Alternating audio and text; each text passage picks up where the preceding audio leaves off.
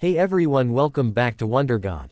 Today we will see third part, what if Harry Potter was loved and became the most powerful wizard of his age. Here is short summary. Rescued from the Dursleys by two witches, Harry Potter discovers love and power. Now, the most talented wizard of his generation, he must decide how to face those who wronged him.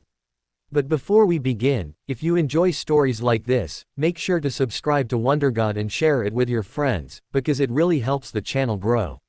Now, let's begin the story.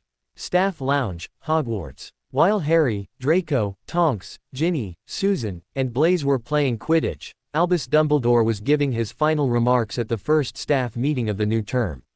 "Well, I suppose that is it, Averio," Dumbledore said as Large Owl swooped into the room and landed directly in front of him. Dumbledore immediately recognized the crest for the Ministry of Magic. He took the letter from the owl's leg and opened it. Mr. Albus Percival Wulfric Brian Dumbledore. Harry J. Potter has officially submitted a petition to have you removed as his magical guardian. The case will be held in front of the Wizengamot on the 31st of October. As for all cases of this nature, you are magically banned from speaking with Mr. Harry J. Potter about the case. You must place 2 drops of blood on the bottom of this page to 1. Confirm that you have received the letter 2. Agree to the magically binding agreement. If you do not place 2 drops of blood on this parchment and send it back to the ministry no later than 12 hours upon reception of the letter, Mr. Potter shall be declared the victor in the case. Sincerely, Brian Toadstrom, Director of Magical Lore and Guardianships. Dumbledore lowered the letter, shock clearly written upon his face. How did Harry find out I was his guardian? Why would he want to have me removed? Surely I haven't done anything that would warrant a dismissal. Merlin the 31st is the equinox. This case is going to be in front of the entire Wizengamot. Headmaster, are you all right? Professor Flitwick asked. Yes, Phileas, I am fine. Something unexpected has just come up at the ministry. Dumbledore said as he put a finger to his temple. Surely nothing too bad, Albus. McGonagall said. Dumbledore didn't respond, he just read the letter again. Harry was so busy at Hogwarts that the next month and a half flew by. Hogwarts was a blur of classes, Quidditch, lessons with Flitwick and McGonagall, occlumency, tutoring students, preparing for the case against Dumbledore, practicing advanced spells, reading up on becoming an animagus, and spending time with Draco and Tonks. Harry was pleasantly surprised at how well he was doing in his classes with everything else that was going on in his life. Charms and Transfiguration were both of course easy O's for him as he was already working on third-year material with Flitwick and McGonagall. With Neville as his partner in herbology, Harry was practically assured one of the top 2 grades in the class. The same could be said about potions. Besides that fact that Draco was probably the best brewer in the class, Snape always liked to favor his godson, and Harry got better grades as they turned in the majority of their assignments together. Astronomy was as fun as it had been last year, and Sinestra seemed to like Blaise and him more than any other Slytherins. History of Magic was a bore as usual, although this year Harry was actually starting to scrape by history with an acceptable. The only class that Harry was not enjoying was Defense Against the Dark Arts. Lockhart was a pathetic teacher who spent most of his time reading passages out of his book and then quizzing the class about it. Harry and Draco officially gave up on his class after the second lesson and spent their class time studying advanced spells. They had managed to perfect the stunning spell and the shield charm among others. With the return of Marcus Flint as the Slytherin captain, Harry and Draco found themselves on the pitch 3 times a week for practice. The fact that they had won the Quidditch Cup the year before and that Marcus had failed his newts did not cause Flint to be any less fanatical about the sport. If it was possible, he was even more demanding this year than the last. What was worse, at least for Harry, Flint saw Harry play as a chaser during a pickup game. Flint seemed to make it his mission in life for Harry to take Pusey's spot at chaser, something that the 6th year was not thrilled about. Harry and Draco had practically begged Ginny to try out for the team as either a reserve chaser to take the pressure off Harry or as the team's new seeker. Ginny had however declined the invitation to try out, something that had continued to perplex Harry and Draco. Harry's private lessons with McGonagall were moving along excellently. While Harry had to practice all his defensive and offensive transfiguration spells by himself, McGonagall's private lessons were still incredibly useful. In fact, McGonagall finally explained why she had him working on such obscure things such as transfiguring a beaver into a hat. According to McGonagall, transfiguration for the first 4 or 5 years at Hogwarts was just to allow the students to grasp all the basic concepts of transfiguration. Once the students passed their OWL in transfiguration, the students would begin more advanced work of changing animals into other animals as well as human transfiguration. Harry was also glad that McGonagall was making him do less theory tests and more grading papers for the first part of the private lessons. While grading was repetitive and tedious, Harry enjoyed docking points and laughing at his classmates' stupidity. One of the things Harry did notice though was that the infallible Gryffindor know-it-all was slipping. While Granger was still getting O's and very high E's on most her essays, tests, and practical lessons, she wasn't perfect as she was the year before. Harry of course relished any reason to dock points from her. Unfortunately, McGonagall quickly realized that Harry seemed to be a very harsh grader towards Hermione and graded most of the Gryffindor's papers herself. Flitwick's private lessons were also incredibly useful.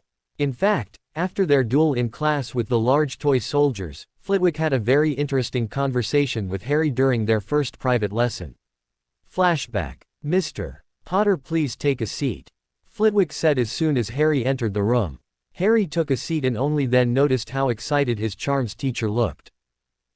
Is everything okay, Professor? Harry asked. Okay. Well, I'd say things are far better than okay, Mr.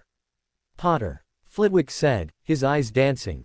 Don't understand. Harry said. Mr. Potter, our duel in class today was a bit of a test on my part, one that you pasted beyond my wildest dreams, Flitwick said, practically bouncing up and down. Really? Harry asked, slightly shocked. Oh yes. Surely you noticed how the toy soldier we used in class was significantly larger than the little plastic ones we used at the end of last term, Flitwick said with a grin. Well, yes I did, Harry said. Mr. Potter, what did Mr. Dolohov say is the 5th rule of animation? Flitwick asked with a wild grin. It took Harry a second to remember before he said that the complexity of the object animated requires more strength and mental focus. Exactly. Now over the summer my friend and colleague James Jordan expanded a bit on that. Now the word complexity means specifically the size, structure, and detail. So you see, the fact that you were able to control the larger soldier shows that you are clearly well ahead of where I thought you would have been as far as animation goes. However, I must ask you, Harry, how did you animate the soldier's knife without me noticing? Flitwick said.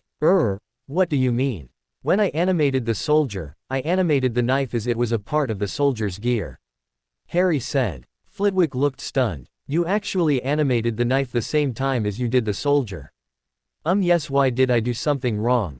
Harry asked. No, Flitwick practically shouted. What I mean to say, he said again after he regained his composure, is that is just incredibly impressive. I wouldn't have dreamed you were at such a level. To control not only a fairly complex toy of that size, but also at the same time animate the object that the doll possesses takes a remarkable amount of control. I had assumed that you muttered the animation spell again while I was busy attacking your doll, Flitwick said. So does that mean that we are ahead of schedule? Harry asked, grinning. Mr. Potter, I wouldn't have dreamed you capable of that kind of animation. I wouldn't have dreamed most of 5th or 6th years capable of that. That kind of control is newsworthy. You clearly didn't have that level of control last year. Tell me, did you do anything that could possibly give you more control over your animation? Flitwick asked. Harry thought about that for a little while. Have I done anything to help improve? I mean, I read a lot of theory over the summer, but most of it was transfiguration. I doubt it would be my shadow mage skills, as I had that last year. Same thing with my metamorphmagy. Wait, animation is all about mental focus, mental control. Could it be that simple? Sir, I began working a lot on occlumency. Could that be it? Harry asked. Flitwick looked surprised. Occlumency, Mr. Potter, that is very advanced mind magic.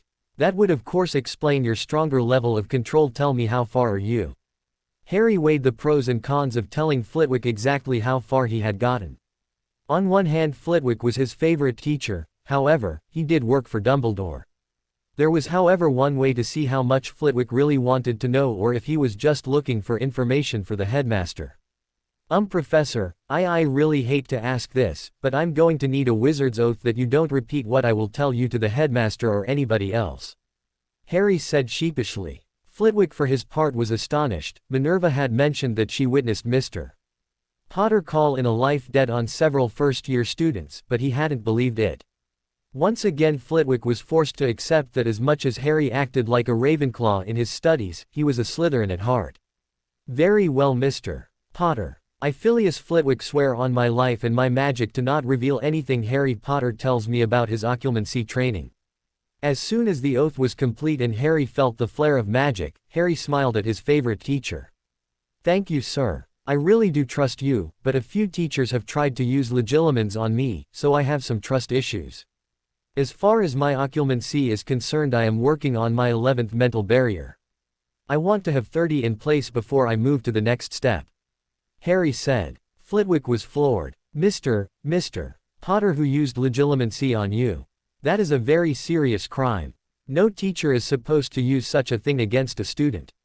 Flitwick said in shock. I could tell you, sir, but you would have to make a separate oath to not tell anyone. Harry said. Very well, Mr. Potter, I Phileas Flitwick swear on my life and my magic to not reveal the individuals who used legilimency on Mr.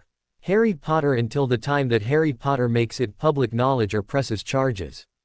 Harry accepted the oath. Sir, Professor Snape and Professor Dumbledore both used legilimency on me last year. They however stopped once I called them out on it. Harry said. How did you know? How long have you been working on occlumency? Flitwick asked. Well, sir, Harry said slowly, I only began occlumency this summer. However, Salazar is able, as my familiar, to shield my mind from outside presences. Remarkable, so it was really lucky that you had him with you on both occasions. Flitwick said. Actually, sir, Salazar is with me in every class. In fact, he is with me right now.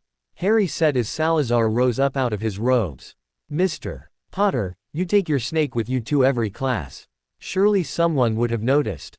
Flitwick asked. No, sir, he stays quiet and is wrapped around my chest, stomach, arm, or shoulder most of the time.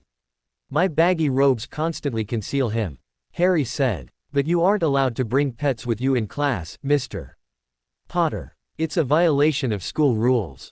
Flitwick said. I know, sir, but the moment a teacher tries to have him removed from me, I will contact Mr.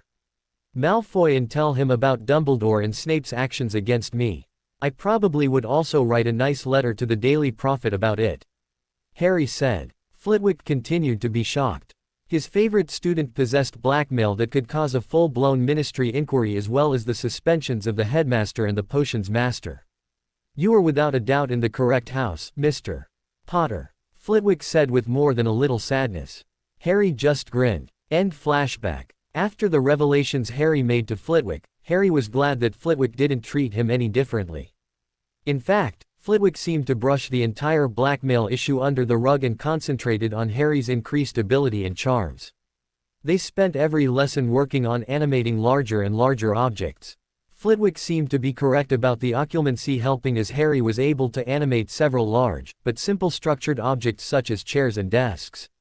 Maybe it was because of his incredible improvement, but Flitwick said that if Harry wished to practice his occlumency during a theory day in charms class, he would not have a problem with it. Flitwick also extended their private lessons by 20 minutes to allow Harry to do some occlumency work before curfew. Harry was of course stunned by this.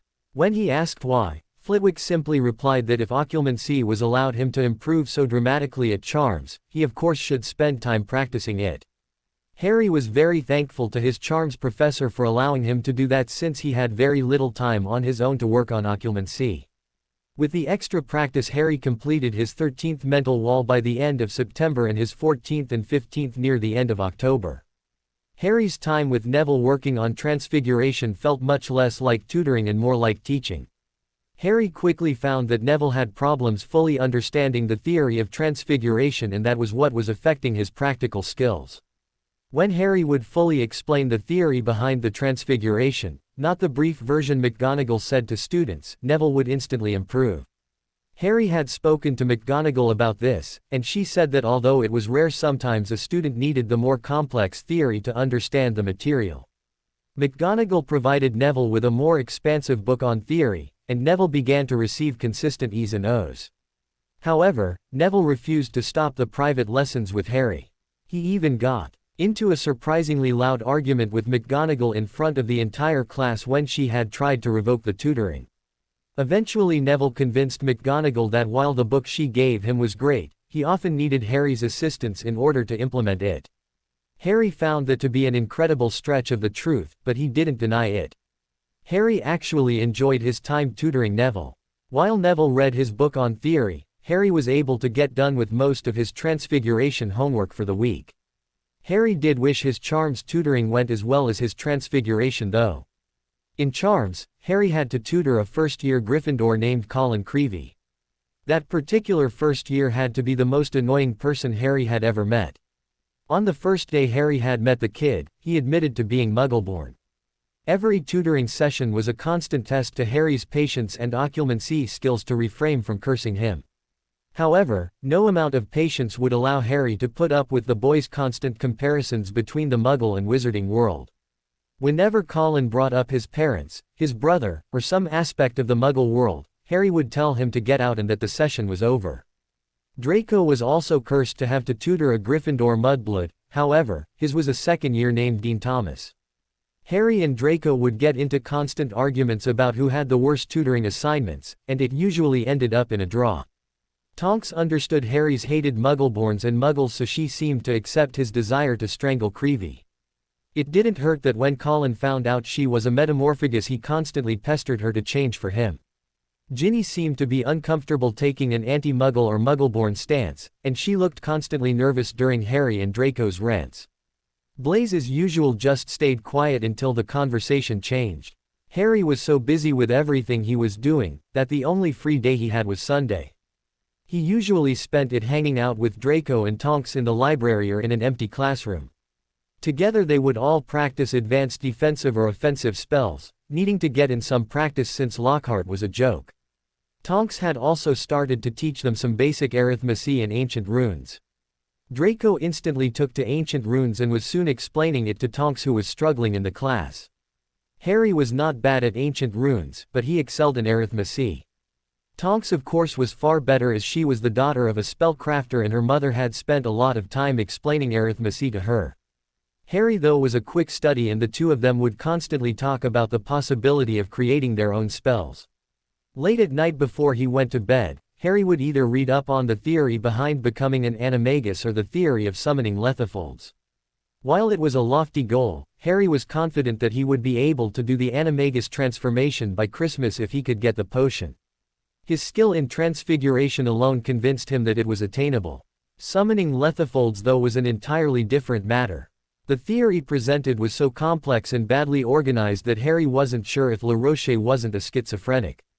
LaRoche would start explaining some basic theory to the summoning before going off on wild tangents that had nothing at all to do with it. After a month and a half of reading the man's notes, Harry was no closer to understanding how to accomplish it. The most pressing thing that Harry was doing though was the trial to have Dumbledore removed as his guardian. Lucius had written to him and explained that Dumbledore was not allowed to speak to him about the case. Harry was very happy about that. He still kept Salazar around him protection though, in case the headmaster ever got curious and tried to force information from his mind with legilimens. Besides his daily communication with Lucius about the case, Harry also used a portkey to travel to meet his barrister twice. Dumbledore didn't like letting Harry leave the castle unsupervised, but the Wizengamot forced him to allow Harry time to speak with his representation. Harry was just glad that he didn't have to come up with an excuse to get out of History of Magic. Saturday, October 30th, Great Hall, Hogwarts. Harry sat with Draco, Blaise, Ginny, and Susan at the Slytherin table. Susan was decked out in Slytherin green and silver for the first Quidditch match of the season. Susan had made the Hufflepuff reserve team and was going to be joining Ginny and Blaise in the Slytherin stands for the game against Gryffindor. Of course, being the consummate Hufflepuff, she wished Tonks good luck before coming over to the table. "So aren't you guys nervous at all?"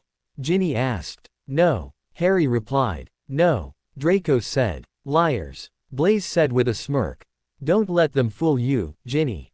The thought of losing to Tonks and the Gryffindors probably gave them nightmares last night. Susan and Ginny grinned madly. Thanks, Blaze, Harry said sarcastically. Come on, it's obvious. The entire school is antsy about this match, guys. The Gryffindors have been boasting about their team all week, and we've put like 8 of their students in the hospital wing. Blaze said. 9. I hexed Creevy last night during our study session. Harry said. Yeah, I heard you got detention for a week. Susan said with a grin. It was worth it. He actually compared Quidditch to that Muggle sport football. Little bugger deserved losing his mouth and eyelids. Harry said as Draco nodded in agreement.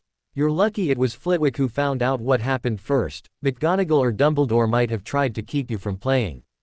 Blaze said. No way. If Gryffindor beat us with me not playing, the win would mean nothing and everyone would scream that it was fixed.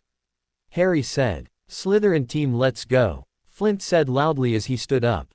Harry and Draco stood up to loud cheers from the Slytherin table, which were slightly drowned out by the boos and angry yells from the rest of the school.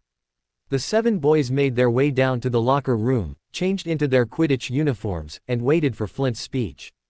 All right, this is the start to our 2nd straight year with the cup. I want us to go out there and play loose. We know we can beat those Lions. The only reason they thought they were better than us last year was because that traitor Montague leaked our playbook. So let's get out there and get it done.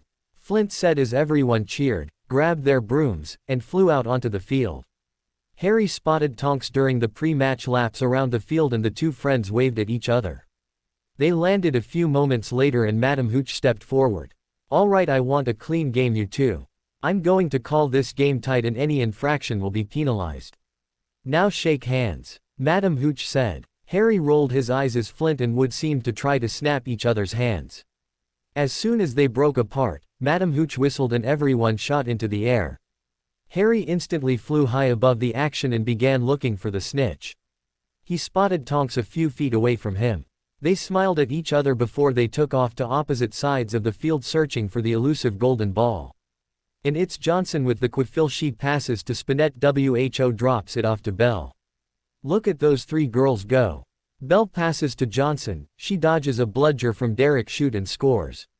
10-0 Gryffindor. Lee. Jordan's magically enhanced voice said. Harry grimaced as he recognized the Gryffindor game plan.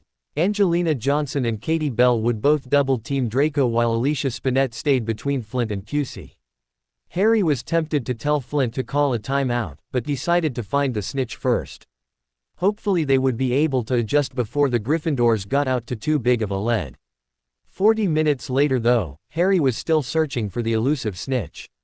While Draco, Flint, and Pusey had been able to adjust to the double team, Bull and Derek would relentlessly foul the Gryffindors. The score was 130-20 and Harry still had not seen the snitch. Out of the corner of his eye, Harry saw Tonks go into a massive dive. Fearing the worst, Harry tore off after her. He pushed his Nimbus to its top speed, but he was still several feet behind Tonks. As the ground rapidly approached, Tonks extended her left arm, and Harry pushed his broom forward to block her. However, Tonks put her hand back on her broom and pulled up. Harry's eyes widened when he realized that she had tricked him. With the ground rapidly approaching, Harry pulled up with every last bit of strength that he had. His effort was rewarded when he was able to pull his broom level just inches from the ground. When everyone saw that he hadn't crashed, 3/4 of the stadium let out a horrible moan of disappointment. Play continued and the Gryffindor chasers continued their dominance. 20 minutes later, after Katie Bell scored, making the score 260-30, Harry couldn't take it anymore and signaled a timeout from Madam Hooch. Harry landed on the ground and a moment later an angry-looking Marcus, Draco, Pusey, Bull, Derek, and Warrington landed as well. Potter, what are you doing calling timeout? Flint yelled. Shut up. We are being embarrassed, Flint. We have only one chance at getting back into the game. Harry said. Oh yeah, what's that? Warrington said aggressively. First, shut your trap, Warrington. Second, I'm going to replace Pusey as chaser. Once we get say 110 points down we'll switch back. Harry said. You think you can just take my spot just like that, Potter? Pusey raged as he stepped forward threatening. Not one to back down, Harry stepped forward and said, yes. You are the worst chaser on the team, Pusey. With me out there, they won't be able to double up Draco anymore. Harry said. Okay Potter, let's think this through. Let's say we do this, why wait till 110 points?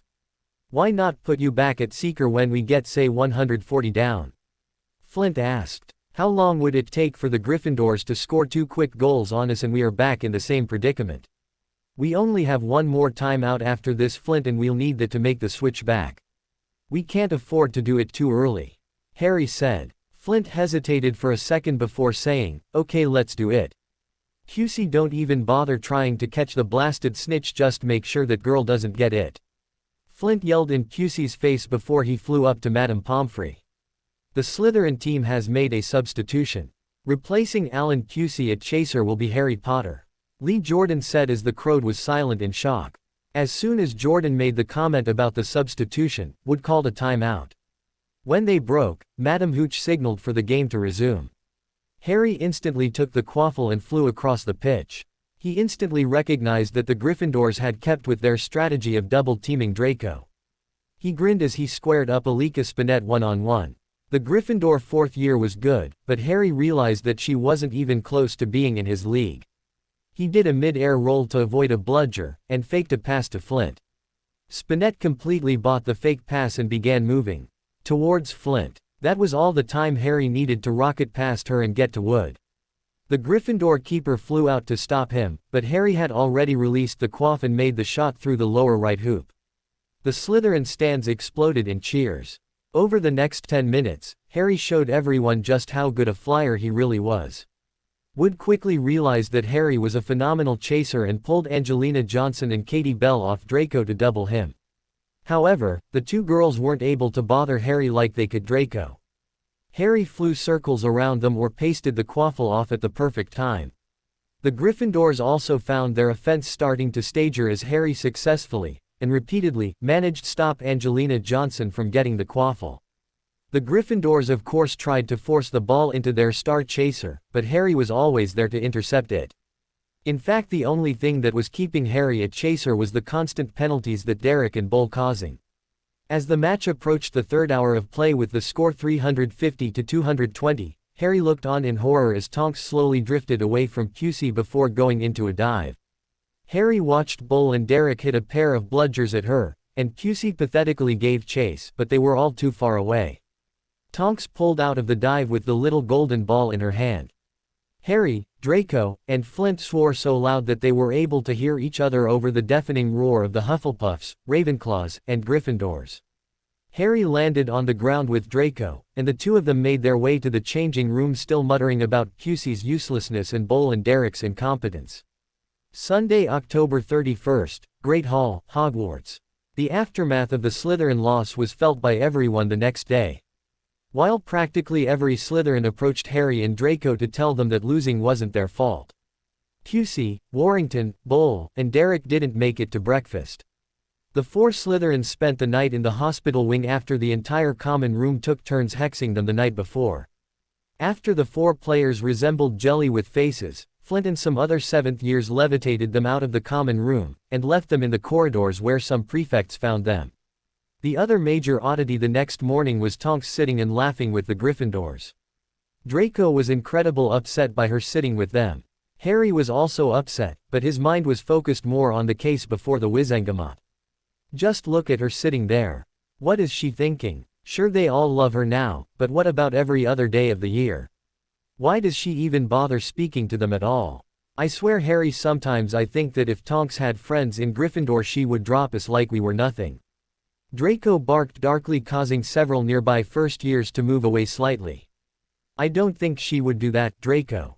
I mean, sure, she's happy about the victory, but she's would never choose them over us. Harry said as he looked up to see Tonks laughing with Hermione Granger. After looking at his watch, Harry started to stand up. Where are you going, Harry? Draco asked. Draco, what day is today? Harry asked sarcastically. Halloween of. Oh, the blonde Slytherin's eyes widened. When do we leave? He asked, once he had remembered the importance of the date. Well, it's 9 a.m. now, and our portkey leaves at 9:30 from Dumbledore's office. We both still need to change though, and I need to grab Tonks. Harry said as he stood up. Portkey. Where are you going? Ginny asked. I'm sure it will all be in the paper tomorrow, Ginny. Draco, are you ready to go? Harry asked. Yes, are you still going to ask Tonks to come? Maybe you should leave her with her adoring Gryffindor friends now. Draco practically spat. Harry sighed. Draco, I know you're mad about the loss, but come on, I thought you took all your frustration of Derek last night. Besides, Tonks isn't like that. She wouldn't forget something like this. Now remember to put on some dress robes. Draco, your dad said we'd be going to Magico's for lunch. Draco nodded, his head successfully chastised. He said goodbye to Blaise and Ginny before quickly leaving the Great Hall. Good luck, Harry. Blaise said. Thanks, Blaise. You sure you don't want to come? I mean, your dad could use the same rule that Lord Malfoy used for Draco. Harry asked. Nah, I figure in a few years I'll be so sick of politics that there isn't any reason to get a head start. Just tell me about it the second you get back. Blaise said seriously. No problem, Harry said as he stood up and started walking to the Gryffindor table. As soon as everyone realized where he was going, the Gryffindors started to shout. Oh, why everyone look, George bellowed. It's the losing team's seeker, Fred said with a booming voice. Or was he the losing team's chaser? George asked loudly. Not so hot now, are you, Potter? Ron spat. Yeah, come to find out how we beat you. A Gryffindor fifth year shouted. Not probably wants to take lessons from Tonks. Dean Thomas said. Harry grimaced slightly at the idiotic Gryffindors, but he wasn't going to give them the satisfaction of seeing him riled up. Losing the game hurt, but it was nothing compared to this case before the Wizengamot. Tonks, let's go, we are running late as it is. Draco just left to go change, and if we don't hurry we won't make it on time. Harry said, looking right at his friend. Tonks looked confused. Go with you and Draco where? She asked. Harry's eyes rose in shock. Tonks, come on, you know what we are doing today. No, Harry, what are you talking about? Tonks said as the Gryffindor insults continued to come. Harry suddenly felt a growing contempt for his best friend. Stop speaking in riddles, you stupid Slytherin. Lee Jordan shouted for everyone to hear. Tonks shot Lee a warning look before turning back to Harry. I'm sorry, Harry, but I don't know what you're talking about. Tonks said, looking confused. Harry narrowed his eyes. Are you bloody kidding me, Tonks? Harry said angrily. Tonks seemed clearly taken aback by her best friend's obvious anger at her. Harry, what is it? I mean, you're not mad about the match, are you? Because I mean, it was just Quidditch. Can you honestly tell me you've forgotten what today is? Harry asked sadly. Tonks looked more confused than ever, but before she could say anything though, someone shouted. Piss off, Potter, go ruin some other house's Halloween breakfast. The word Halloween seemed to snap Tonks out of her confusion. Merlin, I'm so sorry, Harry. I forgot it was Halloween for a second. When do we leave? Tonks asked quickly as she stood up. Be outside Dumbledore's office by 9:20, Tonks. Also, we are going to Magico's for lunch, so we have to wear dress robes. Harry said, his anger quickly leaving. All right, I'll go get changed. Tonks said as the two of them left the stunned Gryffindors. For a moment I was worried you forgot. Harry admitted. Yeah, well, I did sort of forget what today was. I'm really sorry about that. Tonks said sheepishly. Don't worry, it happens to everyone. Besides, I bet the victory party was pretty crazy last night. Harry commented. You have no idea. Although from what I heard about what you guys did to Bull, Derek, Warrington, and QC, you must have had some party last night as well. Tonks said with a grin. Worthless little buggers deserved it. Harry muttered as he headed down to the dungeons while Tonks climbed the stairs. To get to Gryffindor Tower. 15 minutes later, Harry, Draco, and Tonks were all standing outside of Dumbledore's office. So what's the password, Harry? Tonks asked. I don't know, Dumbledore just told me to be here at 9:20 ready to leave. Harry said. Well, it's 9:24 and if we miss our portkey father is going to be upset. Draco said. I guess we could try to guess the password. Harry said. Okay, advanced theoretical transfiguration. Tonks said weakly. A fine guess, Ms. Tonks, however, incorrect. Dumbledore said, striding forward with a large grin on his face. Blood quills. Dumbledore said loudly. The stone gargoyle instantly leapt up and moved out of the way, allowing them to pass. Blood quills, Draco mouthed to Tonks in shock. Sir, you do know those are for vampires, right? Tonks asked. Oh yes, my friend Stephanie is a big fan of them, although I hear they are too sugary. Dumbledore said as Harry, Draco, and Tonks stared at him open-mouthed. Now Harry, who is going to be going with you? Dumbledore asked. Tonks. Harry said. Very well, Mr. Malfoy, if you could return to the Great Hall. Dumbledore said. Oh well, Draco's father requested his presence at the trial. Since Mr. Malfoy is a lord, Draco can attend a Wizengamot meeting as long as he stands with his father. Harry said. Ah yes, the Lord Airship Act of 1432. Very well, everyone, please place your hand on the portkey and we will leave in 3, 2, 1, activate. Dumbledore said as they all felt the pull from the portkey. A few moments later, they had arrived in the atrium of the Ministry of Magic. Harry, right on time I see. Harry turned around in time to see his barrister, Mr. Nevitch, striding towards him with Mr. Malfoy a step behind. Hello sirs, Harry said, shaking hands with both his barrister and Lucius. I will see you inside, Harry. Dumbledore said kindly to Harry. He gave a curt, good day, to Lucius and Mr. Nevitch as he strode off. When everyone was sure that Dumbledore was gone, Lucius said, all right, this is what's going to happen. Our case is the 4th on the docket, so it will probably take place around 11. The Muggle-born Re-Education Act is the last one today, so after your case is over we will all go to Magico's for lunch. Narcissa will take my spot in the Wizengamot. When lunch is over, we shall return to the Wizengamot. Lucius said. A thin man quickly ran over to where they were standing and spoke quietly to Mr. Nevitch before departing. Lucius, you and Draco have to get inside, the first vote is about to be cast. Mr. Nevitch said. Very well, Draco, you will sit with me. Harry, Tonks, you both will be in the visitors sections until the time of the case. Then Mr. Nevitch will collect you, Harry. Lucius said. Harry and Tonks nodded their heads before following Lucius down a series of winding hallways. When they reached a lift, Lucius opened the door and they all stepped inside. Wizengamot chamber, Lucius said loudly. The lift doors instantly closed and began descending. After a few minutes, the doors opened and Harry's eyes widened while Tonks gasped in shock. Welcome to the Wizengamot, Lucius said with a grin. Harry could only numbly nod his head and enter the largest room he had ever seen. It made the Great Hall look like the Slytherin common room. Everywhere around him, witches and wizards were speaking with each other or sending enchanted paper airplanes back and forth. The seats seemed to rise up into the very rafters of the ceiling. And in the center of this massive room, Albus Dumbledore sat on a golden chair. If you would follow me, Mr. Harry Potter. The voice jerked Harry out of his awe and he looked down to see a tiny elf. Okay, Harry said as he and Tonks followed the little elf up several flights of stairs before the elf stopped and pointed to a door marked Public Visitors. Harry looked around for a moment before changing his hair blonde and hiding his scar.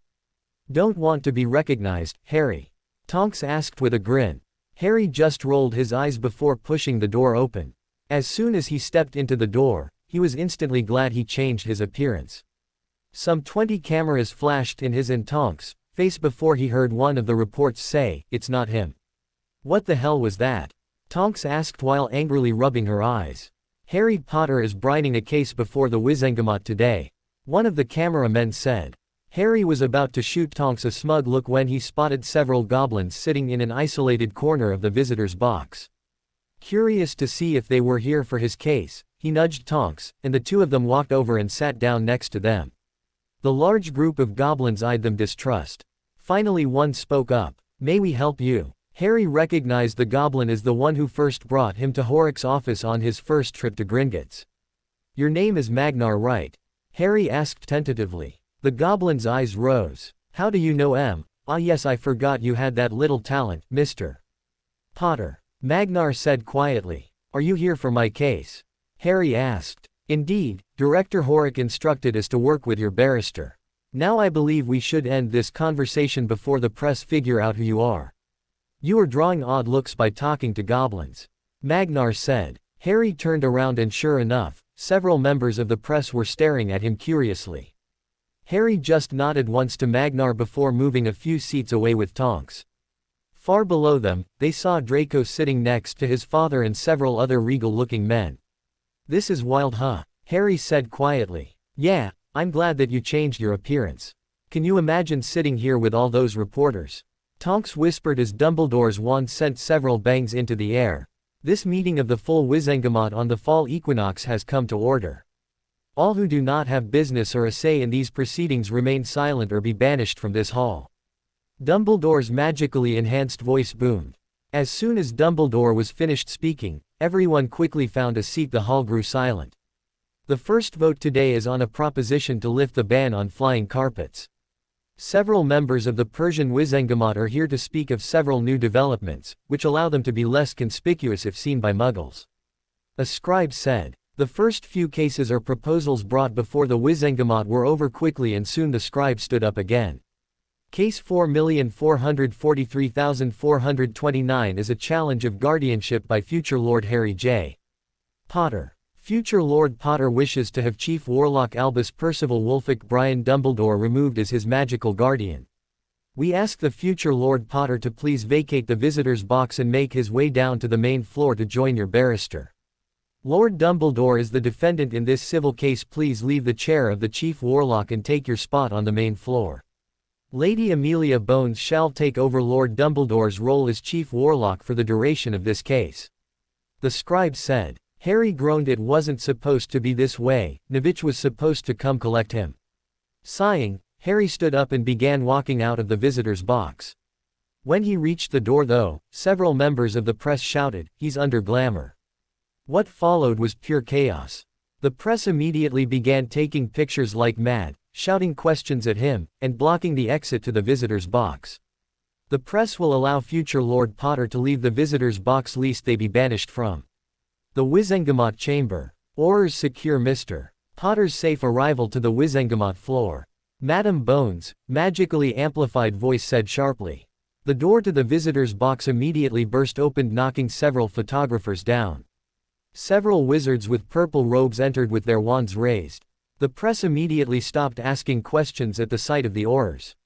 In the confusion, Harry reverted back to his original appearance. Mr. Potter. Harry looked up and found himself staring at the face of a large bald, black Auror. Yes, Harry responded. I'm Auror Kingsley Shacklebolt. If you will follow me I will take you to the floor of the Wizengamot. The Auror named Kingsley said kindly. Harry nodded and quickly followed Auror Shacklebolt down the stairs, and onto the main floor of the Wizengamot. As soon as he was visible, the entire Wizengamot broke out into excited whispers. Harry quickly found Mr. Nivitch and sat down at a small brown table with him. You may state your case, Mr. Nivitch. Madam Bones said. Thank you, Lady Bones. Lords and ladies, members of the Wizengamot, ministry officials, members of the press, this case is very simple. Future Lord Harry J. Potter had significant information withheld from him illegally by his magical guardian Lord Dumbledore.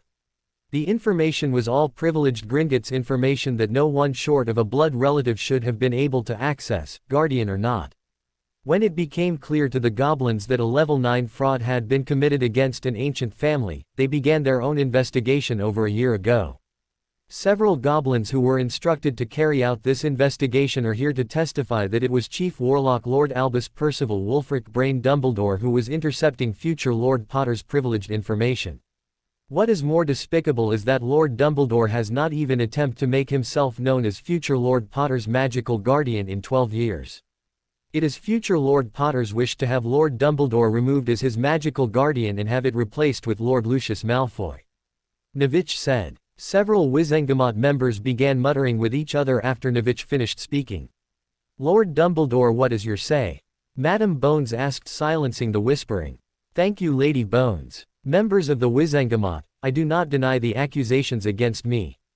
I did withhold future Lord Potter's Gringotts information, but not out of any malice or attempted subterfuge. Future Lord Potter is in charge of one of the largest estates in all of Britain if not Europe. I ask you, should an 11 or 12-year-old boy be asked to manage that kind of account? I thought it prudent to wait until future Lord Potter's 15th birthday before revealing his fortune to him. I had hoped that by then he would have matured to a point where he would be prepared to begin managing his estate.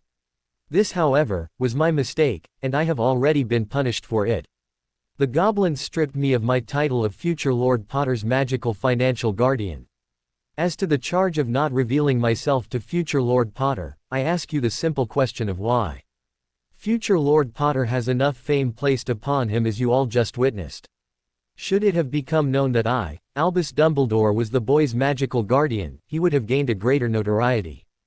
Besides, future Lord Potter does not live in my care, but with his Muggle relatives. What could have been gained from my revealing myself to him? I do apologize to future Lord Potter for my mistakes, but can only say that had you come to me with this information we could have surely resolved it without bringing it forth in front of the entire Wizengamot. Dumbledore said. Very well, both parties have had their say, and the accusations have been confirmed by Lord Dumbledore. I shall now call upon a vote. Those in favor of removing Chief Warlock Albus Dumbledore as future Lord Potter's magical guardian, please vote now. Lady Bones said. Several members shot red beams of light out of their wands at a huge scroll, which hovered in the center of the room. When each beam of red struck the scroll, a number in the center of the scroll grew larger. Finally it finished at 142. Those against? Madame Bones asked. Again a large number of flashes shot towards the scroll. Harry held his breath as the scroll's number continued to grow. He watched in horror as the number continued to get large. 120, 124, 128, 134, 137, 139, 142, 146. I'm sorry, Harry, Nevitch said softly. Harry just hung his head in defeat. Future Lord Potter's petition to have Lord Dumbledore removed as his magical guardian has been defeated by 4 votes. Madame Bones said, "Can we appeal? Get them to vote again." Harry pleaded. "I'm sorry, Harry, but the only chance of that would have been if we meet in front of something less than the full Wizengamot." Nevitch said, "Surely we can do something?" Harry asked, this time letting his obvious anger into his voice. "Harry, you said that you didn't want to bring up the Dursleys. I told you that would be the only surefire way to get Dumbledore removed." Nevitch said. Harry's green eyes darkened at the mention of the Dursleys. "Come, Harry, we should leave. You have to meet Lucius at Magico's," Nevitch said, putting a hand on Harry's shoulder and leading him out of the courtroom. They had just left the main floor when Harry was assaulted by a massive army of reporters and photographers, barely being held back by the oars. "Mr. Potter, a word for Witch Weekly. Future Lord Mr. Potter, Michael O'Toole, Daily Prophet, what is your reaction to the vote?" Harry turned the reporter furiously. "You want to know what I think about the vote?" He spat. "I think it's an insult that Albus Dumbledore is still my magical guardian. I mean, the man has been absent my entire life and steals privileged information from me, yet a majority of the Wizengamot apparently thinks that's okay behavior for their chief officer. Why exactly does the wizarding world seem to listen to whatever he says without second thought? Merlin, is it so much to want a guardian who actually wants to be involved in my life?" Harry asked earnestly. "I'm very close to Lord Malfoy. Truthfully, I consider him and his wife more like an uncle and aunt. I don't trust Headmaster Dumbledore further than I could throw him. Mr. Potter, do you see this ruling affecting your relationship with him as headmaster at Hogwarts?" "What relationship? I neither want nor have a relationship with him at all." Rita Skeeter, future Lord Potter, will you consider a transfer to another magical school? "What? No, I would never transfer unless the headmaster did something to retaliate against me for my case against him.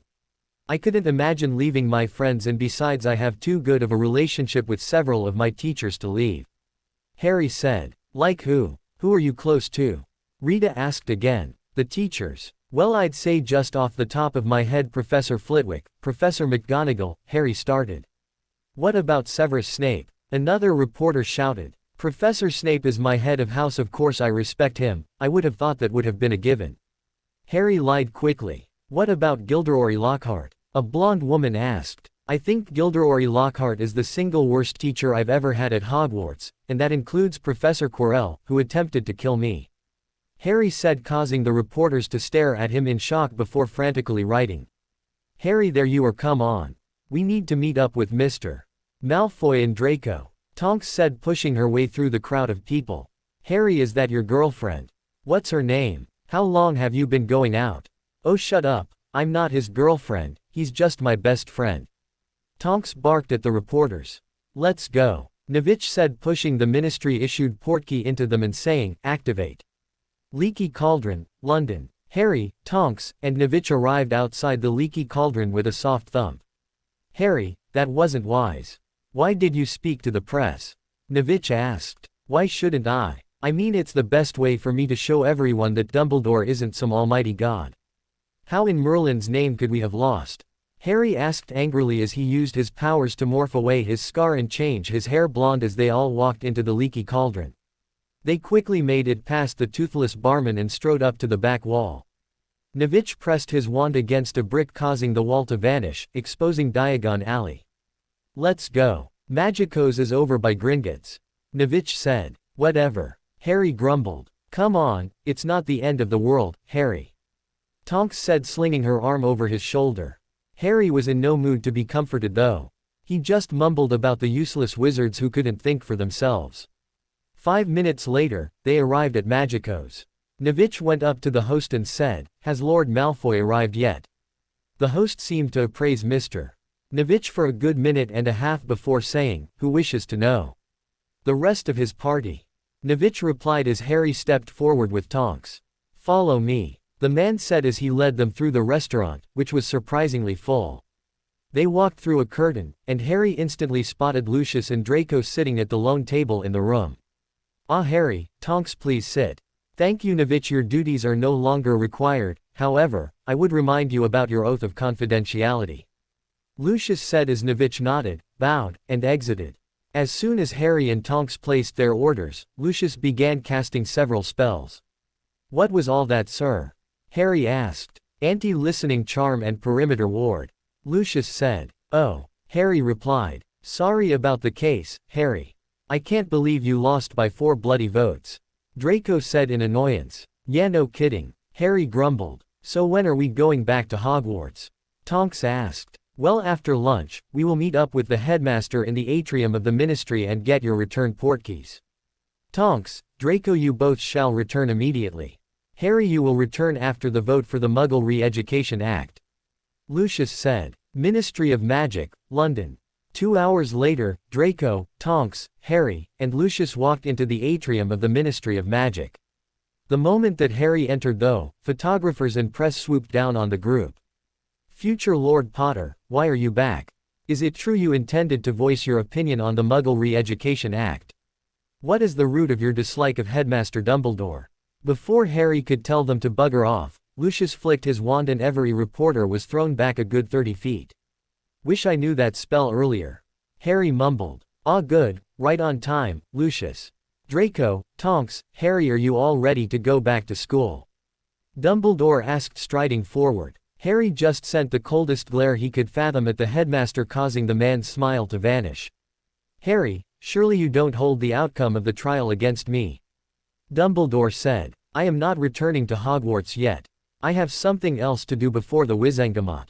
Harry said. Harry, I reviewed the docket before I left. You have no other cases or petitions to be brought forth today. Dumbledore said. That's right, but I do intend to voice my opinion about one of the propositions. Harry said. Harry, you are not yet a lord. Dumbledore stated. Oh, while Harry isn't a lord until his 16th birthday, headmaster, he is able to speak out under the end-of-line clause. Since Harry is the last surviving member of his family, he is actually able to speak out, just not vote. Lucius said. Very well, Harry, I will arrive back to Hogwarts with you myself then after the last case. I hope you don't mind waiting till 6 to leave.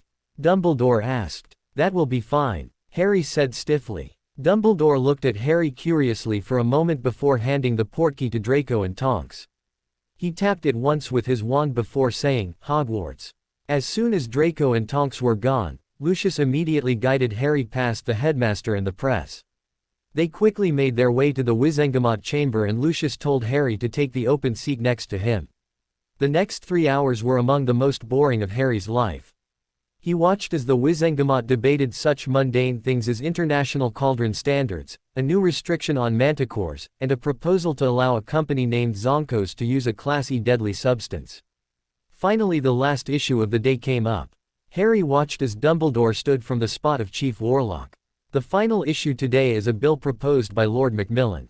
The bill is named the Muggleborn Re-Education Act, and would stipend 40,000 galleons a year to better introduce Muggleborn witches and wizards into our culture. I ask that Lord Macmillan takes center stage along with Lady Bones, who represents the Ministry." Dumbledore said. Harry watched as the pompous Lord Macmillan and Madame Bones both walked to the center of the Wizengamot. "Lords, ladies, friends, colleagues, I ask that you give serious consideration to this proposal. The education of witches and wizards is a very important issue, and we must face facts. Muggle-borns are at a significant disadvantage going into Hogwarts. The pure shock of accepting that magic is real cannot just be undone by having a Hogwarts staff member show up to the child's house and tell them. They should become fully aware of the wizarding world. This bill will allow for groups of ministry-appointed guides to show Muggleborns and their parents places like Diagon Alley. It is my opinion and the opinion of Lord Dumbledore, the co-writer of this bill, that this will dramatically assist in the academic performance of Muggleborn students." Lord Macmillan said as several people stood up and applauded. "Madame Bones, what is the say of the Ministry?" Dumbledore asked. "Lord Dumbledore, this is not only the say of the Ministry, but also my own opinion. I believe that this bill is simply too extravagant in its current state. I mean 40,000 galleons a year. Do you plan on giving every Muggleborn their own broomstick, Lord Macmillan? The funds that would go to this bill would be far better suited going into different departments." Madame Bones said. "Thank you, Lord Macmillan and Lady Bones. Now before we vote, I open the floor to anyone who wishes to speak." Dumbledore said. "Do you remember what you were going to say?" Lucius whispered as a baron finished praising Macmillan's bill. "I practiced last night about 3 times. Harry said before standing up, saying, "I would like to say something." Instantly, most the Wizengamot began to jumping up and yelling. It took several powerful blasts from Dumbledore's wand to quiet everyone.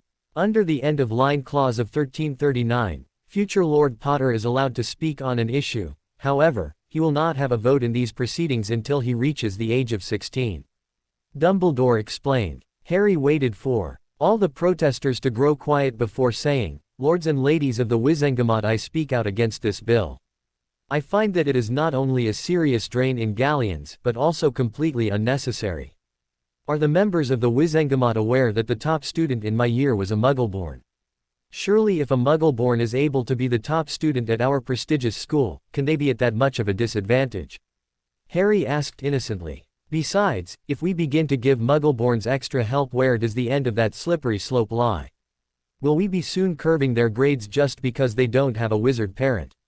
The entire Wizengamot began shouting now. Harry could tell a lot of the people were now screaming for the bill to be thrown out, while several others were saying that he was childishly over-exaggerating. Future Lord Potter, only one Muggleborn was on the list of top 10 students in your year, while there were 6 purebloods and 3 half-bloods. What do you make of that? A blonde-haired man asked. Well, my simple response would be that my year has the sons and daughters of very powerful people. If you don't believe me, allow me to go through the list of the top 10 Hogwarts students. First is the Muggle-born Hermione Granger, second is the half-blood Terry Boot, third is Su Li, daughter of Chinese ambassador and charms master Chan Li, fourth was myself, fifth is Padma Patil. I'll admit I do not know her that well, but I understand the Patils to be a very old pureblood family. Sixth was Lisa Turpin, the first daughter of Lord Turpin. Seventh is my good friend Susan Bones, niece of Lady Bones. Eighth is one of my best friends Draco Malfoy, son of Lord Malfoy. Ninth is my other close friend Blaise Zabini, son of Lord Zabini. 10th is the half-blood Anthony Goldstein. I would challenge you to find a stronger group of purebloods than the group in my year, sir. Besides, if the Muggle-born Hermione Granger can rise to the top spot, maybe the problem isn't that the Muggleborns are daunted by magic, but that the other Muggleborns are simply too lazy to work hard. That, however, happens to Muggleborns, half-bloods, and purebloods alike, and doesn't warrant giving special help to Muggleborns," Harry said. With his last sentence, Harry sat down with a huge grin on his face. When he looked at Dumbledore, he grinned madly at the look of disappointment on the old man's face. After several other members stood up to voice their agreement with Harry, Dumbledore had no choice but to call for a vote. The final vote was 130 to 158 against the bill. When the vote was official and Dumbledore said the bill had been rejected, Harry grinned and shook Lucius' hand. "Well, at least some good came out of today," Harry said, still slightly disappointed with the outcome of his own case. Lucius simply nodded his head, stood up, and led Harry to the Wizengamot floor where he would be departing with Dumbledore. Along the way, the press assaulted them with questions. The most popular seemed to be if he had spoken out against Dumbledore's bill in an act of vengeance against the headmaster. Harry denied that and gave a no comment to every other question. When they reached the floor of the Wizengamot, Harry smirked as he saw a rather red-faced Lord Macmillan and the headmaster speaking together. Lucius simply led Harry over to where they were standing and said, "Headmaster, I believe you wished to depart at 6 o'clock. It is now 10 past. Lucius said, "Thank you, Lucius. Harry, are you ready to go back to Hogwarts?" Dumbledore asked with no anger in his voice. The fact that the headmaster didn't seem fazed by his bill being rejected bothered Harry greatly. He just narrowed his eyes at the aged headmaster and said, "Yes." Harry's anger caused the word to come out in a half-English half-Parseltongue hiss. Dumbledore's eyes widened for a split second before he said, "Very well, I will speak with you later, Lord Macmillan." "Good day, Lucius." "Headmaster." Lucius replied. "Lord Dumbledore." Lord Macmillan said. Dumbledore took out a large red feather and handed it to Harry. The old headmaster then took out his wand and said, "Hogwarts." The portkey instantly activated and a moment later the two of them were standing inside in the main entrance.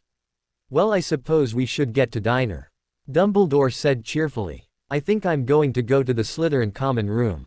Andy can bring me my diner," Harry said as he turned around and started to walk towards the dungeons. "Harry, do you mind if I walk with you?" Dumbledore asked. Harry turned his head to the headmaster and glared at him. "It's your school," Harry growled out reluctantly. Dumbledore smiled and the two of them began walking towards the dungeons.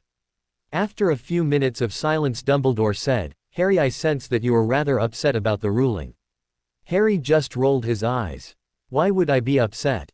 Instead of having a guardian who I like, I'm left with someone who kept my private information from me and ignored me for 12 years. Dumbledore sighed and put his fingers to his temple.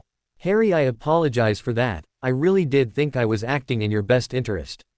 The Potter fortune is massive, Harry. Your goblin advisors would have managed the accounts until you reached a level of maturity to do so yourself.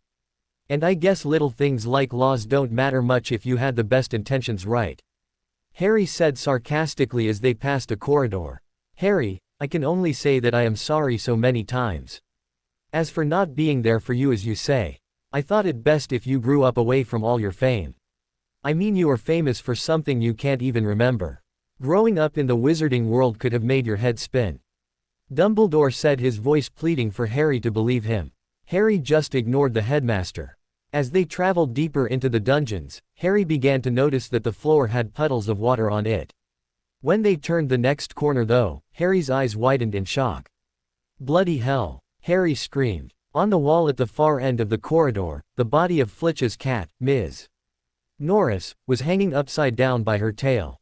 2 torches illuminated the body along with several words written above her in blood. "Enemies of the air, beware, the Chamber of Secrets has been opened." Harry noticed Dumbledore seemed to have completely forgotten about him and quickly strode forward to inspect the wall. Amazed by what he saw, Harry followed, but did his best to stay out of the headmaster's way. When he got close enough to look at Ms. Norris, he noticed the cat seemed to be frozen mid-shriek, her hair standing up in several places. Harry was so captured by what he was looking at that he didn't hear the footsteps coming from behind him. "What in Merlin's name is that?" Harry instantly recognized the voice belonging to Slytherin beater Derek and turned around. What he wasn't prepared to see was practically all of Slytherin house in the corridor. "Potter, what the bloody hell did you do?" Bull said, a mixture of fear and awe in his voice. "You son of a I'll kill you." Harry turned around in time to see Hogwarts resident Squib launch himself at him. The Squib caught him completely off guard and tackled him to the hard stone floor. "I'll have your head for this, Potter." Filch raged. "Get off me, you bloody Squib." Harry shot back. Flitch raised his hand to throw a punch when Dumbledore boomed, "Argus, release Harry this instant. He is not responsible for this." Filch looked at the headmaster and said, "Sir, he knows I'm a Squib, of course he's responsible for this." As the commotion increased, more students arrived, most of them Ravenclaws, Hufflepuffs, and Gryffindors. The sound of Dumbledore, Filch, and Harry's voices must have echoed through the dungeons to the rest of the school. Along with the students, Snape, Lockhart, McGonagall, and Flitwick soon arrived. Argus, get off of Mr. Potter. Snape barked. Filch finally got off Harry and went over by his beloved Ms. Norris. It appears as though the cat has been killed with the Wooghawalsey curse. A pity hadn't I been here, I could have performed the exact counter-spell that could have saved her. Lockhart said importantly. I want vengeance. I want Potter expelled. Filch said angrily. Argus, Harry could not have done this as I was with him when we made the discovery. Dumbledore said. He must have done it beforehand and used you to prove his innocence. Filch said, pointing an accusing finger at Harry. Harry was in London with me all day, Argus. We returned from the Wizengamot just minutes ago. I assure you that Harry did not do this. Dumbledore said, hoping to pacify his caretaker and stop any rumors that might be starting. My cat is dead, Headmaster, someone must pay. Filch said, Ning. She is not dead, Argus. Only petrified, but how I cannot say. Dumbledore said as he continued to wave his wand over the petrified Ms. Norris. All right, all of you, show's over. Get to your common rooms unless you want detention for the next month. Snape barked at the massive group of students. Everyone quickly departed except for Harry. He was still reading the words on the wall. Enemies of the air, beware, the Chamber of Secrets has been opened. What is the Chamber of Secrets? Potter, that includes you. Get out of here. Snape spat venomously. Harry quickly nodded his head and left for the Slytherin common room. He was exhausted, but he knew he needed to speak with Draco and Blaise about the Wizengamot and now the Chamber of Secrets. Harry was the last person to wake up and leave the Slytherin dormitory on Monday morning. His conversation with Draco, Blaise, and Ginny about the Wizengamot and the Chamber of Secrets had continued late into the night. After a quick shower, Harry instructed Salazar to coil around his shoulders before he put on his robes. When his familiar assured him that he was comfortable, Harry departed to the Great Hall for a quick breakfast before potions. When he entered the Great Hall, the entire Slytherin house stood up and started to applaud. Harry instinctively looked behind him to see if anyone else had entered the hall. Seeing that he was the one everyone in Slytherin was looking at and clapping for, he curiously made his way over to Blaise, Draco, Ginny, and Tonks. Okay, what the bloody hell is going on? Harry asked as soon as he got there. Potter, I told you your case against Dumbledore would be huge. But then you went and made it into the story of the year, Blaise said as he handed Harry a copy of the Daily Prophet. Harry stared at Blaise curiously before he looked down at the headline in Mo.Ned. The Harry Potter, Albus Dumbledore feud. Defeaters of the last two Dark Lords square off.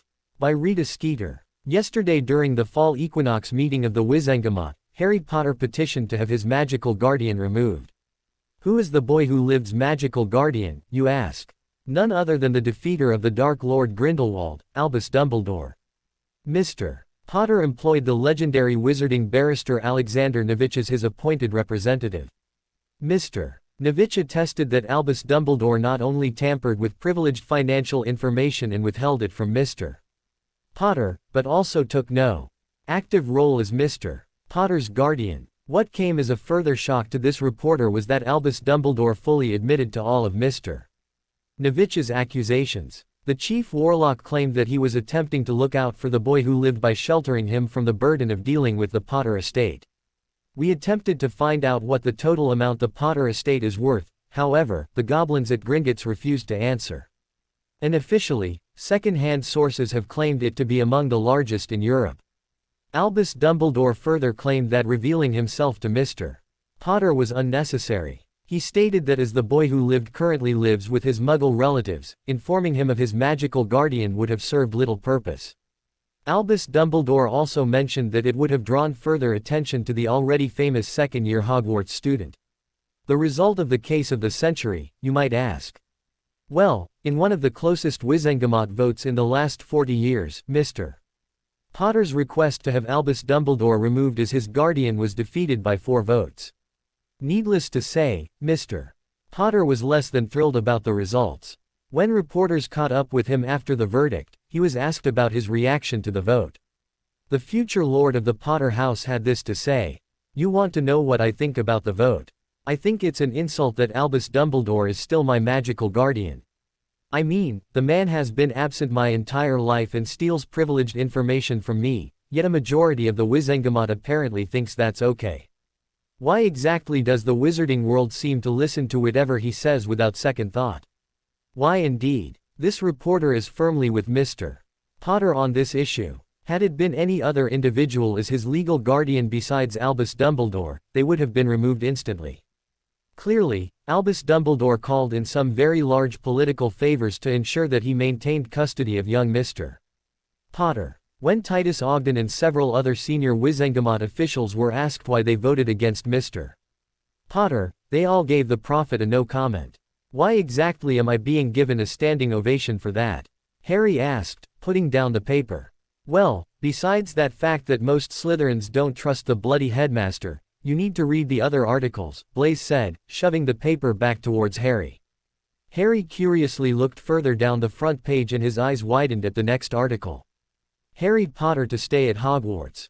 By Arnold Johnson. One would think that after the actions committed against Harry Potter by the Hogwarts headmaster, Mr. Potter would seriously consider transferring to a different magical school.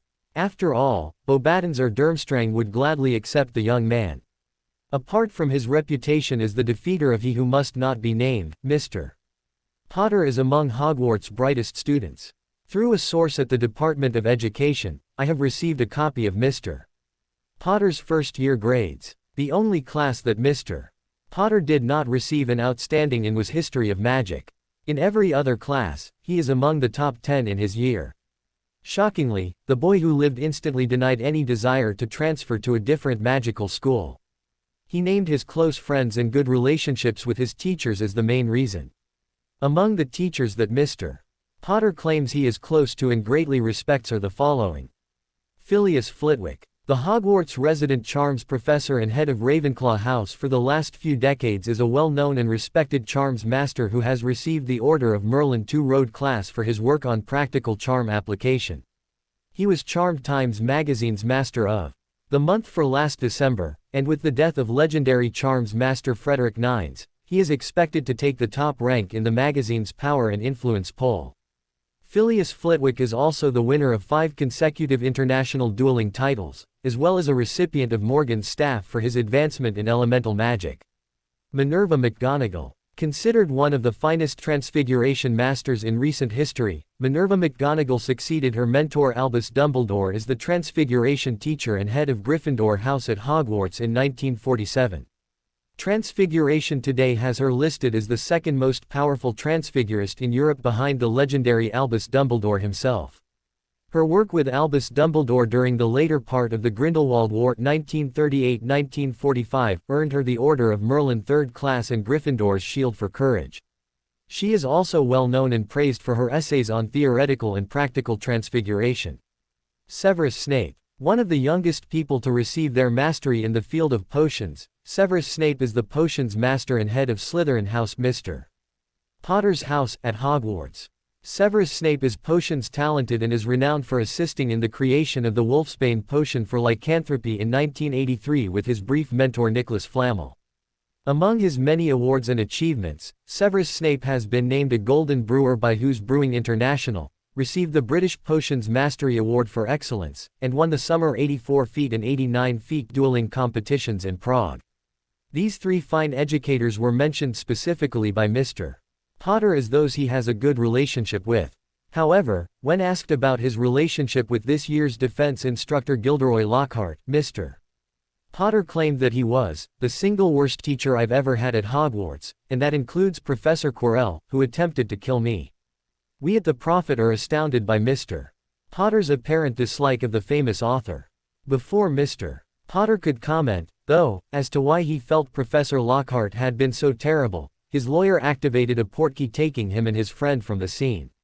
Harry looked up to ask a question when Tonks flipped the paper over to the back page where another story was printed. Harry's eyes widened when he read the headline. Harry Potter's Revenge Against Albus Dumbledore. Boy Who Lived Sinks Headmaster's Muggleborn Re-Education Act. By Rita Skeeter. How would you react if you learned that your magical guardian had kept his identity secret from you for 12 years and then stole privileged information? I think most children would probably cry, whine, complain, yell, or scream. Well, that goes to show that Harry Potter is not like most children. Instead of simply complaining and whining to the press, the future Lord Potter took his vengeance out on a much larger scale. The last docket on the agenda for the fall equinox session of the Wizengamot was the Muggleborn Re-Education Act. This widely controversial bill would provide 40,000 galleons every year to allow for a better introduction into the wizarding world for Muggleborn witches and wizards. It was the hope of the bill's writers Lord Macmillan and Lord Dumbledore that this would allow for the transition to Hogwarts School of Witchcraft and Wizardry to be less daunting and thus improve the grades of Muggleborn students. The bill already had very staunch opposition from several prominent pureblood families, many of them uniting for the first time to see that it would not pass. Among the strange political allies to stop this bill were legendary political enemies Lady Amelia Bones and Baron Anthony Parkinson. Lady Bones is a staunch supporter of helping Muggleborns, however, she and many ministry department heads claimed that the sheer amount of money would be better spent elsewhere. As the bill was brought up before the Wizengamot, practically every political columnist was predicting that it would pass. The Daily Prophet's own Mark Owens was quoted in Sunday's paper as saying, "Even with the unusual alliance between Lady Bones and Baron Parkinson, it looks like the Muggleborn Re-Education Act will become law." Well, what no political columnist could have foreseen was the legendary Harry Potter giving his opinion on the bill right before it was to be voted on. Citing the end-of-line clause of 1339, Chief Warlock Albus Dumbledore was forced to allow the future Lord to speak. Mr. Potter touched on Lady Bones' argument about the large amount of galleons going to the project before pointing out before the entire Wizengamot that the top student in his year was a Muggleborn by the name of Hermione Granger. Mr. Potter also spoke of a fear of over-assistance to Muggleborn students. Mr. Potter said, "If a Muggleborn is able to be the top student at Hogwarts, they are obviously not at that much of a disadvantage. Besides, if we begin to give Muggleborns extra help, where does that lead us? Will we soon be curving their grades just because they don't have a wizard parent?" This argument sent the Wizengamot into chaos. The fact that a Muggleborn student was the top student in Harry Potter's year at Hogwarts caused many of the arguments of the pro-Muggleborn lords to dissipate. Also, several moderates began to question the enthusiasm of the pro-Muggleborn lords. Lord Zabini has been quoted afterwards as saying, "I entered the hall prepared to vote for the bill, however, the thought of what this bill could mean forced me to reconsider my opinion." Several lords, though, accused future Lord Potter of exaggerating what the bill would do, and asked him to explain the fact that in his own year only one Muggleborn was among the top 10 students. Future Lord Potter took the question in stride and simply listed the top 10 students in his year. He explained how many of the top students were the sons and daughters of very powerful individuals. Among the top 10 students were Su Li, daughter of Chinese ambassador and charms master Chan Li. Harry Potter, himself, the first daughter of the old pure-blooded Pottle family, the daughter of Lord Turpin, the niece of Lady Bones, the son of Lord Malfoy, and the son of Lord Zabini. Mr. Potter closed his argument by saying that perhaps the problem wasn't that Muggleborns were daunted by magic, but that they were just lazy. He went on to say, that, however, happens to Muggleborns, Halfbloods, and Purebloods alike, and doesn't warrant giving special help to Muggleborns. The final vote of 158 to 130 against the bill was a massive victory margin for the highly contested bill. While Mr. Potter denied speaking out against the headmaster's bill as an act of vengeance, we at the Daily Prophet cannot help but think otherwise. Headmaster Dumbledore is widely accepted as a champion of Muggleborn rights, and was rumored to have spent months working on this bill and gaining support for it with Lord Macmillan. If Mr. Potter wasn't seeking revenge, then he picked a very curious bill to speak out against, especially since his own mother was a Muggleborn. Harry set the paper down on the table. "Wow," he said weakly. "I can't believe you spoke to the press. Did they misquote you at all?" Draco asked curiously. Misquote me? No. Although they did make up this whole feud, and they are way off on the whole revenge thing," Harry said. "I can't believe you really said that Lockhart was the worst teacher you've ever had, including one who tried to kill you. That's just, you're a genius," Blaise said before breaking down into fits of laughter. "Blaise, stop it. This is serious. Harry, you do realize that every Muggleborn in the school will hate you now, don't you?"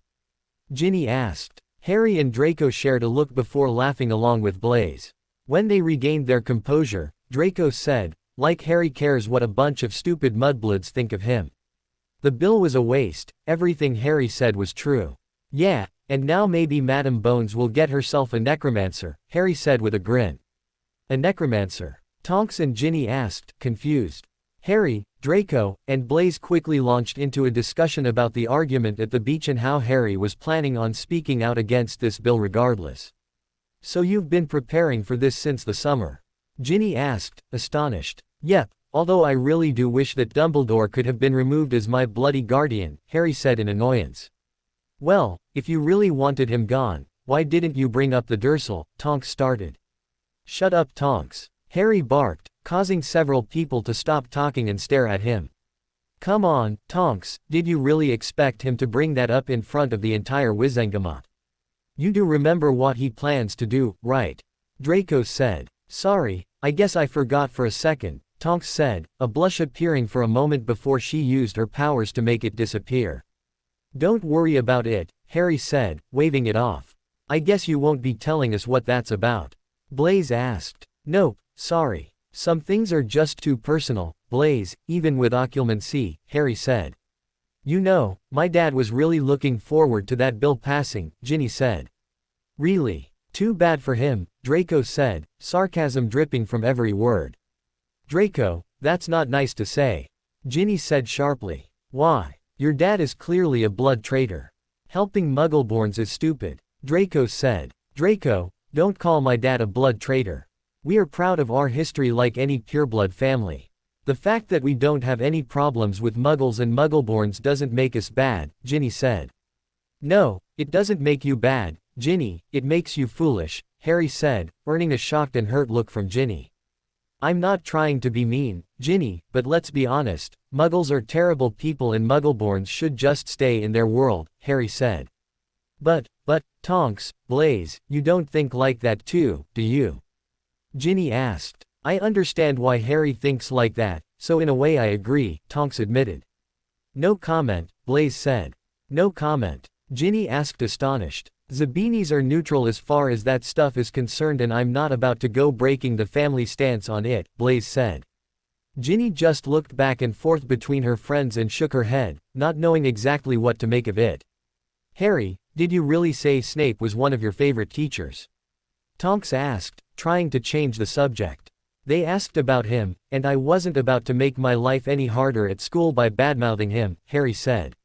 But Lockhart, Blaise asked. He's not a teacher anymore, so what does it matter what I say about him? Harry said with a grin as everyone, Ginny included, laughed.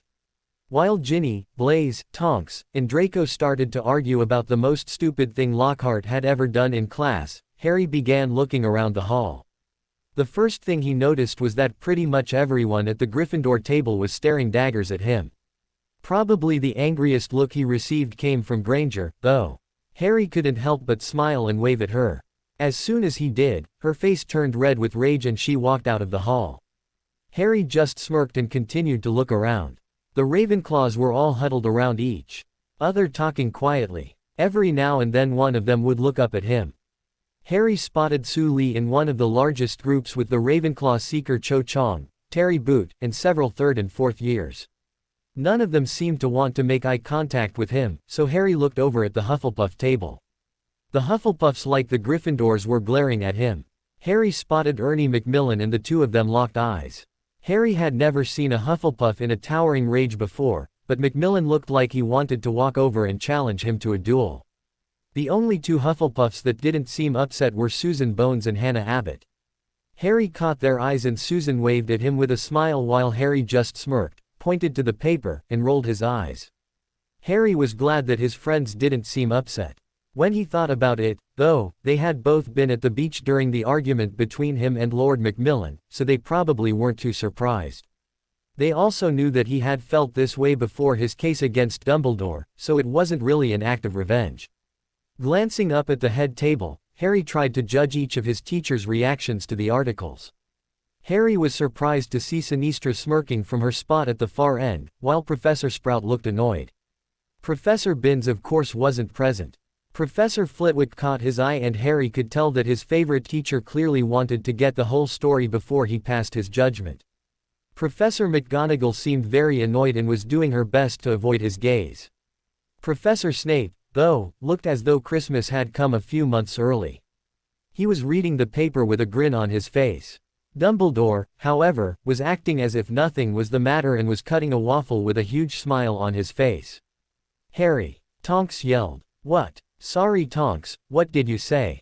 Harry asked. "I wanted to know if you knew anything about the Chamber of Secrets." Tonks asked. "Oh, no I don't. I mean, besides that whoever opened it seems to be able to petrify cats," Harry said with a grin. "I've got Bins today and I'm going to ask him about it," Tonks said. "Good idea. Think we should ask Snape or McGonagall?" Draco asked. Actually I think the articles put Snape into a good mood while McGonagall seems mad," Harry said after a quick glance at the staff table. "Well, yeah, why wouldn't the articles make Uncle Severus happy? The only time he is mentioned is when the prophet is listing all the amazing things he has done in his awards. Not to mention that it says he's one of the 3 teachers you respect. Add on the fact that he hates Lockhart with a passion and you have the perfect way to make Uncle Severus happy," Draco said with a grin.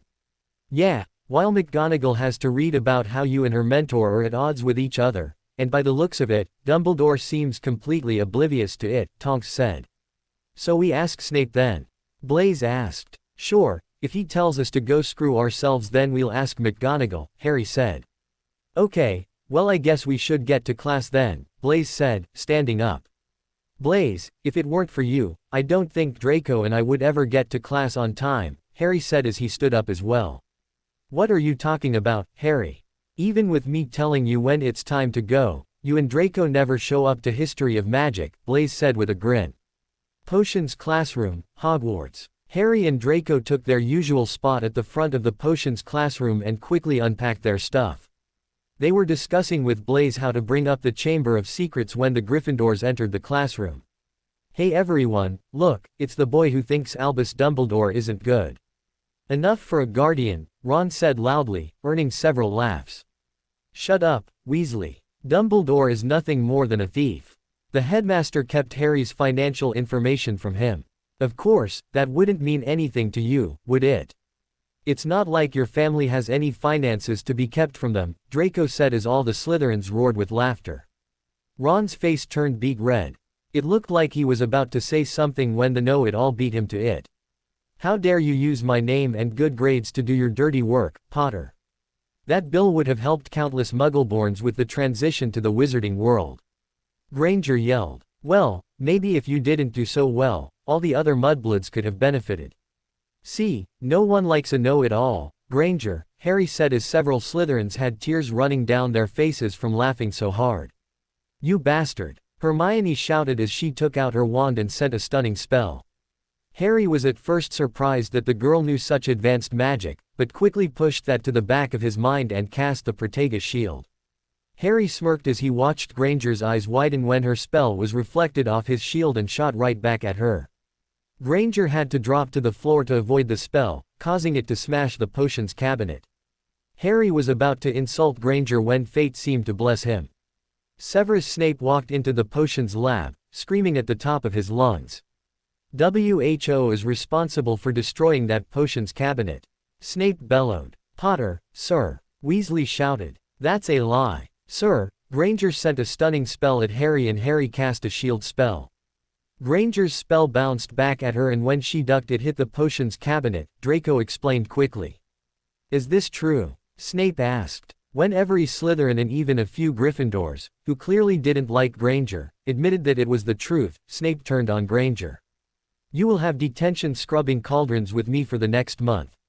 Without magic. If there are no cauldrons to scrub, I will have Longbottom attempt to brew the Wolfsbane potion. I'm sure that we'll manage to ruin a few cauldrons fairly quickly. Also, 40 points from Gryffindor for fighting and destruction of school property," Snape said, sneering. "Sir, can I ask a question before class starts?" Draco asked. "As long as it isn't about those ridiculous articles in the Daily Prophet. Those stupid reporters left out several of my more recent achievements," Snape said arrogantly. "It's not, sir, I wanted to know if you could tell us anything about the Chamber of Secrets." Draco asked. Immediately after the question was asked, everyone fell silent and waited for the potions master's answer. Snape for his part just looked at his watch before saying, "Very well, we have 4 minutes before class. I will endeavor to explain the legend in that time. The Chamber of Secrets is supposedly a hidden chamber somewhere in the school. It is said that when Slytherin realized that Ravenclaw and Hufflepuff were going to side with Gryffindor and allow Muggle-born witches and wizards into the school, he created the chamber. Supposedly, Slytherin left a way to enter the chamber with his heir, and something within the chamber would be able to cleanse the school of all who weren't pure of blood. Of course, no one has ever found this Chamber of Secrets, so it has become a bit of legend and is not believed to be real," Snape said. "What exactly is in this chamber? Could it petrify something?" Dean Thomas asked nervously. "Don't worry your little Muggle-born head, Thomas. The chamber is a myth. Besides, I don't think Salazar Slytherin would worry about petrifying a bloody cat, even if it did belong to a squib. If Salazar Slytherin did leave something, then I'm sure whatever he left would be lethal," Snape said as the bell rang. "Now, everyone, thanks to Granger, our practical on the nullification potion has been pushed back, so take out your quills. We will be moving ahead and having our lecture on the great potions brewer Boris Newman. Now, Newman was born in St. Petersburg in. Harry, however, wasn't paying much attention. He would get the notes from Draco and Blaise later today. He was so focused on what he had been told about the Chamber of Secrets. Only the heir of Slytherin can access it. But I'm the heir of Slytherin and I didn't do it. If I didn't do it and Voldemort is a ghost, who could have done it? Maybe this was somebody's idea of a prank. Could someone have found out about the legend of the chamber, petrified the cat, and left the message as a joke? No, if a student did it, Dumbledore probably would have recognized what petrified Ms. Norris and fixed it. Merlin, could someone have learned I'm the heir of Slytherin? Are they trying to set me up? No, only Draco and Tonks know about that and they would never say. Could someone have gotten it out of their minds? No, their occlumency should be good enough to tell when someone is entering their mind now. Merlin, I need to figure this out. An hour and a half later, Harry left the potions classroom still trying to figure things out about the Chamber of Secrets. He was so deep in thought that he didn't notice Tonks and Draco calling his name. "Harry!" Tonks yelled, practically in his ear. Harry jumped several feet from both the loud sound and shock. "Tonks, what the hell was that for?" he asked. "I've been calling your name, chasing you down the hallway. Even Draco was calling you. You'll never believe what Binns told us about the Chamber of Secrets," Tonks said. "Let me guess. That only the heir of Slytherin could open it and that inside there was a weapon to eliminate all the mudbloods in the school," Harry said. Tonks' mouth dropped open. "Snape told you?" "Yeah, and it's been driving me nuts. I can't figure out if I'm being set up by someone or if this is all a big joke," Harry whispered quietly so that only Draco and Tonks could hear. "So what are you going to do? Do you think someone knows?" Tonks asked. "I don't know. You two didn't tell anyone, did you?" Harry asked. Draco and Tonks both shook their heads. "I don't think your father said anything, Draco, but I'll have Andy ask in a letter anyway." "Do you think anyone has entered your mind recently?"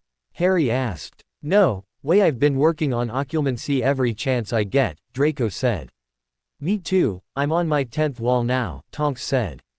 "Okay, so if no one said anything, let's assume that they don't know it's me. What would anyone have to gain by opening the bloody chamber, if this place exists at all?" Harry asked. "You mean, besides ridding the school of the Muggle-born trash?" Draco asked sarcastically. "Filch's cat wasn't a Muggle-born, stupid," Tonks said. "But Filch is a squib, that's more embarrassing than a Muggle-born." "At least they can do magic," Draco said as they neared McGonagall's classroom. "We'll talk about this later, okay?" Harry said as he and Draco entered the Transfiguration classroom. The two of them avoided their usual seats near the front of the room and instead sat in the very back. Blaise joined them a few moments later. Harry was still thinking about the chamber when he saw Granger enter the room. Deciding that he needed a distraction, Harry said, "Very nice work in potions today, Granger." Hermione's face immediately turned scarlet as she glared at him. "Shut it, Potter," Dean Thomas said. "Shut up, Thomas. You don't want to go insulting Slytherins with Salazar Slytherin's weapon on the loose.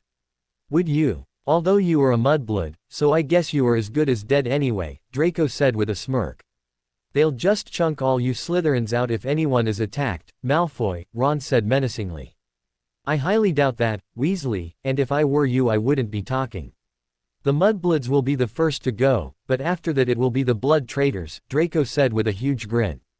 Mr. Malfoy, I will see you in detention tonight and 20 points from Slytherin. The angry voice of Professor McGonagall said as she stepped into the classroom. Harry watched as Weasley shot Draco a smug look before turning around. Harry just rolled his eyes at the idiotic Weasley and took out his second-year Transfiguration book, which was actually his copy of Defensive Transfiguration. When Minerva McGonagall woke up on the 1st of November, she was in a bad mood. She had stayed up till 3 in the morning trying to unpetrify Argus Cat with Albus, Phileas, Severus, and the resident waste of a defense teacher. Unfortunately, nothing they tried seemed to have any effect on the poor creature. All they could do was to take it to the infirmary and have Poppy place it into a magically enchanted sleep. Of course, it looked the exact same, however, Poppy assured them that the potion was working. As she entered the Great Hall for breakfast, the first thing she noticed was that every student seemed to have a copy of the Daily Prophet. She was slightly interested in seeing what was so important to the student population, but when she saw her colleagues reading the paper with the same enthusiasm as the students, her curiosity truly piqued. Phileas, what is so interesting in today's paper? She asked as she took a seat. Ah, well, Minerva, you do have to look for yourself, Phileas replied as he handed her his copy of the paper. At first, she couldn't believe her eyes. She even took her spectacles off, cleaned them, and put them on again just to make sure. However, the headline did not change. She quickly read the article in absolute shock. She looked up to her longtime friend and mentor, silently pleading with whatever gods existed to make this a terrible lie. Albus, tell me this isn't true. She asked. I can assure you, Minerva, that the prophet has exaggerated. I do not hold any animosity towards young Harry. Although I do believe he might have some towards myself, however, I hope not to this extent. Tell me, have you read all 3 articles or just the cover page? Dumbledore said as he poured himself some pumpkin juice. 3. There are 3 of these. Minerva said in shock. She quickly looked at the bottom of the page and sure enough, there was another long article. After she read the second article, Minerva didn't know what to think. On one hand, Harry had paid her one of the ultimate compliments by saying she was one of his favorite teachers, however, he also clearly insulted a member of the faculty. Even though Minerva did agree that Lockhart was a terrible teacher, Harry never should have gone to the press with it. Deciding to go ahead and just read the last article now, she turned the paper over to the back page. As soon as she read the title, she clutched her chest in shock. He actually stopped the Muggleborn Re-Education Act. How could he? His own mother could have benefited from it. As she continued to read the article, she was shocked to hear one of her favorite students argue against something she thought should have been implemented years ago. How could Harry say that this bill would lead to curbing Muggleborn students' grades? That's just ludicrous. It never would have gotten that far. When she read Harry's reasoning for only having one Muggleborn among the top 10 students, she tossed the paper aside. The sons and daughters of powerful people. Surely Mr. Potter doesn't believe that. If Lily and James could see this, they'd be screaming their lungs out. I don't believe this. Did I ever know Mr. Potter at all? How can he just say that the reason this happens is that Muggleborns are lazy? He can't truly believe this. The prophet must be right, he took out his revenge on Albus through this bill. How could Harry be so bloody petty? What Albus did was bad, and he certainly doesn't still deserve to be the boy's guardian, but did Harry really need to punish every future Muggleborn student to get back at him? Feeling a level of contempt that she previously thought impossible to feel for a student, Minerva glared at the boy as he entered the hall and sat at the Slytherin table. The sound of one of the staff members laughing quickly shifted her attention. I fail to see what is so funny, Aurora, McGonagall asked with some bark. Oh, it's nothing, Minerva. I just enjoyed the articles very much, Professor Sinestro said with a grin. Minerva spent the rest of breakfast annoyed. How she never saw the vindictive streak in one of her favorite students was beyond her. Her first class did little to appease her anger. Her fourth-year Gryffindor and Hufflepuff class wanted to do nothing but talk about the infernal Chamber of Secrets. Her problems didn't just end there though. With 3 minutes left till the bell rang, the Weasley twins managed to go and turn Kenneth Toller into a half-human half-canary. While she didn't see the twins actually do the deed, when no transfiguration counter-curse seemed to work, Minerva suspected the twins gave him something that he ingested. They were known to slip things into people's food. Sighing, she dismissed the class early and levitated Mr. Toller to the infirmary. "Poppy, are you here?" Minerva called out. "Ah, Minerva, what can I— Oh, dear Merlin, is that Mr. Toller?" Poppy asked in shock. "Indeed. I believe the Weasley twins got him to eat something. Why anyone takes anything from those two at this point is beyond me," Minerva said, rubbing her temple. "Are you all right, Minerva?" Poppy asked. "You look a bit peaky." "Yes, well, I could do with a headache potion, Poppy," Minerva said. "Why don't you levitate Mr. Toller onto a bed, and I will go get you one," Poppy said. "Thank you," Minerva said as she moved Kenneth onto a bed. "Here you are. How many more classes do you have today?"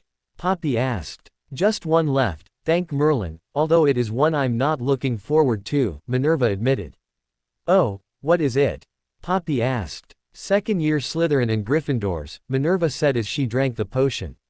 "Ah, I take it that you are not looking forward to seeing young Mr. Potter," Poppy said knowingly. "You always had good perception, Poppy." "No, I'm not looking forward to seeing Mr. Potter. I just can't believe that he would take his revenge on Albus against every future Muggleborn in the wizarding world," McGonagall said. "I quite agree, it was incredibly excessive, however, I think that—" Poppy was unable to finish her sentence, though, as the enchanted bell rang for the second time, signifying the start of class. "I really must be off, Poppy. Leaving Gryffindors and Slytherins together unsupervised is a recipe for disaster," McGonagall said as she quickly swept out of the infirmary. Using a series of secret passages known only to teachers, Minerva managed to get up to her classroom very quickly. As she approached the door, she heard the loud and unmistakable voices of Ron Weasley and Draco Malfoy. "I highly doubt that, Weasley, and if I were you I wouldn't be talking. The Mudbloods will be the first to go, but after that it will be the Blood Traitors," Draco said. Minerva felt her blood boil. She hated all the blood purist ideals. "Mr. Malfoy, I will see you in detention tonight and 20 points from Slytherin," she barked out angrily. "Today, class, we will begin our lecture on turning rabbits into slippers. Now, who can tell me the basic theory to do so?" McGonagall asked as she surveyed the room.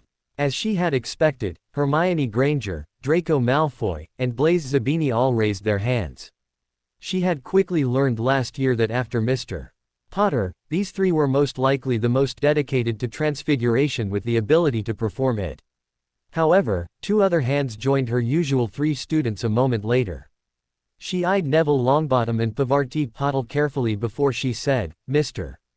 Longbottom. Well, ma'am, in order to complete the transformation you need to implement Lesh's 5 rules of mammal transformation," Neville said. Minerva was only half listening to the boy. Her eyes were locked onto the young Harry Potter. He and his friend Mr. Malfoy had vacated their usual seats for a spot near the back of the room. As usual the boy seemed completely engrossed in his transfiguration book, something Minerva didn't buy for a moment. Harry was far too advanced to find anything in a beginner's transfiguration book that interesting. Deciding that today was the day for her to find out exactly what he was reading, she said, "Mr. Potter, would you agree with Mr. Longbottom's assessment?" Harry for his part was stunned. Professor McGonagall had never asked him a question before in class. Hell, they had pretty much an unspoken agreement that on lecture days, he could do whatever he wanted as long as he stayed quiet. He was barely even listening to Neville. He stopped listening after he brought up Lesh's 5 rules for mammal transfiguration. Deciding that Neville had probably gotten the answer right, Harry said, "Absolutely, ma'am. In fact, I'm sure Neville could provide a far more detailed explanation if you asked him for one." Harry watched as McGonagall pursed her lips. "Mr. Potter, could you please read the passage on rabbit to slipper transfiguration out of the book?" McGonagall asked. Harry was now officially panicked. Defensive transfiguration didn't contain anything remotely close to transfiguring rabbits into slippers, let alone the exact passage from his second-year transfiguration book. Somehow McGonagall must have figured out that he wasn't reading his Transfiguration book. Why would she care though? It's not that big of a deal. Harry knew that he had been caught, but hoped there was a way out. I don't have to look at the book, ma'am, I'll recite it without it, Harry said, closing his book and putting it in the bag. You see, ma'am, the theory of turning a rabbit into a pair of slippers isn't all that difficult. It really should in fact be one of the, Harry started to lecture. That is wonderful, Mr. Potter, however, I'm curious as to what your book has to say, not you. McGonagall said as several Gryffindors snickered. Realizing that he was boxed into a corner, Harry did the only thing that he could. He played the arrogance card. Who cares about that shoddy book, Professor? I mean, I could write a more thorough book on transfiguration theory. It's utterly pathetic when you think about it. No wonder good transfigurists like Theo and Neville struggle on the practical application. They are only given a fifth of the theory. You told me a few weeks ago that all this rabbit into slippers, rat into tea sets was just to weed out the weaker people. This is just another bit of catering this school does to muggleborns and the less talented. Maybe if they can't handle the full theory of something, they shouldn't be taught the bloody magi, Harry said arrogantly. Mr. Potter, you will see me after class. And 30 points from Slytherin, McGonagall said loudly as she seethed on the inside. That arrogant boy, how dare he use something I tell him in confidence and throw it back in my face. Let alone in front of the entire class. Who died and made him king of magic? The school curriculum and books are chosen very carefully to help the most people without overwhelming them. Not everyone can read a 500-page book on theory and grasp it like it is nothing. Harry visibly relaxed when McGonagall started to call on other students and ignored him. Showing McGonagall a book that he legally wasn't supposed to own would have raised far too many questions. Harry saw that most of the Gryffindors were smirking, and most of the Slytherins were glaring at him for losing them points. Harry just shrugged his shoulders. He could care less about what his housemates thought, protecting his secrets was far more important than losing house points. The rest of the class went by fairly smoothly. Harry was forced to take notes and pay attention since he didn't dare take out his Transfiguration book again. When the bell rang, Harry waited for most of the class to get up and file out of the room before he stood up. Harry, Blaise and I will be waiting in the hall for you, Draco said. Okay, Draco. Thanks, Harry said. Mr. Malfoy, be in my office tonight at 7 p.m. for your detention, McGonagall said before Draco could leave. Yes ma'am, Draco said in annoyance as he closed the door. Harry walked towards McGonagall, not breaking eye contact, his bag slung over his shoulder. You wanted to speak with me, ma'am? Harry asked. Don't act coy with me, young man. What you said today was completely out of line. How dare you bring up something I told you in confidence in front of the entire class? Where do you get off deciding the school's curriculum? And for that matter, what makes you think that the current curriculum caters to muggleborns? McGonagall said sharply. I apologize, ma'am, I was completely out of line and I am sorry, Harry said honestly. McGonagall was caught off guard by the suddenly apologetic tone. She was expecting a long drawn-out fight with the young man over the school's curriculum. I don't understand, he was so passionately arrogant earlier about this. Why the sudden turn around? What's different? Think, Minerva. The boy is a Slytherin, so that means he doesn't do much on rash impulse. Merlin, these little buggers are hard to read. Think. What would Harry have gained from going off about the school's curriculum? Well, he knew that it would distract me. He knows my views on the current curriculum, but why distract me? Let's see, before he went off on his arrogant rant, I told him to read out of his Transfiguration book. Merlin, that's it, he didn't want to read out of the book. He was trying to distract me from the book even before his rant. After all, he closed the book, and said that he didn't need it to recite the theory. When I told him I wanted to hear what the book said, that's when he decided to go off on his little tirade. That little Slytherin. Harry was trying to act as though McGonagall's piercing stare wasn't affecting him, but in reality it was bothering him a great deal. He was expecting a quick thrashing and then a detention or two, not the silent treatment. Mr. Potter, let me see your Transfiguration book, McGonagall finally said after a while. Harry felt his insides chill. No, I can't show her. I am not about to lose that book, it would raise too many questions and it's far too valuable to me. No, Harry said, staring McGonagall right in the eyes. After all the excuses Minerva had heard over the years, she thought that she had heard them all. She had, however, not once in her teaching career ever had a student blatantly tell her, no, to a direct command. Excuse me, Mr. Potter. I told you to let me see that book, McGonagall repeated. No, Harry replied simply.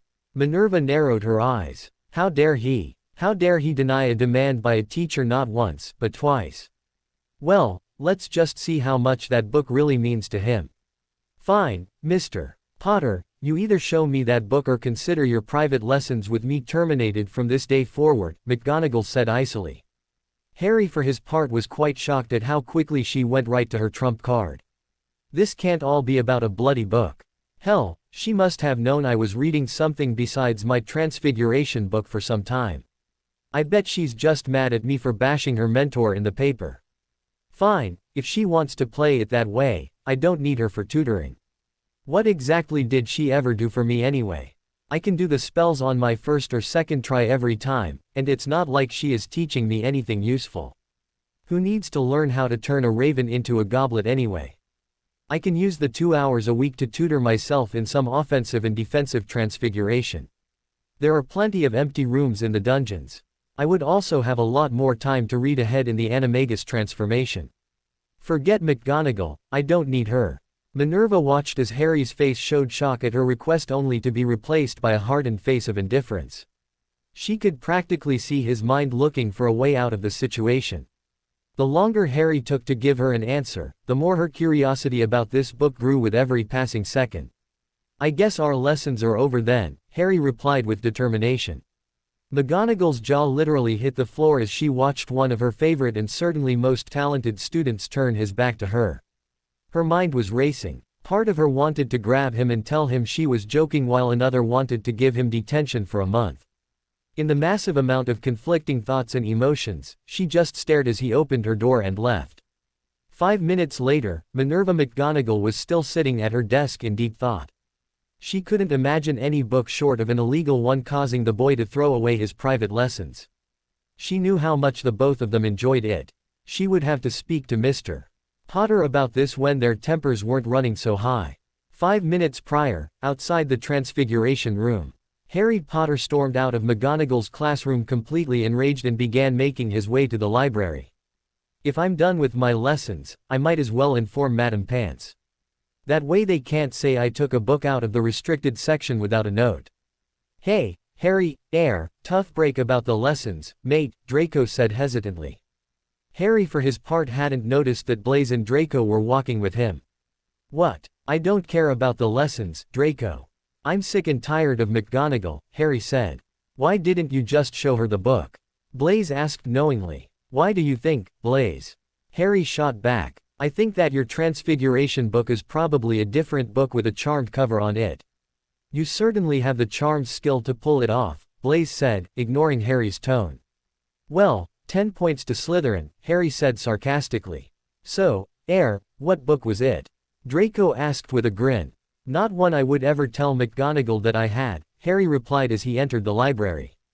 Draco just nodded as he and Blaise followed Harry up to the counter where Madame Pants was sitting. Madame Pants, I'm no longer receiving private lessons from Professor McGonagall. I just thought I'd tell you so you could remove whatever copies of the Big Book of Transfiguration Professor McGonagall told you to set aside this week, Harry said. Madame Pants was stunned. Mr. Potter, why are you not receiving the lessons anymore? She asked. Professor McGonagall cancelled them. I just thought I should tell you, Harry said simply. Surely you would want to read this week's chapter. I wouldn't tell her that you have it, Madame Pants said sincerely. I appreciate that, ma'am, but no. I wouldn't want McGonagall running to the headmaster and saying that I read a book from the restricted section without her permission, Harry said as he turned around and left a stunned Madame Pants. Harry, why did you just do that? My father told me that book was practically the Bible for Transfiguration, Blaise said. I already have the book in my possession, Blaise, Harry said with a grin. Blaise was shocked. How did you get it out of the restricted section? He asked. I didn't, I got it over the summer as a birthday gift, but now that you mention it, Blaise, I think that section of the library has been left unexplored for long enough. Draco, I think you should write your father. Ask him if he knows any books that could help expand our knowledge of curses, Harry said quietly. How do you plan on getting into the restricted section? Madame Pants watches that area like a hawk, Blaise asked. Ah, Blaise, anything is possible at night, Harry said as he and Draco shared a knowing smile. The month of November passed by quickly for Harry, Draco, and Tonks. For the first time Harry could remember, he had a lot of free time while at Hogwarts. Besides no longer having private lessons with McGonagall, Marcus Flint had decided to actually focus on passing his newts to avoid a 9th year at Hogwarts. Because of that and the fact that Slytherin didn't play another Quidditch game till after Christmas break, Flint reduced the practice schedule to once per week. 6 days after Harry's argument and falling out with McGonagall, the Transfiguration teacher had asked him to stay after class and spoken to him about restarting his private lessons. Flashback. Please take a seat, Mr. Potter, McGonagall said. Harry simply nodded and sat in an open chair. I wanted to speak to you and see if you had any desire to restart our private lessons, McGonagall said shortly. Harry was caught off guard by the statement. He had been sure that she wanted to scold him for flaunting his abilities in class. Since their argument, Harry hadn't brought any of his advanced Transfiguration books to read in class just in case. Needless to say, the only thing that took his mind off how bored he was during Transfiguration was showing off his knowledge and practical abilities. Well, to tell you the truth, ma'am, I have not thought about it. I mean, as much as I appreciated the private lessons, I like what I'm doing now, Harry said honestly. Mr. Potter, I thought you had a desire to get a mastery while you were still in school. Surely you realize that you'll be putting that in jeopardy, McGonagall said. I don't believe I am, ma'am. I believe I'll be able to do fine by myself. After all, I can do practically any spell correctly after only a few tries, Harry said arrogantly. McGonagall was of course shocked at the boy's blunt answer. Mr. Potter, I can assure you even with your natural gift for the subject, you need a mentor to guide you and show you what to do, she said. Really? Like Dumbledore was your mentor, Harry said sarcastically. That's Professor Dumbledore or headmaster to you, Mr. Potter. You will treat your teachers with respect, McGonagall said shortly. Harry instinctively narrowed his eyes. No offense, ma'am, but the headmaster has done very little to earn my respect. I noticed the day after the paper came out that you had a problem with what I said about the headmaster. I don't believe we'll be able to work together because of your resentment of my opinions about the man. Good day, Harry said as he got up and left a stunned Minerva McGonagall sitting in her office. End flashback. Harry was very glad that Professor Flitwick didn't seem to be upset about the newspaper articles. They spent most of their first private lesson discussing it, and what had happened in Professor McGonagall's class, but Flitwick was nothing but supportive as he listened to what Harry had to say. After that, though, they never brought it up again and went back to practicing charms. Harry continued to improve at animation and Flitwick began to teach him how to control larger complex objects. So far though, the largest object Harry had animated was Flitwick's desk, which he made act like a horse and trot around the classroom with Flitwick riding it. While they advanced in their animation study, Flitwick also taught him some household charms to prepare food. Harry of course found the spell to make knives slice, mince, and dice by themselves very interesting. While he was learning it, he fantasized about tweaking the spell so that they would instead attack the Dursleys. Along with the basic household charms, Flitwick showed him the spell to animate pictures from a camera, taught him the spell to animate objects while transfiguring them, and the theory behind making portraits talk and have personalities. Besides Flitwick's private lessons, Harry had a ton of time to himself. He wasn't letting it go to waste, though. After his history class on Wednesday, he dedicated the rest of the day to practicing occlumency. With no Quidditch practice to interfere, Harry was able to practice for a good 9 or 10 hours, and that was if he even bothered attending history. Combined with the time Flitwick gave him during class and after each private session, Harry was advancing quicker than even Salazar ever thought possible. At the beginning of December, Harry had 21 mental walls in place. In fact, Harry was starting to find that the hardest part of occlumency was thinking of different types of walls to protect his mind. His last wall had taken on the image of the Berlin Wall, complete with graffiti that said, "Stay out, Dumbledore." During the 2-hour sessions that Harry would have had with McGonagall, Harry would go into an unused and empty classroom in the dungeons and practice transfiguration. After a few powerful locking and silencing charms on the door, Harry would take out his copies of Defensive Transfiguration and the Big Book of Transfiguration. After he had all his books out, he would call Andy and ask for whatever objects he would need to transfigure. Harry was advancing quicker than even he ever thought possible. In 1 month, he had managed to complete all the 3rd year and almost half of the 4th year practical book lessons. He scoffed when he remembered how McGonagall had said he'd barely be able to finish 4th year by the end of the year. Along with the basic school curriculum though, Harry also worked on controlling transfigured objects in a duel. The Big Book of Transfiguration described that the easiest creatures to conjure during a duel were dogs, cats, birds, or snakes. Harry, of course, found the counter curses to dispel all the creatures, as well as several less-known spells that would turn the creature into a more frightening version to be used by the person who transfigured it. The easiest of these spells were turning a snake conjured by the spell Serpensortia into a larger, more powerful snake by saying Engorgio Transfigo Serpensortia followed by the type of snake you wished it to turn into. The most mentally challenging of these spells was the spell Engorgio Transfigo Avis. Because the Avis spell sent out a large group of birds, the transfiguration was more difficult, as one had to concentrate on turning the entire flock of birds into a single larger creature. Because of Flint's decision to reduce Quidditch practice, Draco also had a lot more free time on his hands. Harry and Draco decided, along with Tonks, Blaze, and Ginny, to spend their extra time each weekend working on more advanced offensive and defensive spells. Draco had written home to his father asking for any books that might have a list of spells in them that they would be able to perform, regardless of whether it was in the restricted section. Lucius hadn't disappointed and provided them with the titles of 3 books, 1 in the restricted section and 2 in the main library, as good books to start learning. Once Harry memorized the titles, he shifted into his shadow form after the library had closed and nicked the book from the restricted section as well as those from the main library. When Draco, Tonks, Ginny, and Blaze asked why he had stolen the 2 books that he could have just checked out, Harry simply answered that he didn't want Dumbledore knowing what he was up to. Soon Draco, Tonks, Harry, Blaze, and Ginny were often seen with their noses buried in the book's advanced jinxes, cursing your enemies, and spells that hurt. Of course, Harry had charmed the covers, so to anyone else they appeared to be simple school books.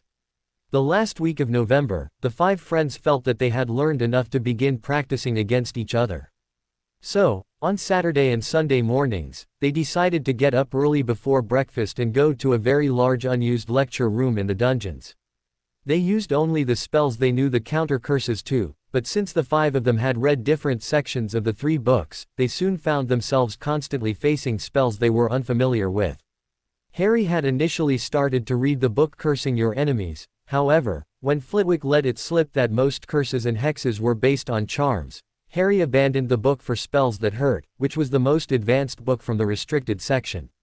Harry took a great deal of pride in being the only one who could really do the more advanced curses and counter curses. His reading of Defensive Transfiguration and the Big Book of Transfiguration also provided Harry with a lot more knowledge than the other duelists had. Because of that, Harry was the hardest duelist to strategize against. He could summon snakes or birds, overwhelm you with pain curses, or charm inanimate objects to attack you. All the while defending himself from basic jinxes and spells using simple transfigurations or the Protegus shield. Tonks was the second best duelist of the group. Her extra year of schooling allowed her to practice many of the reasonably advanced jinxes and hexes the 2 standard library books contained. Next to Harry, she probably had the second largest amount of spells available to use, and since her spells didn't require a lot of energy and focus, her strategy was to simply overwhelm her opponent through quick casting and keeping them on the defensive. Unlike Tonks, Draco probably had the smallest spell selection. He, like Harry, had spent most of his time reading the book Spells That Hurt. However, he didn't have the advanced knowledge or natural aptitude for charms that Harry did. So Draco focused on the simple pain spells at the beginning of the book and tried to perfect them. His strategy in the duels was fairly simple. Hit an opponent with a pain spell, cause them to lose focus, and then follow with a stunner. As crude as his strategy seemed, it worked. While Draco never beat Harry and struggled against Tonks and Blaise, he was the duelist everyone liked facing the least, since they knew that, win or lose, they were going to be hurting afterwards. Blaise was the most strategic of the lot, as well as the most rounded.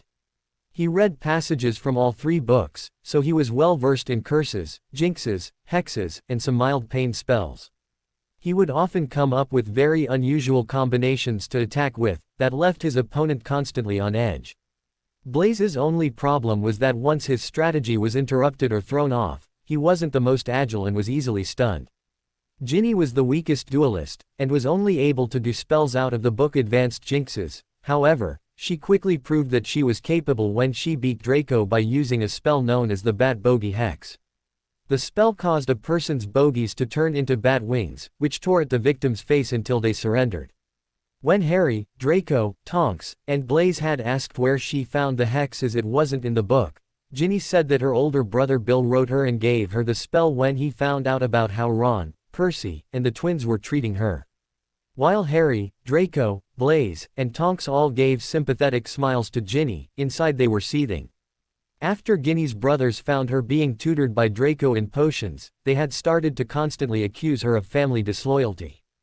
Ginny, of course, put on a strong face and told them to bugger off, but Tonks had told Draco, Harry, and Blaise that their accusations really did hurt her.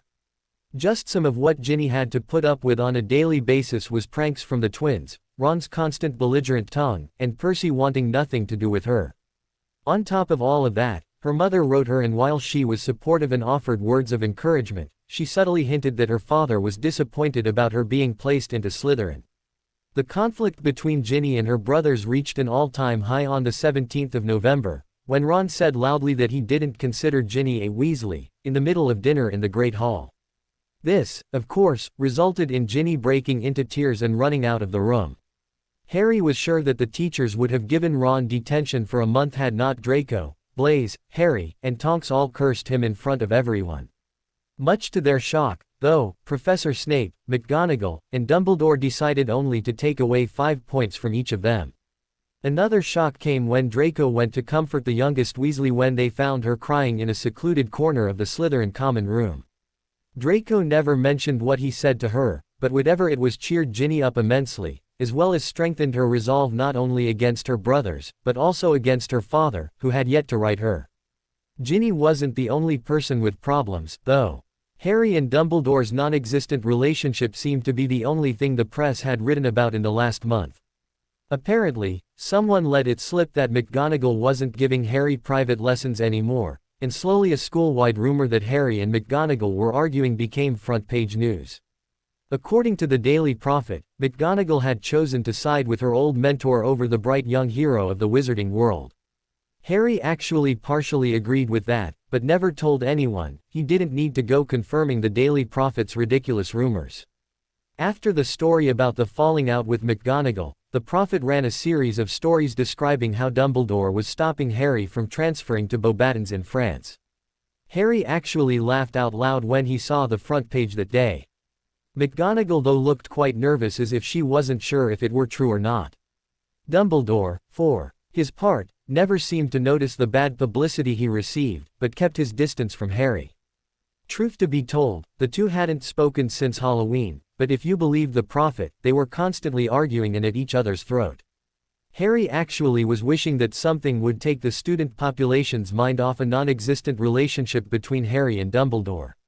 Every day, he was pestered by Gryffindors, Ravenclaws, and Hufflepuffs asking what his problem with Dumbledore was.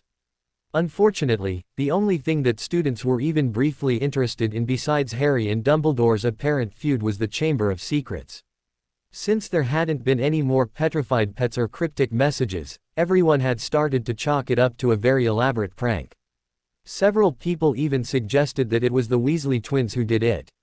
Harry laughed when he heard that rumor. He pointed out that the twins didn't have enough brain cells to stump Dumbledore or to have studied enough about Hogwarts to find out about the Chamber of Secrets.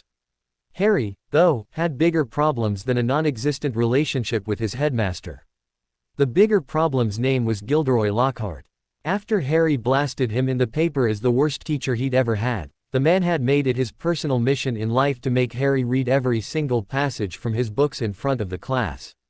Lockhart apparently thought if Harry read about all his supposed deeds over and over again, he would start to believe them. For Harry, it was pure agonizing torture.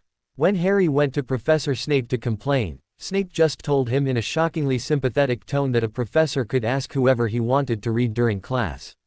Transfiguration was another class that Harry wasn't enjoying. Where once he used to be able to read ahead in his books, he was now forced to take notes during the class in order to stay awake.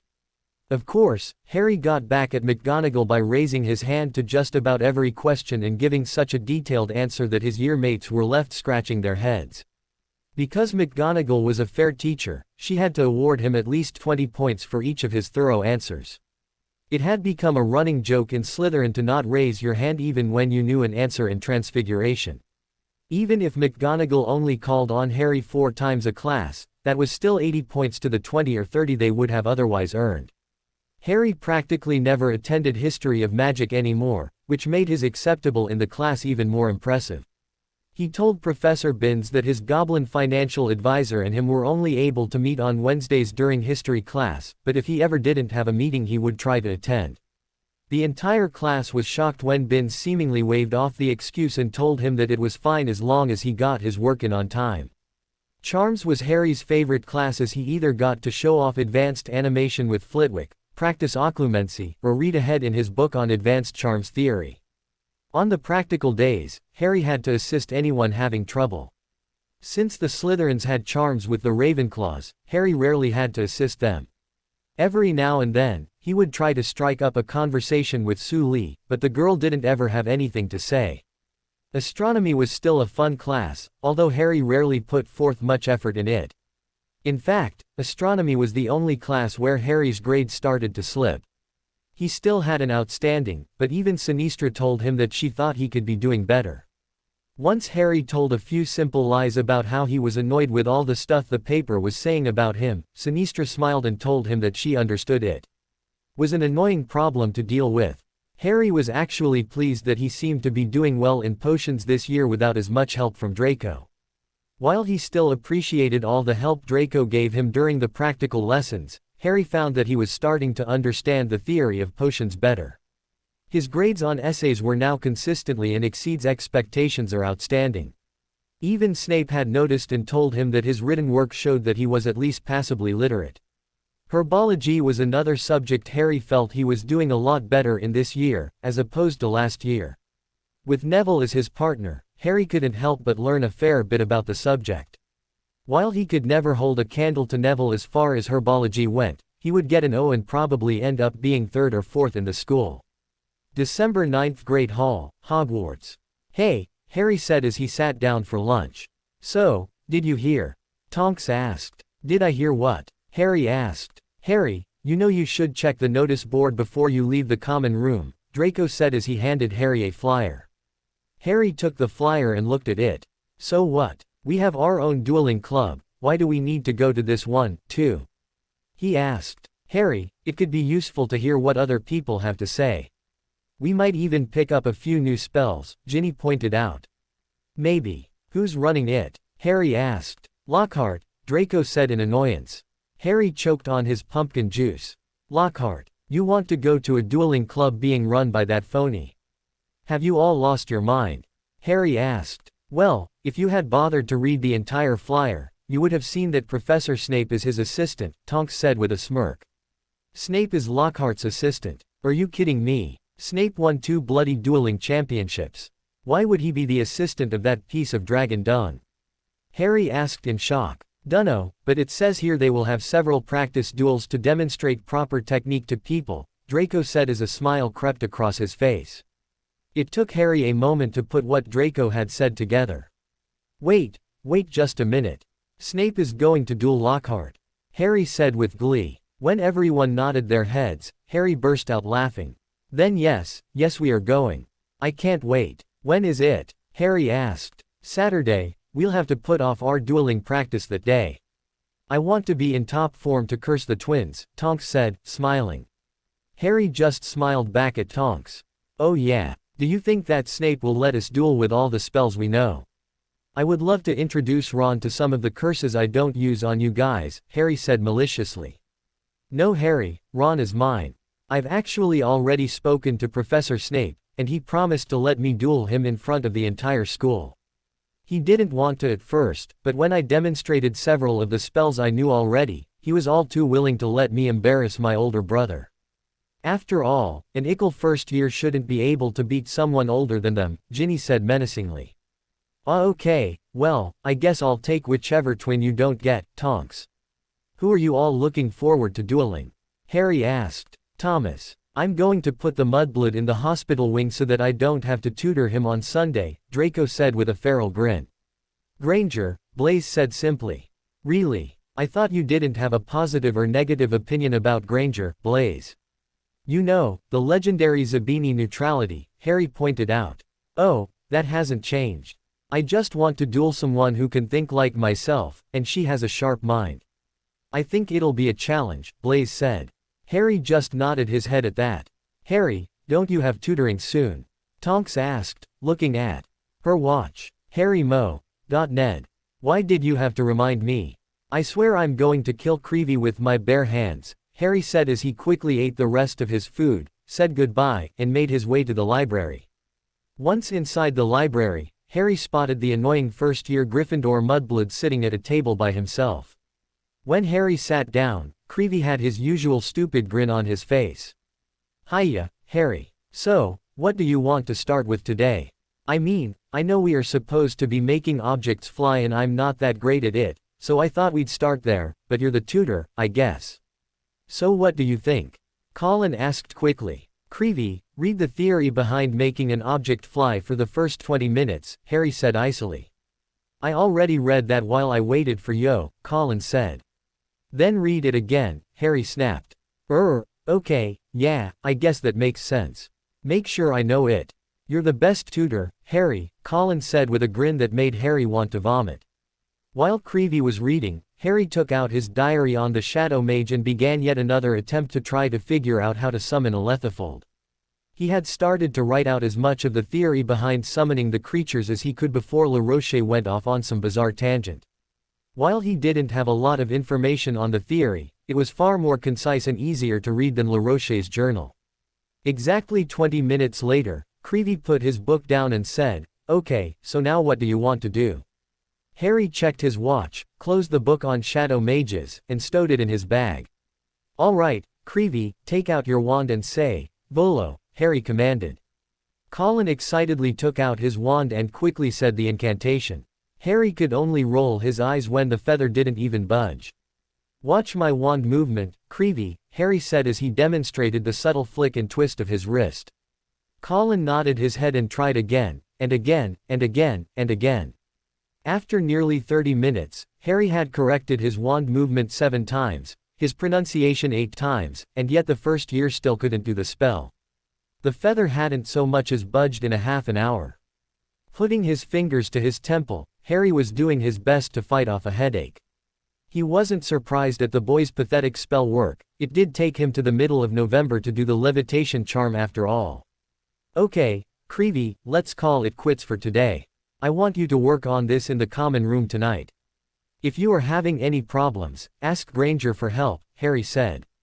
But we still have another hour, Colin said. I know, but I need to go to Madame Pomfrey for a headache potion, Harry said. Oh, okay. Hope you feel better soon, Harry, Colin said as he gathered his stuff and quickly left the library. When Creevy was officially out of earshot, Harry mumbled, feeling better already. His headache, though, wasn't going away as fast as Creevy, so after he slowly packed up his books, he left the library and decided to actually go get that headache potion. Not only would it solidify his alibi if Flitwick asked, but he could use one. He slowly walked up several flights of stairs, and made his way to the hospital wing. Hello, Madame Pomfrey, Harry called out. Ah, Mr. Potter, what can I do for you? The matron asked, stepping out of her office. Headache potion, ma'am, Harry said. Of course, here you are, dear, Madame Pomfrey said, handing him a blue vial. Harry quickly downed the contents and his head started to feel instantly better. Thank you, ma'am, I needed that, Harry said. Yes, well, I'm glad I haven't seen as much of you this year as I did last year, Mr. Potter. Do try to only stop by for headaches, Madame Pomfrey said. I'll do my best, ma'am, Harry said with a smirk. Well, that's good. Now is there anything else? Madame Pomfrey asked. No, that's all. Thank you again, Harry said as he left the hospital wing. Since he was still a little hungry from his abrupt lunch, Harry decided to check out the kitchens and grab some food. He could always ask Andy to bring him anything, but he hadn't been back to the kitchens this year. As Harry walked down a staircase to the second floor, he wasn't looking where he was going and he bumped into somebody on the landing. Sorry, Harry muttered before he looked up. As soon as he saw who he bumped into, though, his blood ran cold. Standing on the landing with his camera in front of his face was a completely petrified Colin Creevey. "Oh Merlin!" Harry shouted in shock. As Harry inched closer to get a better look at the boy, Harry saw that just like Filch's cat, he was frozen in a state of fear. His tense shoulders and the look of absolute terror on the boy's face behind his camera proved that. "Oh Merlin, I've got to get Madame Pomfrey, I've got to do something.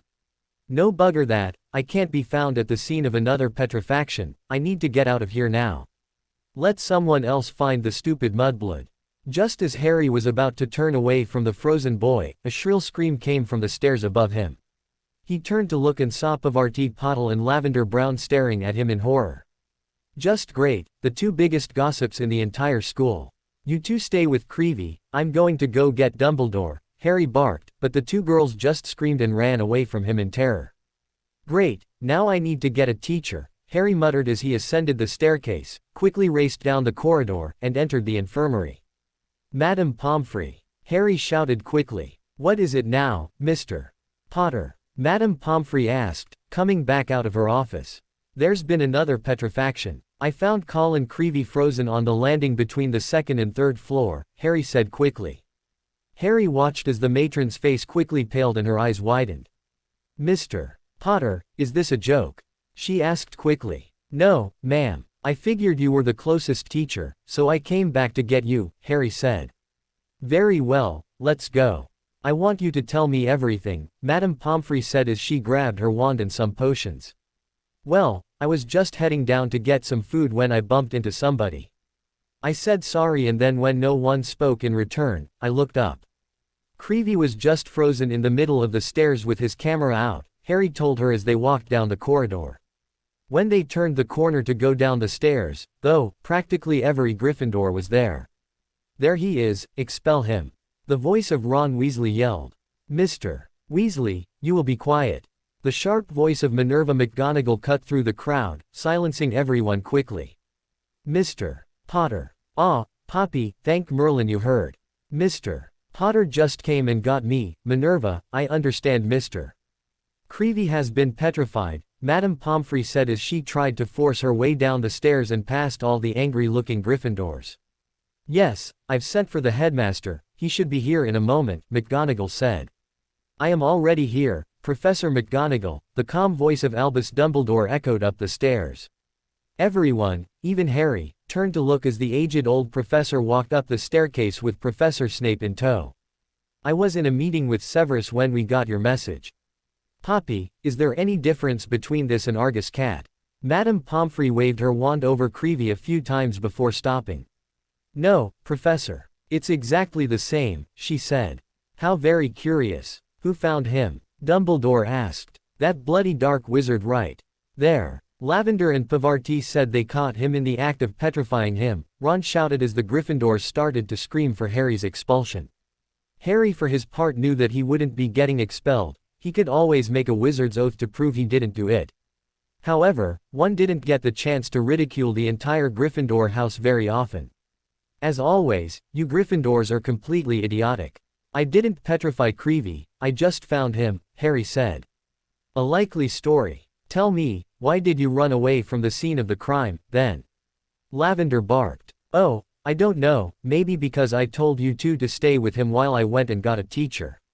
Of course, Gryffindor nerve being what it is, you and your other idiot friend ran off. Gryffindor courage at its best, I'd say," Harry said, earning a slight laugh from Snape, a reproachful look from Dumbledore and McGonagall, and a glare from every Gryffindor present. Why would they stick around so you could petrify them as well? Seamus Finnegan yelled. Oh yes, Finnegan. In my second year at Hogwarts, I discovered a means of petrifaction the likes of which the headmaster has never seen before. That's such a likely possibility, Harry said sarcastically. Harry, why don't you just tell us what happened? Dumbledore asked. Sure. As I told Madame Pomfrey, I was heading down to grab some food, Harry said. He's lying. Everyone knows there are quicker ways to the Great Hall. A sixth-year Gryffindor shouted. Not the Great Hall, you idiot. I was going to the kitchens, Harry barked, causing the Gryffindors to all fall silent. Anyway, like I said, I was going to get some food when I bumped into Creevy here on the landing. Brown and Pottle showed up and I told them to stay with the body while I went to get a teacher. They, however, being the stupid, narrow-minded gossips that they are, decided that running away and informing all of Gryffindor Tower was the better idea, Harry said. Mr. Potter, 5 points from Slytherin, McGonagall said. 25 points each from Pottle and Brown then, Minerva. Clearly, your two brave Gryffindors couldn't find the fortitude to stay with a petrified body, and instead decided to spread rumors. I think that's a fair punishment, Snape said as McGonagall's eyes narrowed. Harry, what happened after that?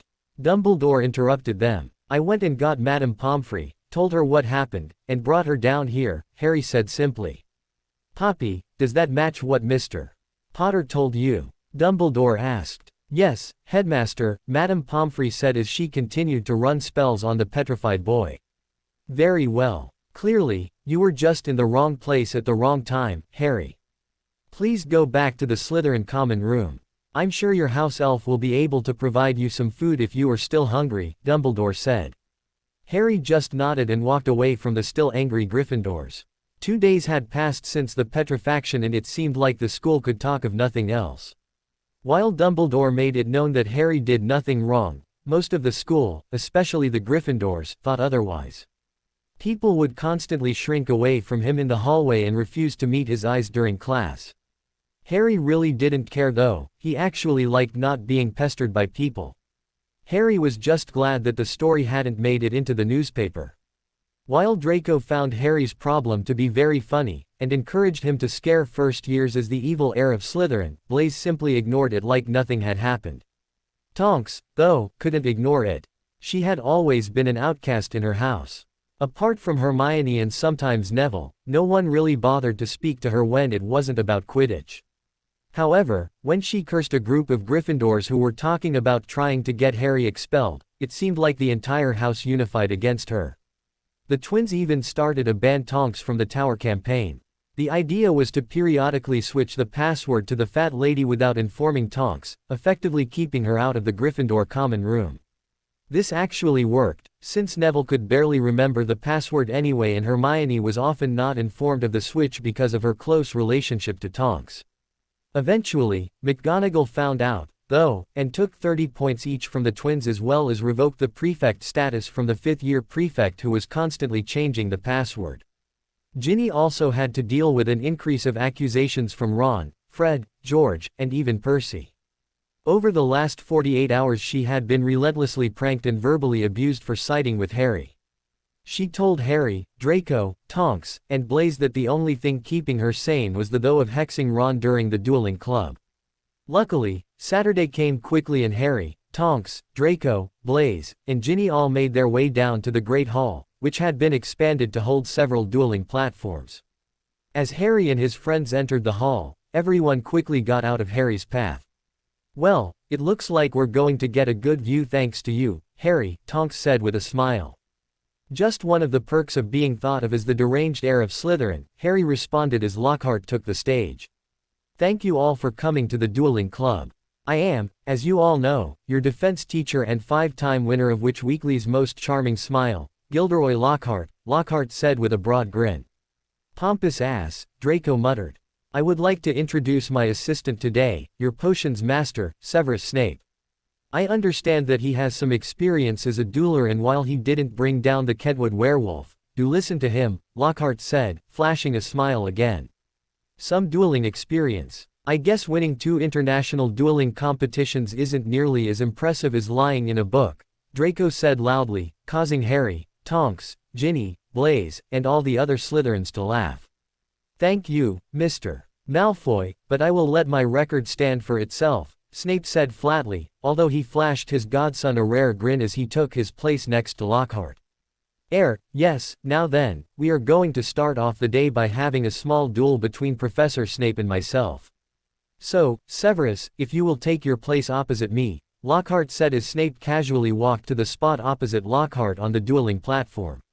"Now, first we bow," Lockhart said and went into an exaggeratedly deep bow. "Now, if Professor McGonagall will signal for the start of the duel," Lockhart said. McGonagall simply shot off red sparks from her wand.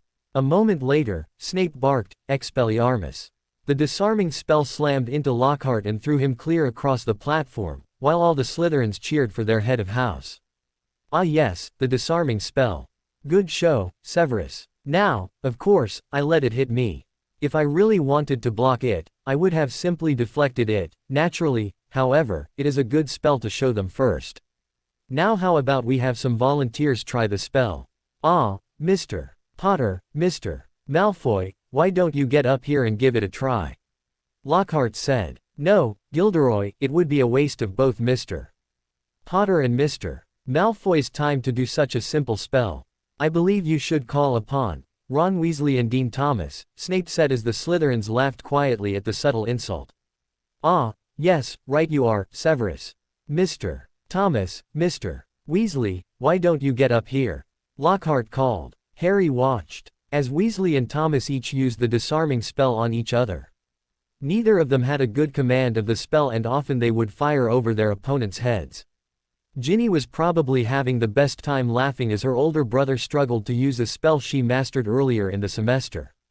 After a good 5 minutes of Lockhart going on about how well Weasley and Thomas did, Snape decided that he'd had enough and said, "I have with me a piece of parchment. Should anyone wish to challenge someone, they may approach and write their name down and the person they wish to challenge. I fully expect most of the people challenged to refuse, especially the Gryffindors challenged by the Slytherins. You are only allowed to challenge someone within 2 years of your own year. You will, of course, not be looked down upon should you not wish to duel.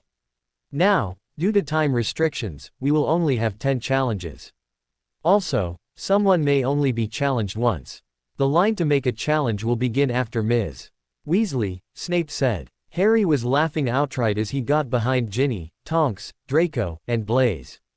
In one move, Snape basically called all the Gryffindors cowards, assuring that they would meet any challenge, especially from a Slytherin. When it was Harry's turn to approach the list, he looked at the first few names. Ginny Weasley vs. Ron Weasley. Nymphadora Tonks vs. Fred Weasley. Draco Malfoy vs. Dean Thomas. Blaise Zabini vs. Hermione Granger. Harry just smirked and wrote his name and George Weasley. Instantly, the parchment updated itself and Harry saw his and George Weasley's name appear after Blaise and Granger. When Harry was done, he joined Tonks, Ginny, Draco, and Blaise and waited for everyone to fill out their challenges.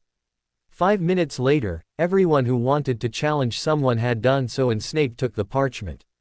The first challenge is from Ginny Weasley of Slytherin to Ron Weasley of Gryffindor, Snape said with a smirk. Everyone heard Ron shout out in shock at being challenged by his younger sister. Clearly, Mr. Weasley is too frightened to take on his younger sister, so I suppose we shall move on to the next challenge between Nim, Snape said. I'm not scared of my Slimmy Slytherin sister. If she wants to get embarrassed, that's fine with me, Ron spat as he pushed his way forward and climbed up on the dueling platform where Ginny was already standing. You will bow, take your stance, and then begin on Professor McGonagall's signal, Snape said. Ginny and Ron both followed Snape's orders and waited for McGonagall, who a moment later shot off red sparks. Expelliarmus! Ron shouted. Ginny just watched as the disarming spell shot out of her brother's wand and flew a good 3 feet over her head. You know, Ron, I think you are supposed to try to hit the person with your spell, Ginny commented sarcastically. Ron flushed red with embarrassment and Ginny immediately sent off her bat bogey hex, along with several other troublesome jinxes. All of Ginny's spells struck Ron in either the chest or the head. Soon the youngest male Weasley had bat wings coming out of his nose beating him across the face, puce balls forming on his arms, and was on the ground vomiting slugs. Minerva, I do believe Mr. Weasley has been defeated, wouldn't you say? Snape said. I would have to agree. Ms. Weasley, would you be kind enough to perform the counter curses? McGonagall said sharply. Of course, ma'am, Ginny said as she waved her wand. Instantly, the bat wings disappeared, the puce balls shriveled up and vanished. However, Ron didn't stop vomiting slugs. The last spell, Ms. Weasley, McGonagall said. Sorry ma'am, but that spell can't be undone until it runs its course.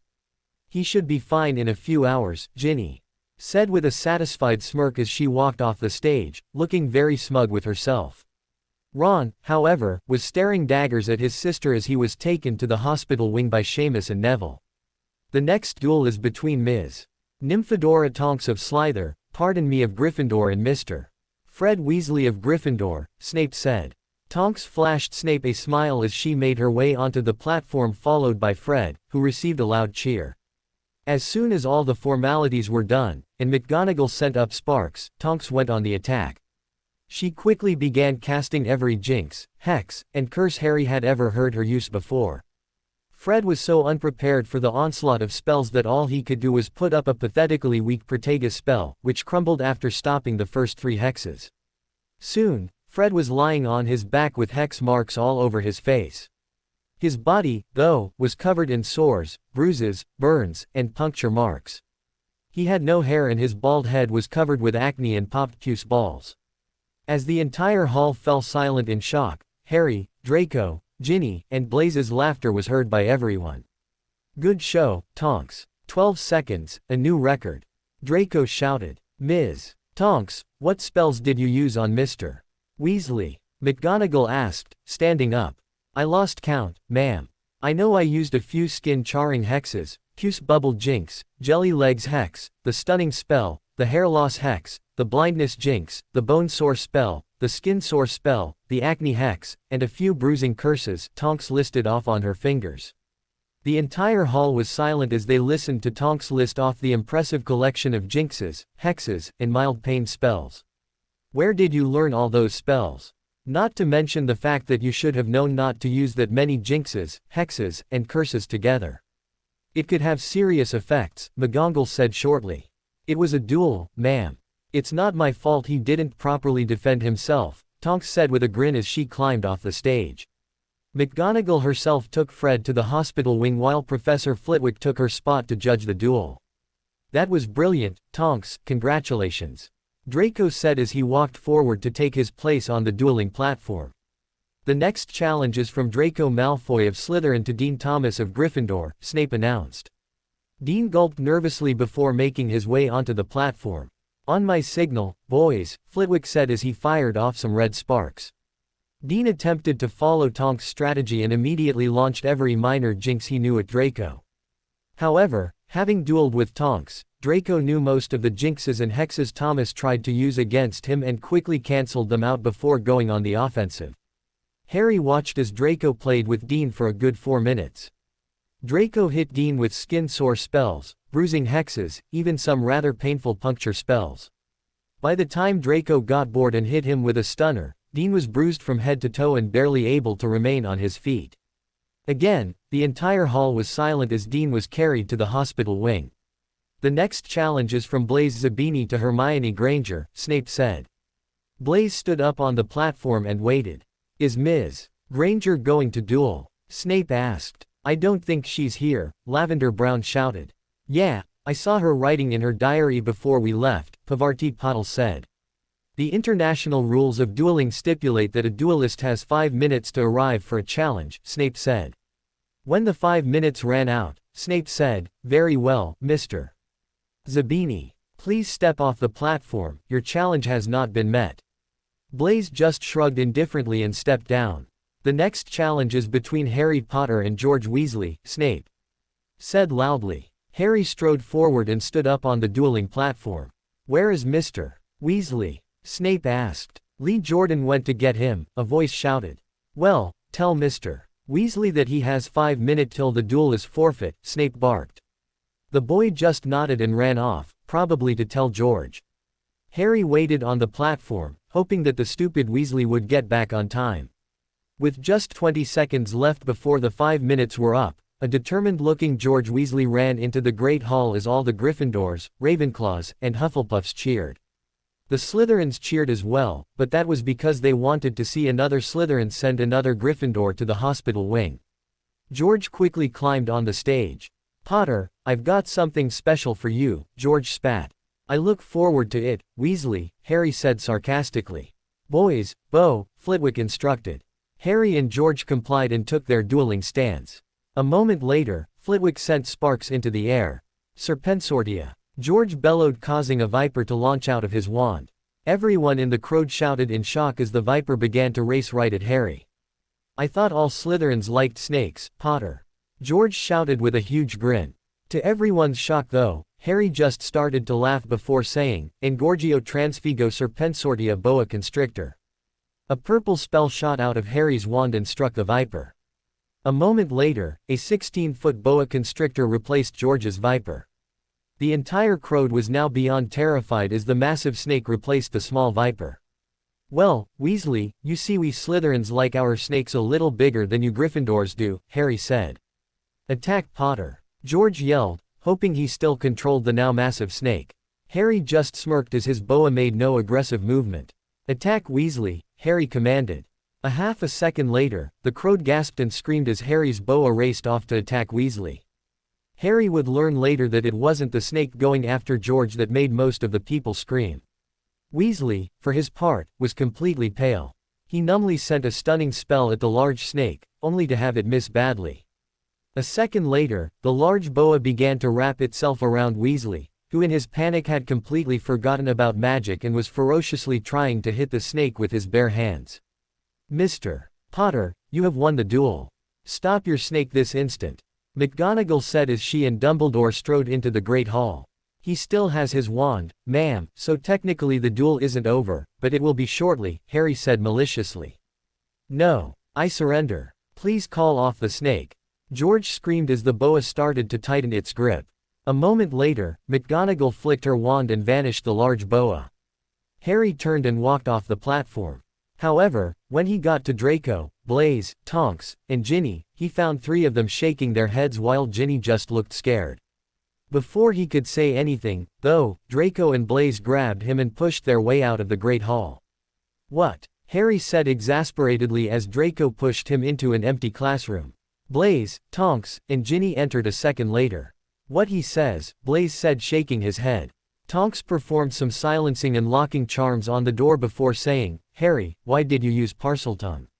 That was stupid." "What? I didn't use Parseltongue, did I?" Harry asked weakly. "Yeah, mate, looks like your secret's out," Blaise said. "You mean, all of your new," Ginny said in shock. "Ginny, calm down. Blaise has known since first year, and Tonks and Draco before that," Harry said. But that's the mark of an evil wizard," Ginny said fearfully. "Ginny, don't be stupid. Parseltongue is just a talent like everything else. A few dark wizards, especially you-know-who, gave it a bad name, though," Tonks said sharply. "Oh," Ginny said, successfully chastised. "This is just great. I didn't even realize I was using it," Harry said. "You said something right before your snake attacked Weasley," Draco said. "Oh, damn. I was directing it to attack Weasley.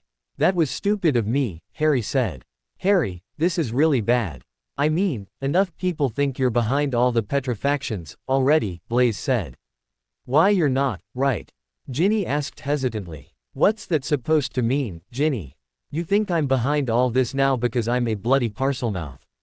Figures you'd be just like your brother. When Ron found out, he wanted to scream that I was a dark wizard, even after I saved his life," Harry barked.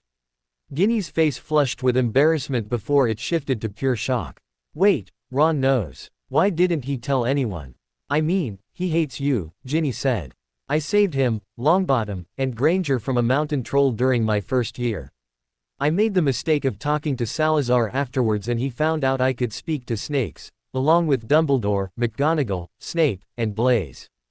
To make sure I kept your brother's mouth shut, I called in a life debt," Harry said. "You called in a life debt? That's really ancient magic. If Ron had said anything he would have been killed," Ginny said in shock. "It was the only way to protect my secret, and now it looks like it's all for nothing," Harry said in annoyance. Well, it was your own fault. You should have just vanished the snake Weasley summoned and proceeded to curse him to hell. But no, you had to show how much better you were and transfigure the bloody thing into a boa constrictor, Tonks said angrily. All right, I made a mistake. Harry barked. Yeah, a big one, Draco said. Huge, Tonks agreed. And it will only get worse, Blaise said. What do you mean? Ginny asked. Well, since Harry here is Mr. Popular with the press, what happens if someone leaks it to the prophet that he's a Parselmouth? Combined with his appearance at the sites of 2 petrifactions, they could paint him as an up-and-coming dark wizard, Blaise said. Oh bloody hell, Harry cursed. The next few days passed exactly as Blaise had predicted. The day after the dueling club, the Daily Prophet found out that Harry was a Parselmouth from an unnamed source. The paper proceeded to have a field day with that bit of information. They accused Harry of being the next Dark Lord while praising Albus Dumbledore for keeping a close eye on him.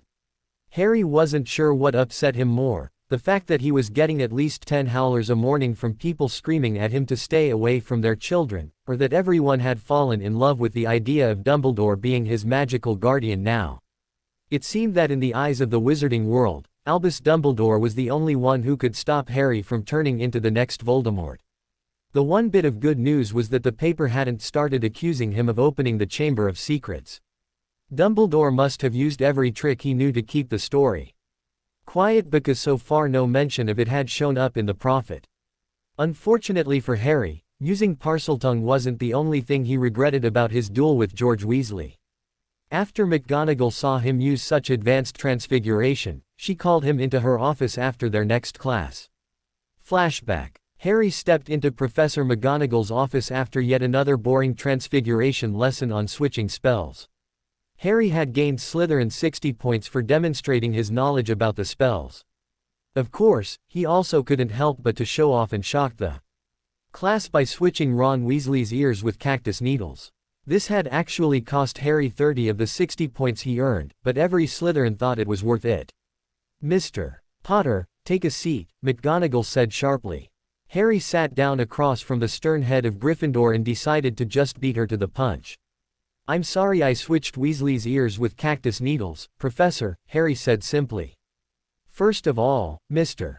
Potter, you are not sorry, so don't even bother trying to lie to me. Secondly, I didn't call you in here to discuss your questionable use of the switching spell, McGonagall said. Then why am I here? Are you going to lecture me about how I'm an evil Parselmouth? Because I'm not really in the mood for that, Harry said. Mr. Potter, I have known about your ability as a Parselmouth since last Halloween. Why on earth would I lecture you about it now? McGonagall asked sternly. I have no idea, Harry said blankly. So if you aren't upset about my little prank on Weasley, and you don't care about my Parseltongue, then why am I here? I wanted to talk about the spell you used on Mr. Weasley, McGonagall started. It was a switching spell, Harry replied dismissively. Not the spell on Mr. Ron Weasley, but the one you used on Mr. George Weasley. The Transfiguration Professor said fiercely, her eyes bright. Where did you learn how to do same-species transfiguration? I happen to know that is an advanced, all-level spell, which is quite difficult, even if a snake is probably among the simplest animals to perform it on, McGonagall finished. Harry looked his estranged professor in the eyes for a moment, trying to figure out what he was going to tell her. Deciding that he needed help, he lowered his head into his robes and said, Salazar, I need you, would you mind coming out? A moment later, Salazar unwrapped himself from Harry's chest and climbed out of his robes. What do you need, Master? Are you sure it isss wees to ss speak in front of the witch cat? Yes, it isss fine. SSSHE knows SS I am a Parselmouth, asked us the rest of the SS school now. So we may converse whenever we would like, Harry replied. Good, I was as SSSOSS sick of you not answering me when those who did not know of your ability were around, Salazar said. I guess SS some good did come of everyone finding out. Now, McGonagall wants to know where I learned the advanced transfiguration I USSSED in my duel, what SS should I tell her? Harry asked. You cannot tell her the truth. Salazar asked. No, I can't tell her at ISSS from the Big Book of Transfiguration. SSSSHE would confiscate it, Harry hissed in annoyance. Then simply tell her that you read it in another book, Salazar hissed like it was the most obvious thing in the world. But what book? Harry asked. What does it matter? Salazar asked. Because SSSHE will most likely know if I am lying. SSSHE has read many of the texts on transfiguration, Harry hissed. Then tell her I knew of the SS spell and told you, Salazar said. What? SSSHE would never believe that. Besides, you don't know any magic, Harry replied. But SSSHE does not know this. SSSHE could not prove you wrong, Salazar replied. Minerva McGonagall was speechless as she watched Harry start to hiss back and forth with his familiar. A part of her wanted to know what was so damn important that he would start to speak with his snake after she asked him a question. However, a larger part was terrified that the snake was actually underneath Harry's clothes during class. Ever since she first laid eyes on Harry's familiar, she was unsettled by it. The thing that really unnerved Minerva though was how much the snake had grown in the short time that Harry had been at Hogwarts. While the snake was once less than 2 feet, it was now easily past 3 feet while gaining a solid inch in girth. Most of the staff was wary of the creature although very few had actually seen it. Even Severus said that he had only seen the serpent 2 or 3 times when it was not around Mr. Potter's shoulders in the Slytherin common room. Dumbledore had said that he believed the rumor that Salazar was around Harry's chest in class, but most the staff hadn't believed it to be possible. The snake was rather large after all and couldn't be concealed that easily. However, after seeing the creature slither out of Mr. Potter's robes, Minerva was starting to think Albus was right. As Minerva tried to think of a reason why Harry would need his familiar around him during class, Harry finally answered her question. Salazar taught me the spell. It took a full 5-second count for Minerva to process that. His snake. He expects me to believe that his snake knows magic. Why? That's just preposterous. I mean snakes can't. I'm sure that. No, it's not possible. Mr. Potter, do you really expect me to believe that your snake taught you a spell? McGonagall said with disbelief. Yes, ma'am. Salazar knows some rather powerful magic. However, he refuses to teach me anything that he believes I can't handle, Harry said simply. Mr. Potter, your familiar is not responsible for this, so just tell me the real place where you learned that spell. Did a 5th or 6th year let you borrow their transfiguration book? I know Mr. Derek is in my 6th year Newt class, McGonagall said. Sorry, ma'am, but Salazar did teach me the spell, Harry said with an overly earnest grin. End flashback. McGonagall had not spoken to Harry since their discussion. Harry assumed that being told a snake taught a wizard magic was an insult to her intelligence. Harry wasn't the only person who was suffering because of the Daily Prophet articles, though. Ginny and Tonks both had received letters from their families suggesting that they distance themselves from Harry. After Tonks got her letter from her mum, she just wrote a brief reply, asked to borrow Andy, and sent her to her mum. 3 days later, Tonks received arguably the loudest howler in the history of Hogwarts. Andromeda's booming voice screamed that she would be grounded the moment she got off the train and for the first month of summer vacation. When the howler finished, Tonks just wiped the ash from the burned letter off the table, and acted like she hadn't heard a thing. She also refused to tell anyone what she had said in her reply to her mother. Ginny was actually more enraged than Tonks by her family's warning about Harry. The reason for it was that the letter was actually from her father, who had finally decided to write her. Flashback. A rather pathetic and old-looking barn owl had just crashed at the Slytherin table. What the hell? Is that bird alive? Draco asked, disgusted with the shabby-looking creature. Yes, that's Errol, my family's owl. I really have no idea how old he is, Ginny said as she happily untied a letter from the now unconscious owl's leg.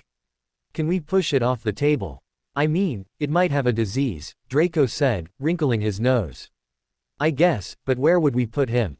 Ginny asked. Trash can, Draco asked. No, Ginny snapped. Andy, Harry called. Yes, Master Harry, sir. Andy asked, popping up next to him. Take this owl somewhere until it's well enough to fly, Harry ordered. Yes, Master Harry, Andy said as she scooped up the unconscious owl and disappeared with another pop. Thanks, Ginny said as she opened her letter and started to read it. When she was about halfway done with the letter, she tossed it on the table in disgust. What's Wrong. Draco asked. What's wrong? What's wrong? Listen to this. Ginny yelled, causing several nearby Slytherins to stop and listen to her. Dear Ginny, I'm sorry I haven't had the opportunity to write you, but work has become very stressful. First off, that's a load of bollocks. He's had the time to write all my worthless Gryffindor brothers, Ginny barked. I can't say I wasn't a little surprised when Ron informed me that you were placed in Slytherin. I was even further astonished when Percy informed me that you were close to Lucius, son. I want to warn you to watch out. You're from a good family and Slytherins will use anything they can against you. It's like he's completely forgotten that I'm also a Slytherin. How could he just blatantly insult my house? It's like he's in denial. Ginny shrieked in annoyance. Finally, I read the Daily Prophet a few days ago and was shocked to find out that your friend Harry Potter was a Parselmouth. Ginny, you need to be careful, that is the mark of a dark wizard. I know you were pen pals with Harry over the summer, but don't be afraid to distance yourself from him. If he won't leave you alone, speak to Professor Dumbledore about it. Love, Dad. Who the bloody hell does he think he is? Incendio. A single enraged word from Ginny set fire to the letter. After Ginny had calmed down, she got up and walked right up to Professor Snape at the head table, who had watched the entire spectacle along with most the staff. Ms. Weasley, is there something I can do for you? Snape asked evenly. Yes, I want to be put on the list of students staying here over the break, Ginny demanded. Very well, Ms. Weasley. I shall see that your name is added, Snape said. End flashback. Ginny spent the last few days before the Christmas break in a foul mood. She quickly found out that she was going to be the only Slytherin who was remaining at Hogwarts. Harry, Tonks, Draco, and Blaise felt very bad for her, especially when her brothers and parents found out she wouldn't be returning home. Ginny received a howler from her mother demanding that she take her name off the staying at Hogwarts list. She was pranked ruthlessly by the twins. Percy berated her for turning her back on her family after her history of magic class, and Ron simply referred to her as Slytherin whenever he saw her. After all that, or perhaps because of it, Ginny continued to refuse to go home with her brothers. December 18th, Hogwarts Great Hall. Harry, Draco, Tonks, Blaise, and Ginny sat together at breakfast. The Hogwarts Express would be leaving in an hour and a half to return everyone home for the holidays. However, only Harry, Draco, and Blaise were looking forward to the holiday. Harry had accepted an invitation to Malfoy Manor and would be spending the holiday with Draco, Lucius, and Narcissa. Harry was looking forward to the trip. At the very least, the unploatable ward at Malfoy Manor would give Harry a break from the constant howlers and jinxed letters. Tonks and Ginny, though, were practically depressed at the thought of the holidays. Don't look so glum, Tonks, I'll send Andy every day, Harry said. Yeah, and if Andy is busy, Ginny, we'll just send Trixie or Dobby with a letter to you, Draco said. Thanks, Tonks and Ginny said together. You know, Tonks, if you really don't want to go home, why don't you just take your name off the list? Draco said. McGonagall wouldn't let me, Tonks said exasperatedly. While Draco was trying to cheer Tonks up, Harry was doing his best to get Ginny to smile. At least you won't have to deal with Slytherin's monster over the break, Harry said with a grin. Oh, how do you know that? Ginny said. Well, let's see, since you and a few other first years are the only people staying here over the break, I think it will be pretty safe, Harry said. Or maybe it's because you won't be here, Potter. Harry, Draco, Ginny, Tonks, and Blaise all looked up to see Ron Weasley glaring at them. Go away, Ginny spat. I'm here to offer you one last chance to come home, Ron said just as menacingly. Leave, Ginny said flatly.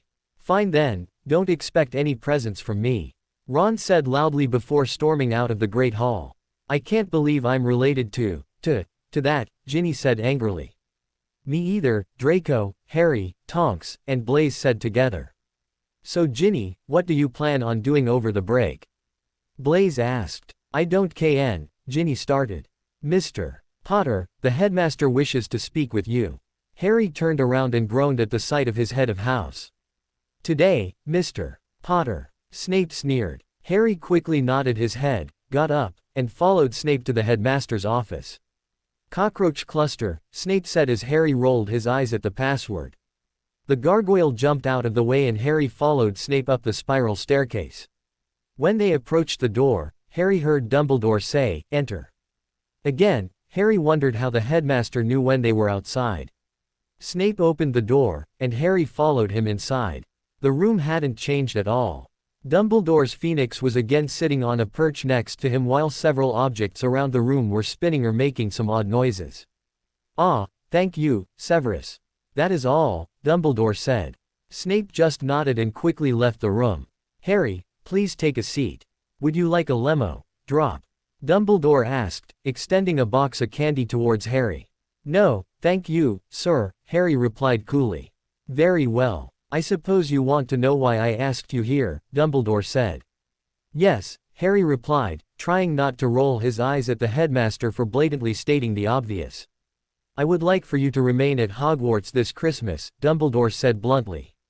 "What?" Harry said in shock. "Now Harry, please hear me out," Dumbledore said soothingly. "Is the man mad? What in Merlin's name would compel me to stay here? Absolutely not. I will be going with Draco to his house for the break," Harry said.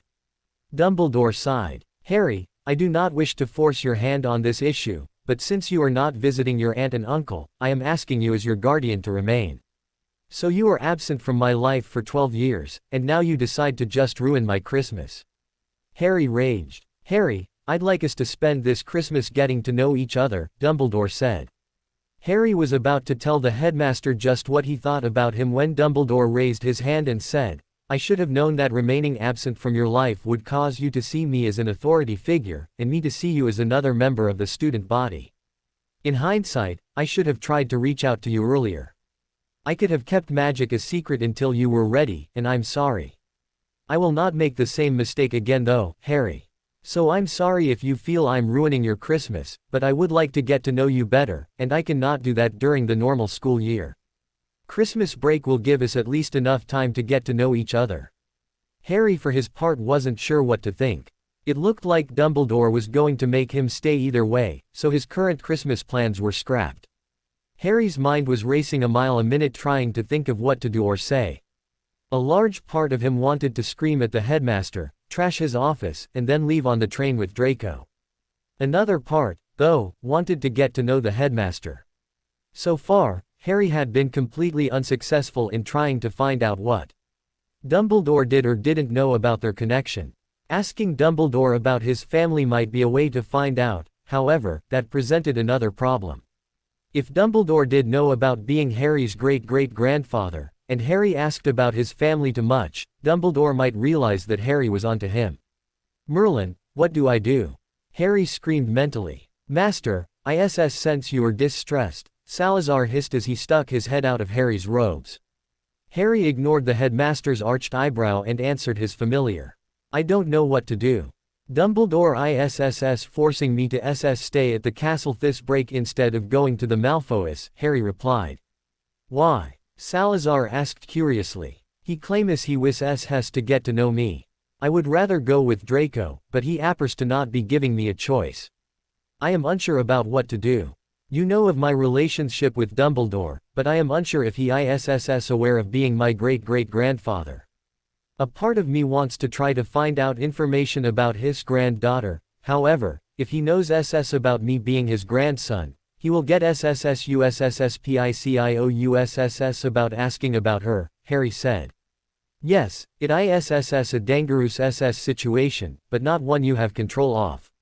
Are you certain he will not allow you to leave?" Salazar asked. "Yes, he wants to get to know me," Harry said with annoyance. "Then there is nothing you can do but be careful around him," Salazar hissed. Harry despondently nodded his head before shifting his focus to Dumbledore. Harry was about to speak when Dumbledore said, "I must say that is a wonderful ability. Parseltongue, I mean, to actually be able to speak with one's familiar must be a rewarding experience. Fawkes is able to understand me, and he is able to express his agreement or disagreement through his thrills, but it's not the same. Thanks. Most would disagree with you, though," Harry said pointedly. "Yes, sadly, the wizarding world can be rather narrow-minded," Dumbledore said softly. "Sir, can I leave? I will need to tell Draco I'm being detained here over the holidays," Harry said shortly. "I really wish you wouldn't look at it like that, Harry. I really do just wish to get to know you a little better," However, I agree that you should inform Mr. Malfoy, Dumbledore said. Harry quickly stood up, left Dumbledore's office, and walked to the Great Hall. He found his friends still sitting at the table. Hey, Harry, what did Dumbledore want? Tonks asked as Harry sat down. Oh, he just ruined my holiday, Harry replied shortly. What are you talking about? Ginny asked. The headmaster has informed me that since I'm not planning on returning to my relatives, I am to remain at Hogwarts so that we can get to know each other. Apparently, he's sorry for not giving a damn about me for the first 12 years of my life, Harry said sarcastically. What? But what about our plans? Draco whined. I know, Draco, I'm sorry, Harry said. Don't be. When Father finds out, Draco said, muttering under his breath. So you're staying, Ginny said. Harry picked up the slightest bit of happiness in Ginny's question. It didn't bother him, though. He figured Ginny might be a little bit happy about not being alone on Christmas, especially since she was estranged from her family. Yeah, Ginny, it looks like it's just you and me, Harry said. Wish I could stay, Tonks muttered. What's that, Tonks? Harry asked. I just said I wish I could stay, now. The only reason I agreed to come home is because I didn't want to be alone at Hogwarts. Now both you and Ginny are going to be staying here, Tonks said dejectedly. Can't you stay? Surely it can't be too late to take your name off the list if Dumbledore just told me I had to stay, Harry said. Do you think McGonagall would let me stay? Tonks asked. If you really don't want to go home, you should just ask her, Blaise said. And if she gives you any problems, tell her about what Dumbledore just did, Harry put forth. Okay, I'll go right now, Tonks said as she got up and walked over to where McGonagall was sitting at the staff table. Minerva McGonagall was not having a good week. Not only had Mr. Potter fed her some cock and bull story about his snake teaching him magic, which she had no way of disproving, but now she had to listen to Phileas praise how advanced Harry had become in the art of animation. She had to admit she was both stunned and incredibly impressed when Phileas not only informed her that he had taught Harry how to do animate while transfiguring an object, but also that Mr. Potter was able to do it on his first attempt. Regardless of his gift in transfiguration, unless he had a book to properly explain the theory, Harry shouldn't have been able to do such advanced work.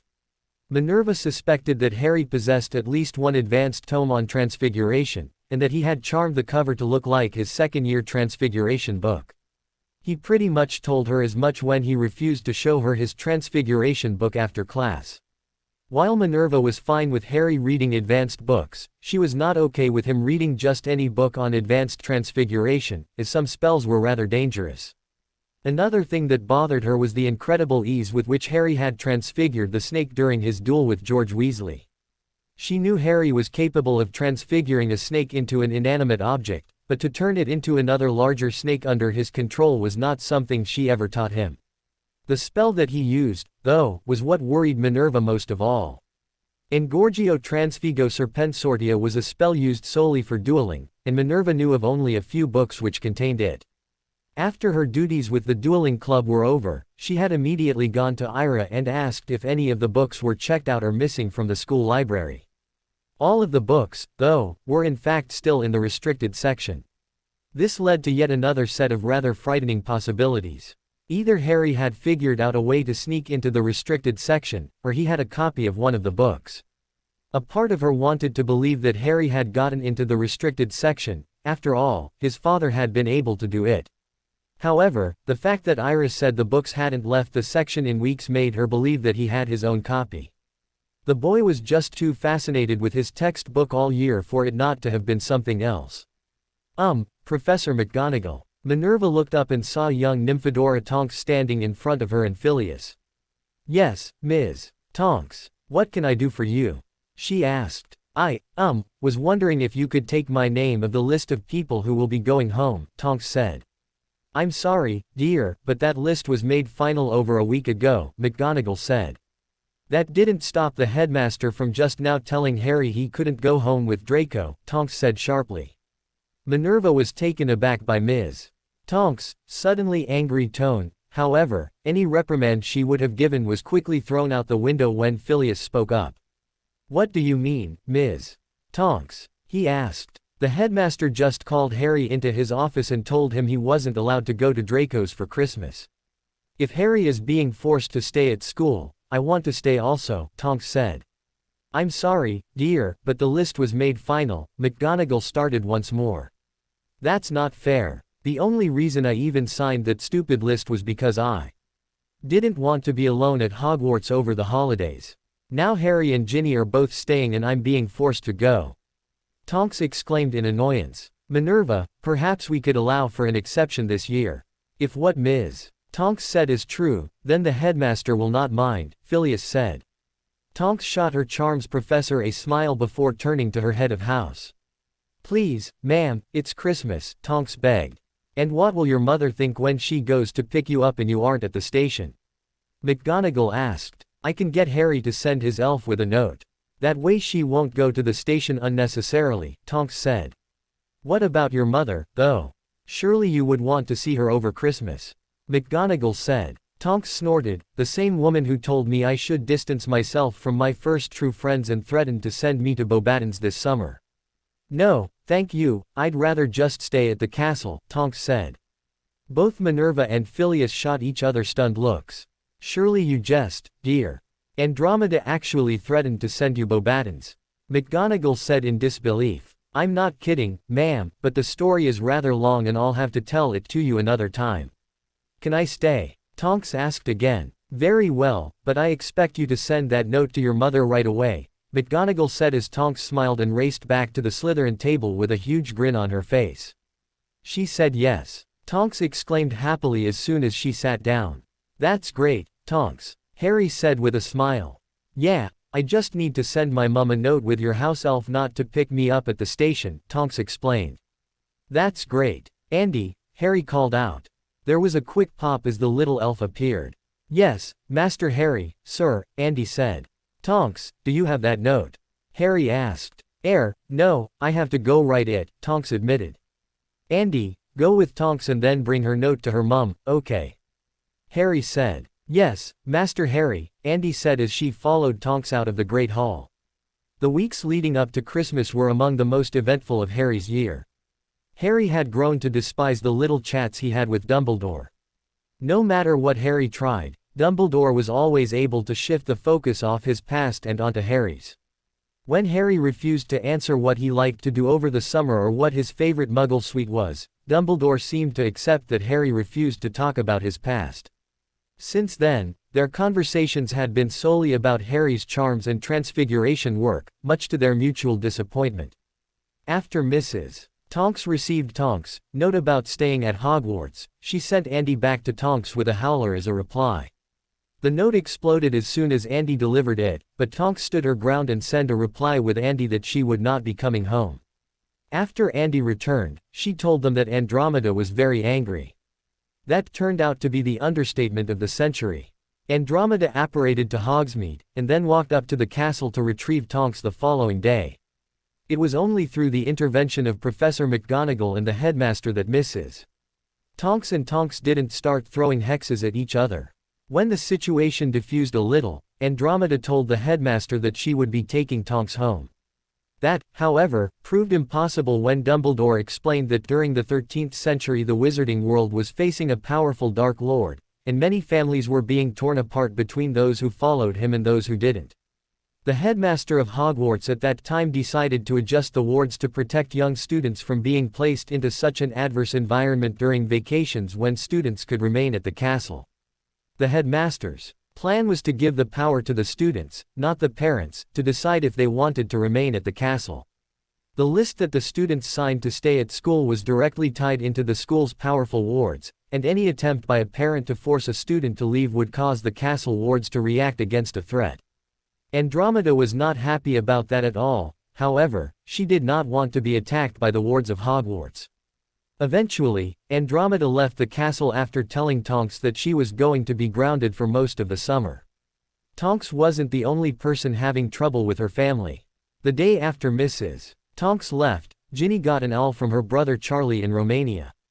Ginny practically burst into tears after she read it, and Tonks had to read it for her when Harry asked what it said. Charlie had torn into Ginny for choosing friends over family, acting like a spoiled little girl, and making their mother cry. It took a good 10 minutes for Harry and Tonks to console Ginny before she stopped crying. When Ginny finally asked why he would say some of the things he did, neither Harry nor Tonks had any good answers for her. Tonks eventually just suggested writing her side of the story to Charlie since he didn't know everything.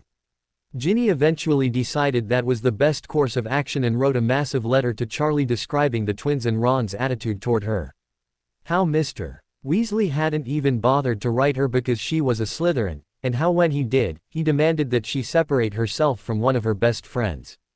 Ginny also did her best to convince Charlie that Harry's Parseltongue didn't make him evil, and that it was just a gift like beast speaking, a talent Charlie had always envied. Outside of family problems though, Harry, Ginny, and Tonks were having a good break. Harry and Ginny had shown Tonks where the Slytherin common room was and gave her the password during Christmas break. Since Harry and Ginny were the only two Slytherins who decided to remain at Hogwarts, Tonks moved her things into the first-year Slytherin dormitory the next day. Harry started teaching Ginny occlumency with Tonks and Salazar's help. Surprisingly, Ginny proved to be incredibly talented in the field of mind magic. Harry only needed to describe what she needed to do, and she would immediately implement it without a problem. Ginny seemed incredibly determined to catch up to Draco, Blaise, Tonks, and Harry, and began practicing obsessively. While Ginny would practice her occlumency, Harry took Tonks into his dormitory and showed her all his advanced tomes. Harry also showed her his list of advanced transfiguration and charms spells that he wanted to learn. When Tonks read over the list, she found one spell that made her eyes widen in shock. Flashback. Harry, Tonks said. Yeah Tonks, what is it? Harry asked as he set down defensive transfiguration. When were you going to tell me you were working on becoming an animagus? Tonks asked sternly. Harry suddenly felt very guilty. Tonks, well, you know, when I took my blood purity test, it said I had the ability to become an animagus. I should have told you that I was planning on doing it, he said. How long have you been working on it? Tonks asked curiously. Well, since summer, I guess. The Big Book of Transfiguration had a huge section on it, Harry said. So, how far are you? What's your form? Tonks asked, now very interested. I need the potion. I wrote Lucius about it in October and he said he'd do his best to get it for me, but since it's a controlled substance it would be difficult, Harry admitted. How long do you think it will take you to transform once you know what you are? Tonks asked eagerly. I don't know, Harry admitted. What do you know about it? Tonks asked. Here, read this, Harry said as he handed her the Big Book of Transfiguration. Basic Principles of the Animagus Transformation. For advanced theory please see pp. 227 to 356. Though one of the more common types of powers unique to wizards, animagi are nevertheless uncommon because the talent, while possessing an inborn component, also requires a number of magical effects to be utilized in order for the natural abilities to fully come out. Unlike similar abilities, see Metamorphmagy, page 357 and Blood Shifters, page 428, which manifest themselves after the 5th or 6th birthday, most people with the animagus talent never actually become animagi. The rituals required for bringing out the talent presuppose extensive knowledge of transfiguration and charms. Most potential animagi do not possess the necessary ability in one or more of the arts necessary to become an animagus. A second deterrent is that many people do not possess the necessary discipline to tame the transforming power. In order to switch into one's animagus form, it is necessary for the wizard to embrace the change, to want to allow the creature into his heart, mind, and soul. A wizard who makes his first change is never the same afterwards. Many of the animal's traits carry over into human form. Sometimes, those traits can be simple, like a craving for certain kinds of foods. Other times, it can be far more significant. One ancient sorceress had been a noted Arlet woman before she discovered her unicorn animagus form. After her initial transformation she swore off all carnal activity until her death more than 2.5 centuries later. Another deterrent is that the prospective animagus cannot choose their form, and until recently one had to do extensive meditation to find it. The Animagus Revelius potion will allow for someone with the ability to become an animagus to find their form by entering a hallucinogenic state. However, if someone lacks the ability to become an animagus, the potion creates a 3-hour-long nightmare. No one is sure how the animal form for any person is chosen. Some specialists have theorized that an individual's personality is a primary factor and others have differing theories. No one truly knows. Virtually every animal across the globe has been documented as animagus form in someone, from cats and dogs to earthworms and crickets. Some magical animals have been known to appear as potential forms, such as hellhounds or unicorns. Wow, Tonks said in astonishment. I know, Harry said, taking the book from her. End flashback. Christmas morning, Hogwarts. Harry, wake up. Harry opened his eyes just in time to see Tonks and Ginny point their wands at him and shout, Aguamenti. 2 jets of freezing cold water shot out of both of their wands and struck him in the face. The moment the water hit him, he quickly woke up and rolled out of bed. What the bloody hell was that for? Harry bellowed. Can't be mad at us, it's Christmas. Tonks said with a grin. Now that you've had your shower, get downstairs so we can open presents. I swear I'm going to get you for this, and where are all my presents? Harry asked, looking around the empty room. Andy moved them downstairs, now let's go, come on. Ginny said impatiently. Fine, fine, fine. Can you two at least leave the room while I change out of these robes? Harry said. Is Howie too embarrassed to take his shirt off with 2 girls in the room? Tonks said, causing Harry to blush. Out. Harry yelled as he sent some low-level jinxes at Tonks and Ginny. You're not supposed to hex on Christmas, Scrooge, Tonks said playfully as she fled the room. Harry quickly changed, took out guineas and Tonks' Christmas gifts from his trunk, and walked downstairs. Finally, Tonks said as soon as she saw him. Tonks, it's 5 in the morning.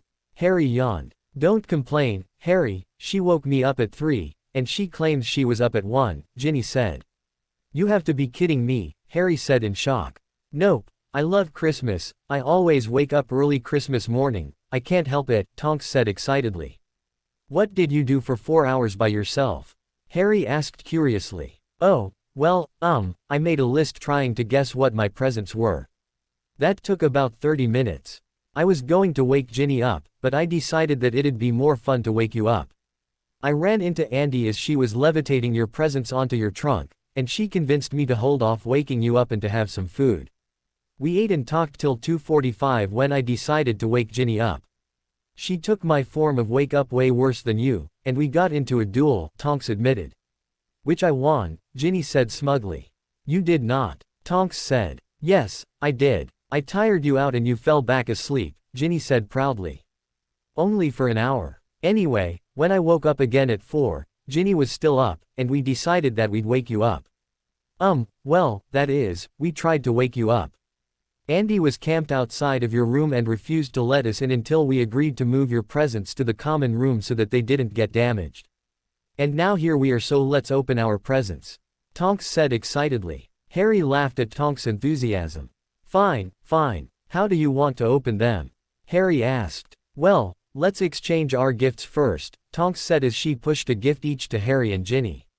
Harry and Ginny followed suit and handed over their gifts to each other. As soon as Tonks got her gifts, she frantically began tearing the paper apart as fast as she could. A subscription to Teen Witch Weekly. Thanks Ginny, I love it. Tonks said happily. No problem. Thanks for the body and hair potions, Ginny said with a smile. Harry, why aren't you opening your gifts? Tonks asked. Harry immediately grabbed the nearest gift, opened it, and found a small knitted green and silver beanie. Oh, that's from me. Do you like it? Ginny asked hesitantly. Yeah, it's great, Ginny, thanks, Harry said as he put it on. I made it myself, Ginny said, blushing furiously. Really? That's amazing, Ginny. I didn't know you could knit, Tonks said. Yeah, Mum taught me ages ago. I'm not that good at it, Ginny admitted. Nah, you did a great job, Harry said, causing Ginny's blush to deepen. So, are you two going to open my gifts or not? That seemed to snap Tonks out of her momentary loss of concentration and she began to attack Harry's present. When she finally opened it, she gasped. Harry, you didn't, she said. Well, I didn't have a lot of time to go shopping this year, so I actually got you both the same gift, I hope you don't mind, Harry said. Tonks just shook her head in the negative and Ginny quickly opened Harry's gift to see what had Tonks so excited.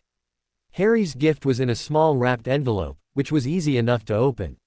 When she opened the envelope, Ginny smiled when she saw the Gladrags gift certificate. However, when she read 100 galleons she also gasped in shock.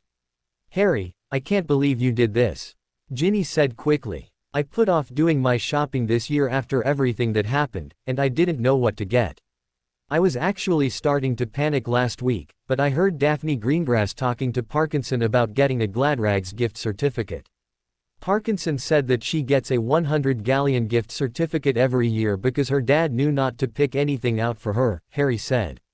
"Oh Ginny, we have got to look through my Gladrags catalog tonight," Tonks said excitedly. While Ginny and Tonks started to quickly talk about the outfits they might get with the gift certificate, Harry opened Tonks' present, which contained custom-made Seeker's gloves.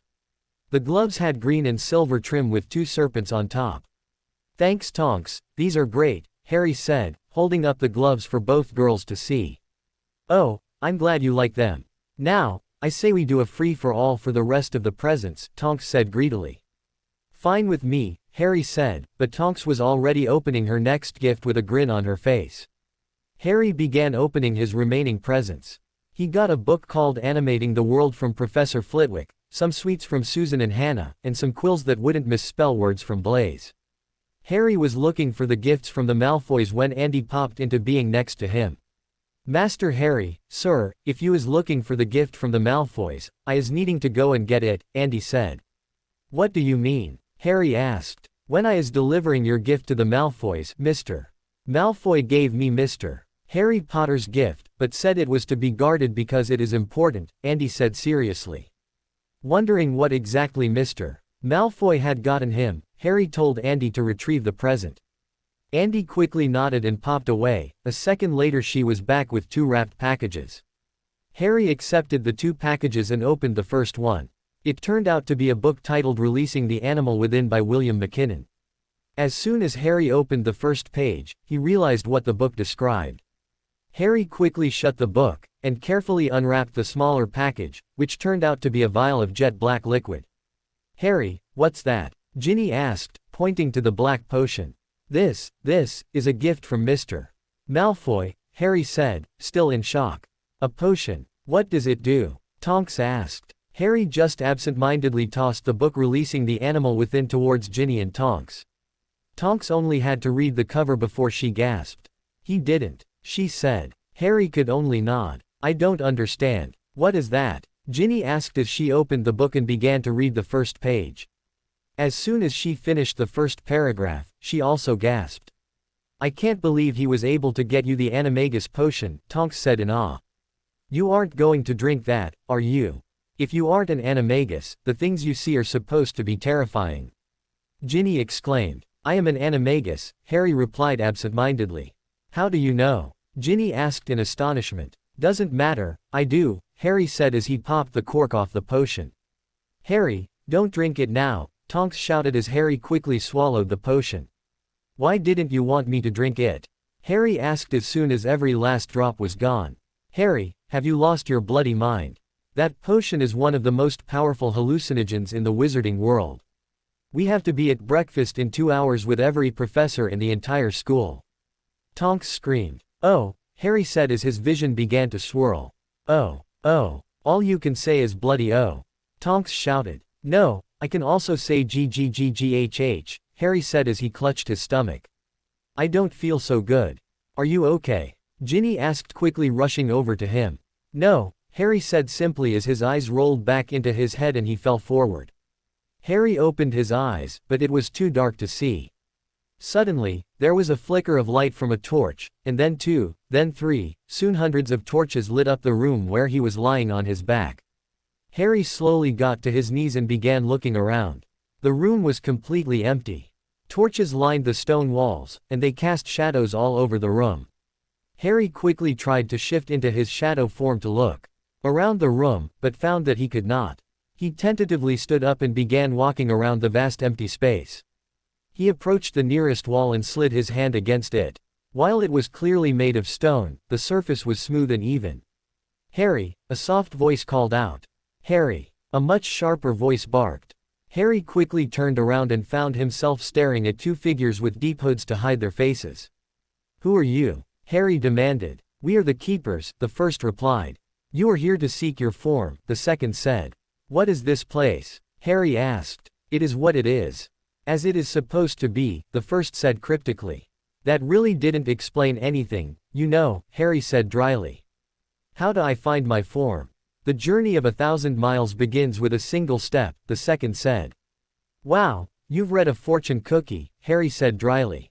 You need to find your form, the first said again. A journey you must take, the second said. A journey where? Harry asked. At last it was getting to the damn point. The first cloaked figure waved its hand and the wall at the end of the room opened, exposing a corridor. He spoke to the second figure before quickly leaving.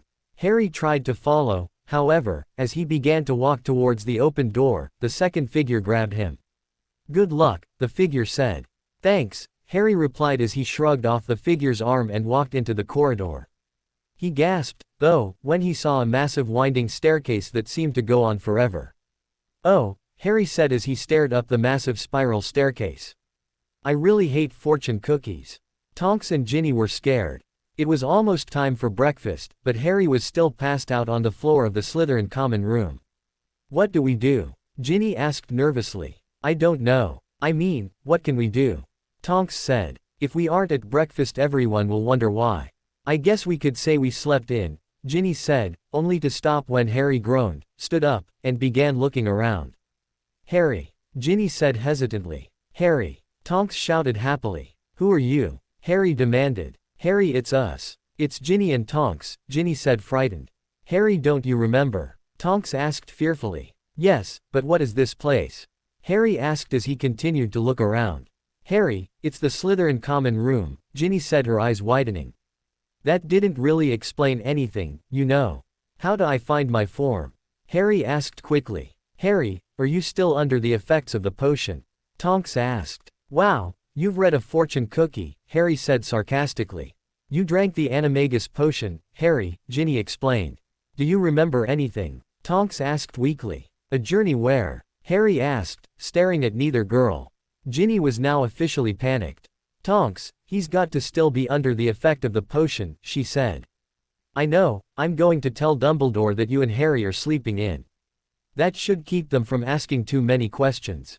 Hopefully, whatever is happening will be over soon, Tonks said as she left the common room and quickly raced out of the dungeons and towards the Great Hall. Ginny was so busy watching Tonks leave that she didn't notice that Harry was walking towards the exit of the common room. When he began to walk past her though, Ginny realized what he was doing and grabbed his shoulder. Harry, you have to stay here. Thanks, Harry replied as he shrugged off Ginny's hand and exited the common room. Oh, I really hate fortune cookies, he said blandly as he walked out. Ginny followed him out of the common room into the dungeons. She heard him mumble something before he ran into the nearest open classroom. Ginny watched bewildered as Harry ran around the perimeter of the room before exiting back into the hall. He ran a few more feet before he reached the next classroom, which he entered and proceeded to run around the perimeter again. By the time Harry was out of the dungeons, he had run around every classroom, a few large storage closets, and 2 massive lecture rooms. Ginny could only watch in astonishment as Harry seemed to try to run himself into exhaustion. When they exited the dungeons, Ginny looked around nervously to make sure no teachers were near them. Harry, though, looked absolutely confused. Ginny was about to say something when Harry's expression drastically changed into one of terror. She watched as Harry's eyes began to bulge out as he quickly started frantically turning in every direction. Harry drew his wand and cast the luminous spell. He then frantically began waving it around like mad. He slowly began backing up before yelling, "Reducto!" Ginny's eyes widened in shock as Harry fired off the blasting curse at a spot on the wall. Her shock turned to horror though when he began casting stupefies as quick as he could before turning towards the staircase at the end of the hall.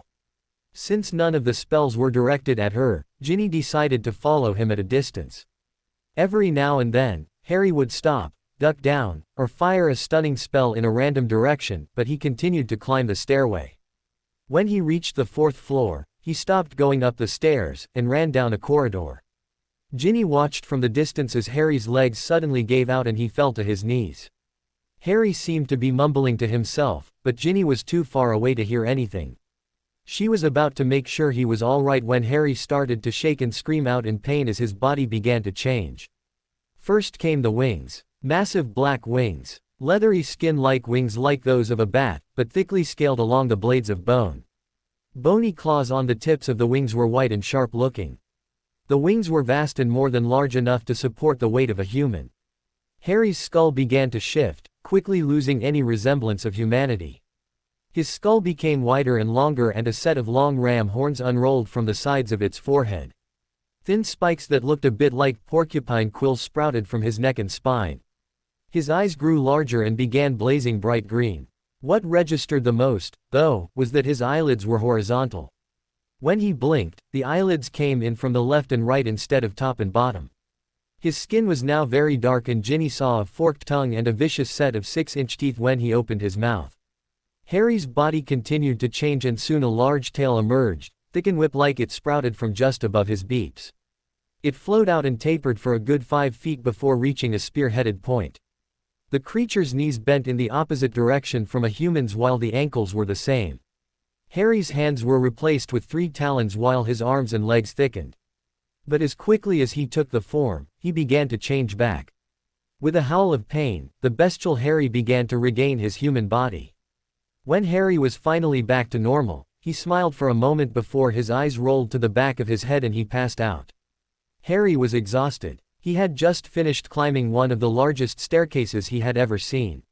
When he finally reached the top, he opened the lone door and stepped through it. His eyes widened when he saw that he was now in some kind of massive cavern. He was standing in the dead center of the cavern, unable to see anything.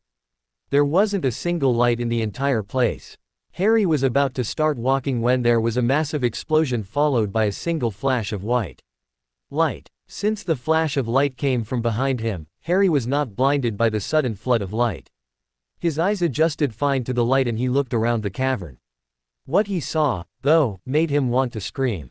All around him were different-sized stone monsters. Some were as small as his Aunt Marge's pit bulls, but others were at least 20 feet tall. All the statues had several things in common, though. They all had a pair of wings, sharp teeth, some sort of tail, and sharp claws. They also all appeared to be snarling at some unseen enemy. Harry started to walk towards the nearest one when the light started to fade. As soon as the light began to disappear, the statues all began to shake. Harry immediately started to back up away from them, however, he was still close enough to see the nearest stone statue. Harry watched in growing horror as one of the stone arms broke apart only to reveal a real arm, complete with a sharp claw, which began to attack the rest of the stone. Harry quickly drew his wand and shouted, "Lumos." The lighting spell lit up a good portion of the cavern. Harry could only back up in terror. All around him, the stone creatures were coming to life and attacking the stone that held them in place. There was a loud crack, and Harry turned his wand back onto the nearest statue. The creature had managed to tip itself over, smashing the stone completely. The creature flexed its wings and let out a high-pitched screech. It then turned its snarling face and looked right at Harry, exposing its massive teeth. Harry quickly pointed his wand and shouted the most destructive curse he knew, Reducto. The explosion curse struck the creature's chest. However, apart from making the creature matter, it didn't seem to have much of an effect. Stupefy. Harry shouted quickly. The spell seemed to have some effect on the creature as it caused it to slow down slightly, though not stunning it. As fast as he could, Harry turned around and started to run down the cavern, firing stupefies in every direction. He could hear the roars of the gargoyles that were slowly coming to life all around him. He ran for what seemed like 10 minutes before he had to stop. In front of him was a massive stone temple. There were small stairs that seemed to lead to a door. Harry could see some light coming from underneath it, and deciding that it was his best chance to escape the gargoyles, Harry quickly ran towards the room. Harry felt his legs start to burn with every step. He had already run so much and his body was getting tired. There was a loud screech from behind him and Harry dropped to his knees and started to wildly fire stunners down the stairs. Against his body's wishes, Harry forced himself up and continued to climb the stairs. After what felt like an eternity, Harry reached the room with the light shining from under its door. He approached the door, opened it, quickly stepped inside, and slammed the door closed. Much to Harry's horror, the room actually was a massive hallway which seemed to stretch for eternity. Harry began to walk down the massive hallway until he couldn't go on any longer. He felt his feet starting to give out underneath him. He fell to his knees and hung his head in complete exhaustion. There was a massive screech and Harry forced himself to look up. When Harry's eyes met the large winged creatures, it was as though a light flashed in his brain. "You're the reason for this journey, aren't you?" he thought, too tired to actually speak the words. The creature seemed to understand, though. Its large body was just over 6 feet tall with large bat-like wings. The head was ferocious looking, with massive teeth and 2 horns protruding from the skull. The arms were lean, yet muscular, and led to hands with 3 sharp claws. The most defining feature, though, had to be its tail. It swept back and forth like a serpent and had a sharp dagger-like tip. Harry could only look up at the intimidating creature and fight to remain conscious. The creature extended one of its clawed hands and placed it on Harry's head. Harry's eyes widened for a moment as he felt his magic flare. He looked up at the creature and watched as it transformed into himself, unaware of his own body changing into its duplicate. "Your journey is complete," the creature Harry said as it turned back into a beast and disappeared. Harry smiled. Just before he fell back into unconsciousness, a powerful voice seemed to echo from all around him. "Gargoyle. Slytherin Common Room, Hogwarts." Harry woke up in his bed, his entire body sorer than it had ever been before. He said weakly. He attempted to get up, but when he tried to move his legs, he groaned again. A few moments later, the door was thrown open and Ginny and Tonks rushed into the room. "Harry, are you okay?" Tonks demanded. "I feel like I've run around the castle a dozen times before I was mauled by a dragon," Harry groaned. "Well, you probably succeeded to run around the castle that many times," Ginny said. "What are you talking about?" Harry asked. "Harry, you were hallucinating. Now, tell me why you drank that stupid potion, especially today." Tonks barked. "I wasn't thinking, I was just so eager to find my form," Harry said honestly. Tonks punched him in the leg, causing Harry to scream. "That was for making me worry. Ginny came rushing into the Great Hall during breakfast and told me you had passed out on the 4th floor. Do you know where on the 4th floor you passed out, Harry?" Tonks demanded. No," Harry said, dreading what she was about to say. "In front of bloody McGonagall's office. What would have happened if she had decided to leave breakfast early and found you there like that?" Tonks shouted. "I'm sorry," Harry said earnestly. "But, hey, I didn't know it would be like that. I thought it would be like a dream or something." "Well, had you read the letter Lucius included with the book, you would have known what to expect."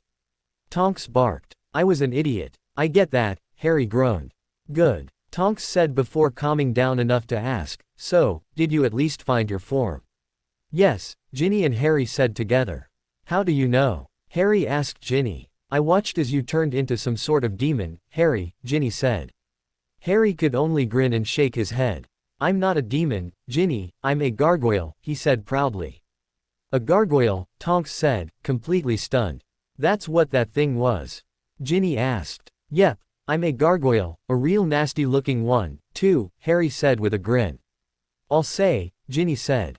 That's amazing." Tonks was clearly surprised. "I know, I can't wait to start researching them," Harry said. "Sounds like fun, but we have to get to dinner," Ginny said. "Oh, you're right. Harry, get dressed," Tonks commanded, "dinner starts in 5 minutes." "But I'm so sore," Harry complained. "You're the one who was stupid enough to take a hallucinogen on Christmas Day. Now, we covered for you during breakfast and lunch, but if you don't show up for dinner, Dumbledore will start getting curious." "All he did was ask about you today," Tonks said. "Bastard, like he actually cares," Harry grumbled darkly. Great Hall, Hogwarts. It took nearly 20 minutes for Harry to get out of bed, shower, and put on some clothes. When he eventually made it downstairs, he found a very hungry and impatient Ginny and Tonks, who dragged him to the Great Hall. The first thing that Harry noticed when he entered the Great Hall was that just like last Christmas, the 4 house tables were pushed against the wall. The second thing Harry noticed was that everyone stopped eating when they arrived. "Ah, Mr. Potter, you've finally decided to join us," Snape sneered. "Attack," a vicious voice demanded from somewhere in Harry's mind. Harry shook his head and fought back the sudden urge to punch his head of house and made his way to an open seat next to Flitwick and a teacher he didn't know. "Harry, Happy Christmas," Flitwick said with a smile. "Happy Christmas, Professor," Harry said pleasantly as Tonks and Ginny sat next to him. "Happy Christmas, Ms. Tonks," the other professor said. "Happy Christmas, Professor Vector. How are you?" Tonks asked. "I'm fine, dear. Phileas and I were just talking about you too, actually," Vector said. "Really?" Tonks asked curiously. "Professor Vector is doing her best to get any information about Mr. Potter out of me so that she can recruit him for arithmancy next year," Flitwick said with a smile. "Really, Phileas, you make it sound so devious. I simply was inquiring about what classes Phileas thought you would take next year, Mr. Potter. I then pointed out that you, Ms. Tonks, were one of my best students, and that I should ask you to mention arithmancy to Mr. Potter. I simply don't believe, Mr. Potter, that you are choosing care of magical creatures and divination like Phileas attests," Vector said. Tonks choked on some pumpkin juice before cracking up into fits of laughter. When half the staff stopped their conversation to find out what was so funny, Tonks tried to control herself. "Sorry, ma'am, but there is no way Harry is not going to be taking arithmancy next year," Tonks said. "Is that so, Tonks? I'll have you know that I have a reason to learn about some magical creatures," Harry said. "So I've been teaching you everything I learned in arithmancy this year for nothing." "Fine, I guess I'll just have to stop," Tonks said curtly. After Tonks finished talking, the entire table fell silent. Harry could practically feel Snape's sneer and Dumbledore's twinkling eyes staring at him. Finally, Vector decided to break the silence. "Has Ms. Tonks truly been teaching you everything she learned this year?" Vector asked, slightly astonished. Harry looked around the table and saw that everyone was actually waiting for his response. Deciding to have some fun with McGonagall, Harry said, "Professor Vector, you'd be surprised at what 5 very ambitious Slytherins can do when they put their minds to it." This statement seemed to catch the attention of the rest of the staff. "Really, Potter, do you honestly expect us to believe that you and 4 other Slytherins have learned arithmancy from Ms. Tonks?" Snape said. "Attack. Defend your honor." Harry once again tried to push past these thoughts. However, he happened to agree with them and a vicious sneer made its way onto his face, surprising most the staff.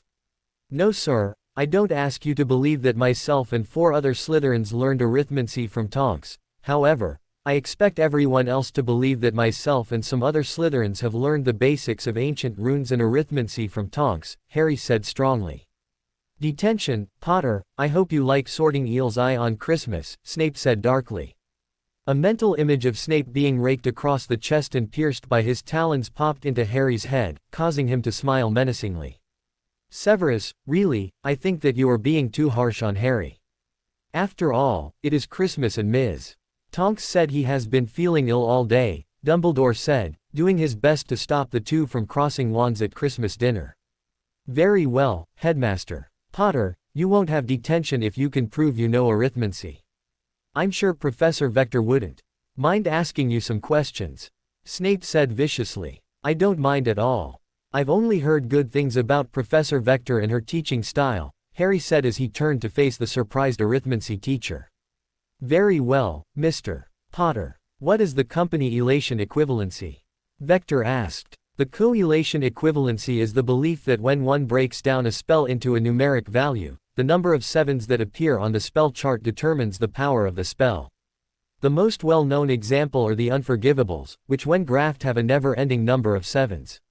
Since no magical shield has a repeating number of 7s on a spell graph, arithmancers believe the Unforgivables will remain unblockable until a shield is found that has a repeating number of 7s, Harry explained effortlessly. "Outstanding, Mr. Potter, a very concise and accurate answer," Vector said as the other professors nodded in agreement. "Thank you, ma'am," Harry said proudly. "Mr. Potter, who are the other Slytherins whom you say Ms. Tonks was teaching?" Flitwick asked curiously. "Draco Malfoy and Blaise Zabini," Harry replied. "Tell me, Ms. Tonks, or both Mr. Malfoy and Zabini catching onto the subject material as well as Mr. Potter?" Vector asked. Well, Harry and Blaise caught onto it really easily, but Draco started to struggle when they tried to break down some spells. Draco though is awesome at ancient runes.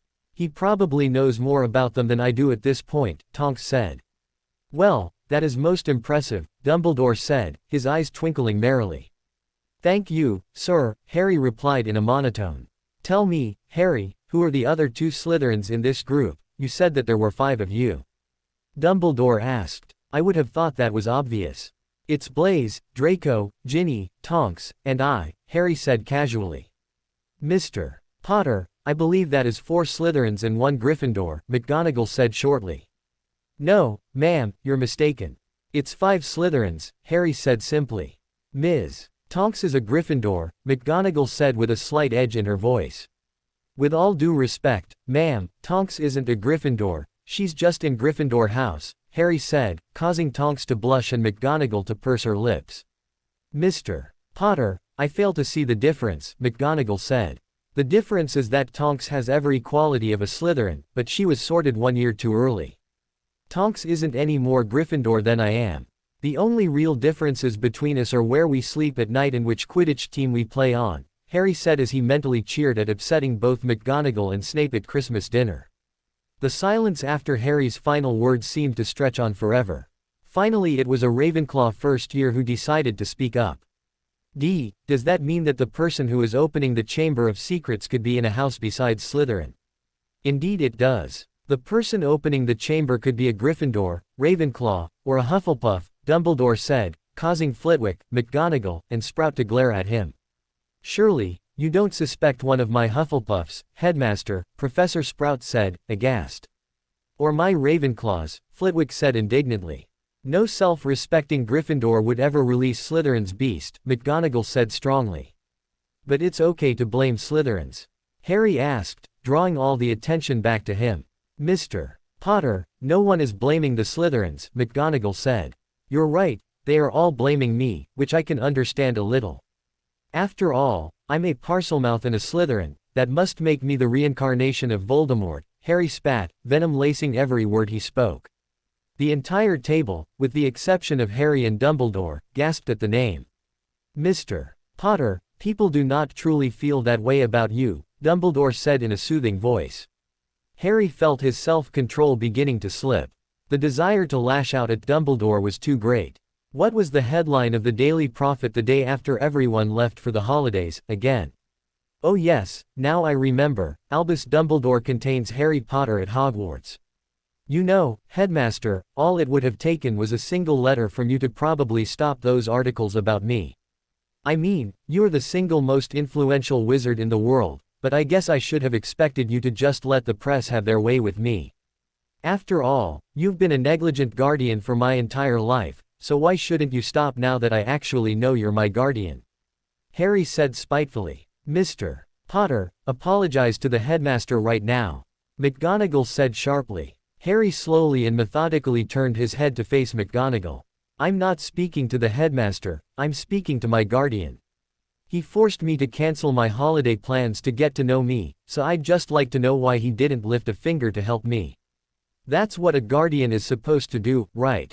Harry said. Potter, you cannot just expect the headmaster to intervene on your behalf to stop a major news story, Snape barked.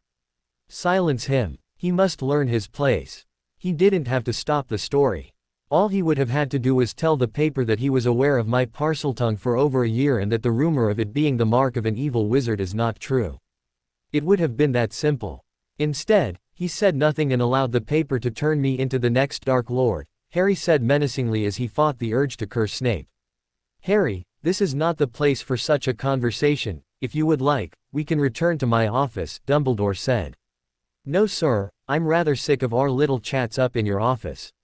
I hope you don't expect to have any more for the rest of the holiday. Andy, Harry said strongly. Yes, Master Harry Potter. Andy asked after appearing with a pop. I think I'm going to eat in the common room, Harry said as he stood up. Happy Christmas, everyone, he said coldly as he walked out of the hall. As soon as Harry started to walk away, Tonks and Ginny quickly got up and followed him out of the Great Hall. They left behind 3 shocked first years, several stunned teachers, a grumbling Snape, an angry McGonagall, and a depressed headmaster. After Harry's impromptu scolding of the headmaster in front of the entire staff, Harry stayed in the Slytherin common room for the rest of the break. Tonks and Ginny tried to get Harry to explain why he suddenly got so mad at the headmaster, but Harry wasn't able to give them an answer. Truthfully, Harry had no idea what had caused the sudden rush of anger towards the headmaster, Snape, and even McGonagall, to a point. To take his mind off it, though, Harry threw himself into studying for the rest of the break. He practiced his dueling, transfiguration, charms, and occlumency every day with Tonks and Ginny. Harry also asked Andy to raid the library for every book about gargoyles. Andy hadn't disappointed and brought back nearly 50 books that referenced the rare magical creatures. It was in the book Magical Creatures of the Night that Tonks found the reason for Harry's impromptu outburst. Flashback. Harry, I think I know why you were suddenly so angry at Dumbledore, Tonks said as she looked up from her book. Oh, Harry asked as he set down his own book. Yeah, read this, Tonks said as she pushed her book towards him. Harry accepted the book and read the passage. Gargoyles. These powerful creatures are incredibly rare and sought after in the magical world. The gargoyle is a humanoid species known mostly for their loyalty, viciousness, and ability to shift into solid stone.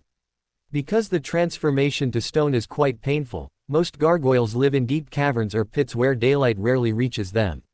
Many rumors exist about this powerful species, including 1. That their skin is completely resistant to magic, 2. That they are unable to move during the daylight, and 3. That they are a barbaric cannibalistic species. All of those rumors are completely false. While a gargoyle's skin is somewhat resistant to magic, it is actually on par with dragon hide, allowing them to be harmed by magic, much like any other living creature. It is also false that gargoyles are frozen as soon as the sun comes out. Unlike vampires, it takes prolonged exposure to sunlight to cause a gargoyle to fully turn into stone, usually between 30 minutes to 2 hours of direct sunlight. In fact, while exposed to the sunlight, a gargoyle is the most dangerous. The hardening of its skin causes a gargoyle to undergo a painful transformation. However, until the creature is completely stone, its skin will become more and more magically resistant. The gargoyle will also become more aggressive and violent the longer it is in the sunlight. Finally, the most grossly over-exaggerated rumor is that gargoyles are a vicious, barbaric species that hunt humans and other gargoyles for food. While there have been several reported gargoyle attacks made against a human, the victims often turned out to have harmed a gargoyle in the past. The fact is that out of the 1573 reported gargoyle attacks against humans, 1127 of the humans were either attempting to poach for gargoyle skin or were known to have tried to harm a gargoyle in the past. This has given credence to a theory that gargoyles are actually highly intelligent, yet vindictive creatures. If this theory is to be believed, gargoyles must have some sort of sense, which tells them when a human has harmed or tried to harm one of their own. The case which first gave credence to this theory took place during an excavation of an Egyptian pyramid in the year 1798. Michael Streeter was working on the excavation when a gargoyle came to life from inside the tomb, decapitated him, and then flew off without harming another soul. After looking into Mr. Streeter's background, his fellow curse breakers found that he killed a young gargoyle in Iceland almost 40 years prior. Many people discard this theory by claiming that gargoyles do not have the intelligence to discern such things. However, a recent test has proven that a gargoyle brain actually is similar, yet slightly less developed than that of a goblin. I don't get it, Tonks, Harry said, lowering the book. Harry, what do you really think about Dumbledore? Tonks asked. You know what I think about him, Harry said harshly. I know, Harry, I know. Think about this, though, if it's true, all gargoyles are vindictive to people that hurt them. I think the reason you lashed out at the headmaster and Snape was because you were experiencing your first flash of incorporating the gargoyle's personality into yourself.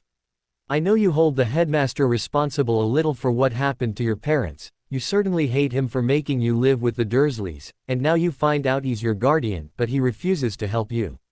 I think that your resentment made the gargoyle's vindictiveness come out in you, Tonks said. I didn't want to kill the headmaster, Tonks, Harry said, purposefully leaving out that he certainly wouldn't have minded killing Snape. Maybe you were angry at everything he's done to you, but that small sliver of doubt about whether it was intentional or not is what made you only embarrass him in front of the staff and not physically attack him, like it looked like you wanted to do to Snape, Tonks said. Maybe, Tonks, maybe, Harry said as he thought about why he would want to kill Snape, but only embarrass Dumbledore. Dumbledore had done much more to ruin his life than Snape ever had. After all, Snape was just a grouchy potions teacher, right? End flashback. Last day of the Christmas holidays, Headmaster's office, Hogwarts. Albus Dumbledore sat at his desk wondering where he had gone wrong with Harry Potter. He had hoped that they could put aside their differences over the spirit of Christmas and get to know each other. However, that proved to not be the case. If anything, forcing young Harry to stay at the school had been a terrible decision.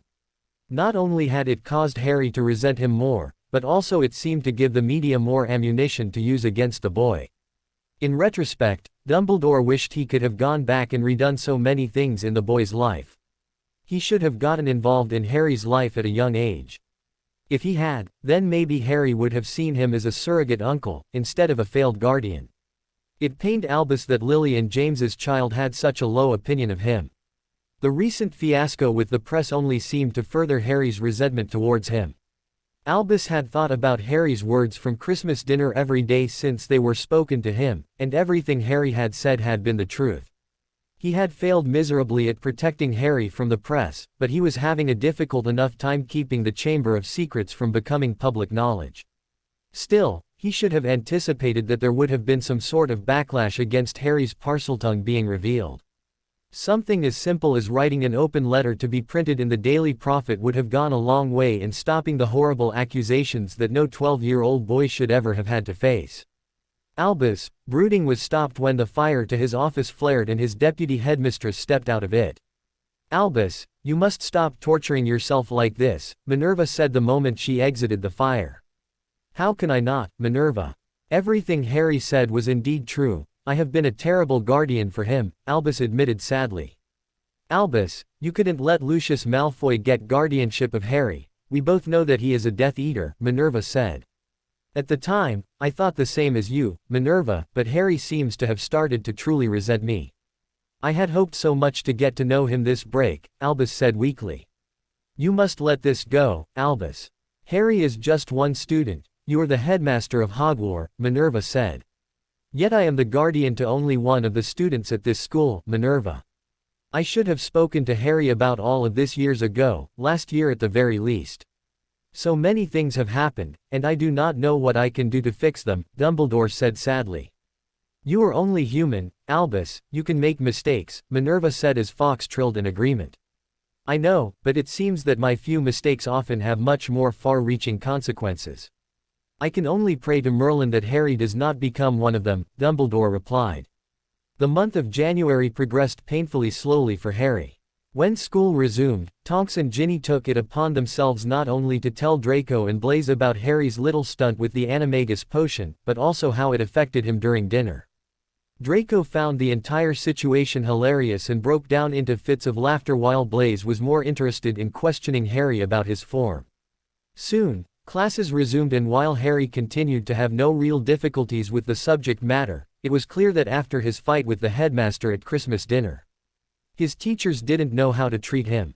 Flitwick tried to pretend that nothing was different, but Harry had gotten to know his charms teacher well enough to notice that Flitwick seemed to be walking on eggshells around him. They eventually had a conversation after one of their tutoring sessions about what happened, and why Harry felt the way he did towards the headmaster. While Harry did not bring up anything to do with the Dursleys, Flitwick was still sympathetic when he heard how Dumbledore had nixed his Christmas plans and how he all of a sudden wanted to get to know him after being absent for 12 years. Even though Flitwick often played the devil's advocate and defended Dumbledore's desire to get to know him, after their talk things slowly started to go back to normal. It was Professor Snape who took the most offense at what Harry had said at Christmas dinner. Snape tore into Harry for his lack of respect after the first potions class. During the meeting, it took every ounce of willpower Harry possessed to ignore the enraged gargoyle in the back of his mind that was screaming for Snape's head on a pike. Literally. Harry would probably still be getting lectured by Snape had he not temporarily lost control of his animagus persona and started to growl at his head of house. The growl cost Harry 50 points and 2 weeks' worth of detention with Filch, but since then, Snape was refusing to acknowledge Harry's existence, which made Harry believe he got the better end of the deal. As much as Harry hated being talked down to by Professor Snape, Lockhart's tortuous talk about the dangers of creating a feud with another famous person was much worse. The only teacher who reacted positively to Harry's fight with the headmaster at Christmas was Professor Sinistra. The astronomy teacher held him after class and sympathetically told him that if he ever needed to vent his problems she would listen. The strangest reaction came from Professor Sprout, though. The herbology teacher seemed to be unsettled by him and wouldn't ever look him in the eyes. However, it wasn't until Neville revealed that Sprout had warned her Hufflepuffs, who in turn warned him, against spending time alone with Harry that Harry realized how frightened Sprout was by his presence. Another surprise, though, came from Professor McGonagall.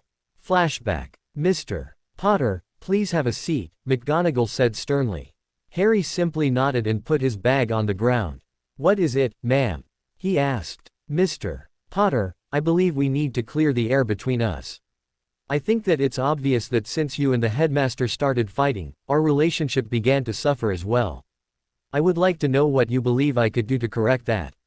McGonagall asked straightforwardly. I don't know, ma'am, Harry admitted neutrally while trying to ignore the gargoyle inside him, which was demanding for an apology. I see. Mr. Potter, I will admit that I was not thrilled with how you went about getting revenge on the headmaster after he was able to maintain guardianship of you, McGonagall said. Revenge? You think I stopped that stupid Muggleborn bill for revenge? Harry asked in a patronizing tone. McGonagall peered over the rim of her spectacles. You are telling me you did not. I'll admit hurting the headmaster was an appealing addition, but I was planning on speaking out against that stupid bill before I found out the headmaster helped write it, Harry said dismissively. I see. Was there a logical reason you decided to derail one of the most important bills for the advancement of Muggleborns in our society's history? McGonagall practically demanded. Harry stifled a growl that was threatening to form at McGonagall's tone. You mean besides the fact that Lord Macmillan attempted to manipulate me into voicing my support for it this summer? Harry snapped. McGonagall raised an eyebrow at the challenging conduct. I see. So you were getting revenge, just not on the headmaster, McGonagall stated. Merlin, what is it with everyone and revenge? 40,000 galleons is too much money to give away on such a pointless cause.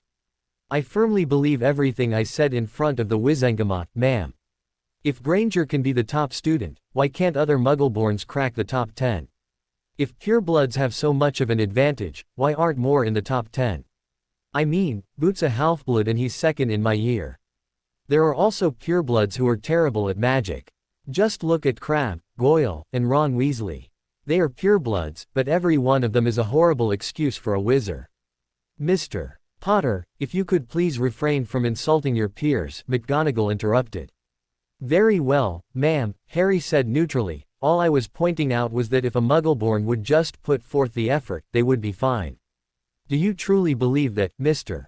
Potter? McGonagall said exasperatedly. She had been prepared to deal with a vengeful student, but not to start an ideological debate. I think purebloods have more ministry connections, wealth, prestige, and knowledge about wizarding traditions, but none of that matters when you are studying how to brew a potion or writing an essay on switching spells, Harry said simply. McGonagall nodded her head in acceptance. Mr. Potter, I can't say that I agree with you, but you seem to firmly believe in what you do. I was hoping we might be able to restart our private lessons, she said. Not without an apology. The gargoyle practically screamed, causing Harry to press a finger against his temple. Mr. Potter, are you feeling all right? McGonagall asked. I'm fine, ma'am, Harry responded instantly as he mentally put up every occlumency barrier he had to separate himself from the gargoyle. However, the gargoyle clearly didn't like being divided from his main consciousness and began attacking the barriers, causing Harry's headache to increase. I don't know if I want to restart my lessons with you. I've been doing well on my own, and I don't want to have to go back and reread stuff I've already learned because you doubt how far I've gotten.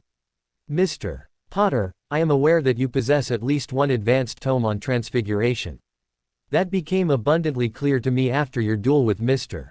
Weasley. So if you tell me you have reached a certain level, I will test you, and if you pass we will continue from there, McGonagall conceded. That sounds fair, ma'am, but what about Dumbledore? I don't see us improving our relationship anytime soon, Harry said as he reluctantly dropped the barriers keeping the gargoyle at bay. McGonagall pursed her lips. I will do my best to ignore whatever matter you and your guardian have with each other. I just ask that from now on you have your arguments behind closed doors and not in front of the entire staff. Also, please refer to him as Professor Dumbledore or Headmaster when you speak of him in public. I know he is your guardian and you may call him what you wish when you are alone with him, but please maintain a certain amount of respect for the headmaster of this school, McGonagall said simply. All right, I'll give our lessons another try, ma'am, but if I get the suspicion you are treating me unfairly because Dumbledore and I have had another argument, I won't hesitate to stop them, Harry said firmly. Agreed, Mr. Potter. Now, how far along are you? McGonagall asked. End flashback. It took nearly 4 hours for McGonagall to confirm that Harry was almost completely finished with basic fourth-year transfiguration. Needless to say, she was completely stunned at his amazing improvement. With McGonagall resuming their private lessons and the Christmas break reinvigorating Flint's desire to win the Quidditch Cup, Harry found that any free time was quickly being taken away from both him and Draco. Flint's early Saturday morning practices effectively ended the group's miniature dueling club. Tonks, Ginny, and Blaze tried to find another day where they could practice, but it was just impossible between all the scheduling conflicts. Because he no longer had as much free time, Harry soon found himself unable to continue several aspects of his training. As much as he hated it, Harry had to stop trying to dissect La Roche's theory of summoning Lethifolds. He also had to stop learning and practicing new dueling spells. In fact, Harry only had about 1 free hour every night when he wasn't working on homework, Quidditch, tutoring Neville, or practicing with Flitwick and McGonagall. Even with so little free time, Harry had made great strides over the month of January. He had finally completed the first stage of occlumency by finishing his 30th mental wall, and Salazar had begun suggesting ways of categorizing and sorting all his memories. This, Harry found out, was easier said than done. Reliving his entire life with the Dursleys proved to be nothing short of a living hell, leaving Harry in an enraged gargoyle in a foul mood every time he practiced occlumency. Tonks and Draco were very sympathetic towards him, however, since no one else knew of his past, they thought he was just being standoffish and unnecessarily angry. After a particularly bad incident where Harry hexed both of Knott's arms off during charms, Flitwick had tried to find out what was the matter with him. Flashback. Harry sat in his favorite teacher's office, his head throbbing from sorting some of the worst memories of his life. The gargoyle randomly sending images of the Dursleys' missing limbs or eyes didn't help any. Harry had thought living with the Dursleys was bad the first time around, but reliving every time he was ever beaten, called a freak, and thrown into his cupboard, combined with an obsessive desire for revenge from his animagus persona, was worse. At least when he lived it the first time, he had some sort of control over the events and a chance to come out all right. Watching these memories, though, just left him feeling powerless and enraged. The sound of the door opening and closing caused Harry's head to throb a little harder and his headache to increase. Mr. Potter, what happened? Mr. Knott was just trying to rouse you from occlumency, Flitwick asked, looking rather concerned. I'm sorry, sir, but I've moved on to sorting through all my memories. I was reliving a particularly bad memory when Knott decided to shake me awake, Harry admitted. I see. Harry, I've noticed that you've been rather short with all your friends, lately. I've heard grumblings from Ms. Bones, Ms. Abbott, Ms. Weasley, and Mr. Zabini about you being rather angry with just about everyone after your occlumency practices, Flitwick said. So, Harry barked angrily. Please, Harry, try to relax. Can you explain to me what happened that is causing you to act in such an angry manner? I believe Ms. Tonks and Mr. Malfoy know, as they have taken everything you've said and done to them without complaint, Flitwick said. What could I possibly have done to them? Harry demanded. Harry, it is things just like that. You've become rather hostile towards everyone. If this continues, I will not allow you to practice occlumency during my class and during our sessions, Flitwick said calmly. That's not fair, Professor, Harry said, echoing the gargoyle's thoughts. Harry, could you please tell me what the problem is? Flitwick asked softly. Nothing is wrong, I just need to get past some memories, Harry hissed angrily. Very well, Harry. I'll give you another few weeks to work through those memories, but if you have not calmed down by then, I'm going to need for you to find something else to do during class, Flitwick said. Yes sir, Harry said as he stood up and quickly swept out of the office.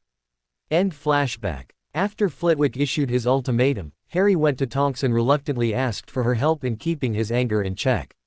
Eventually, they decided that Tonks would stun him every time she thought his anger was starting to get away from him after practicing occlumency. It was an extreme decision, and Tonks had practically begged him to just tell some people about his past or ask McGonagall for help with controlling the gargoyle's emotions. Harry had thought about it, but ultimately refused. The nightmares the press would cause for him if it ever got out that he had been abused and had lived in a cupboard under the stairs was enough to stop him, and like any Slytherin he detested people knowing his secrets. Unfortunately, a side effect of not asking McGonagall for help was that Harry wasn't able to accomplish much as far as the actual animagus transformation was concerned. In fact, the only physical change he was able to do was to make his skin darken slightly, but even that was difficult to hold for longer than a minute or two. Since it was unlikely that he would meet a real gargoyle anytime soon, Harry had taken to reading about their anatomy and psychology every night before he went to sleep. It wasn't as good as first-hand experience, but it was the best he could do. However, Harry soon discovered that the more he practiced the transformation, the more his and the gargoyle's personality seemed to merge. February 4th, Quidditch pitch, Hogwarts. Harry, Draco, and Ginny all sat in the Ravenclaw stands wearing gold in their support of Tonks and Gryffindor. Blaise had abandoned them to support Susan and Hufflepuff with Hannah. Draco had wanted to go with him, but Harry threatened to tell Salazar that Draco insulted him and then release the angry snake in Draco's bed later that night.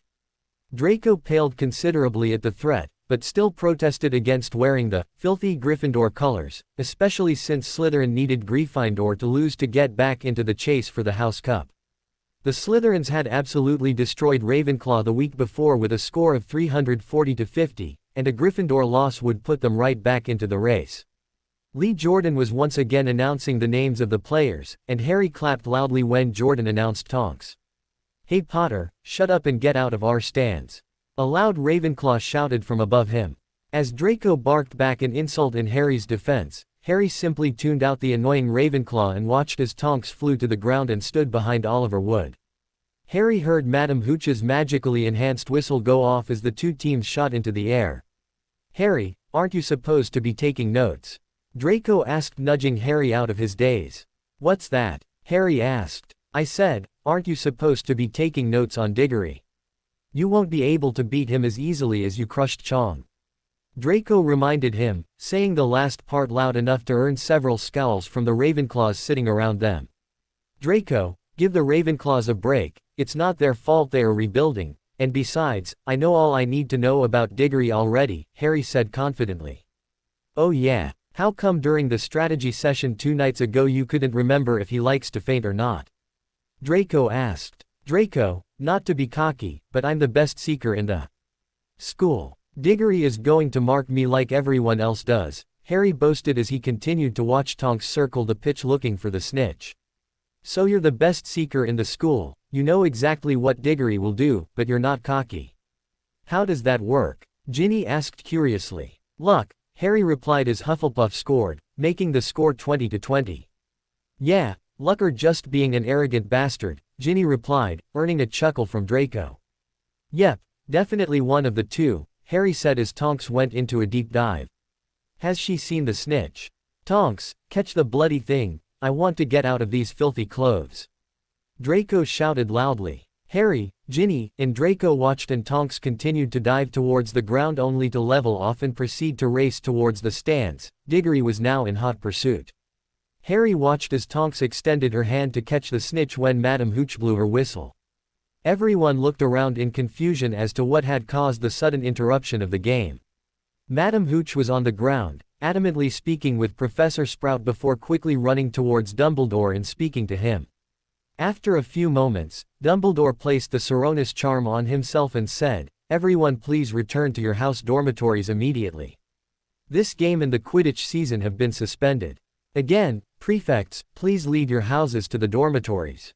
Professors McGonagall, Snape, and Flitwick, please meet me and Professor Sprout in the hospital wing."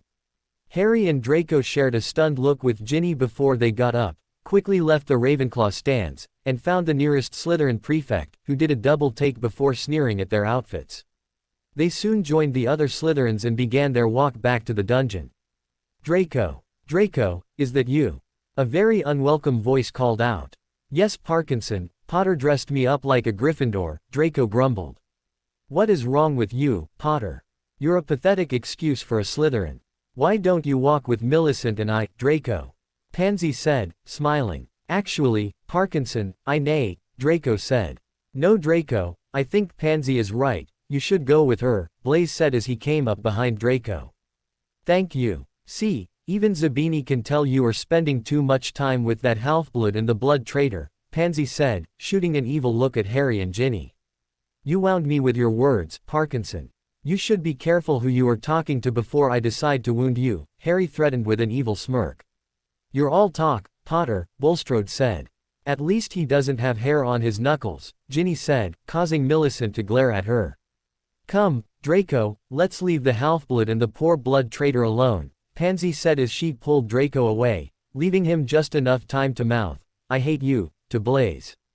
"Well, that was fun," Blaise said with a satisfied smile. "Yeah, I'd say so, but what do you think happened?" "It must be serious to cancel the Quidditch season," Ginny said. "I would have thought that was obvious, Ginny, there has been another attack," Harry said nonchalantly. "That's what I was thinking, too. I wonder who it was," Blaise said calmly. "Well, it couldn't have been the twins, unfortunately," Ginny said in jest. "Yeah, pity. There is still hope for Granger or Thomas. Think if it turns out to be Thomas, Draco will pay for a party in the common room later tonight." Harry asked. Maybe, but I doubt it was Thomas. Did you see that huge picture of the Gryffindor lion? I heard he draws those, so he was probably at the match," Blaise said. "Well, Tonks said Granger never comes to Quidditch matches, so it could be her." "I'll keep my fingers crossed at least," Harry said maliciously. "From what Tonks told me, I wouldn't be surprised if she was crossing her fingers as well," Ginny admitted. "What do you mean?" Harry asked. "You mean you haven't noticed?" Ginny asked astonished. "Noticed what?" Harry asked again. "Tonks is really peeved at Granger. Apparently, all the know-it-all does anymore is study and write in her diary. Tonks didn't even get a Christmas present from her," Ginny explained. "Well, she can't be studying that hard. I had to correct one of her transfiguration tests and she only got an acceptable on it. I would have given her a poor, except McGonagall would have most likely overruled me," Harry said. "So Granger is starting to slip, huh? I never would have thought it possible, but her cauldron did almost exploded in potions a few days ago," Blaise commented as the group began descending to the dungeons. "Pity it didn't explode. I bet Snape would have loved to have a go at the mudblood," Harry said. Blaise was about to respond, but as soon as they entered the Slytherin common room, Draco shouted, "You're a dead man, Zabini." Blaise instantly took off towards the boys' dormitory, Draco giving chase. February 14th, Great Hall. It turned out that the latest petrifaction victims were Penelope Clearwater, a sixth-year Ravenclaw prefect, and nearly headless Nick, the Gryffindor ghost. While the petrifaction of Penelope Clearwater shocked all the Ravenclaws, it was a Gryffindor who seemed to take the news the hardest. Unknown to anyone prior to the attack, Percy Weasley was actually dating the sixth-year Ravenclaw prefect. As much as Penelope's petrifaction frightened the school, especially since she was a half-blood, it was the petrifaction of nearly headless Nick that bothered everyone, including the Slytherins. After all, what could petrify a ghost? One good thing did come out of the latest attack, at least for Harry. Since he had been seen by almost every Ravenclaw at the Quidditch game, he was not considered responsible for this set of petrifactions. Although a few idiots like Ron Weasley and his twin brothers loudly proclaimed how Harry could have attacked Clearwater and nearly headless Nick before the match, most of the student population realized that their number one suspect wasn't guilty. Tonks, Harry, Draco, Blaise, and Ginny didn't have to put up with the Weasley twins today, though. Today was Valentine's Day, and because it fell on a Saturday, Dumbledore decided an impromptu Hogsmeade visit was in order to take everyone's minds off the Chamber of Secrets. "You sure you don't want to go to Hogsmeade?" Draco asked again. "Yes, Draco, I don't want to go." "Seriously, who am I going to go with?" "The twins," Tonks asked incredulously. "She's got you there, Draco," Harry said. "But it's Valentine's Day. Don't you want to get dressed up and go to Madame Puddifoot's like every other girl?" Draco asked again. Tonks just stared at Draco. "Yeah, Draco, I want to get dressed up and go to Madame Puddifoot's by myself on Valentine's Day. While I'm at it, I could buy some flowers and chocolate for myself, too." Tonks snapped irritably. "Dummy," Ginny said as she smacked Draco on the head. "Watch it, Weasley," Draco said as he fixed his hair. "Vain bastard," Blaise muttered, causing Draco to glare at him. "At least we'll have most the castle to ourselves today. No Weasleys shouting that I'm the heir of Slytherin," Harry pointed out. "You forgot Ron," Ginny pointed out. "Yeah, but we can just hex that one if he's stupid enough to bother us," Harry said. "I get to fire the first curse," Ginny proclaimed. "Why you?" Draco challenged. "Hey, I'm the one who's spending their Hogsmeade visit with you twerps. I should get to hex him first," Tonks said. "All those in favor of letting Tonks hex Ron first today?" Blaise asked. Draco, Ginny, Harry, Blaise, and Tonks all raised their hands. "Congratulations, Tonks," Harry said. "Thank you, Harry, I'll have to think of a good curse just for the little wanker," Tonks said with a devilish grin. "I'm sure he's terrified already," Harry said with a smirk. "I would have to disagree." "Weasley looks absolutely giddy over there talking to the twins," Blaise said, gesturing over to the Gryffindor table. "The twins are probably just telling him how they plan on setting off another dung bomb in the Slytherin common room. For the life of me, I don't know how those two idiots ever found the bloody place," Ginny grumbled. After breakfast, Harry and Tonks went to the library while Draco, Ginny, and Blaise went back to the common room. "Harry," Tonks said, looking up from her charms homework. "Yeah," Harry asked. "How do you control a transfigured and animated object in flight?" Tonks asked, frustrated. Harry smirked. He knew how much Tonks hated asking him for help on her homework. "Why do you want to know?" Harry asked, his eyes dancing with laughter. "Don't be a prat, just tell me already." "It's Valentine's Day, I thought all guys had to be nice to girls today," Tonks said with a huff. "Fine, the easiest way to do it is just to say the normal incantation for flight, Volo, while adding the animation incantation, Animatus, at the same time." "So the incantation is Volo Animatus," Harry said. Tonks quickly scribbled down everything he said and then asked, "And the wand movement?" "Use the normal wand movement for Volo. If you have enough mental focus, you should be able to cast both spells without doing a ridiculously long wand movement," Harry explained as Tonks again wrote down what he said. "Thanks," Tonks mumbled. "Net," Harry said. "Hey Harry." "Hey Tonks." Harry and Tonks looked up and saw Blaise and Draco staring down at them. Both had equally goofy grins on their faces. "What are you two doing here? I thought you were going back to the common room." "And where's Ginny?" Harry asked, looking around. "Oh, Draco said. "There you two are. Merlin, what are you doing here? You tell me you want to play Exploding Snap, I go to the common room to get the cards while you two use the loo, and 20 minutes later I find you in the library," Ginny said with an annoyed huff. "Oh sorry, Gin, I guess we forgot," Blaise said. "Forgot? Why did you two come to the library anyway?" "Draco, you're the one who said you didn't want to become a bookworm like these two," Ginny said as she sat next to Harry. "Hey, I'm not a bookworm," Harry said defensively. "Yeah, neither am I," Tonks agreed. "Sorry, you're not a bookworm, Harry," Draco said. "Yeah, and neither are you, Tonks," Blaise said. "Whatever. What did you two want?" Tonks asked as she closed her charms book. Draco looked around for a moment before leaning in quietly. "We wanted to talk to you about the Chamber of Secrets," Draco whispered conspiratorially. "Oh, what about it?" Harry asked curiously. "How are you opening it?" Blaise asked. "Huh," Harry said, bewildered. "How are you opening, mate? It's you, right? I know you've denied it and everything, but everyone petrified has had some connection to you," Draco said. Yeah, except I've never even spoken to Clearwater, Harry pointed out. But she's Weasley's girlfriend, and we all know how much you love Weasleys, Blaise pointed out. Okay, what's up with you two? Draco, Harry was with us during the last Quidditch match, unless you believe my idiot brothers and their rumors, Ginny practically spat. Have you heard their latest one? Apparently, I'm using an unknown dark curse on my victims. I wish I had unknown dark curses to use on those two, Harry said. Yeah, me too. By the way, Tonks, have you cursed Ron yet? Ginny asked. No, little bugger left with his worthless brothers right after breakfast, and I haven't seen him since, Tonks complained. Yeah, little bastard deserves a good hexing. So, Harry, if you're not opening the chamber you must have an idea who is. Draco asked. You know I have no clue, Draco, and personally I don't care.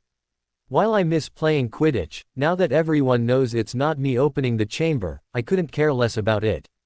Besides, with the Quidditch season cancelled, Gryffindor can't win the cup this year. I bet McGonagall's mad as hell about that, Harry said with a broad smile. Yeah, Draco said dryly. We'll just beat you next year, Tonks said, rolling her eyes. Of course, Tonks, Harry said and patted her head condescendingly. Prat, Tonks said, shoving him away. So Tonks, do you know who might be opening the chamber? Blaise asked. Blaise, what's the sudden fascination with the bloody chamber? I've got more important things to do than worry about some creature attacking mudbloods, Ginny said forcefully. Ginny, Draco said in shock. What, it's all right for you and Harry to say mudblood and not me? Ginny asked in a huff. I do believe that's the first time you've ever said it, Harry pointed out. Actually, it's the second time, Ginny mumbled. What was that? Draco asked. I said it's my second time to use it. I was in potions when this stupid Hufflepuff tripped and dropped some dragon's blood in my cauldron while it was still on the fire. Basically, it exploded right in my face, and it was only because my partner was able to grab me and pull me away that I didn't get badly burned. I was so mad that I just blurted it out at the girl. Snape took 5 points away for using foul language, but he took 40 points from Hufflepuff for ruining my potion, and he gave us full marks on the day, Ginny said, a smile tugging at the corners of her lips. Well, Tonks, I guess that just leaves you and Blaise. Who's going to be the last one to hold out saying mudblood? Harry said, looking at his best friend expectantly. Well, I won't say it, Blaise said defiantly. We know, the legendary Zabini neutrality.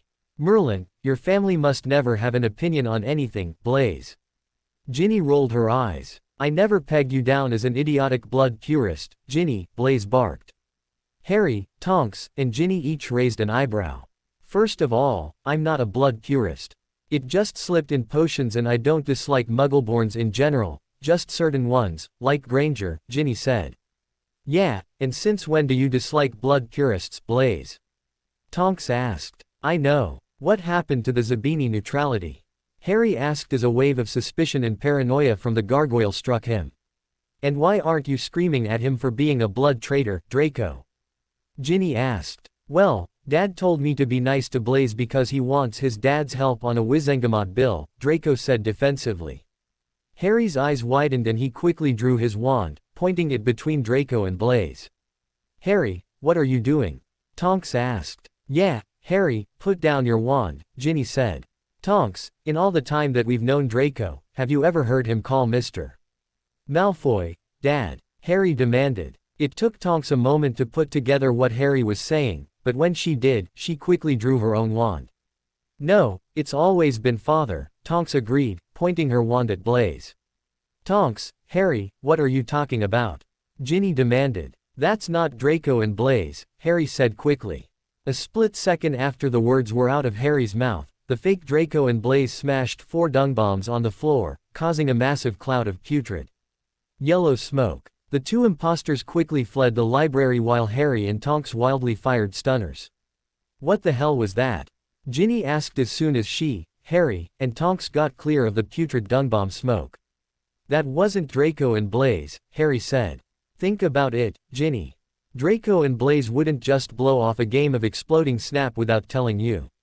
Then they just randomly showed up in the library and all of a sudden Blaise is calling you a blood purist and Draco gets all uppity about you saying mudblood. That wasn't them. Oh Merlin, Harry, they might be hurt. We need to tell a professor and find them. Tonks exclaimed. You're right, let's go, Harry said. Professor Snape's quarters, Hogwarts. Severus Snape had just been forcibly awoken from his nap by his office alarm, which signaled that someone wanted to speak with him. Grumbling as he got up and walked to the floor, he promised to make whoever wanted something from him pay dearly. My office, he called out as he stepped into the floor. Once he exited the floor, he swept to his door, and opened it. He sneered as Potter, Tonks, and Weasley quickly made their way into his office. He was about to reprimand them for no reason when Tonks said, Sir, something has happened to Draco and Blaise. Severus felt his blood run cold. Surely Slytherin's monster hasn't attacked my godson. He's the perfect Slytherin. Has there been another petrifaction? Snape asked after using occlumency to hide his emotions. No sir, Harry said, resisting the urge to claw at his professor's face, but something has happened to Draco and Blaise. What are you talking about then, Potter? Snape barked. Attack, slash, rip, bite, kill, the gargoyle demanded, causing Harry to stop speaking and compose himself. Tonks, seeing her best friend's predicament and knowing the potion professor's short temper, quickly said, It's like this, sir, Harry and I were in the library when Draco and Blaise showed up. They completely blew off a game of exploding snap that we were supposed to play after breakfast, Ginny interrupted. Ms. Weasley, if you have a problem with Mr. Malfoy and Mr. Zabini standing you up for a game of exploding snap, Snape sneered. Why don't you wait and hear the full story before you jump to conclusions, you ugly bat? Harry spat as the gargoyle's anger slipped through. Silence met Harry's outburst. Tonks and Ginny looked shocked that anyone would ever say something like that to Professor Snape, while Snape simply looked murderous. Detention, Potter, Snape said, shaking with rage. Sir, please, you don't understand. The Blaise and Draco that came into the library weren't the real Blaise and Draco, Tonks said hesitantly, clearly wary of having Snape's anger turned on her. What do you mean they weren't the real Blaise and Draco? Snape demanded, his tone cold.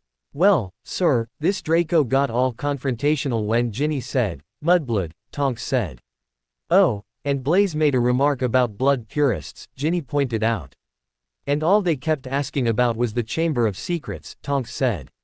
What is your point? Snape asked. Sir, Draco called his father, Dad. In all the time I've known Draco, he's never once referred to Mr. Malfoy as Dad. When Harry and I pulled our wands and confronted him about it, the fake Blaise and Draco smashed 4 dung bombs under the table and ran out of the library, Tonks said. Snape's mind was now racing. Ms. Tonks is right, that wasn't Draco and Mr. Zabini, but how did a student manage to, of course. Polyjuice potion, Snape sneered. Excuse me, sir, Tonks asked. Polyjuice potion. It's a rare potion, which turns the drinker into someone else for 2 hours. I've been having several ingredients stolen from me this year. And all of them are used in Polyjuice potion. Ms. Weasley, did Mr. Malfoy and Mr. Zabini make any stops before they were to meet you to play Exploding Snap? Snape asked. They both said they were going to the loo and I didn't see them till I found them in the library 15 minutes later, Ginny said. Snape just nodded his head. The final ingredient to the potion is a hair from the person you wish to turn into. I believe that Mr. Malfoy and Zabini were probably taken by surprise by someone. I shall alert the headmaster. Snape got up and made his way over to the fireplace, threw some flow powder in and said, Headmaster. After a moment, Dumbledore's head appeared in the fire. Yes, Severus. Headmaster, Mr. Potter, Ms. Tonks, and Ms. Weasley are in my office. If what they have just told me is true, I believe someone has assaulted Mr. Malfoy and Mr. Zabini and used some of their hair to create Polyjuice potion, Snape said. Severus, stand aside. I'm coming through, Dumbledore said warily. Snape took a step back and a moment later Dumbledore exited the fireplace. All right, tell me what happened, he said. Tonks and Ginny quickly repeated their explanation to Dumbledore while Harry remained silent. When the 2 girls finished explaining, Dumbledore said, well, this would certainly explain your missing ingredients, Severus. However, if the timeline Ms. Weasley gave you is correct, the 2 hours will be up soon and the culprits will revert to their normal selves. Indeed, However, if we cannot find whoever did this, perhaps Mr. Malfoy and Zabini could identify the perpetrators, Snape said. Yes, that will be our best course of action, Dumbledore said as the door to Snape's office opened and Professor McGonagall walked in with a very disheveled Draco and Blaise. Is that the real you, Draco? Harry asked. What the bloody hell are you talking about? Of course this is it, the real me. Draco practically spat. That's him, Tonks said knowingly. Merlin, what happened to you two? Ginny asked. Somebody stunned us as we walked into the bathroom on the second dungeon level, Blaise said as he rubbed the back of his head. Were you able to see who they were? Snape asked. How do you know there was more than one? Blaise asked. Someone used Polyjuice Potion to assume your appearance. They then found Ms. Tonks and Mr. Potter in the library and proceeded to ask about the Chamber of Secrets. After some time, Mr. Potter was able to figure out that they were imposters. Mr. Potter and Ms. Tonks drew their wands on the imposters, however, the culprits seemed prepared for that and smashed several dung bombs to give them cover as they fled from the library, Dumbledore explained. When my father finds out about this there will be hell to pay. I want whoever did this found and expelled. Draco roared. We don't know who did it, unfortunately, Snape spat in annoyance. You don't know. You didn't catch them. Draco shouted. Mr. Malfoy, you will keep your voice down. Polyjuice Potion has no residual after effects, so once the 2 hours have passed there is no way to discover who it was that assumed your identity, Snape said calmly. When are the 2 hours up? Blaise asked. I believe it already has or will be very soon. I'm truly sorry, boys, Dumbledore said. Not as sorry as those Gryffindors are going to be, no one messes with a Malfoy. Draco mumbled angrily under his breath. Gryffindor Tower. Well, did it work? Ron asked. Well, Fred said. Sort of. George finished sadly. What do you mean? Ron demanded. Well, the plan went off without a hitch. We checked out of the castle to go to Hogsmeade with Filch, George said. We then used the secret passageway to come back into the school, Fred continued. We followed Zabini and Malfoy and stunned them from behind when they went to use the loo, George said. And we plucked their hair to complete the potion, they finished together. And did it not work? What happened? Ron asked. Well, little brother, it seems. That Potter isn't the person opening the chamber. Again, the last line was spoken in unison. What? How can he not be? I mean, he's a bloody Parselmouth, Ron said exasperatedly. It's not him, Fred said. Not that he cares who is opening it. George said. Now that everyone knows it's not him, Fred added on. Just great, did you find out anything useful? Ron asked. Well, sadly it seems.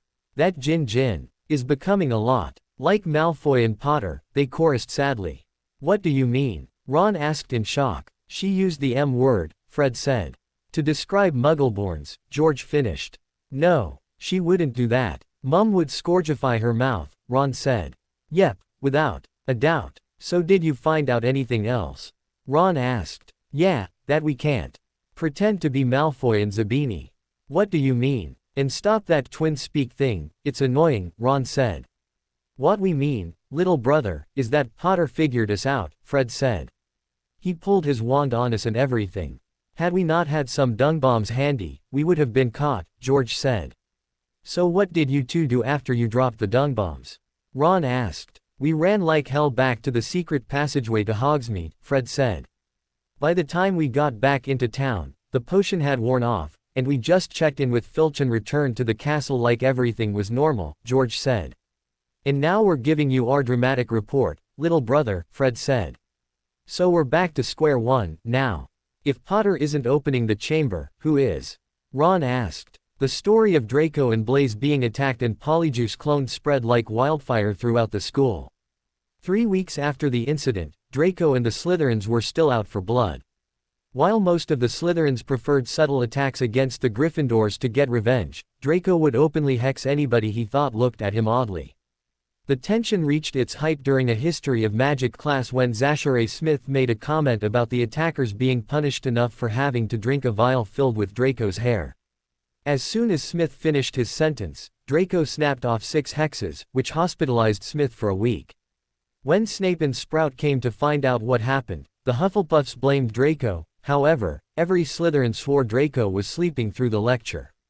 The only person who could prove that it was Draco was Binns, and he hadn't noticed the incident until Susan Bones asked to take Smith to the hospital wing. Draco also was right about Mr. Malfoy being enraged when he found out about his son being ambushed and mimicked with Polyjuice. As soon as Mr. Malfoy heard what happened, he attempted to prove that Dumbledore was unable to protect the students of Hogwarts. The vote to have Dumbledore temporarily removed as headmaster fell just too shy of passing. However, everyone agreed that another attack would seal Dumbledore's fate. Another problem for Dumbledore arose after the board meeting, though. Because Hogwarts board meetings were a matter of public record, when Lucius brought up the petrifactions to discredit Dumbledore, the press found out about the opening of the Chamber of Secrets. This led to 2 weeks straight of headlines about how Hogwarts was unsafe in the Daily Prophet. Harry was initially vilified by the press as the evil heir of Slytherin. However, after the Prophet received hundreds of testimonials from the Hogwarts staff, most of Ravenclaw House, and several powerful and influential individuals, they stopped slandering him. Apparently, Harry had Flitwick to thank for pressuring the Prophet to stop printing lies about him. Flitwick had sent out hundreds of letters to influential Ravenclaw alumni and had his students write testimonials speaking out against the Prophet's false statements. Flitwick convinced his house to write the testimonials by pointing out that Harry could not have caused the last attack while he was at the game, sitting in the Ravenclaw stands. Flitwick also gave a heartfelt speech to his students, during which he pointed out that with everyone so focused on blaming Harry, the real attacker was getting away. It seemed that Clearwater was a rather popular Ravenclaw, and the Ravenclaw house wanted to find out who attacked her. So in order to flesh out the real attacker, they agreed to write letters to the Prophet exonerating Harry of the crime. With his name cleared of any wrongdoing, Harry was now the only person in the entire school who couldn't care less about the Chamber of Secrets. Harry was in such high spirits for the first time that year that he decided he didn't want anything else to bother him. With that in mind, he decided to put off categorizing his memories of the Dursleys until the summer when he could be as angry as he wanted and only bother his relatives. Harry also decided that his limited success at the Animagus transformation was not enough of a benefit to deal with the annoying gargoyle persona affecting his thoughts. Choosing to focus on the Animagus transformation over the summer, as well, Harry sealed the gargoyle persona behind his strongest occlumency barriers. The gargoyle didn't go quietly, though, and the fight to lock the gargoyle personality behind his strongest occlumency walls gave Harry a headache for a week. However, the gargoyle was no longer affecting his thoughts and sending him images. Without the gargoyle affecting his personality, a school full of people no longer scared of him, and not reliving the worst moments of his life all the time, Harry quickly became the most content person in the school. Truthfully, Harry might even have been the only person who was content and happy. Even Blaise, Tonks, and Ginny were on edge. Draco and Blaise were constantly on guard after the attack on them and consequent use of their hair in Polyjuice, while Tonks seemed to become a nervous wreck. When Harry tapped her on the shoulder in the library, she jumped and drew her wand. After that incident, Harry forced her to talk about what was bothering her. Flashback. All right Tonks, enough is enough. What's wrong? Harry asked as Tonks withdrew her wand from his face. It's nothing, Harry, just nerves, Tonks replied. No, Tonks, you've been jumpy all week, what's going on? Harry pressed. Tonks mumbled something, of which the only part Harry understood was the phrase, the Chamber of Secrets. What? Harry asked. Harry, I'm not you, Draco, Blaise, and Ginny. I'm not a pureblood and I'm not a Slytherin as much as I pretend to be, Tonks hissed. Harry was stunned. First, Tonks, you aren't pretending to be anything. You're being yourself and that's Slytherin. Also, the monster has only attacked Muggleborns. Harry said. That's not true, nearly headless Nick was a pureblood when he was alive, and Clearwater is a half-blood, Tonks said. Well, still don't worry about it, Tonks. If you want, I'll get Ginny to lend you a pair of her Slytherin robes, and Draco and I will stun one of her dorm mates so you can take their place, Harry said, earning a laugh from Tonks. If there's another attack, I'll hold you to that, Tonks muttered as she gave Harry a hug. End flashback. Ginny, though, seemed to have the worst of it. Even though everyone stopped looking at Harry as the person opening the chamber, it didn't stop her family from harassing her. Ron for some reason or other thought that everyone in Slytherin knew who was behind the attacks, and would pester her to tell him who it was. Percy refused to even look at his little sister, and when he did everyone could see the contempt he had for her. It seemed that the attack on Clearwater had permanently set him against the Slytherins. Something strange was up with the twins, though. In an attempt to brighten the spirits of the school, the twins engaged in a full-blown prank assault against the Slytherins. While Draco, Blaise, and Harry were the biggest targets of the pranks, Ginny had been spared of every single prank. This had come as a massive surprise to Harry, Draco, Blaise, and Tonks. Usually, whenever the twins pranked the Slytherins, Ginny was amongst those hit the hardest. Now, though, the twins were clearly choosing not to prank their little sister. To add to the mystery, Ron suddenly stopped referring to her as Slytherin one day, and actually started to speak civilly with her. Flashback. Harry, Ginny, and Draco were in the library. Harry was reading another book on gargoyles while Draco helped Ginny with a potions essay. Ginny had just completed her essay when Ron came striding over. "Ginny, can I talk to you?" Ron asked as he eyed Harry and Draco with disgust. "So I'm Ginny again. What happened to, hey you, or, Slytherin?" Ginny asked, not looking up from her essay. Ron colored slightly. "I'm sorry about that, Ginny," Ron said simply. "Really?" Ginny drawled disbelievingly. "Yeah Ginny, I'm sorry. I was a prat. Now can I please talk to you?" Ron asked again. "What can't you say in front of us, Weasley?" Draco asked. "This has nothing to do with you, Malfoy. So keep your trap shut before I close it for you," Ron barked. "Those are big words from someone who is outnumbered and incompetent," Harry commented, not bothering to look up from his book. "What are you reading there, Potter?" "Gargoyles. Looking for another monster to set upon the school. I guess Slytherin's beast just isn't enough for you," Ron said menacingly. "Is there something you wanted, brother?" Ginny said icily. "Yes, to talk to you alone," Ron said sharply. "Fine. I'll be right back, guys," Ginny said as she put up her potions essay and followed Ron towards the little-used library section on advanced arithmetic theory. "Want to follow them?" Draco asked. "Definitely," Harry said. The two Slytherins quickly got up and entered the section next to the one Ginny and Ron were using. Pushing aside some dusty tomes, Harry and Draco were able to listen in on the conversation. "Ginny, I'm sorry for this year. I was a prat towards you," Ron said. "Yeah, you and everyone else in the family except for Mum and Bill," Ginny hissed. "Well, I can't apologize for them, but I'm sorry," Ron said. "Why?" Ginny asked. "What do you mean why?" "I just am," Ron said. "No, Ron, that doesn't make any sense. A few days ago you refused to even call me by my name and the twins treated me like dirt. Now the twins aren't pranking me, and you're apologizing. So I'll ask again, why are you sorry?" Ginny said. "Merlin, Ginny, can't you just accept that I realized I was being a prat?" "Just because you're a snake doesn't mean we aren't family," Ron said. "Says the person who told me over Christmas that I wasn't family. You never did send me a gift, Ron," Ginny spat. "I'm sorry about that, Ginny," Ron said as he started to get annoyed. "I'm sure," Ginny drawled disbelievingly. "Merlin, Ginny, look at yourself. You never used to be so condescending or unforgiving. Those bloody snakes have turned you into someone else," Ron practically shouted. "No, they didn't. I was always Slytherin, Ron. Did you know that when I was 6, I started to break into the broom shed to fly Bill and Charlie's brooms? I don't think you did. Mum even sent me a note wishing me luck before my first flying lesson. Also, did you know I was responsible for turning your hair different colors 3 summers ago, as well a bunch of other pranks that I convinced Mum the twins were responsible for? I don't think so, Ron, no one ever suspected me. I was too cunning to be caught.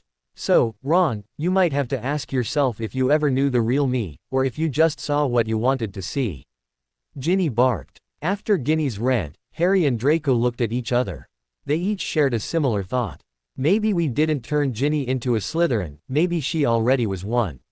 The sound of a growling Ron quickly snapped them out of their thoughts, though.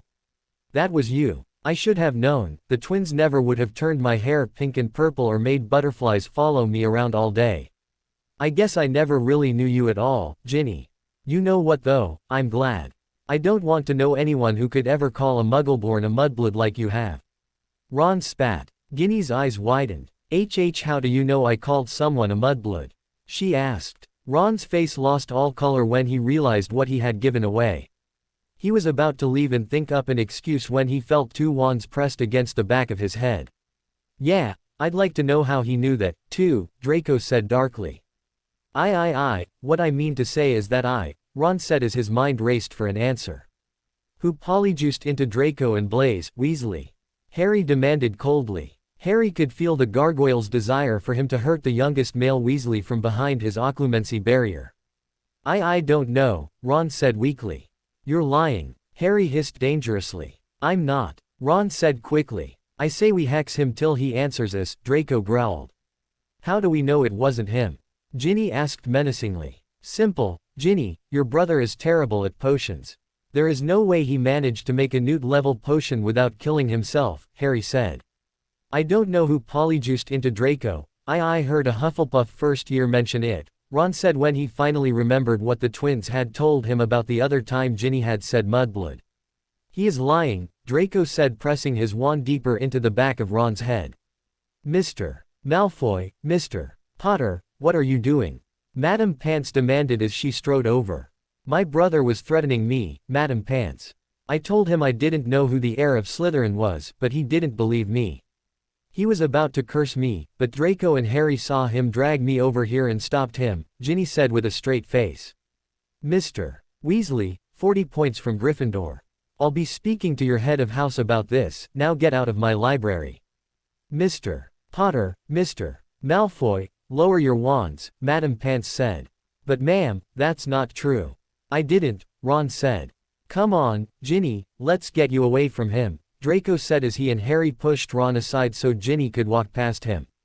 As Harry walked past Weasley, he locked eyes with the Gryffindor redhead. It was at that moment that Harry decided to learn legilimency immediately after he mastered occlumency. End flashback. After the confrontation in the library, the twins started to prank Ginny again, although what was done to her was minimal compared to what the twins' reign of terror was doing to Tonks. Following the attack against Clearwater, Gryffindor House began to push for the immediate expulsion of all the Slytherins. It seemed that the geniuses in Gryffindor House thought that no Slytherins meant no Slytherin monster. After Tonks refused to fall in line with the rest of her house, she was considered a traitor to Gryffindor. After someone hexed her pillow to bite her, Tonks wasn't even able to sleep in her own dorm room for fear of being hexed in her sleep. In order to stop the random attacks that the Gryffindors were using against their friend, either Harry, Draco, or Blaise was always with her when she was in the library, and Tonks began sleeping in the Slytherin first-year dorm while one of Ginny's roommates recovered from dragon pox in the hospital wing. Saturday, March 6th, Great Hall, Hogwarts. Good morning, Harry said pleasantly as he sat down at the Slytherin table. Morning, Tonks grumbled. I don't see what's so great about it, Ginny remarked. You know, you guys need to relax. How about we all play some Quidditch later?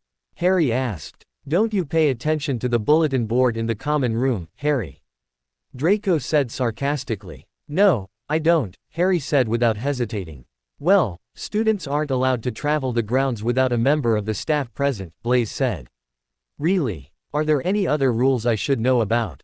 Harry asked curiously. Do you want the list of rules I know you've broken in the last week?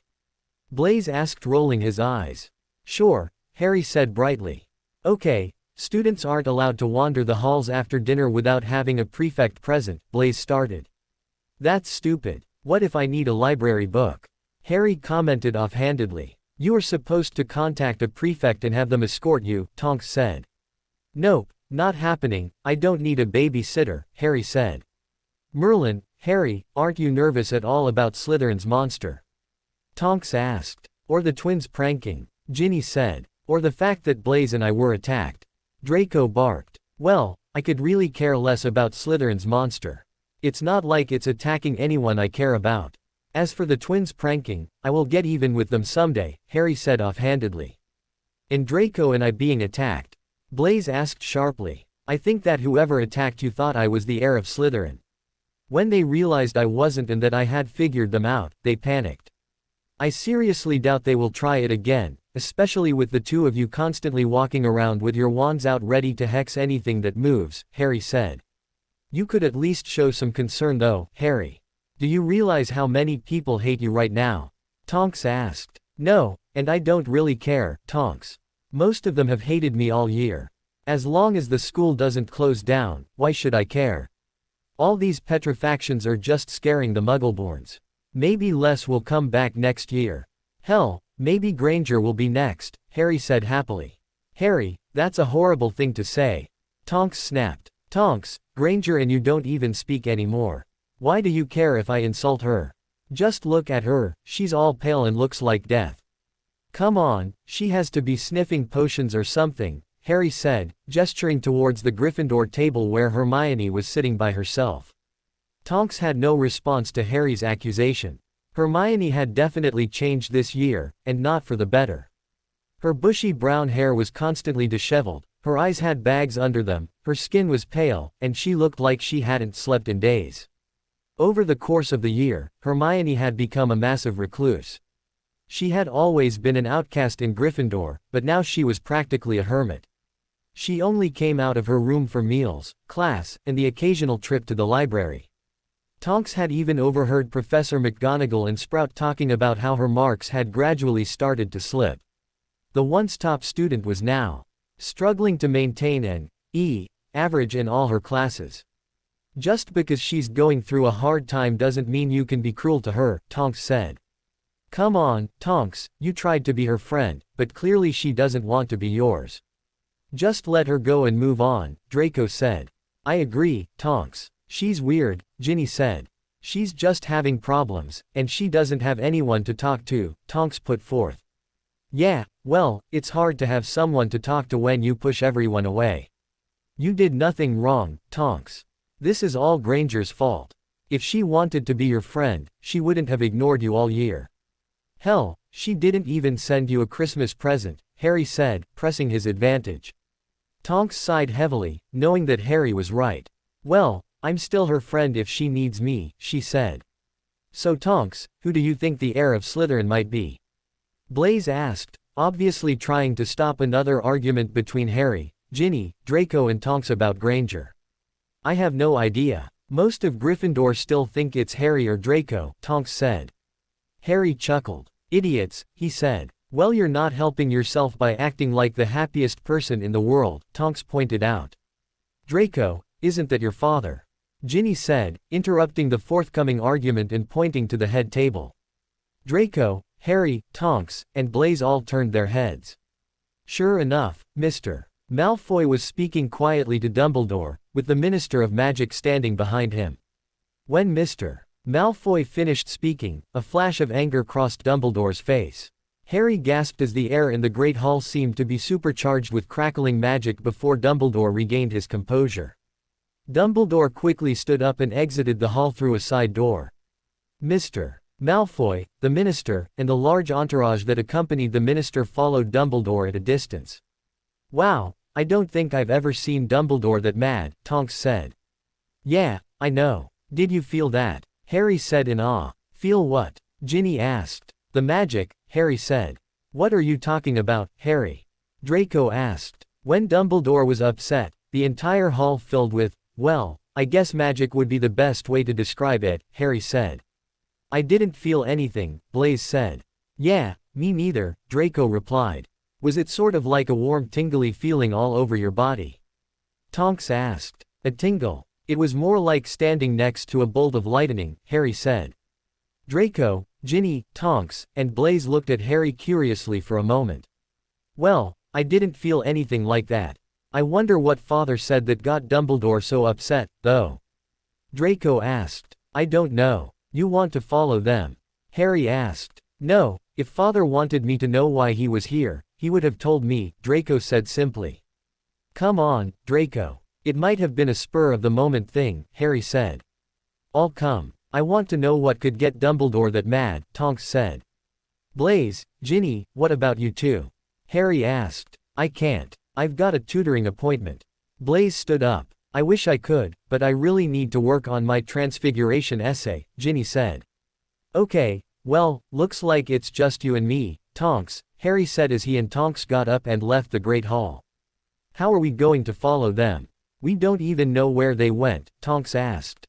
Harry quickly pulled Tonks into an unused classroom. Well, to answer your first question, I've got my invisibility cloak in my bag. Besides, a group that size can't exactly go someplace without being seen easily, Harry said as he withdrew his invisibility cloak. Harry and Tonks left the classroom and walked as quickly as they could under the cloak. After 10 minutes, though, they still hadn't been able to locate the large ministry group. Harry took off the cloak and shrugged his shoulders. I have no idea where they could be, he admitted. Tonks nodded her head before an idea came to her. She quickly sprinted to the nearest window and gasped.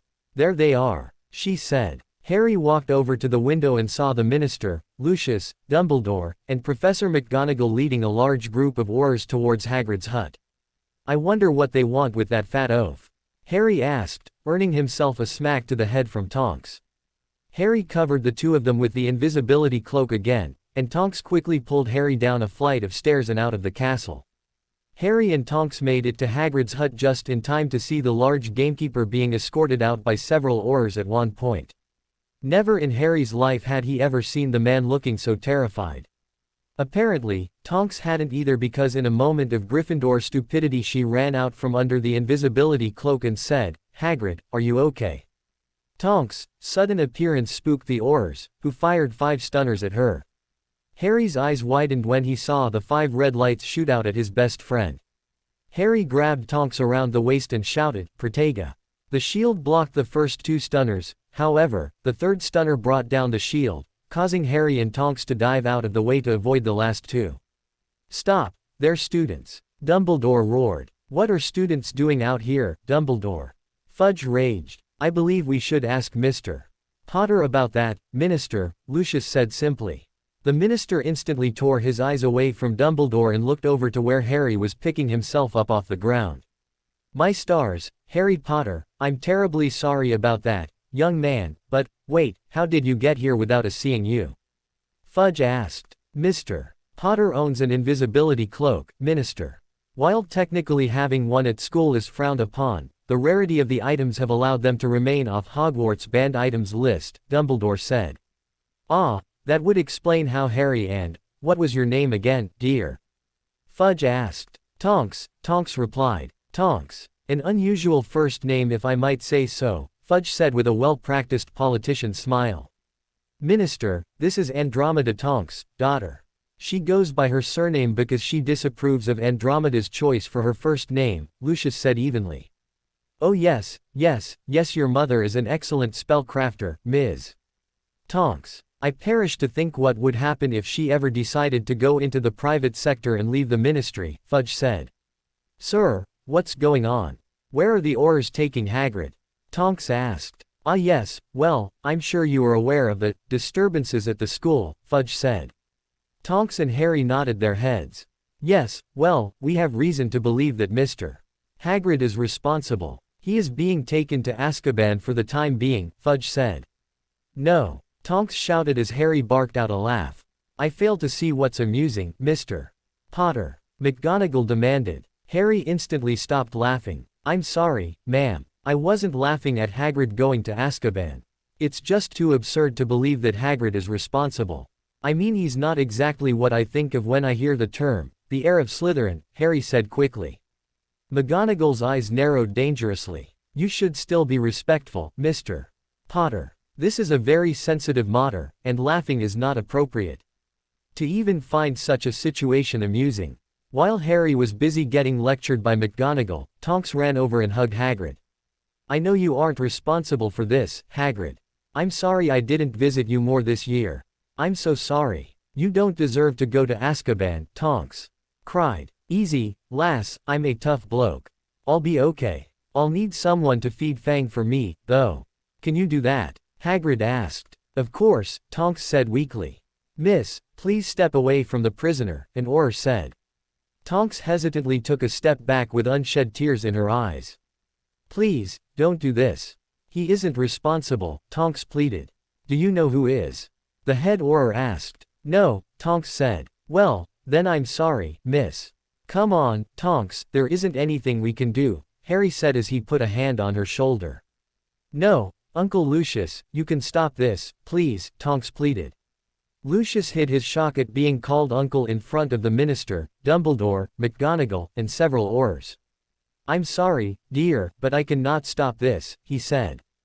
Dumbledore, we really need to be moving the prisoner if we want to catch the morning ferry to Azkaban, Fudge said after he checked his watch.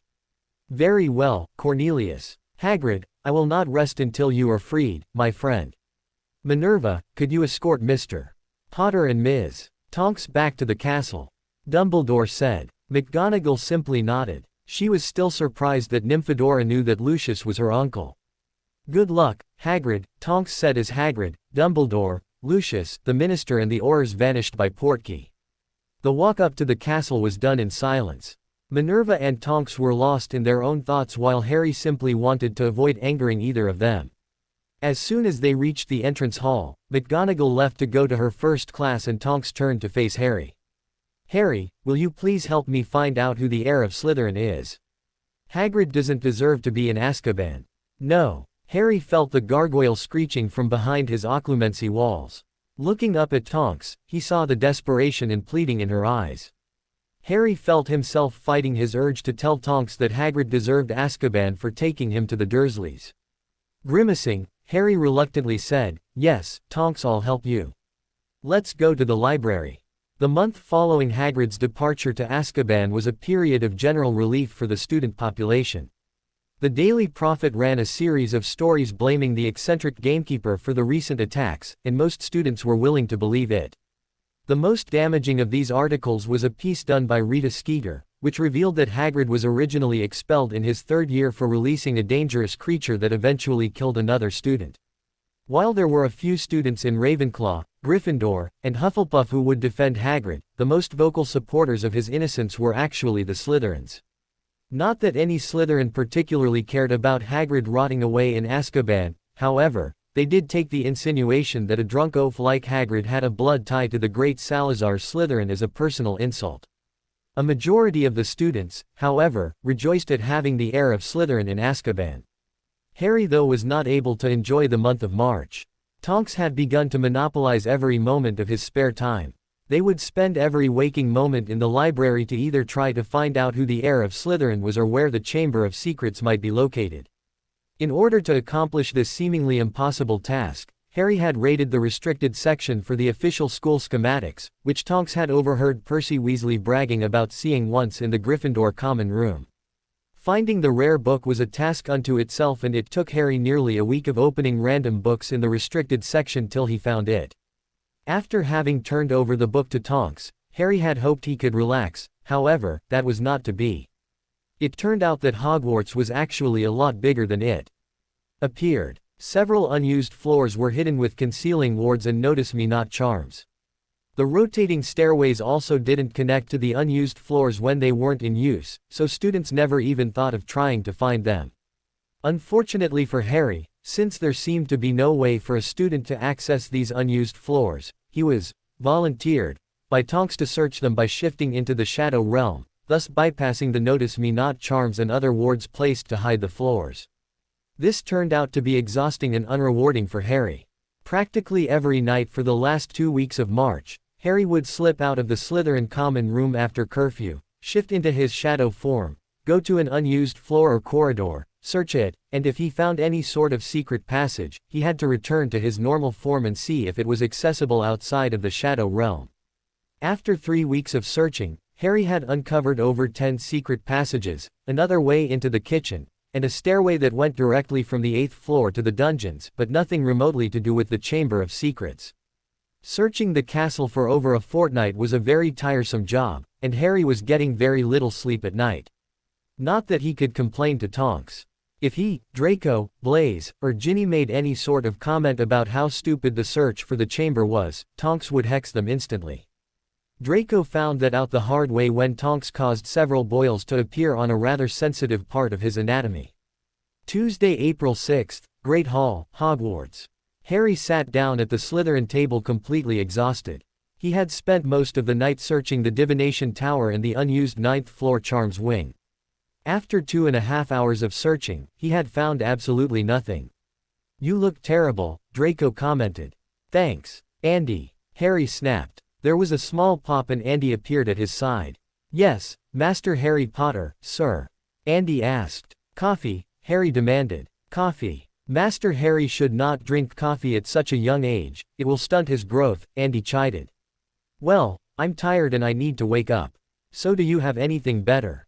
Harry asked, slightly annoyed that his elf was talking back to him. Andy does, sir, Andy said as she popped away only to reappear a moment later with an orange potion. Harry immediately recognized the potion as a pepper-up potion. Pinching his nose to distract him from the foul smell, he quickly downed it in one gulp. Thank you, he said, immediately feeling better. You is welcome, Master Harry. Do you need anything else? Andy asked. No. Andy nodded and disappeared. I'm bringing Trixie with me next year. Having a personal elf at your beck and call at Hogwarts is damn useful. I bet she nicked that potion from Pomfrey or Uncle Severus and didn't think twice about it, Draco said enviously. I doubt your mum would let you take Trixie, Draco. Harry paused for a moment and a smile slowly spread across his face. Your father might be willing to part with Dobby, though. Draco wrinkled his nose in disgust before saying, I would never bring that pathetic elf with me. I honestly don't know why father just doesn't sell or kill it. Kill what? Ginny asked, arriving at the table with Blaise.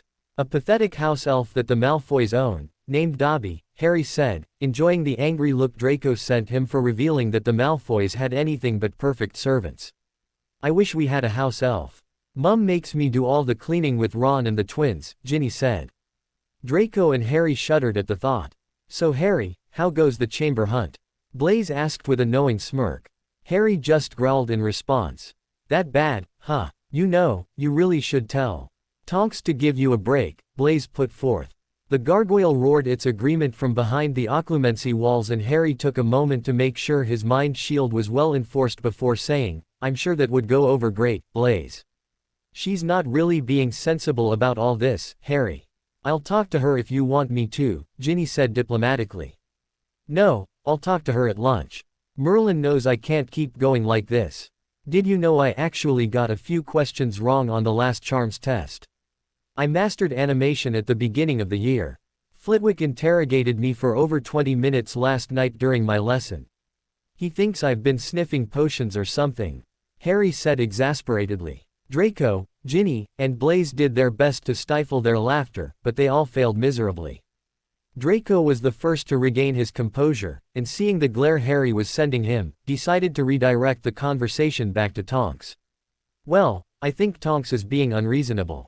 If she would just accept that Hagrid is a homicidal maniac, then we could all move on. The utter silence that met his statement and the shifting of 3 sets of eyes to behind his back caused Draco to squirm nervously before turning around. Sure enough, standing not 1 foot behind him was a very angry Nymphadora Tonks with her wand pointed at his head. Tonks, how are you this morning? Blaise and I were just talking a boo. Furnunculus, Tonks hissed. The crimson-colored spell struck Draco right between the eyes. A moment later he was howling in pain as boils began to appear all over his face. Getting up as quickly as he could, he raced out of the Great Hall heading for the hospital wing. Was that really necessary? Ginny asked after managing to control her laughter. Yes, Tonks growled. Nymphadora Tonks, Mr. Potter, gather your things and come with me. A sharp voice demanded. Harry and Tonks looked up and saw a rather angry Professor McGonagall striding towards them. What did I do? Harry mumbled as he stood up and followed McGonagall out of the Great Hall with Tonks. McGonagall led them into an unused classroom and closed the door. Take a seat, McGonagall said, gesturing to 2 chairs. Do either of you two know why I asked you to come here today? I'm sorry I hexed Draco, Tonks said, not sounding sorry at all. No, Harry grumbled. First, Ms. Tonks, I did not ask you here for hexing Mr. Malfoy. By the way, you will have detention tonight with Professor Snape at 7 o'clock, McGonagall said shortly. So if it wasn't for hexing Draco, why am I here? Tonks asked. And why am I here? Harry asked. I'll be blunt, over the last month, both of your grades have begun to drop. Ms. Tonks, yours more seriously than Mr. Potter's. I have tried to understand why this happened, and I recently figured it out, McGonagall said. Shouldn't I be discussing academic problems with my head of house? Harry asked. Mr. Potter, you should hope that this does not reach your head of house. McGonagall snapped before composing herself. The headmaster also believed that I should discuss your actions with you in my capacity as deputy headmistress. Realizing that he was in actual trouble, Harry waited silently for McGonagall to continue.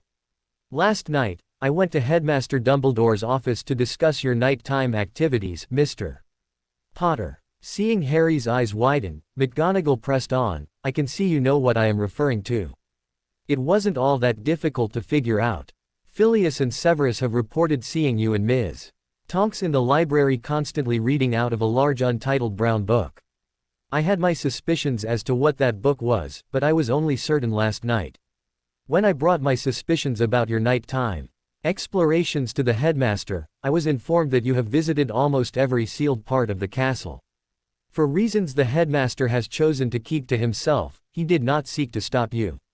Seeing the disbelieving look on Harry's face, McGonagall pressed on. I, however, reminded him that students being out of bounds in an unknown section of the castle is completely unacceptable, especially in these dangerous times. So tell me, how long have you had the school schematics? How did you get them from the restricted section? And how did you manage to bypass the wards on the concealed floors of this castle? McGonagall demanded, her voice rising with every question. Please, ma'am, this is my fault. I made Harry get the book, and asked him to search the floors for the Chamber of Secrets. Tonks apologized just as Harry blurted out, how did he know? McGonagall looked between the two students with a well-practiced glare. Mr. Potter, the headmaster is immediately told if a student accesses a hidden part of the castle. Miss Tonks, while I do not doubt the truth behind your confession of guilt, Mr. Potter is responsible for his own actions. Also, how Mr. Potter got the book from the restricted section or how he accessed the hidden floors is very distressing to the few staff members who know about it, McGonagall said, clearly waiting for Harry to reveal how he accomplished it. I just grabbed it while Madame Pants was distracted, Harry said. Mr. Potter, what very few students know is that to take a book out of the restricted section, you need Madame Pants to cancel a ward that ensures that students cannot take a book from the restricted section without her knowing. Madame Pants did not cast the spell allowing you to take that book from the restricted section, and she had no knowledge of its disappearance, yet you did not set off the ward. So I'll ask you again, how did you get the book out of the restricted section?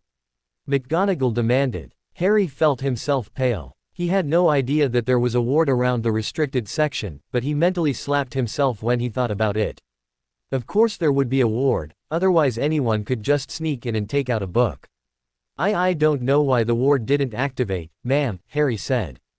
McGonagall gave him one of her piercing stares before she nodded her head in acceptance. Very well, Mr. Potter, I suppose you also don't know why you were able to access the hidden floors of the castle. No ma'am, I just assumed that since I knew the floors existed, I could access them, Harry quickly lied. While that is typically the case with a notice me not charm, the numerous concealment wards around the floors should have stopped you from being able to access them, McGonagall muttered just loud enough for Tonks and Harry to hear it. You have nothing else to add then, Mr.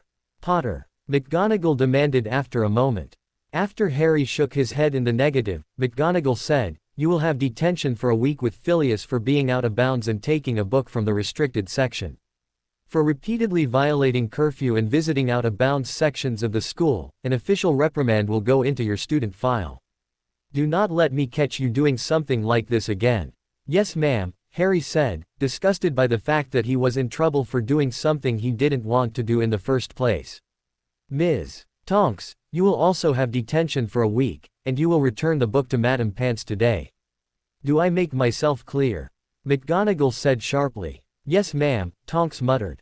Ms. Tonks, I will also tell you that the headmaster has already searched the school since the first attack, and he has yet to find the entrance to the chamber, McGonagall said. Sympathetically. Maybe he missed something, maybe he. Miss Tonks, McGonagall said sharply before softening her voice. I know you want to help Hagrid, but you are not the only one. Believe me when I say that we are doing all that we can to help him. Now please stop looking for the chamber. Yes ma'am, Tonks said. Mr. Potter, do you understand? You are to stop these nighttime searches of the castle. McGonagall commanded sternly. Yes ma'am, Harry said. Very well, you both are dismissed. I suggest you go directly to your first class, McGonagall said. Yes ma'am, Harry and Tonks replied in unison as they stood up and left. As soon as they closed the door, Harry said, I've got to get to herbology. Tonks, I'll see you at lunch. Tonks simply nodded and the two parted ways, each heading to their respective class. Greenhouse 4, Hogwarts. Harry made it to Greenhouse 4 a few minutes before class started. Hey Harry, what did McGonagall want? Draco asked as soon as Harry put his stuff down next to Neville. She found out about my late-night explorations of the castle, Harry said, letting his anger out. Really? Are you in trouble? Blaise asked, sounding more curious than concerned. I got a week's detention for taking a book out of the restricted section and an official reprimand for being out of bounds. Oh, that reminds me, don't ever try to take a book from the restricted section. You can read it in the section, but don't try to remove it, Harry said seriously. Why? Draco asked. Because apparently there is a ward that Madame Pants has to cancel for a student to take the book from the section, Harry said. Wait, so how did you remove the school schematics? And what about that book of curses that you got from the restricted section earlier this semester? Blaise asked curiously. I managed to avoid the ward both times, Harry replied evasively. How? Blaise asked again. Blaise, drop it. Harry doesn't have to tell you that, Draco said shortly. I'm just curious, Draco. If Harry just found out about it today, he managed to either break the ward or avoid it on accident, Blaise replied. Blaise, please just drop it. Yes, I know how I avoided the ward, and yes, I could easily do it again, but I won't tell you how. Draco and Tonks know, but they are the only ones, Harry said. Fine, I'll drop it for now, but I do want to know, Blaise said seriously. Maybe someday I'll tell you, Harry said. Good enough, I guess, Blaise sighed as Sprout entered the room. If everyone could please take their seats. I have good news. Professor Dumbledore, Professor Snape, and myself have managed to find a way to help the people who have been petrified, Sprout announced. Really? How? Lavender Brown quickly asked, ready to learn any new gossip. A potion created by Professors Dumbledore and Snape. They call it the Mandrake Restorative Draft. It has yet to be tested, but the theory behind it is solid. You, of course, remember how we cultivated the mandrakes earlier this year. Professor Dumbledore and Professor Snape believe combining a mandrake with a powerful pepper-up potion will cause those petrified to regain movement, Sprout said. When will the potion be administered? Parvati Patil asked. Unfortunately, the potion will not be ready for some time. With some luck, we will be able to administer it before you are scheduled to leave for the summer holidays, Sprout said. Why so long? Why not just get Snape to hurry up and brew the bloody thing? Ron asked. Mr. Weasley, 5 points from Gryffindor for not respecting a Hogwarts professor. That is a good place to start out lesson, though. Can anyone tell me why we will have to wait so long to administer the potion? Sprout asked. Neville and Draco's hands both went up. Mr. Malfoy, Sprout said. Well, proper testing of the potion would have to be done prior to human consumption. It could be dangerous to just give an untested potion to someone. Not that I really care about those mudbloods, Draco said, adding the last part under his breath. 2 points to Slytherin. That is very true, one should never test a potion on a human being. That is not the answer I'm looking for, though. Does anyone else know? Sprout asked. Seeing that Neville's hand was still raised, Sprout called on him. The mandrake is a very difficult substance to add to a potion. It can only be broken down on a full moon and usually only in small quantities, Neville said. 10 points to Gryffindor, Mr. Longbottom. The potion calls for a large amount of mandrake to be added. The amount is so large that it will take 2 or possibly 3 cycles of the moon before we are able to generate the amount necessary. Now, to help Professor Snape, you and your partner will be cultivating a mandrake like we did earlier this year, Sprout said. Professor Sprout, Granger isn't here, can I be excused for this class?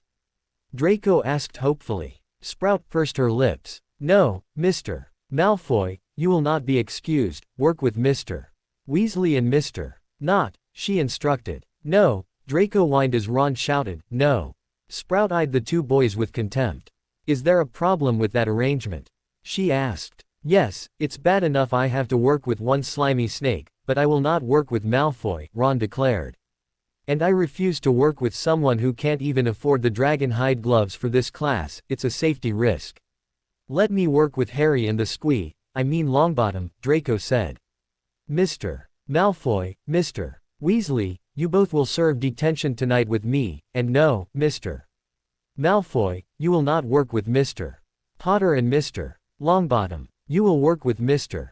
Weasley and Mr. Not like I instructed you to, Sprout said in a very rare showing of anger. Draco muttered several insults under his breath before grabbing his stuff and taking a seat next to Nott. An hour and a half later, a very annoyed Draco Malfoy left Herbology with Harry and Blaise in tow. I swear, that woman has it in for me, Draco grumbled as soon as they were out of earshot. Why do you say that?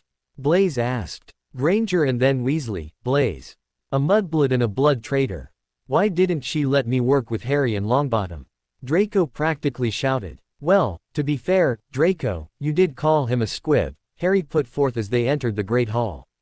So, Weasley's worse than a squib if you ask me. And why didn't Sprout punish Granger for not showing up to class? Draco said as he took a seat at the Slytherin table. I think that she forgot about it after you and Weasley started to insult each other, Blaise guessed. Could this day get any worse? Draco asked. Yes, Harry and Blaise said together. How? Draco asked in surprise. Have you forgotten who we have next? If anyone can make a day worse, it's Lockhart, Harry explained. How could I forget we had him next? Draco groaned. I think we all wish we could forget about Lockhart, Blaise said. You got that right, Ginny agreed as she sat down. Draco just grumbled a greeting and piled some vegetables on his plate. What's wrong with him? Ginny asked Blaise. He was forced to work with your brother during Herbology when Granger didn't show up, Blaise said. I'm sorry, Draco. Did you at least get to curse him? Ginny asked sympathetically. No. What's worse is I have detention tonight with Sprout, Draco said. With Weasley, remember. He also got detention, Harry said. Draco pretended to hit his head against the table several times. What's wrong with him? Tonks asked, as she sat down next to Harry. Draco and Weasley have detention together for insulting each other in Herbology, Harry said. Bummer, Tonks said before lowering her voice and saying, I wanted to tell you that I wrote down a few more places for us to search before I gave the book back. What? Harry said in disbelief. Yeah, this way we can check out one or two more places before we give up, Tonks said, clearly not liking that they would have to eventually stop. Tonks, you're kidding me, right? Harry asked while the gargoyle began growling. No, I'm not kidding you, Harry. We need to do everything we can to help Hagrid, Tonks said seriously. No, Tonks, I'm sorry, but I'm done. I'm not searching another corridor at 2 in the morning. I'm tired, my grades are slipping, I've been given an official reprimand, and I just don't care enough about Hagrid to do this, Harry said firmly, causing the gargoyle in his mind and everyone sitting around him at the table to fall silent. Tonks looked completely stunned. Harry, he's innocent. There is an innocent man in Azkaban. Tonks, I've done everything you've asked me to this month.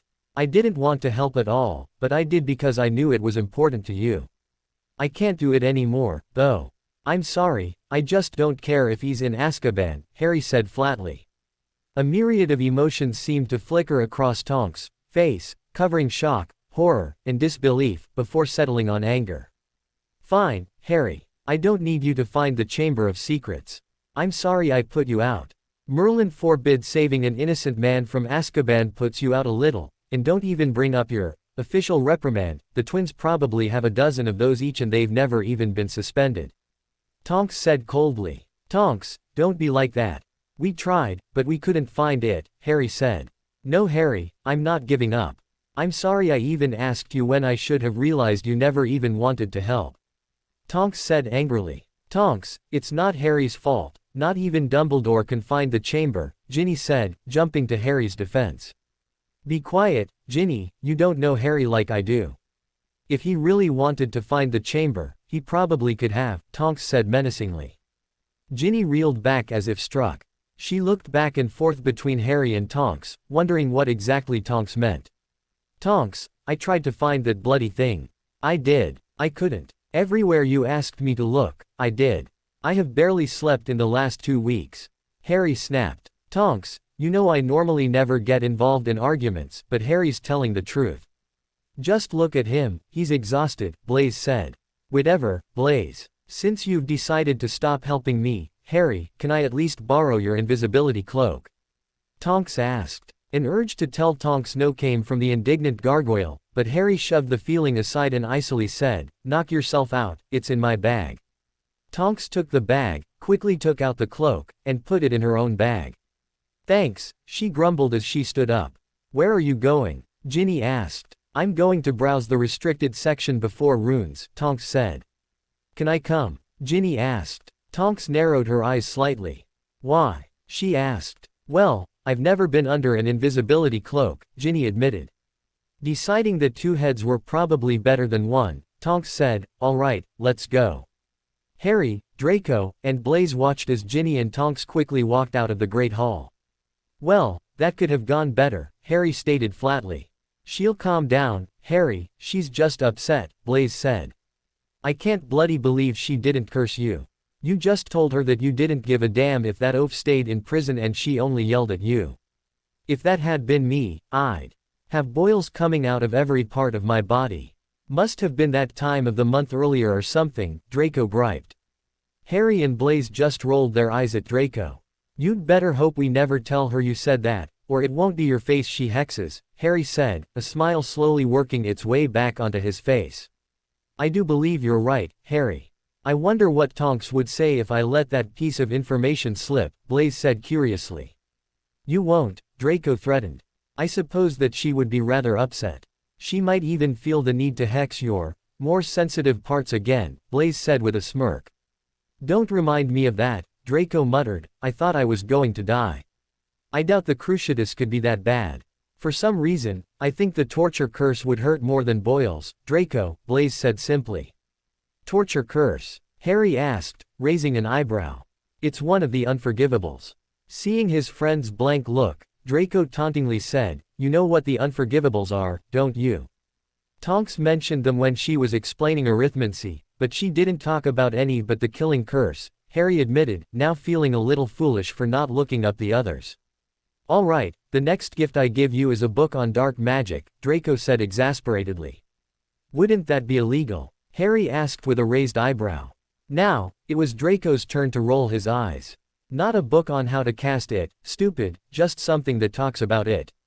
I bet even Weasley knows what the unforgivables are. Do you really want that wanker to know something you don't? No. Now, if you'll stop making me feel like an idiot, please feel free to explain it to me, Harry demanded. Let's go to class. It should take a while to explain and it will give us something to do besides listening to Lockhart, Draco said. True. What do you have in that class, by the way? Blaise asked as the three boys stood up and left the Great Hall. I'm barely scraping an acceptable, but I'll probably end up with a poor, Draco admitted. Yeah, me too. What about you, Harry? Blaise asked. I've got a poor, but I'll probably end up with a dreadful. Lockhart hates me, Harry deadpanned. Yes, well, you do comment about him being a fraud in every class, Blaise said. So, it doesn't make it less true, Harry replied. Yes, but it's killing your grade, Draco pointed out. So what? It's not like anything he is teaching us will end up on our owls. I doubt the examiners will care how Gilderoy Lockhart discovered a revolutionary new shield charm only to have his notes be set on fire by a rogue fire imp, Harry said as they entered the defense classroom and took their normal seats in the back of the room. Okay, now spill about the unforgivables and dark magic, Harry demanded. Okay. Well, most people would say that dark magic is any spell that is used to harm, maim, torture, or control someone's will. While a lot of dark magic does just that, many dark spells are considered dark because of the amount of power it takes to use them. A lot of rituals are considered dark by the Ministry, but they do amazing things like enhance your eyesight, or boost your magical core, Blaise said. Makes sense, Harry said as Lockhart entered the room with the other students. I should tell you that for every spell or ritual that shouldn't be considered dark there are at least 20 that deserve to be considered dark magic. These spells can literally tear someone apart from the inside out, explode organs, cut you into pieces, or rip off your skin slowly over hours. Dark rituals often require a sacrifice of some sort. The most powerful ones require human sacrifice, Blaise said with a shudder. I see, Harry said, both amazed and disgusted by the images Blaise was describing. The most well-known dark spells in Britain are the Unforgivables. They are all unblockable, Draco said. Well, they really aren't technically unblockable. I mean, you could summon something in their way or conjure something to stop them, but no magical shield like Protega will stop them. They will just pass right through it, Blaise interjected. Harry just nodded his head, he already knew this. Yeah, they are really powerful. The three Unforgivables are the Cruciatus Curse, the Imperious Curse, and the Killing Curse, Draco said. Wait, the what? The Imperious Curse, what does that do? Harry asked quickly. Blaise and Draco shared a look before Blaise asked, why do you want to know about that one? Because Quirrell cast that on me last year, Harry admitted. Merlin, that's terrible. Blaise whispered in horror. Yeah, Draco agreed. What does it do? Harry asked again. Oh, sorry. It's like a mind control spell. The person who casts it can control the victim of their spell. You lose your ability to think for yourself, and are completely under the caster's control, Blaise said. Really? It didn't feel like that to me. I mean, I guess I did do everything he told me to, but I didn't not want to do it. Does that make sense? Harry asked. Yeah, that makes sense, Harry. The Imperious is the only Unforgivable that can be fought off. If you were given a command to do something you wouldn't mind, then you would have less resistance to doing whatever he told you to do, Blaise said. What do you mean? Harry asked. Okay, let's say I put you under the Imperious and told you to kill your uncle. You would have less reason to fight that command than if I told you to kill Tonks, Draco muttered quietly. Why would Harry want to kill his uncle? Blaise asked, proving that Draco had spoken a little too loudly. Yeah, Draco, why would I want to do that? Harry hissed dangerously. Draco paled when he realized what he had just given away. It was just an example, Blaise. I mean, you know Harry hates muggles, so he would probably hate his muggle uncle more than he hates Tonks. Reet. Draco, you might be the worst liar in Slytherin, Blaise said. Blaise, Harry threatened. I'll drop it, Harry. Let's just move on to the Cruciatus, Blaise said, mentally storing that bit of information for another time. Alright, thanks. You said the Cruciatus was a torture curse. Harry asked. Yeah, and a really nasty one at that. It can drive you insane if you're placed under it for too long, Draco said. How does it torture you? Harry asked. I overheard Father saying that it feels as though burning knives were being dragged across your body while you're being stabbed all over, Draco said with a shudder. Blaise just looked at Draco for a long moment before saying, the last curse is the Killing Curse or the Avada Kedavra, he said. I've used that before, Harry said before he could stop himself. Draco and Blaise's eyes widened in surprise. Why you used the Killing Curse? When? Draco said quietly. Well, it was while I was under the Imperious Curse. Quirrell had me use it against Dumbledore, Harry said, mentally slapping himself for talking about this in a classroom where anyone could overhear him. Wow, Draco said in awe. Were you able to cast it successfully? Blaise asked. Dumbledore had to dodge it, Harry divulged. Merlin, I can't believe that you were able to cast it, Blaise said quietly. Why? Harry asked. Well, Harry, to successfully cast any Unforgivable, you have to really want to use it. So if you use the Imperious, you must really want to control someone. To use the Cruciatus, you need to want to torture someone. To use the Killing Curse, you need to really want to kill someone, Draco said. It might be best if you forgot that I told you about this, Harry said seriously. Blaise felt himself shudder under the intense look Harry was giving him. This was a side of Harry Potter he had never seen before. It felt as if his very soul were being examined, and if he lied, he would not like the consequences. Okay, Harry, consider it forgotten, Blaise said. Yeah, Harry, Draco agreed quickly. Thanks, Harry said as he felt himself relax. No problem, Blaise said. So what makes those three curses so bad? If other dark spells can hurt people, why are only these three considered unforgivable? Harry asked. Oh, well, it's the intent behind them.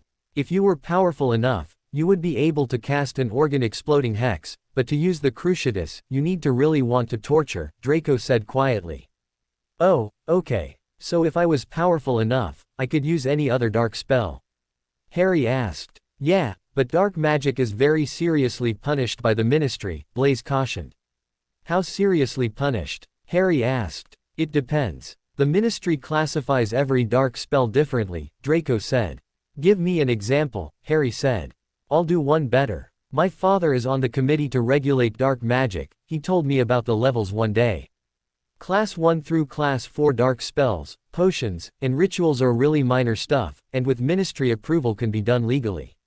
If you do them illegally, you just pay a fine to the Ministry. The cheapest is like 5 galleons, but the most expensive is like 50,000 galleons. Class 5 dark spells, potions, or rituals are punishable by either a week in Azkaban or a 175,000 galleon fine. After Class 5, everything is punished by going to Azkaban. Class 6 is for 6 months, Class 7 is for a year, Class 8 is for 5 years, Class 9 is for 20 years, Class 10 is for 50 years, and Class 11 are the unforgivables, Blaise said. What's the punishment for the unforgivables? Harry asked curiously. Life in Azkaban or, well, if you really deserve it, the Dementor's key, Blaise said weakly. I'd take life in Azkaban, Draco said with a shudder. Why? What's the Dementor's key? Harry asked. Dementors are the guards at Azkaban. They are nasty magical creatures that can beep out your soul, Draco said darkly. Are really? Harry stammered, horrified at the thought of his soul being beeped out. Yeah, they also make you feel like you'll never be happy again. They make all your worst memories rise to the surface. That's why Azkaban is such a horrible place. People go mad reliving the worst moments of their life over and over again, Blaise explained with a shudder. Harry winced as he thought about reliving being beaten by Uncle Vernon every day for the rest of his life. Suddenly, a rather depressing train of those struck. How well known are the Dementors in Azkaban? He asked. Draco and Blaise looked at him oddly for a moment before Draco said, anyone who has grown up a wizard has certainly been told about the horrors of Azkaban and the Dementors. Yeah, a lot of parents use it as a deterrent to bad behavior. Tell your kids if they are naughty, the Ministry will show up one day and send them to the Dementors, Blaise added. Harry felt rather uncomfortable now. So that means Tonks probably knows about these Dementors. It would explain why she was so damn upset with me when I said I didn't care about that oaf going to Azkaban. For the rest of the lesson, Lockhart would periodically quiz the students about important facts from his books while Harry thought about what he would say to Tonks later. Harry didn't have to worry about Lockhart calling on him anymore, not after Harry told him that he couldn't cast one of the rare charms that he claimed to have created. Lockhart replied that Harry wasn't magically powerful enough to cast it, but after Harry said that Flitwick was unable to do the charm as well, Lockhart turned crimson and began talking about the weather. When the lesson finally ended, Harry, Draco, and Blaise left the classroom and went back to the Slytherin dormitories. I wonder where Ginny is, Draco said. Probably in the restricted section with Tonks, Blaise said. Yeah, most likely. We probably won't see either of them till dinner, Harry said with a sigh. He was not looking forward to telling Tonks that while he now understood why Azkaban was so bad, he still didn't want to help her search for the chamber anymore. Maybe I'll help her look in those last few places. After that, I'm done, though. What's wrong with you? Draco asked curiously. Nothing, just a little tired, Harry lied. Whatever, I'm going to head down to dinner, you coming? Draco asked. Yeah, Harry said. You didn't know how bad Azkaban was, huh? Blaise whispered quietly. Harry turned to look at his friend before saying, no. Tell her that. She'll understand, Harry. You couldn't have kept going anyway with that little sleep, Blaise said. I know, but still I'll apologize at dinner. I don't really want to get into another long drawn-out fight like last year, Harry admitted. Good idea, I don't think any of us want that, Blaise said, chuckling. Would you two stop whispering like little girls and hurry up? I'm hungry, Draco said loudly, earning a scowl that promised pain from both Harry and Blaise. Great Hall, Hogwarts. Harry, Draco, and Blaise sat down at the Slytherin table for dinner and waited for Tonks and Ginny to show up. 20 minutes into dinner, Harry was starting to get annoyed. Merlin, Tonks needs to eat sometime, Harry grumbled. No kidding, she should at least let Ginny come down and get some food, Draco said. Maybe they actually found something and lost track of time, Blaise put forth.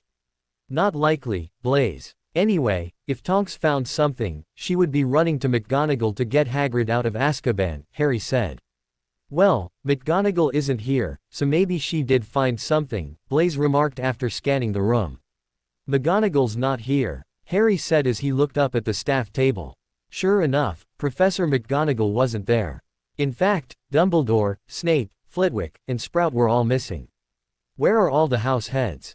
Harry asked. Probably in a meeting with Dumbledore, Draco said simply. No, that meeting is on Wednesday, Harry said. How do you know that? Blaze asked. Because Flitwick and McGonagall don't give me a private lesson on Wednesday, Harry replied. So, they could have changed it this week. I doubt your lesson starting a few minutes late would really bother Dumbledore that much, Blaze said. Maybe, Harry said, not entirely convinced. I'm sure it's nothing, Harry. See, there's Snape and McGonagall right now, Draco said. Indeed, both Snape and McGonagall entered the Great Hall through a side door, however, they did not go to the staff table. The two professors looked right at the Slytherin table before locking eyes with Harry. As they came closer, Harry could see that both professors seemed to be doing their best to appear calm. However, Harry didn't spend 2 nights a week with McGonagall and not learn to read her body language. Her eyes were periodically sweeping the hall as if searching for a potential attacker while her right hand was constantly near her hip, where Harry knew she kept her wand. Even Snape was giving away some signs of being nervous. He walked a few feet behind McGonagall, his usual sneer replaced with an emotionless mask. His eyes also seemed to inspect the student population while keeping his hand near his wand. The biggest giveaway, though, was that as McGonagall got closer, Harry could actually see her left hand trembling slightly.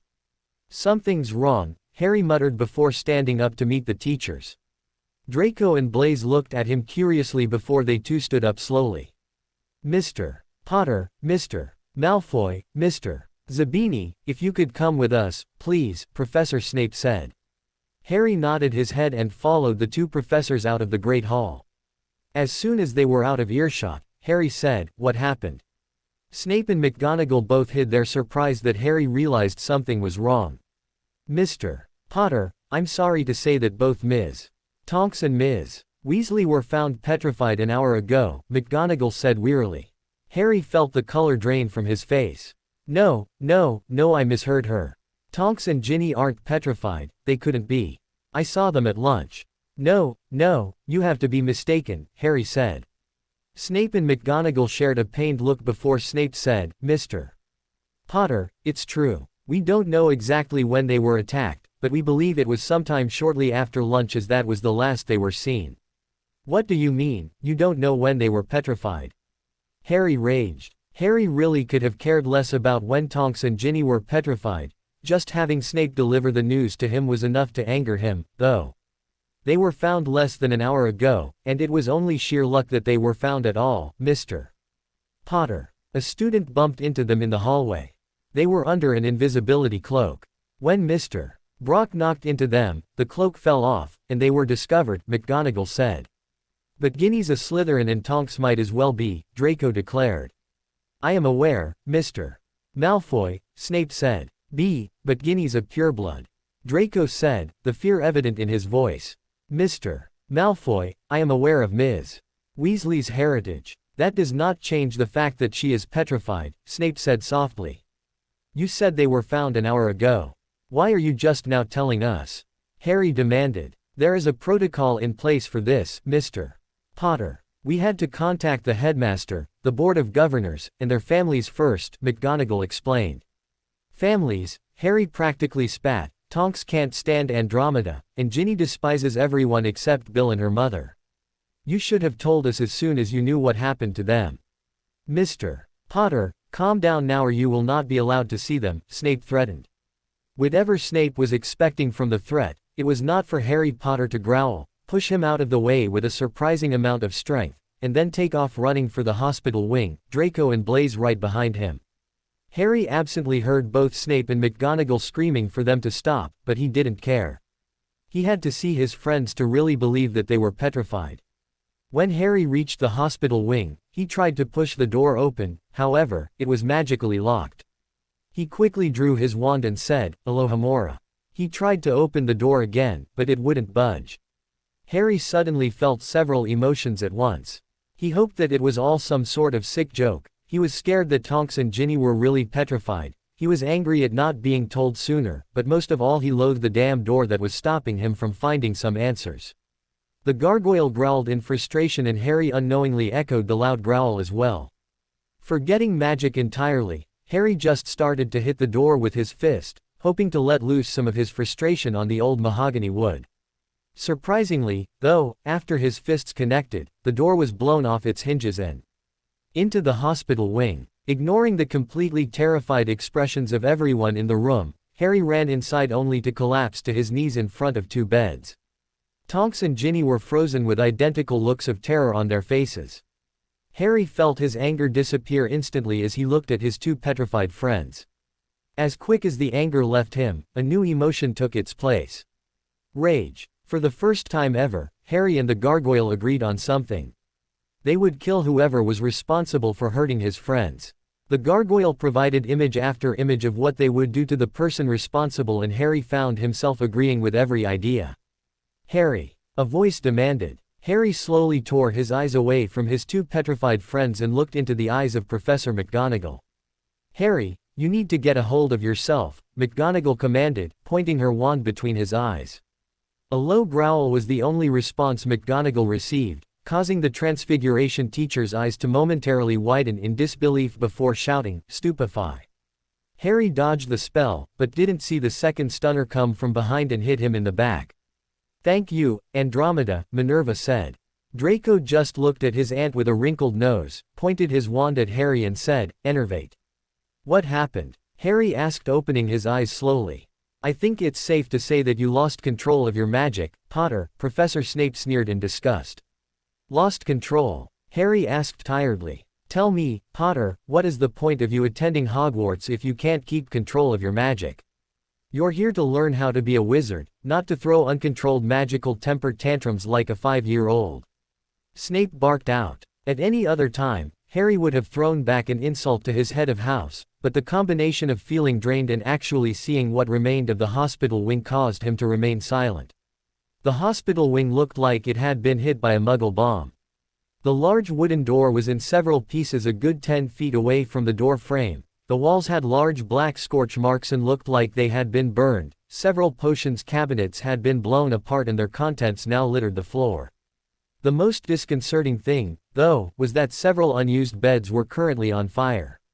As Harry began to survey the room, he noticed several terrified-looking redheads with their wands drawn and a wide-eyed Mrs. Tonks standing not 5 feet behind him.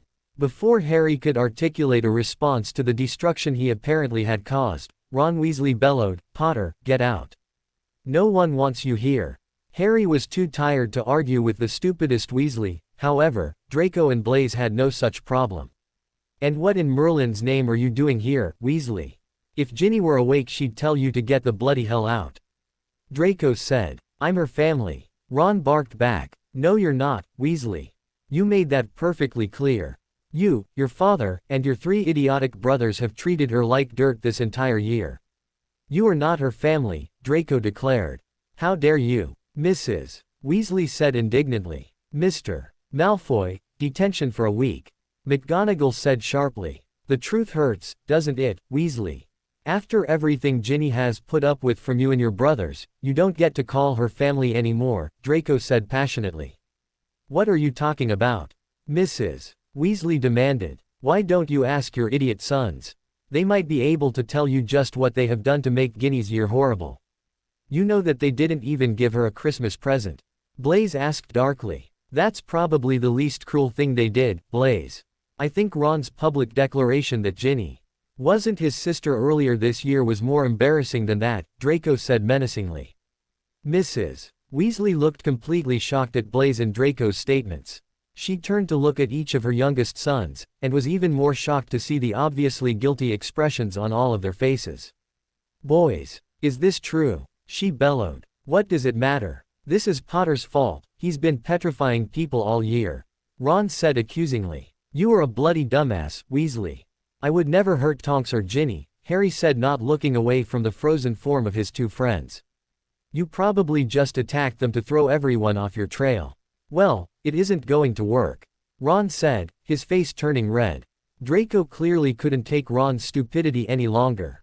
Stupefy. The spell was about 2 feet from Weasley's head when it connected with a powerful magical shield.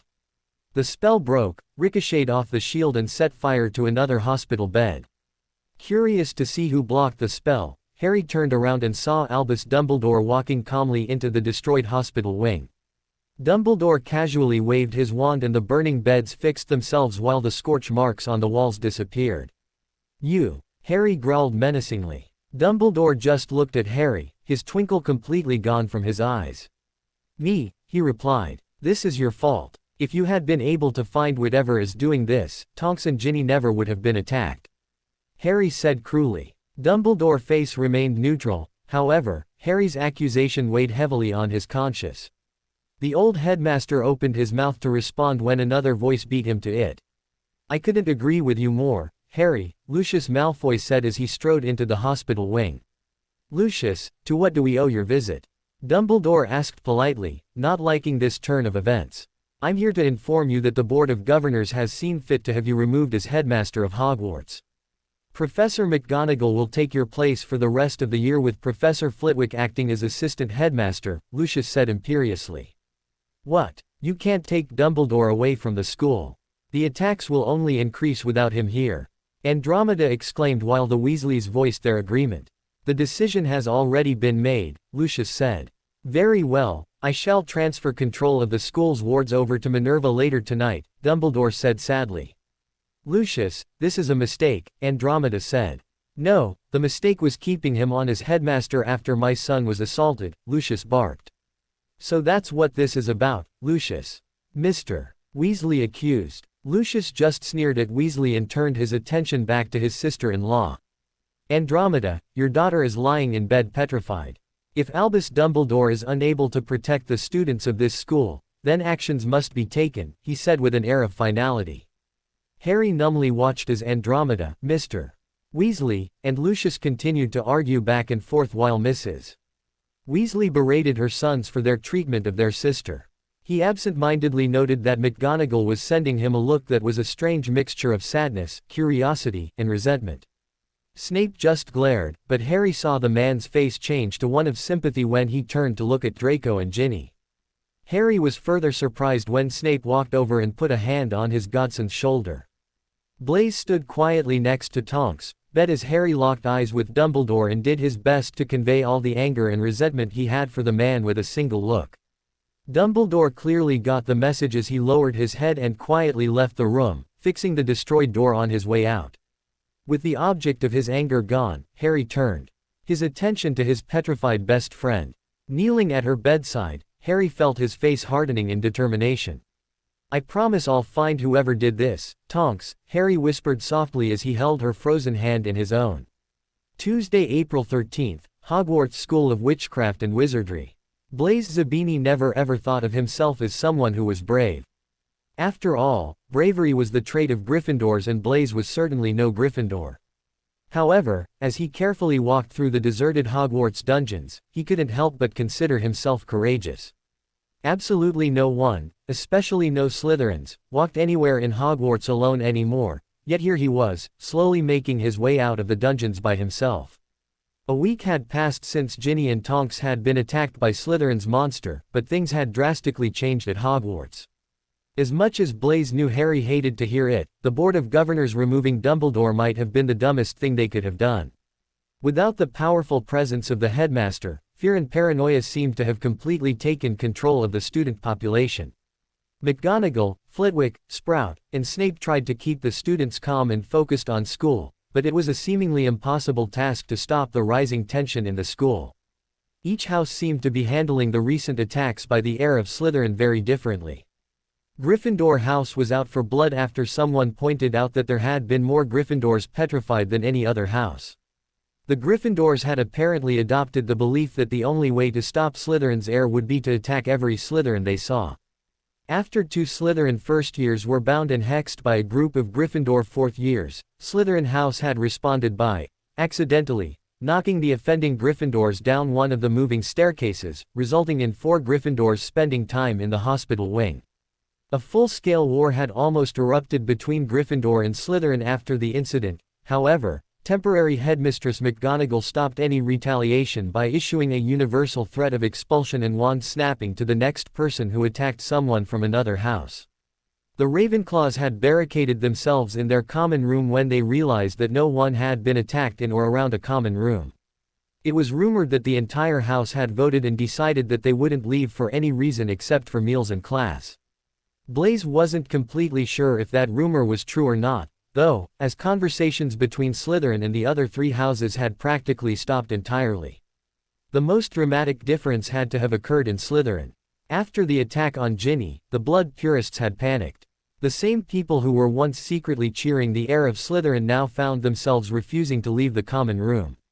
The House of the Privileged and the Powerful had finally realized that their money, family name, and blood status might not make them immune from the heir's purging. Of course, not everyone in Slytherin was scared.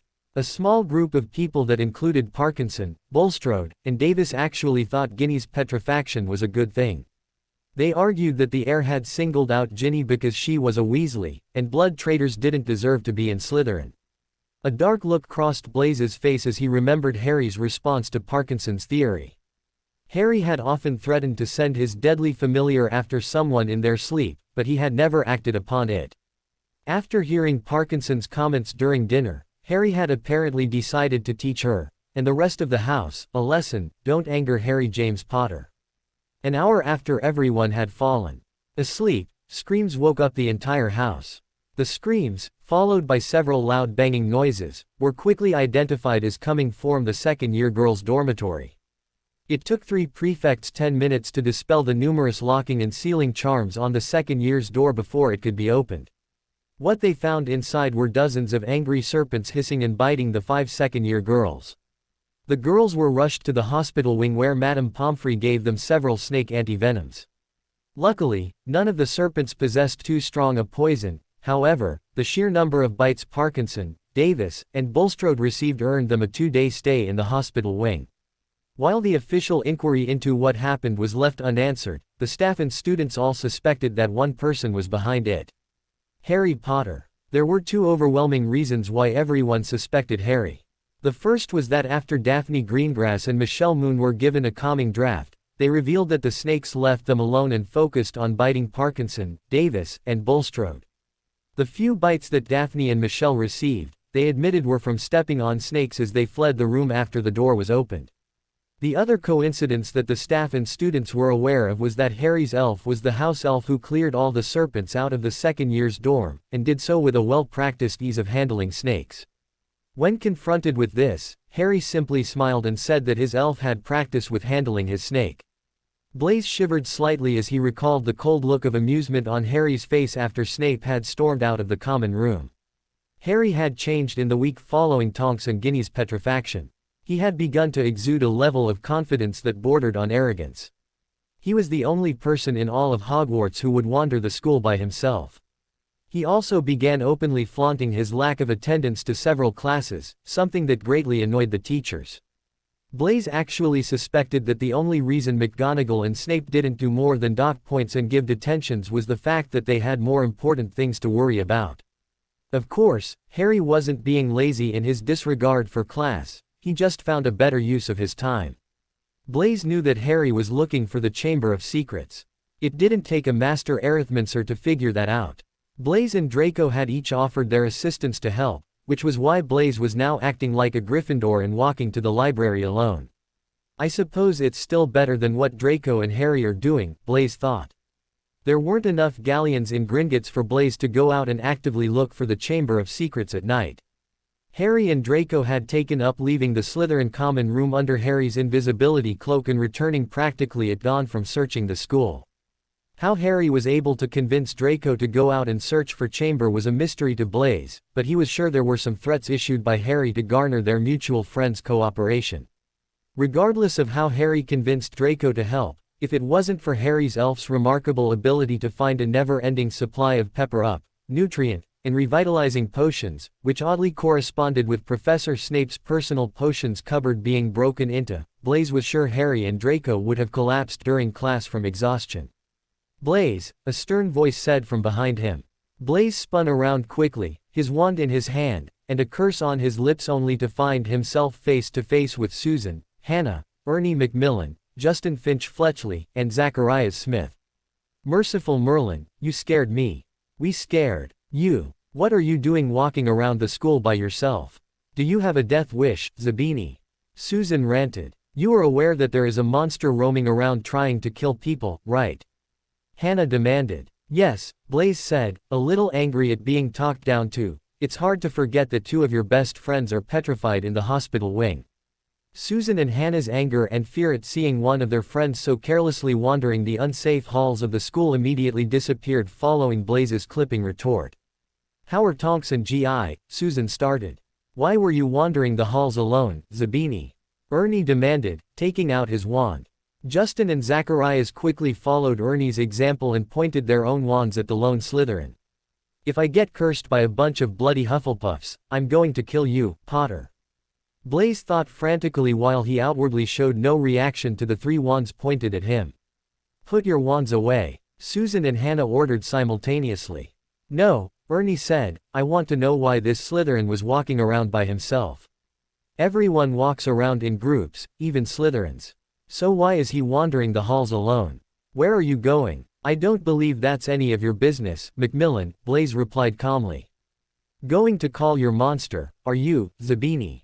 Or maybe you're just going to feed it for Potter or Malfoy," Smith sneered. Blaise appraised Smith carefully before replying, "Believe whatever you want, Smith, I don't particularly care." "Oh, stop it," Hannah cried out in disgust. "Blaise, just tell them where you were going. Zach, Ernie, Justin, put your wands away before Susan and I curse you." The three Hufflepuff boys slowly put their wands away when they realized that Susan already had her wand out and was pointing it directly at them. Blaise smirked at the three boys before casually saying, "Well, I'm off to the library." "It was nice to see you, Susan, Hannah." Blaise had taken a total of 3 steps before 2 pairs of arms reached out and grabbed him. "I don't think so, Zabini, you're not going anywhere by yourself," Susan said strictly. "Too true, Susan," Hannah agreed. "Besides, I need to do an astronomy essay, and you just volunteered to help, Blaise," Susan added. "Oh, and we also have the charms essay for Flitwick due in 2 days. Blaise, you can help with that, as well," Hannah said pleasantly.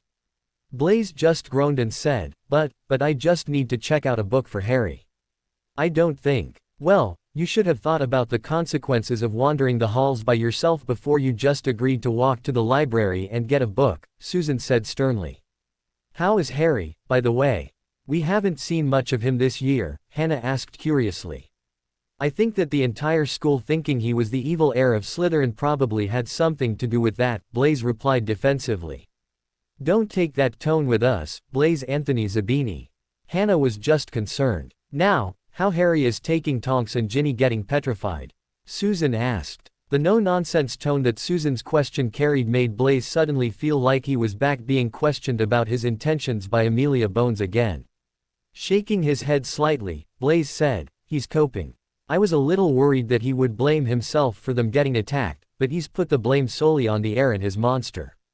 "Why would he blame himself?" Hannah asked. Well, Harry and Tonks got into a bit of an argument and Tonks stormed out of the Great Hall with Ginny. They were attacked later that day, Blaise admitted.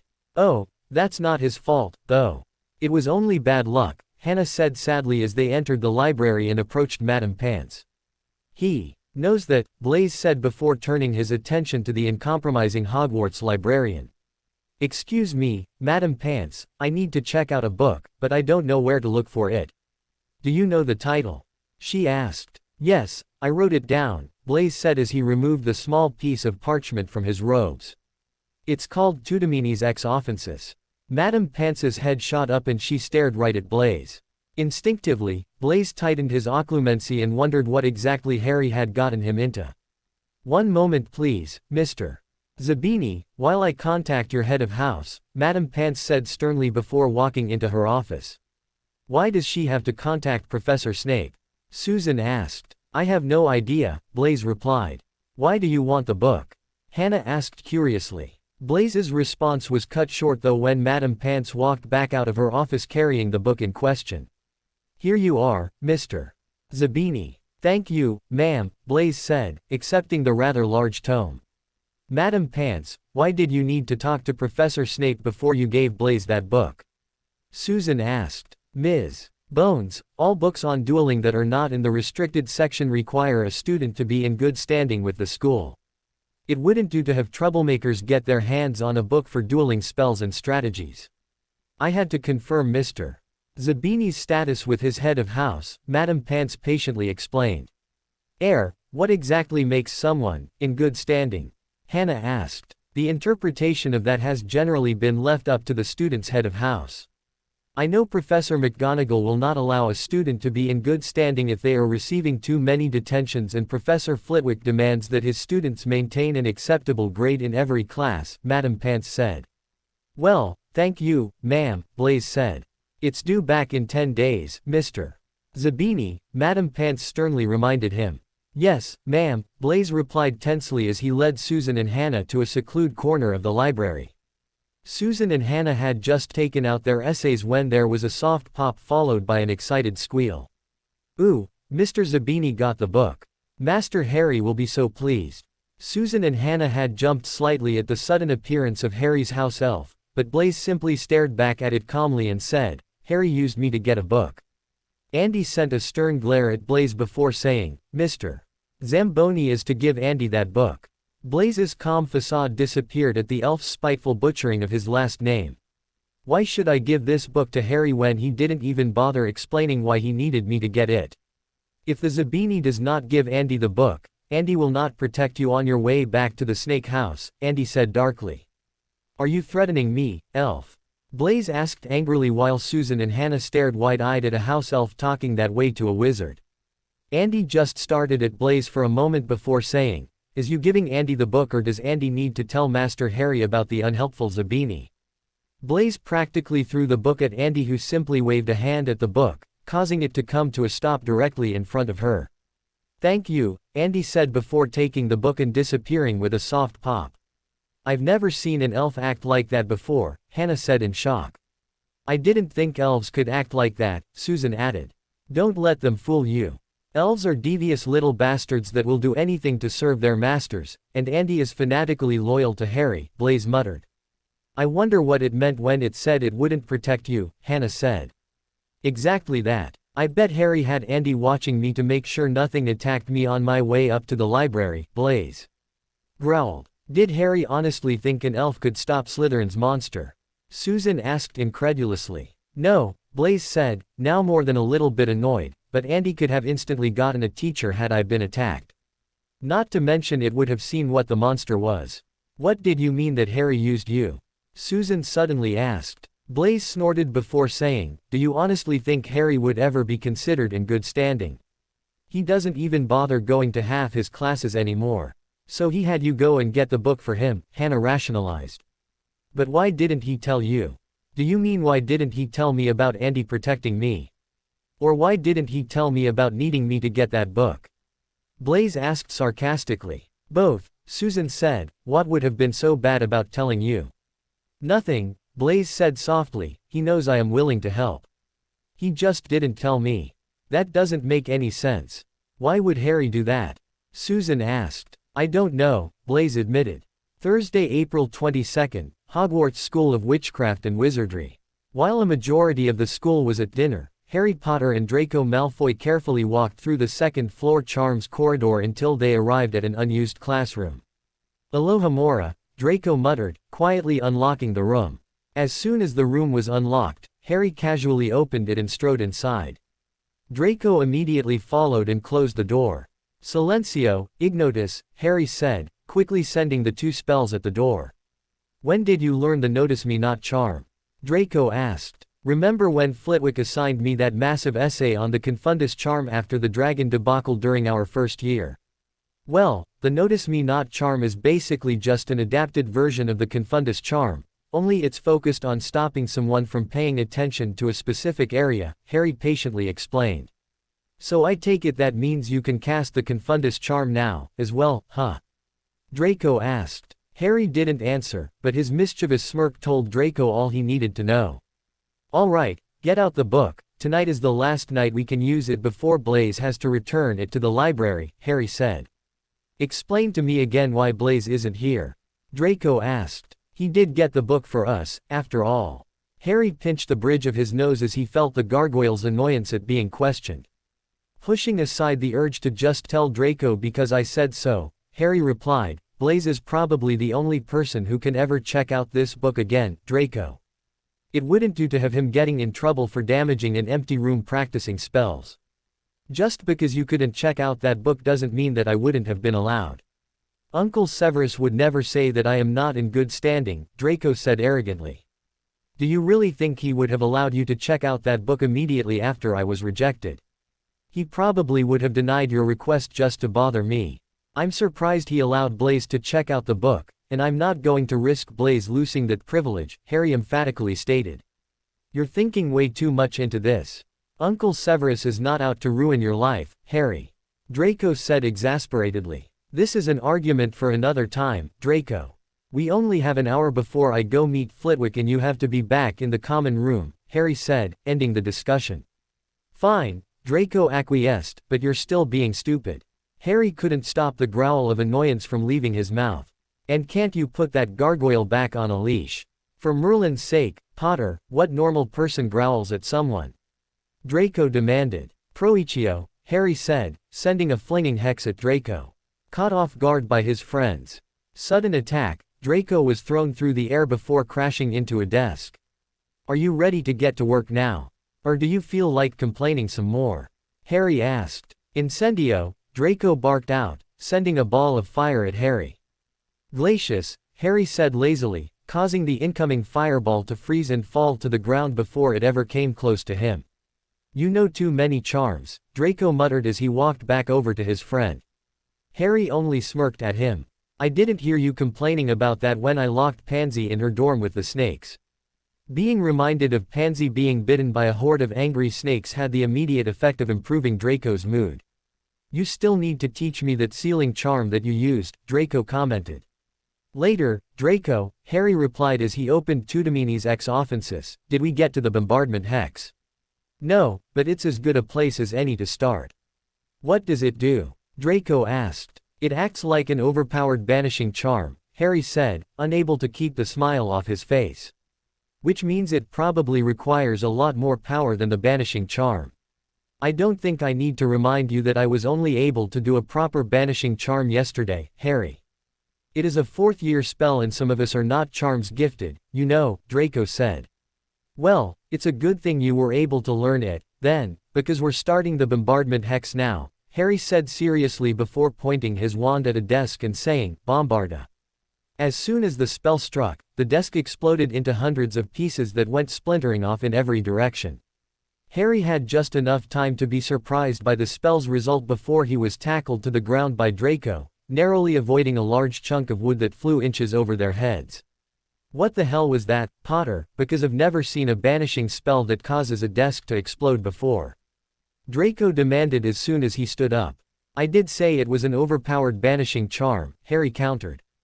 Draco just waved off Harry's comment and immediately walked over and picked up the book. After quickly scanning the section on the spell, Draco snapped the book shut and snarled. Did you never learn to read as a child, Potter? It says the bombardment hex acts as an overpowered blasting charm, not banishing. A bright smile suddenly made its way onto Harry's face and Draco could practically see the excitement building in his best friend's eyes. For what seemed like the 100th time, Draco cursed the damn gargoyle's influence on Harry. Terribly sorry about that, Draco, Harry said, not sounding sorry at all. Now, I suggest you cast a shield. It took a second for Draco to realize what his friend had just said, but as soon as he saw Harry point his wand at another desk, Draco hastily cast the shield spell. Bombarda, Harry said, jabbing his wand at another desk, immediately causing its destruction. Harry continued his senseless destruction of the classroom until all 30 desks resembled nothing more than pieces of wood and sawdust. With no more desks to destroy, Harry walked back over to the book and flipped a few pages before finding the spell he wanted. He took a few moments to look at the wand movement and incantation before he set the book down and walked to the center of the room. He casually waved his wand and the pieces of destroyed desks began to organize themselves into several piles all around the room with Harry standing in the center. Once Draco had joined him in the middle of the room, Harry pointed his wand at one of the piles of wood, and casually said, "Aether Flamma." A ball of black fire appeared at the tip of Harry's wand and continued to grow until Harry jabbed his wand, sending the fire at the nearest pile of wood. The black fire burnt through the scraps of wood quickly, however, when all the wood was gone, the black flame remained, scorching the stone classroom floor.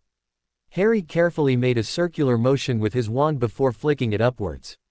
As Harry's wand flicked up, the original ball of conjured black flame rose up out of the large black fire, which had grown significantly from engulfing the pile of wood, and floated into the air, following the path of Harry's wand around the room. "How are you doing that?" Draco asked as he watched Harry fly the ball of black fire around the room. "I'm using a variation of the levitation charm on the fire to control the flame. As long as I keep my focus I should be able to easily control the two spells together," Harry said as he guided the fire to the various piles of wood, setting them all on fire. "I take it this is what Flitwick has been teaching you," Draco said, trying to ignore the oppressive heat and fear that came from being surrounded by a dozen pillars of black fire. "Yes. You'll probably start learning combining charms next year, but you won't learn anything this advanced until the end of your 4th year. Using multiple charms simultaneously is required to get an O in your charms owl," Harry said as he and Draco stood in the center of a burning classroom. "So, how many times have you done this kind of thing?" Draco asked, trying to make the question sound casual and without the fear he was feeling as the black flames continued to grow. "You mean how many times have I used the levitation charm with a fire spell? Or how many times have I controlled 12 magically enchanted fires from consuming me or beeping too much air out of an enclosed space?" Harry asked. "Both," Draco said as he quickly realized just how difficult controlling the fires around him must be. "Never. This is the first time I've tried it," Harry replied, not noticing his friend's face suddenly turned pale in terror. "Finite," Draco screamed, pointing his wand at the massive black flame that was closest to the door. However, rather than making the fire disappear, the amount of black fire blocking the only escape from the room doubled in size. Draco, sweating from both fear and the oppressive heat, angrily turned to face his friend.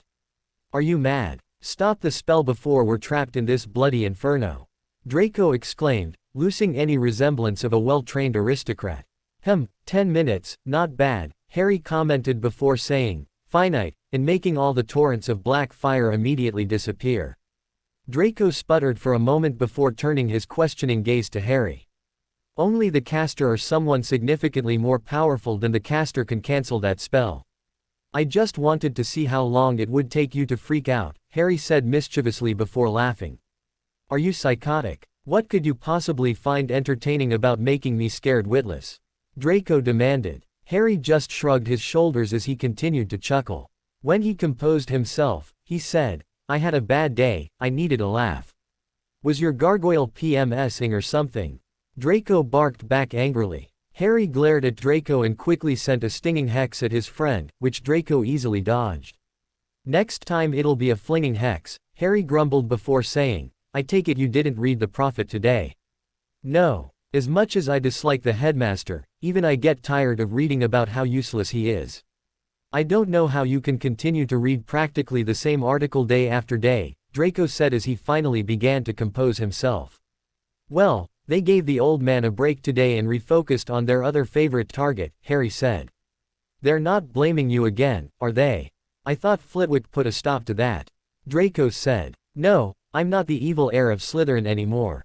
I'm the heartbroken young man whose love was tragically struck down," Harry sneered. "What?" Draco asked, completely confused. "Tonks. The prophet found out she was petrified and now we've been involved for 7 months. Do you know how many people have asked me how I was handling the situation today?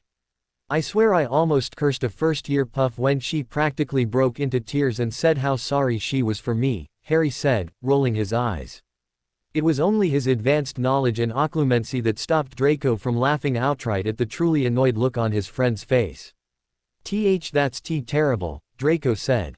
Harry could only glare at his friend's obvious lack of sincerity. Harry's glare, as it turned out, was the final straw for Draco, and he immediately began to laugh. When he was finally able to control himself, helped along by a series of stinging hexes hitting him, he asked, "So what's the big deal, anyway? So a bunch of puffs are acting sappy around you. Who cares what they think? It's annoying," Harry lied. "Now, you had better leave or you won't make it back to the common room." "What am I supposed to tell anyone who asks why we weren't at dinner?" Draco asked. "Tell them I was off to the Chamber of Secrets preparing to kill mudbloods." "What do I care what you tell people, Draco? You're a Slytherin, right? Just make something up on the way back. Tell them we ate in the kitchens or something," Harry said flippantly as he began removing the notice me not and silencing charm from the door. "Do you know where the kitchens are?" Draco asked. "No, but they don't know that. Now, I'm late for my lesson with Flitwick. I'll talk to you later. Oh, and I suggest you get as far away from this room as possible so they don't blame you for the redecoration," Harry said as he walked out of the destroyed room and shifted into the Shadow Realm. He quickly made his way down the hallway and into Professor Flitwick's classroom. It was another 5 minutes before the classroom door opened and Flitwick stepped inside. "Hello, Professor," Harry said, causing Flitwick to immediately drop to the ground in a roll and fire off a stunner. Harry hurriedly cast the Protega shield to stop the spell. However, after deflecting Flitwick's spell, Harry's shield fell, leaving him open to the follow-up stunner Flitwick sent. Following dinner in the Great Hall, Phileas Flitwick had walked back to his office in order to make his tutoring session with the boy who was his favorite student. Harry Potter was everything Phileas could have ever asked for in a pupil. He was witty, dedicated, and incredibly intelligent. The fact that Harry was the son of Lily Evans, one of Phileas' greatest and most adored students, only put Harry in higher esteem. The truth was, if it wasn't for Harry's vicious cunning and ambition, Phileas would have demanded that Dumbledore resort the boy into Ravenclaw a long time ago. Harry's abilities inside the Charms classroom were practically unparalleled in the history of Hogwarts. His learning of OWL-level charms as a second-year amazed Phileas and left the other staff members in disbelief. Outside of classroom, though, Harry had found his fair share of controversy. His natural affinity for magic, his friendship with the young Draco Malfoy, his rumored displeasure towards Muggleborns, most notably his treatment of Ms. Granger, and his spotty disciplinary reputation had made him a prime suspect for many of the staff as the heir of Slytherin. Of course, out of the 4 heads of house, only one believed in Harry's involvement. Phileas, Minerva, and Severus all fanatically opposed any possibility of Harry being the heir. Phileas and Minerva because of the amount of time they had spent with Harry, and Severus simply refused to believe that a Potter could possibly be the heir of Slytherin. This year was especially difficult for Phileas as tensions between his favorite student and the headmaster escalated. Phileas had tried to stay neutral with the problems between Harry and Albus, yet he was often finding himself in a precarious situation. Albus, seeing the closeness Phileas had with Harry, had often asked his advice on how to garner Harry's trust and friendship, and Harry, seeing Phileas as a sympathetic mentor, would often come to him to vent about the headmaster's manipulations and unfairness. It was an utterly dreadful position for Phileas because he understood both Harry and Albus' arguments, yet he saw no real way he could help one of them without damaging the confidence of the other.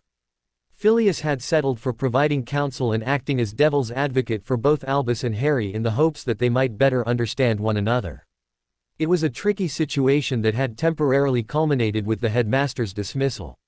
Phileas had heard of Harry's angry remarks to Dumbledore just prior to the headmaster's provisional removal from Hogwarts, and Phileas had clearly seen the look of absolute delight on Harry's face amongst all the shocked students when the headmaster's departure was brought up the next morning in the Great Hall. While Phileas was absolutely unhappy with the headmaster being forced out by the Board of Governors, he did always try to look for a bright side to every situation. As far as Phileas could tell, there was only one good thing that came about out of Minerva ascending to the position of headmistress, and that was her not being able to continue with Harry's advanced transfiguration training. When Minerva had informed Harry that she would be unable to continue his sessions, Harry had immediately asked if Phileas would be willing to fill the void left by not having advanced transfiguration twice a week. Phileas was hesitant about continuing their sessions with the heir of Slytherin still at large. However, Harry would not take no for an answer and said that should Phileas cancel his lessons, he would just go to an unused classroom to practice. Knowing that Harry was absolutely serious, Phileas reluctantly agreed to continue Harry's lessons. After all, he couldn't have the boy wandering the school unsupervised with Slytherin's monster on the prowl. Arriving at his classroom, Phileas cast the standard ward diagnostic spell at his door. Phileas Flitwick was not an overtly paranoid man, however, he was certainly not a fool. With the heir of Slytherin and a monster loose in the school, he took precautions to ensure that his classroom and office were protected. Among the numerous wards that kept his room and office secure was a detection spell that would identify if anyone had tried to force their way into the room. Seeing that the spell registered no one attempting to access his room, Phileas opened the door, casually stepped inside, and closed the door behind him. "Hello, Professor," a voice called out from the dark room. Terrified that someone was able to bypass and fool his wards, Phileas' dueling instincts instantly took over. Diving to the ground and going into a roll, Phileas used his diminutive body size to his advantage by greatly limiting the area the intruder had to hit him with a deadly spell. Coming out of the roll, Phileas quickly cast 2 successive stunners followed by conjuring a flock of birds to protect him from any potentially incoming spells. The birds, however, proved unnecessary as he saw his first stunner break a hastily erected shield spell and the second stunner connect, leaving the intruder unconscious. Phileas' eyes widened when he saw the slumped-over body of Harry Potter sitting in a desk. That's impossible. How was he able to get past the wards? Even if he was able to somehow break through them, the detection spell should have shown someone attempting to enter the room. Gingerly rubbing his temple with his hands, Phileas pointed his wand at the young man and said, "Enervate." Harry immediately woke up and glared accusingly at his teacher. "Why did you attack me?" Phileas had lowered his wand, but did not put it away. There were still many questions that needed to be answered. "Mr. Potter, can you explain to me how you were able to bypass the wards on my door?" "Wards? What wards? You never put wards on your door," Harry asked, completely surprised. Phileas immediately noticed the absolutely bewildered look on Harry's face and realized that Mr. Potter was either the greatest liar ever or he truthfully had no idea about the wards. Believing that Harry truly didn't perceive the wards, he said, "Harry, I believe we will be having a different kind of lesson today," before standing up and walking over to the door. "Merlin, I'm such an idiot. Of course he would have put wards on his door, there is a blood monster on the loose. Merlin, I need to use my bloody head and just walk around the school like a normal person. Dumbledore and McGonagall suspect I know some way around wards and now Flitwick probably guesses I can do something." Shaking his head slightly at his stupidity, Harry got up and followed the professor to the door. "Harry, I assume that you just opened the door and walked into the classroom like normal, right?" Flitwick asked. Yes sir," Harry said cautiously. Harry watched Flitwick begin to rapidly cast several spells at his door. Flitwick continued to cast spells at the door for several minutes before he finally stopped and put his wand away. Harry heard his teacher mumble, "Bizarre, should be impossible," and, "all are functioning," before putting his wand down and turning to face him.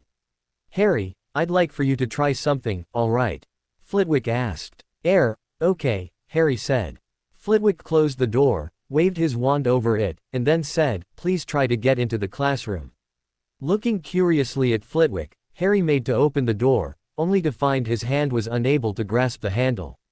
Taking out his wand, Harry pointed it at the door and said, "Alohomora," before trying and failing to open the door again. Harry proceeded to use every unlocking and anti-sealing spell he knew. Had he been focused on Flitwick, he would have seen his charms teacher raise an eyebrow at the anti-sealing spell that the prefects had to use to free the second-year girls from the snakes in their dormitory. Frustrated by his lack of success, Harry decided on an alternate approach. Stepping to the side of the doorway, Harry made a large circular motion with his wand before calling out, "Infodio," and jabbing his wand at the stone next to the door. Harry put as much power as he could into the standard household digging charm typically used for planting flowers and sent the spell directly at the solid stone. Upon the spell's impact, a thunderous boom was heard and a great deal of dust was blown into Harry and Flitwick's face. After Flitwick cleared away the dust with a flick of his wand, Harry could see a person-sized hole in the side of the wall, allowing someone to pass directly into the charms classroom. Realizing that this was probably not what Flitwick had in mind when he told Harry to get into the classroom, Harry sheepishly turned back to his professor, only to find Flitwick grinning madly at him. "Well, I dare say you have found a way past my wards, Harry. Unconventional, yes, but still effective. Tell me, what made you think of the digging charm? Surely you know the blasting spell by now," Flitwick said as he stepped through the large hole and into the charms classroom.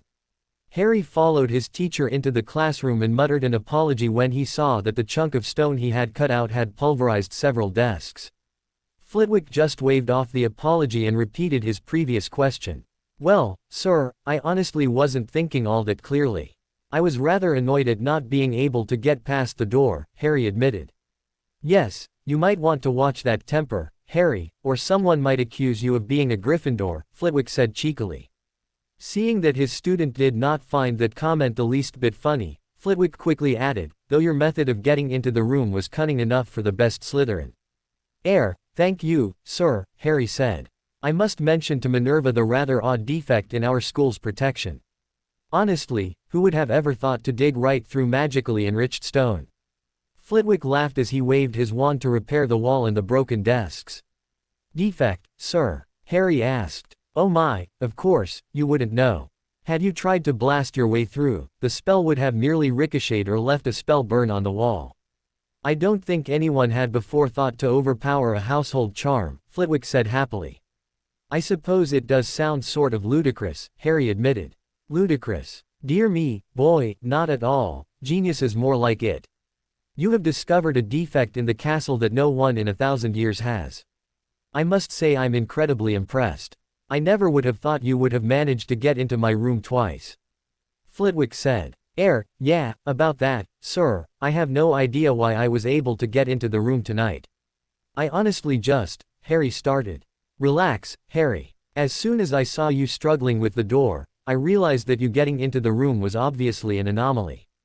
Perhaps there was a fluctuation with the ward at the exact moment you tried to enter the room, or I simply didn't cast as accurately as I should have with my rush to get to dinner. I probably should have stopped you from trying to get into the room as you continued to struggle, but you were just having such a go at the door that I didn't have the heart to stop you." Flitwick chuckled slightly. Embarrassed with how he had gotten carried away in his attempt to break the wards around Flitwick's room, Harry said, Right, I guess we wasted most of our time tonight, huh? Yes, I dare say we have run out of time if I'm to get you back to the Slytherin common room by curfew, but I'd hardly call tonight's activities a waste, Harry." Flitwick said merrily. "So sir, how would I have gone about getting past those wards on your door?" Harry asked as Flitwick and he began their walk down to the dungeons. "Well, the most logical start would have been to cast a diagnostic charm to try to identify what wards were present," Flitwick said casually. When will I be learning that?" Harry asked. Flitwick chuckled slightly before replying, "Not for a while, Harry. An introduction to warding isn't usually taught until your 7th year. At the rate you're proceeding, though, perhaps by the time you are in your 4th year, I'll begin to teach you that." "Oh," Harry said, slightly disappointed, "you said that would be the most logical place to start. Wards are often hidden or concealed, Harry. A diagnostic charm might identify some simple wards or wards that were sloppily constructed, but it's certainly not going to identify everything. To bring down a well-crafted ward set, there are only 2 real options. The first and most typical method is to cast a spell that will identify if a particular ward is present," Flitwick said. I don't understand," Harry admitted. "There are certain spells that react to certain wards, Harry.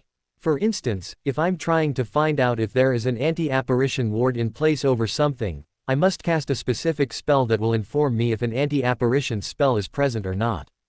The spell will only identify whether an anti-apparition ward is present, not any other ward."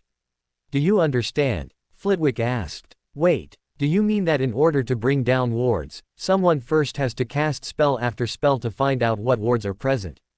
Harry exclaimed in disbelief. "Excellent, you do understand. Yes, one first has to map out each individual ward that is present before they can bring them down," Flitwick said. "But there must be hundreds of different wards," Harry exclaimed. "Oh, many more than that, Harry. Wards have been cast for thousands of years and there are literally thousands of different ward detection and collapsing spells that one must learn to be considered a master curse breaker or ward crafter. There are so many spells to learn that it often takes an additional 5 to 7 years of studying wards if one wishes to pursue a career as a curse breaker or ward crafter. Actually, the amount of time it takes to become a great ward crafter is also one of the reasons why your mother was so revered. She had such an unbelievable mind, Harry. She completed her mastery in ward crafting and charms after a mere 2 years. Her knowledge of wards and protection spells was rivaled only by Albus and, he who must not be named, Phileas said. Harry greatly enjoyed hearing about his mother's amazing ability with wards, but didn't allow himself to get distracted from the conversation. You said there were 2 ways to bring down wards, sir. Surely there must be an easier way. Phileas' face darkened momentarily before saying, easier, yes, possible for many to accomplish, no. Seeing his teacher was not prepared to elaborate, Harry hesitantly asked, what is the other way, sir? Power, Flitwick whispered just loudly enough for Harry to hear. A ward is only as strong as the person or group of people who cast it. A significantly powerful person or group of people can overload the magic within the warding spells, cancelling them out. This is the reason why Hogwarts wards are so powerful. The founders were exceptionally powerful wizards and witches, and the spells they cast over the school were incredibly strong. However, every headmaster and headmistress that has ever served at Hogwarts has also added to the wards, increasing the school's protection. The same is true of the Ministry of Magic, only I believe it is the Unspeakables who maintain the wards there. Unspeakables? Harry asked. The Department of Mysteries, Harry. It is only rumored, of course, but the upkeeping of the wards at the Ministry is believed to be one of their many duties, Flitwick said. Sir, why were you hesitant to tell me this? Harry asked curiously. Flitwick sighed deeply before saying, Harry, did you never wonder why he who must not be named was so feared? Did you never wonder why people are even to this day so terrified to speak his name? I just assumed that it was because of his pow. Harry's eyes suddenly widened as realization struck. Do you mean that he was able to bring down wards? Flitwick adopted a pained look as he nodded his head. Yes, he who must not be named was famous for his ability to overpower almost any ward. The Ministry and Hogwarts were among the few wards capable of keeping him out. For families who stood against him, it was a constant threat to be sitting at home eating dinner and the next minute facing down invading Death Eaters. Flitwick stopped talking for a moment and Harry thought he saw a tear fall down his professor's face. Harry, I am not an arrogant man and I can honestly say that I am a powerful wizard, yet I have seen wards that I cast fall within minutes under the onslaught of he who must not be named's power. The only single person who I believe was at all capable of keeping him out was Dumbledore. Now, I know you have problems with the headmaster, Harry, but you must understand that during the war, Albus saved countless lives by warding homes free of charge. He warded all of Hogsmeade after a Death Eater attack almost destroyed the village in 1975, and he and a group of people including your mother personally warded Street Mungo's after he who must not be named attacked it in 1980. Realizing how uncomfortable the conversation was making his professor, Harry was grateful that they soon reached the entrance to the Slytherin common room. The two said a quick goodbye before Harry mumbled, "Runaspore," and stepped inside. Harry had walked not 2 feet into the common room before Montague and Derek were bearing down on him. "Potter, your snake has gone insane. Not even your elf can get near it," Derek said frantically. Rubbing his head in irritation, Harry asked, "Where is he?" Montague just pointed to a couch by the fire and Harry quickly walked over and asked, "What is wrong?" "Master, you've returned. I've tried to tell the elf and Thes disgusting, SSS Peachless SSS, Monkey SSS, but they can't SS speak." Salazar hissed excitedly. "What do you mean? What ISSS it?" Harry asked. "There is a SS sent, Master. It ISSS faint, but it ISSS there." Salazar replied. "What do you mean there ISSS a SS sent?" "Of course there ISSS a SS sent, I'm SS sure there are hundreds SS of SS sents at this SS school," Harry said. "No," Salazar snapped impatiently. "This ISSS not a human SS sent. There ISSSSS something else. Something I cannot place. It ISSS like a SS serpent, but not quite," Salazar hissed. Harry immediately understood what his familiar was saying and his face lit up in glee. Can you find it? Can you somehow follow this SS smell? Perhaps, Salazar said hesitantly, it will be difficult as the SS scent ISSS in many places SS and ISSS not fresh. If the creature return SSS and I am given a fresh SS scent, I can track it.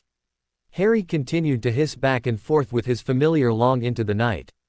He never noticed his classmates sitting further and further away from him as they continued to talk. Tuesday, April 27th, Great Hall. Harry Potter sat at the far end of the Slytherin table with Draco and Blaise. I hate Tuesdays, Draco grumbled, obviously tired from the previous night's exploration of the castle. Harry and Draco had been following up on places Salazar had said there was a powerful scent of the creature, however, they had yet to find anything. We know, Draco. We know, Blaise said simply. Draco, did Professor Snape tell you when the potion to wake Tonks and Ginny up would be ready? Harry asked. He said that it looks like the start of May, but not sooner, Draco said. That, Blaise said. Mr. Potter, you will come with me, a commanding voice said. Harry turned around and saw Professors McGonagall and Snape looking down at him. Yes, sir, Harry said as he tried to fight down the sudden desire to slash Snape's throat with his non-existent claws. McGonagall and Snape led Harry to the now headmistress' office. Dumbledore, McGonagall said, causing the imitation gargoyle to get up and move out of the way. Harry felt his gargoyle snort in disgust at the pathetic animated statue as he followed McGonagall and Snape up the spiral staircase and into McGonagall's new office. Have a seat, Mr. Potter, McGonagall said. Harry took the offered seat and waited for either McGonagall or Snape to start speaking. When neither did, Harry started to get annoyed. He was about to say something when the fire flared green, indicating an incoming flow traveler, and Lucius stepped into the office. Harry, Lucius said congenially as he took a seat. Now that we are all here, we can begin, McGonagall said. Begin what, exactly? Harry asked, confused. Mr. Potter, due to excessive absences and detentions not serving their purpose, Professor Snape and I have no choice but to suspend you from Hogwarts School of Witchcraft and Wizardry, McGonagall said. What? Harry roared as he jumped up. Harry, sit down, Lucius said calmly. I can't be suspended, Harry said sharply. McGonagall, Snape, and Lucius shared a look with each other before McGonagall said, and why, Mr. Potter, is it so important that you remain at Hogwarts? Practically every teacher with the exception of Phileas, Severus, and myself have complained about your excessive absences over the last 3 weeks. We tried to give you some leeway as your friend was attacked, but others have dealt with attacks this year, as well. Binns complained about me, Harry asked sarcastically. McGonagall pursed her lips before replying, Professor Binns indicated that you have had frequent and necessary meetings with your goblin financial advisor. However, seeing as you have not requested to leave the castle to meet with said advisor, that indicates either a lie or you're illegally leaving school without permission. Dare I ask which one, Mr. Potter? Seeing that this was not the time to antagonize McGonagall, Harry decided to remain silent. Harry, what exactly have you been doing the last 3 weeks? Lucius asked. Harry looked at Lucius, but remained silent, which only seemed to infuriate Snape. I'd watch myself, Potter. Lucius is here representing the Board of Governors to see if expulsion is merited, Snape sneered. Harry glared at Snape with undisguised loathing before turning to Lucius and McGonagall and saying, You want to suspend me? Unless you can provide us with an adequate reason to not do so, McGonagall said compassionately. Harry weighed his options quickly. I can't find the bloody chamber if I'm not in the school, so I need to tell them something. If I tell them I'm looking for the chamber, though, how will they respond? McGonagall might be swayed if I had made some progress, but Snape probably wouldn't care at all. If they are serious about suspending me, then I'm going to need to have some results. I guess I could lie a little, tell them I'm close. Yes, that might be the only way. I've been searching for the Chamber of Secrets, Harry admitted. Potter, your arrogance knows no bounds, Snape spat viciously. Excuse me, Harry growled in annoyance. Mr. Potter, what possessed you to think that you could find the Chamber of Secrets when everyone else could not? McGonagall demanded. Who said I didn't find it? Harry shot back. The effect of Harry's words was instantaneous. Snape's eyes widened in disbelief, McGonagall's jaw literally hit the floor, and Lucius looked pensive. You mean to tell us that you found the Chamber of Secrets? McGonagall asked slowly. No, but I'm closer than any of you ever could be, Harry said. Lies. The boy is lying through his teeth in order to stave off suspension, Snape spat. And if he is not? Lucius said diplomatically. Mr. Potter, what do you mean you are close to finding it?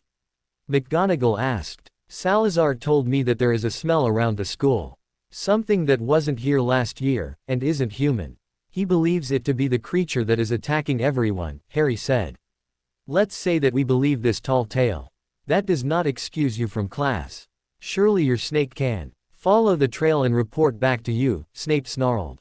The trail dead ends in certain places, Professor. It runs into a wall and disappears, only to reappear on another side of the school. I believe that there are a series of secret passages that the creature might be using, Harry said, fighting the urge to rip out Snape's jugular. Very well, Harry. We have heard your reason for missing classes and we will discuss it. You will go to your classes today and we will give you our decision later tonight, Lucius said. Harry nodded his head and quickly left the office. Surely you don't believe the boy, Minerva, Snape said as soon as the door was closed. I have no reason not to, Severus. Truthfully, I think it makes sense. Mr. Potter is too good of a student to just ignore his classes, McGonagall said. I don't believe his excuse for a moment. I think Potter is using his friend's hospitalization to get out of going to classes. It's not like we can really even test his excuse for missing the classes. I can't give Veritaserum to a snake. Snape spat. While Harry was misguided, I believe his heart was in the right place, Severus. As such, the board will not sign off on expelling Mr. Potter, Lucius said nonchalantly. Snape glared at Lucius for a moment before saying, please, like you would ever allow Potter to be expelled, Lucius. The only reason you are even here is to make sure I know not to push for expulsion. Lucius simply smirked. I simply reminded you, old friend, that with a temporary headmistress, the Board of Governors has the final say over all expulsions. Gentlemen, the issue is Mr. Potter's suspension, not expulsion, McGonagall said, trying to bring the group back on topic. Since you are a temporary headmistress, Minerva, the right of suspending a student falls to his head of house, Snape deadpanned before smirking slightly. As Mr. Potter's head of house, it is my right to suspend him if I believe the student's actions warrant it, and Mr.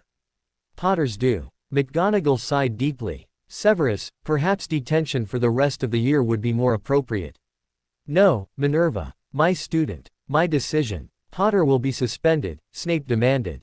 Very well, Minerva said with a sigh, we will tell him after dinner tonight. I will have a portkey ready to take him to Malfoy Manor, Lucius said as he stood up and left the office through the flow. Severus, as you also know, it is up to you to allow Mr. Potter to take his end-of-year exams at the ministry so he doesn't have to repeat this year. Will you please at least allow Mr.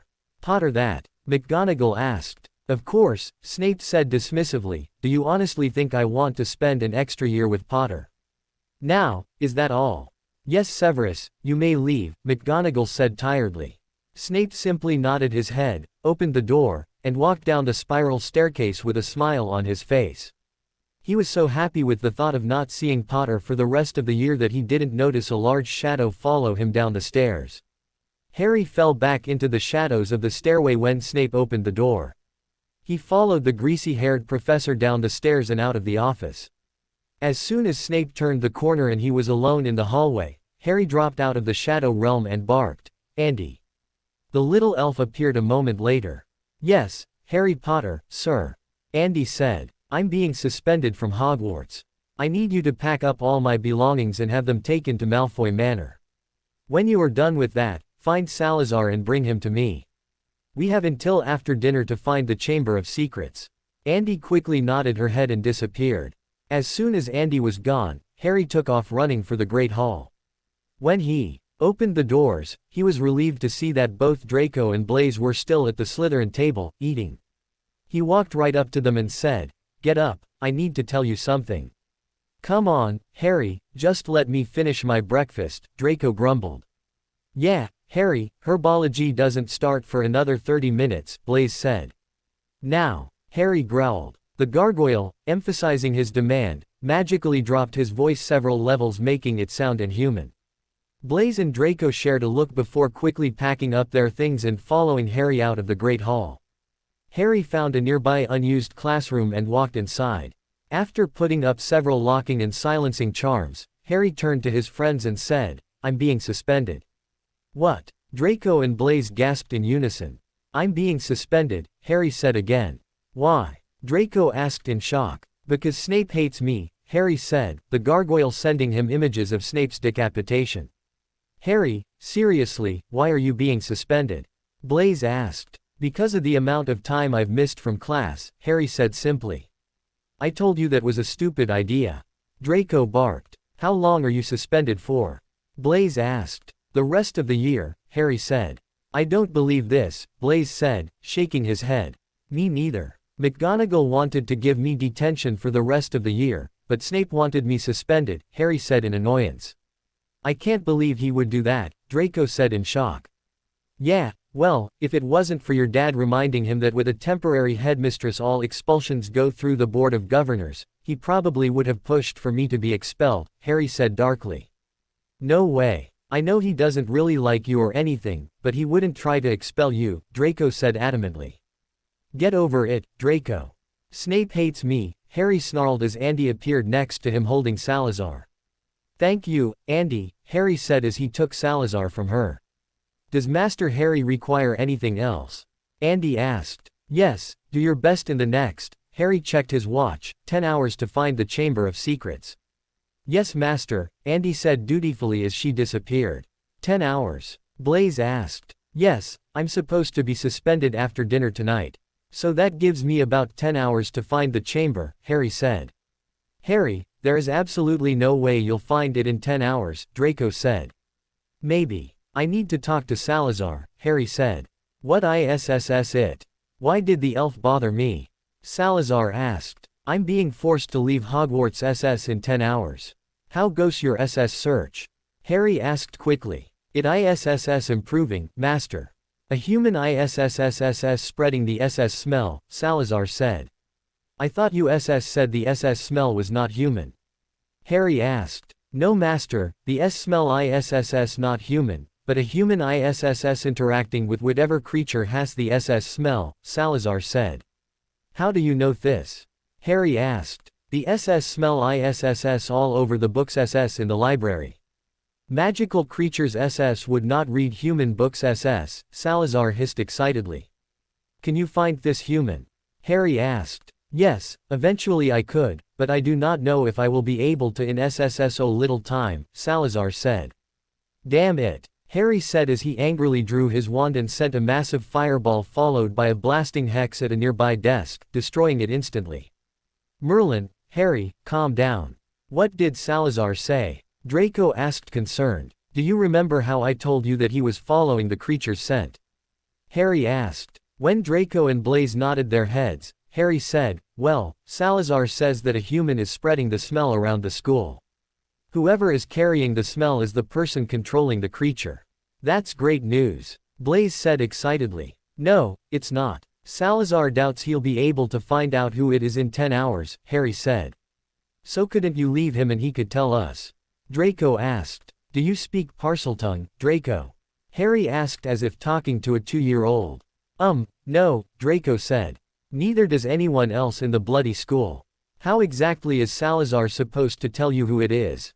Harry asked. "Why do you keep SS saying my name?" Salazar demanded. "So sorry, I was just explaining the SS situation to them." "Salazar, do your best to find out who the person SS spreading the SS smell ISSS, Harry hissed as he put Salazar on the ground and opened the door for him to leave. "What did you just tell him?" Blaise asked. "What do you think I told him?" Harry snapped out while the windows in the room started to shake and crack. "Calm down, Harry, I was just asking," Blaise said calmly. Harry took a moment to compose himself. It wouldn't do to get worked up. The last time he lost control of his magic, he practically destroyed the hospital wing. "So, I take it you won't be coming to herbology or defense," Draco said. "No, not likely. You feel like hunting for the chamber with me?" Harry asked. "No, I would rather go spend time with Granger and Lockhart, Draco drawled sarcastically. I'll take that as a yes, Harry said shortly. How about you, Blaise? Blaise was slightly shocked at being finally invited to directly look for the chamber, but he hid his surprise and simply rolled his eyes before saying, I guess I can key my perfect attendance mark goodbye. Lunch, Great Hall, Hogwarts. A very dejected Harry, Draco, and Blaise sat down for lunch in the Great Hall. They had searched for almost 3 hours and found absolutely nothing of any value. Harry, I don't want to sound, well, you know, bleak, but I don't think we're going to find it, Draco said. Harry simply hung his head. I know it's a long shot, but we've still got some time left. Harry, Blaise started, only to be cut off by a very angry Minerva McGonagall. Mr. Potter, Professor Sprout tells me that you missed her herbology class this morning. McGonagall said sharply. Yes ma'am, Harry replied, not sounding sorry at all. Yes ma'am, that's your response, McGonagall said loudly, drawing the attention of the entire Great Hall. I believe we'll speak about this after dinner, won't we, ma'am? Harry said emotionlessly, locking eyes with McGonagall. Yes, we shall, Mr. Potter, McGonagall said, her anger accenting her Scottish brogue. Damn Harry, I don't want to be you, later, Draco said. What else could she do to me, Draco? Your father won't let her expel me, and I'm already being suspended, Harry grumbled. Good point, Blaise said. So where are you going to look next? Draco asked. I don't know. I just hope Salazar is having more luck than we are, Harry said. Harry, if you don't know where to look, why don't you go to class? Blaise asked. Are you high, Blaise? Why would I go to Lockhart's class? I would rather have tea with Snape. Harry spat. Harry, Blaise has a point. You're being suspended later tonight. You could do whatever you wanted during Lockhart's class, and he couldn't punish you, Draco said with a malicious smirk. But what about the charm? Harry said. You said it yourself, Harry, you have no idea where to look. Why don't you just come to class with us? Blaise said as he got up and collected his books.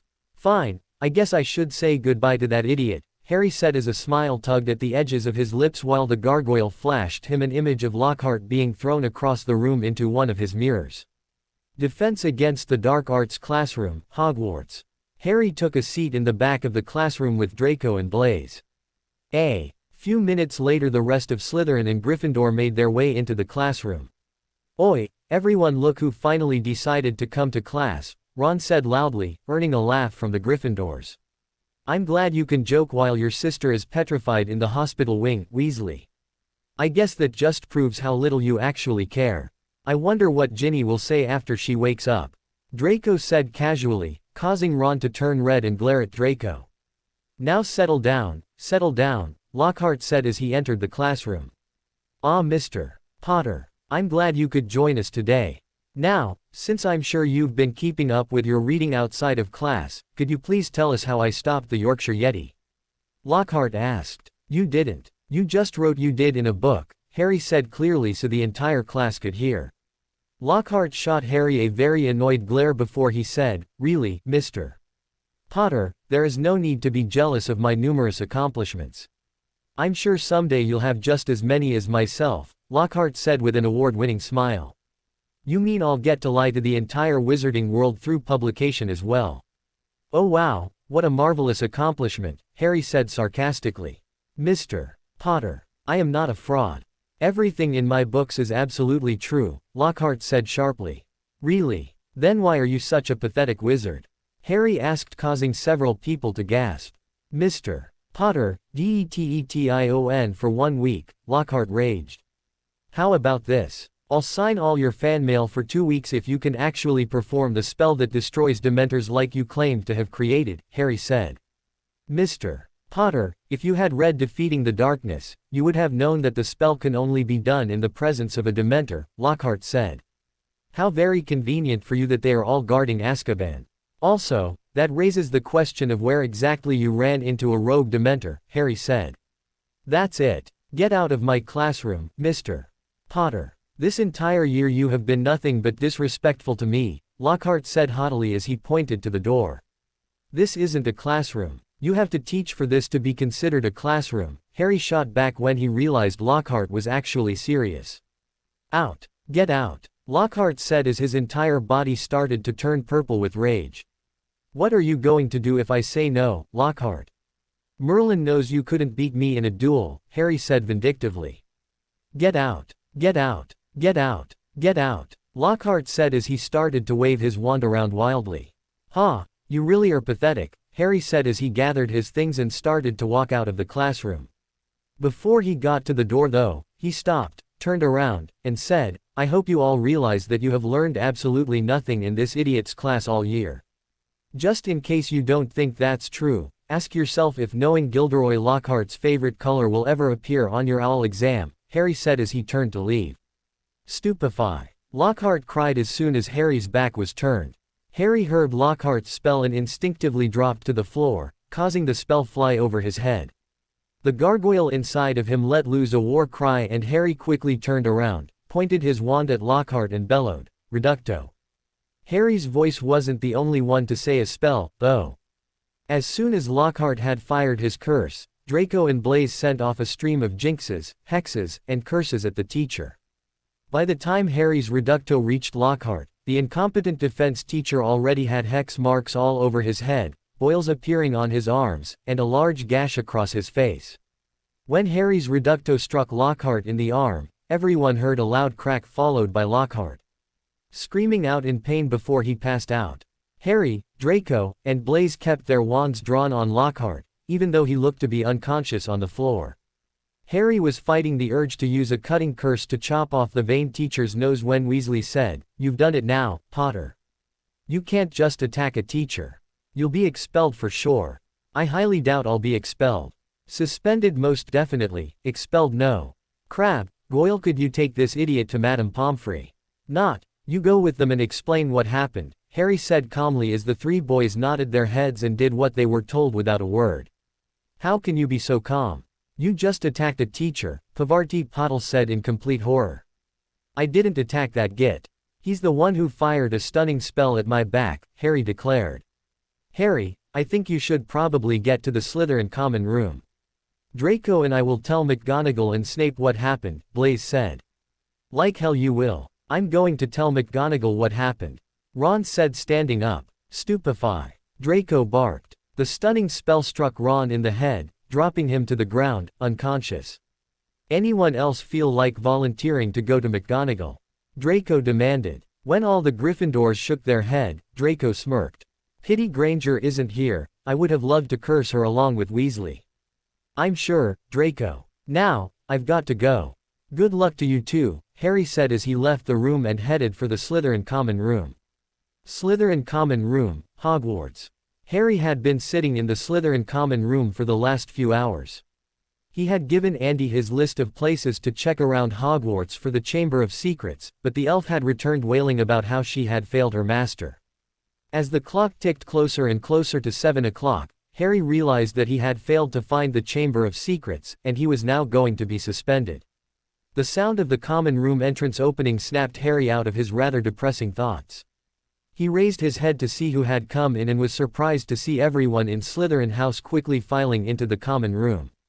Harry's curiosity got the better of him and he began looking for Blaise and Draco to find out what was going on. Harry! A voice called out. Harry turned around to see Blaise and Draco walking towards him.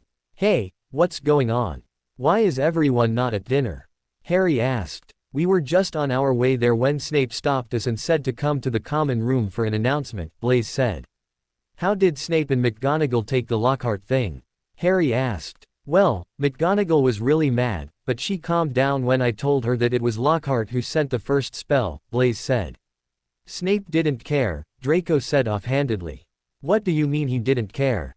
Harry asked astonished. He didn't care. I told him Blaise, you, and I cursed Lockhart when he attacked you from behind, and he just asked some basic questions before he told me that we wouldn't be punished for it, Draco said.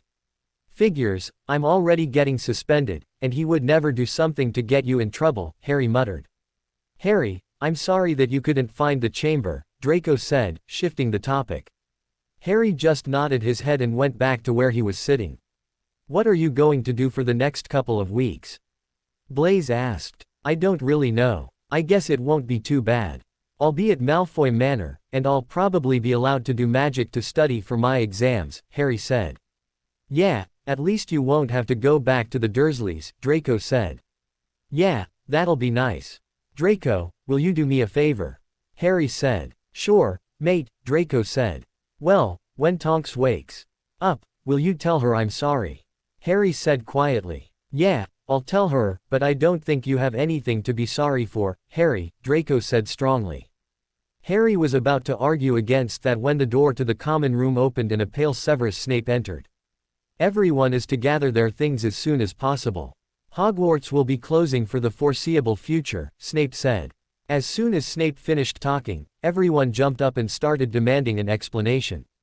Be quiet, Snape said forcefully, causing all the Slytherins to stop talking. The heir of Slytherin has attacked again and taken a student into the Chamber of Secrets. No one made a sound for a good minute as every Slytherin started to look for their friends and dorm mates just to make sure it wasn't them. Finally someone asked, Who was taken? A Gryffindor second year, that is all I am allowed to say right now, Snape said. Was it a Muggleborn? Goyle asked stupidly. Not that it really matters at this point, Mr. Goyle, but yes, it was, Snape said. Harry's mind started to race when Snape said it was a Gryffindor Muggleborn. There were only two Gryffindor second-year Muggleborns, Thomas and Granger. Looking over at Draco and Blaise, Harry could tell that they were thinking the exact same thing. Blaise caught Harry's eye before he asked, was it a boy or a girl? Snape eyed Blaise for a good minute while he seemed to debate whether telling them was all right or not. Eventually Snape quietly said, a girl. Merlin, the heir got Grang, Draco said. Mr. Malfoy, keep your theories about who was taken to yourself, please, Snape said sharply, causing Draco to fall silent. As I said, you will all be leaving tomorrow morning on the Hogwarts Express, which will arrive promptly at 10. I expect you all to pack your belongings now to ensure that you have everything. You will receive a letter by the middle of June, which will alert you to whether Hogwarts will reopen next year, Snape said. You mean the school might permanently close down? A shocked Slytherin first year asked. A girl is presumed dead, Ms. Creed. If we are unable to protect our students, of course the school will be shut down, Snape barked. But it was only a mudblood, a burly sixth year said. Harry thought he saw a look of annoyance flash on Snape's face for a second before the potions professor's face became an unreadable mask. Be that as it may, Mr. Nottingham, the school's board of governors has seen fit to close the school. The fact that a pureblood witch from the heir's house was also attacked should tell you that blood purity seems not to matter as legend suggested, Snape said. But she was a blood traitor. Pansy Parkinson said loudly. Before Snape could reprimand her, several spells had already struck Pansy, throwing her into a group of fourth years. Potter, Malfoy, Zabini, lower your wands this instant. Snape demanded. Sorry, sir, Draco said, not sounding at all apologetic. Snape just eyed his godson for a moment before turning on Harry. Mr. Potter, don't think that the school closing will get your suspension taken off the record. I have already informed Minerva that your suspension is still active. You will accompany me now to her office where you will take a portkey off school grounds, Snape said as several Slytherins began quietly discussing why Harry Potter would be getting suspended. Harry just glared at Snape before slowly nodding his head. Well, I guess I'll see you tomorrow at King's Cross, Draco. Yeah, see you tomorrow, Harry, Draco said as they shook hands. Bye Harry, Blaise said. Bye Blaise, Harry said as he followed Snape out of the Slytherin common room. As soon as the wall sealing the common room had closed, Snape and Harry started to walk to the headmistress' office. For a while they didn't speak, but Snape decided he had to gloat just a little at Harry's suspension. You know every employer in the wizarding world is going to know that you were suspended, Potter, Snape said viciously. The gargoyle's desire to tear Snape apart was growing with every insult. Harry wouldn't give Snape the satisfaction of seeing him get upset, though. Even trying to tune out Snape, Harry couldn't help but catch parts of the Surely Potions Master's comments. Arrogant just like your father. Thought you could find the Chamber of Secrets when Dumbledore couldn't. Inflated sense of self-importance. Trust me, my snake is following the trail. Harry suddenly stopped walking. Snape's last comment had caused his mind to go into overdrive. Salazar. Salazar said he could follow the trail if it was fresh. The person who kidnapped Granger would have taken her directly to the Chamber of Secrets. Salazar could follow the fresh smell and take me right to the person responsible for this. But how do I get away from Snape? There is no way he'll let me go do this. An idea slowly developed in Harry's head and a vindictive smile crossed his face. He made sure that his occlumency was at full strength before he quickly caught back up to Snape, who was still obliviously insulting Harry and his parents. Harry subtly fell a step behind Snape and withdrew his wand. Stupefied, Harry practically whispered. The red beam of light shot out of Harry's wand and struck Snape in the back, rendering him unconscious. Standing over Snape's unconscious form, Harry slowly raised his wand to curse the man again when he reluctantly realized that he didn't have a lot of time. "Andy," Harry called out. The little elf appeared with a pop and ignored Snape's unconscious body. "Andy, get Salazar, quickly," Harry commanded as the gargoyle protested him, leaving Snape virtually unharmed. Andy nodded vigorously before reappearing a moment later with an excited Salazar. "Master, I found it. I found it," Salazar gloated. Harry's eyes widened. "You found the entrance to the Chamber of Secrets SS?" Harry asked quickly. "Yes, I found the girl who smells like a SS serpent and followed her," Salazar proclaimed. Harry's mind was again racing. "Girl. A girl is the heir of Slytherin. Where, Salazar? Where ISSS the entrance to the chamber?" Harry demanded. "ISSS Hall SS show you," Salazar said. Harry was about to tell Salazar that he could carry him when Salazar started moving faster than Harry ever thought possible. His familiar was halfway down the corridor before Harry started to race after him. Harry followed Salazar down several corridors, through a few secret passageways, and was starting to tire from chasing after his familiar. Salazar had just rounded another corner when Harry felt an arm reach out and try to grab him from behind. While the attacker was unsuccessful at grabbing him, Harry was knocked off balance and fell to the stone floor. Well, Mr. Potter, what are you doing out right now? Surely you know that the school is being closed." Harry saw red. He would recognize that voice anywhere. Rubbing his now bruised jaw, Harry stood up and turned to face the most incompetent person he had ever met. "What do you want, Lockhart? I see you got your arm fixed," Harry said cruelly as the gargoyle inside him demanded a swift but painful death for Lockhart. "I've had to listen to you claim that I am a fraud all year. It's about time you recognize that I have some very impressive talents," Lockhart said darkly. Harry reached down to grab his wand when he realized that he didn't have it. Looking over his shoulder, he saw that it was some 20 feet away. "Damn, must have. Dropped it when the git knocked me over. Well, it looks like the boy who lived needs to learn a lesson on proper wand protection. I, of course, learned that at my previous job," Lockhart said maliciously. "Oh, what would that be, Lockhart? Did trolls test their clubs on your head?" Harry said menacingly. Lockhart's grin disappeared and was replaced with a sneer that was Snape-worthy. "No, you little shit. I was a Ministry Obliviator. One of the best, not that many could tell you that after I erased the memory of most of the department when I decided to leave. Now, I think you are about to change your tune on my books, boy," Lockhart said with a snarl. "Are you daft, man? You're a fraud. I'm not going to be changing anything." Harry spat at the teacher. "You won't have a choice." "Oblivia!" Lockhart yelled, dropping his wand and crying out in pain. It took Harry a moment to realize why Lockhart was screaming, but then he saw the black serpent with its fangs embedded deep in Lockhart's leg. Harry watched as Salazar withdrew his fangs only to bite the incompetent defense teacher again and again. This caused Lockhart to scream in agony and make a desperate attempt to slap the snake away. Not to be outdone by his familiar, Harry quickly picked up his wand and growled out, "Reducto." The blasting hex struck Lockhart directly in the sternum and sent him flying into a wall where he fell to ground, unconscious. "Master, are you all right?" Salazar hissed as he slithered away from Lockhart's crumbled form. "Yes, I'm fine, thanks to you, my friend. How long do you think it will take him to wake up?" Harry asked. "He will not," Salazar hissed happily. It took Harry a moment to understand exactly what Salazar had just said, but when he did, his eyes widened.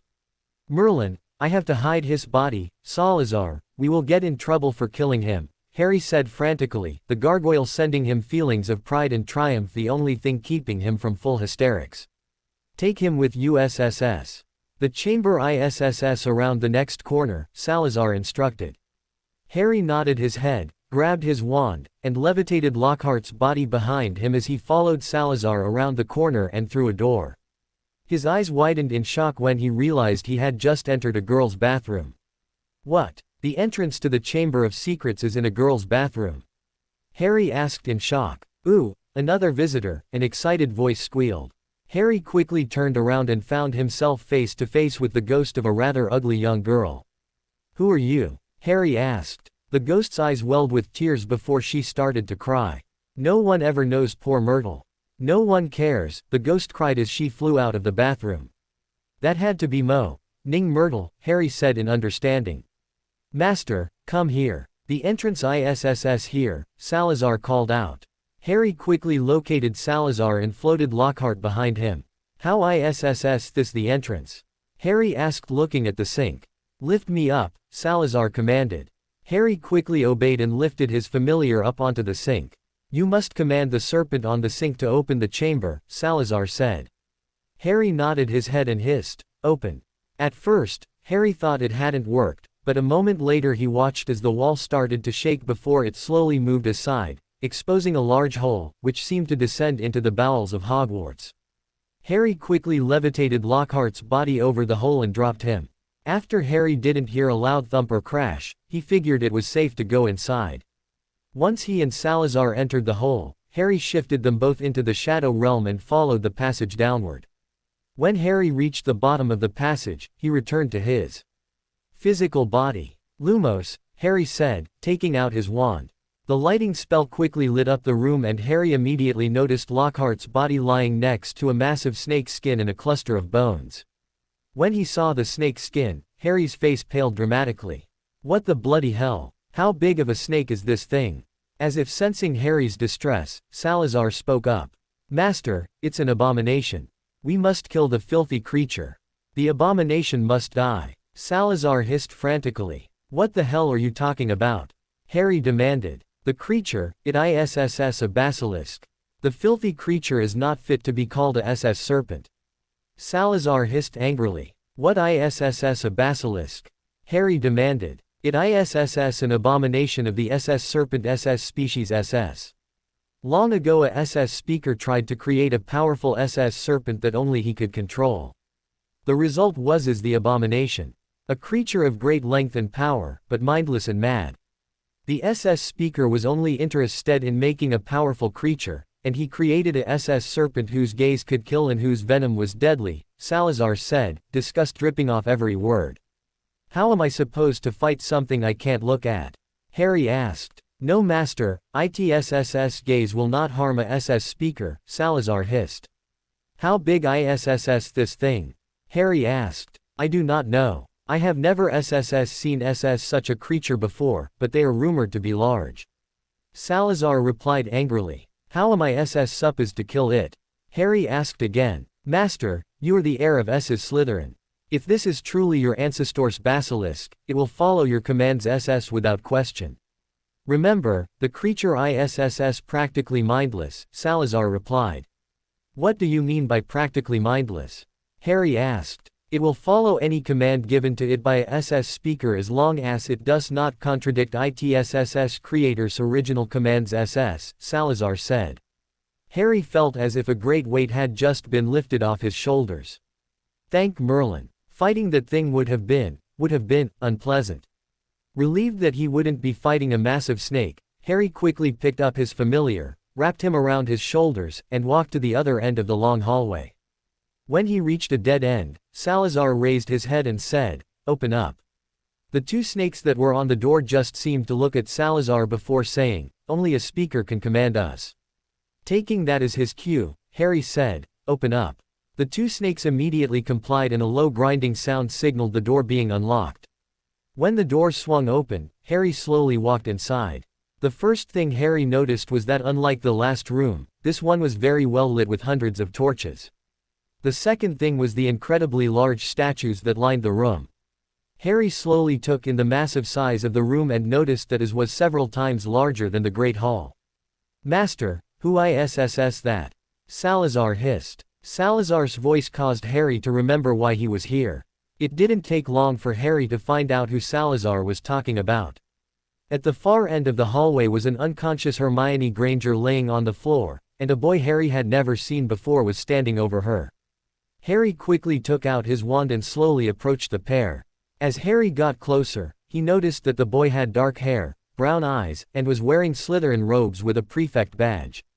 This caused Harry to tighten the grip on his wand. Harry didn't know all the boys in Slytherin house, but he certainly knew the prefects, and this boy wasn't one of them. Realizing that this was most likely the person who was responsible for the attacks, Harry quickly pointed his wand at the boy's head and shouted, "Reducto! Reducto! Bombarda!" Harry grinned as the boy didn't attempt to dodge or put up a shield. That grin disappeared, however, when Harry's spells passed right through him. Is he a ghost? No, he looks alive. Maybe that's some kind of new shield spell. No, he would have had to cast it, and he doesn't even have a wand. How did that? Harry Potter, I was wondering if I was going to get the chance to meet you, the boy said with a smile. Harry felt the gargoyle within him roar with rage, and he pointed his wand at the boy and said, "Defindo. Defindo. Ater Flamma. Reducto," only to again watch as the three spells and the conjured ball of fire harmlessly passed through the image. "What are you?" Harry growled in annoyance. The boy tossed back his head and laughed heartedly. "Me, I'm just a memory." A memory?" Harry asked, stepping closer towards the image. "Yes, I preserved the memory of my 16-year-old self in my diary. This beautiful young girl found it, and I've been slowly possessing her over the course of this year. Of course, it took a little longer than I expected, but when she found out I was head boy, she was quite willing to listen to the suggestions I made to her," the boy said with a self-satisfied smile. Only then did Harry realize that on Hermione's stomach was a small black book. His eyes widened in horror when he recognized it as the same black book he had given to her in Diagon Alley. "Oh Merlin, I gave her that book. May I ask you a question, Harry? I can call you Harry, can't I?" the boy asked happily. Harry returned his attention back to the boy, but gave no responsive to him. Now, Harry, no need to clam up on me like that," the boy hissed. The Parseltongue caused Harry to mentally shake himself. "You can speak Parseltongue, how?" Harry demanded as he felt the gargoyle's frustration at not being able to hurt the person responsible for his friends being attacked. "Ah, so you can speak, excellent," the boy said, reverting back to English. "What's your name?" Harry commanded. "How impolite of me, Harry. My name is Tom. Tom Marvolo Riddle." Tom introduced himself as he bent down and picked up Hermione's wand. He then proceeded to write out his name in fire. "Cool charm," Harry said. "If he can pick up a wand, he must be becoming solid." "Why thank you, Harry. Now, can I ask you a question?" Tom asked again. Sure, how about I get to ask a question after you ask one?" Harry said, stalling for time. "Why, that sounds fair. I'll go first. How is a person like you able to stop the most powerful Dark Lord that ever lived?" Tom demanded, his friendly mannerisms disappearing in an instant.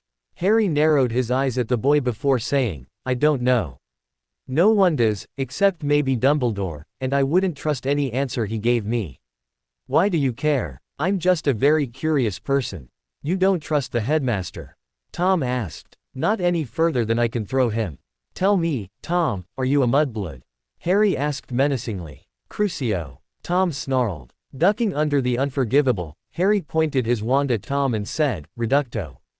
Tom easily avoided the spell before pointing his wand at Harry and silently sending off a black curse with purple flames dancing around it. Harry instantly rolled out of the way before incanting, "Bombarda. Proicio. Reducto. Reducto." Much to Harry's disappointment, Tom simply smiled and batted away the spells like they were nothing before saying, "I confess that I expected something more, Potter. The way this young lady talks about you, I was under the impression you were quite the student. I'm sad to see that she was mistaken." Crucio. The spell closed the gap between Harry and Tom instantly, striking Harry in the chest, and forced him to the ground screaming as he felt hundreds of burning knives ripping into his skin from every direction. Harry wasn't sure how long the spell was held, but when it was finally released and he came back to reality, he realized that he lay in the fetal position, sobbing on the stone floor. So weak, Tom sneered. Mustering as much energy as he could, Harry slowly got to his knees and faced the now solid-looking figure of Tom Riddle. Harry tried to speak, but he found himself spitting out large amounts of blood that were flowing from his tongue, which he had almost bitten through. "Don't feel like talking anymore, Harry. Well, perhaps you only need the proper motivation," Tom said before turning to the giant statue of Salazar Slytherin and hissing, "S's speak to me, S's Slytherin, greatest of the Hogwarts SS4." Harry numbly watched as the gigantic statue of Salazar Slytherin opened its mouth and a massive snake slowly uncurled onto the floor. As soon as the snake had completely unraveled from the statue's mouth, Tom hissed, "Kill him." Harry could only look on as the massive snake nodded its head before turning and locking eyes with Harry.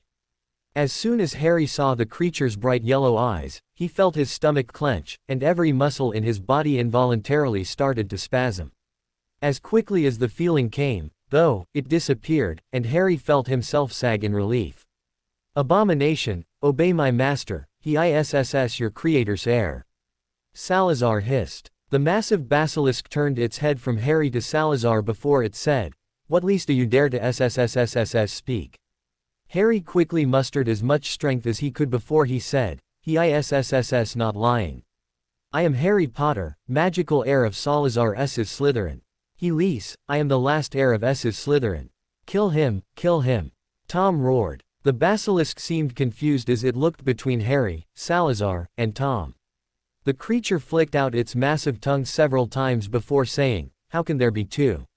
Harry sagged in relief, however, Tom was clearly enraged. I am Slytherin's only heir. Kill him. S's shut up, mudblood."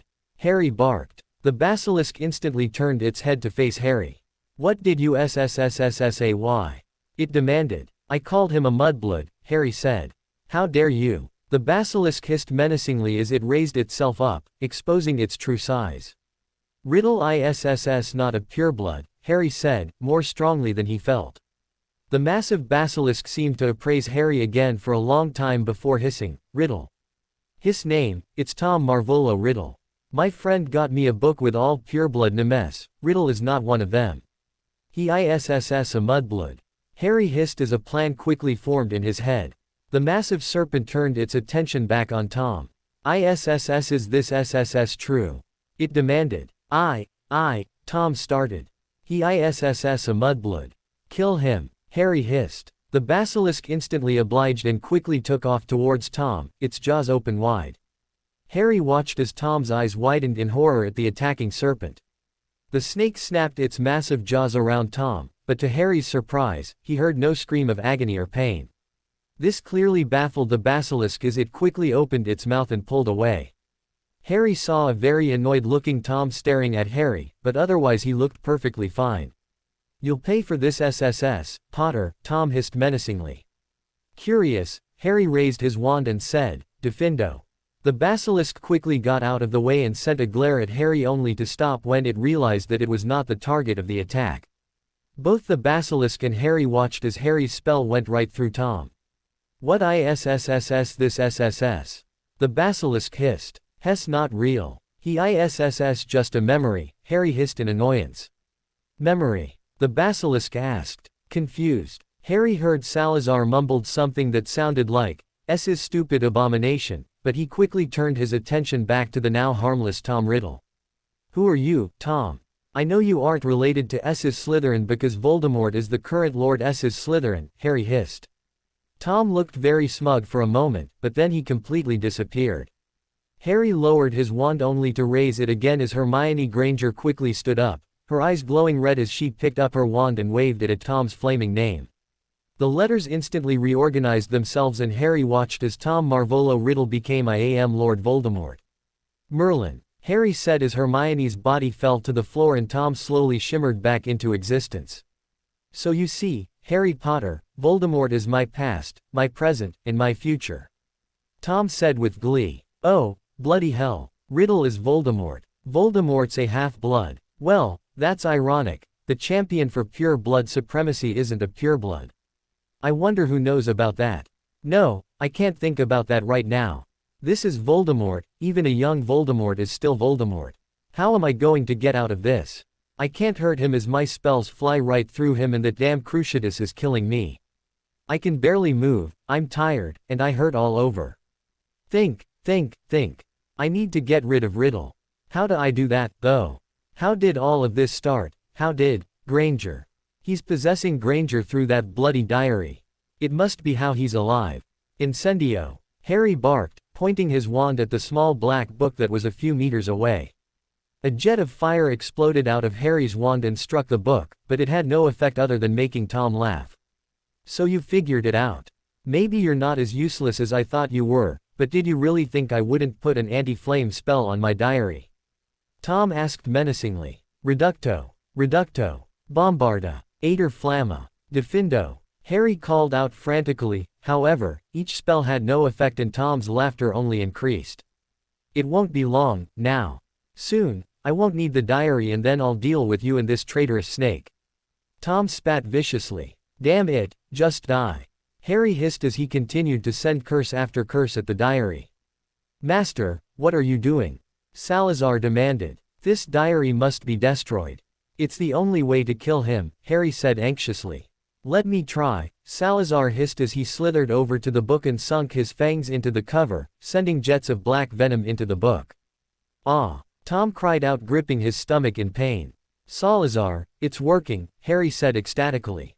Die, UF, King SS Serpent, Tom hissed angrily before his image disappeared.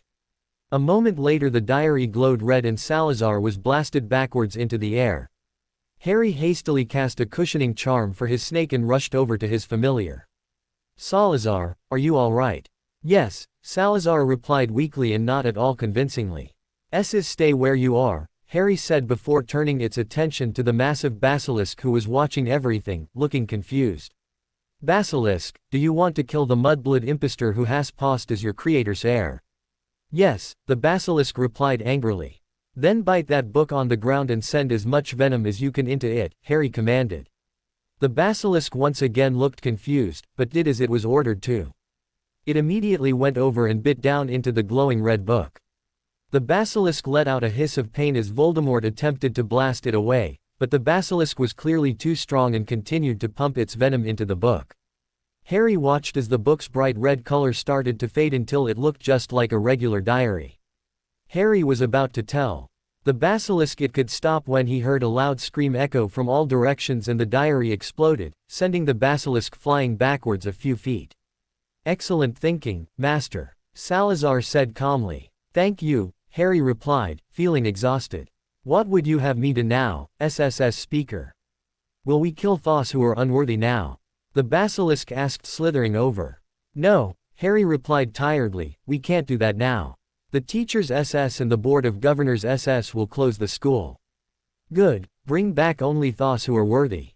The basilisk hissed joyfully. No, Harry hissed sharply before he remembered what Salazar had said about the basilisk only obeying him as long as he followed the original commands of its creator. We can't attack right now.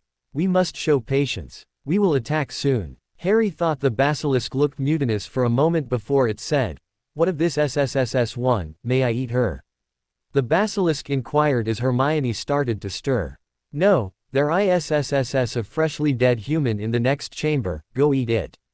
Salazar hissed sharply. The basilisk looked at Harry for confirmation and he simply nodded his head. As you wish, but they are better alive, the basilisk grumbled and slithered away. As soon as the basilisk started to leave, Harry slowly walked over to Hermione. What do I do? What does she remember? Does she know I gave her the diary? Harry thought frantically. Perhaps, I should just, it might be best if I, Harry thought as he raised his wand, pointing it at Granger's neck.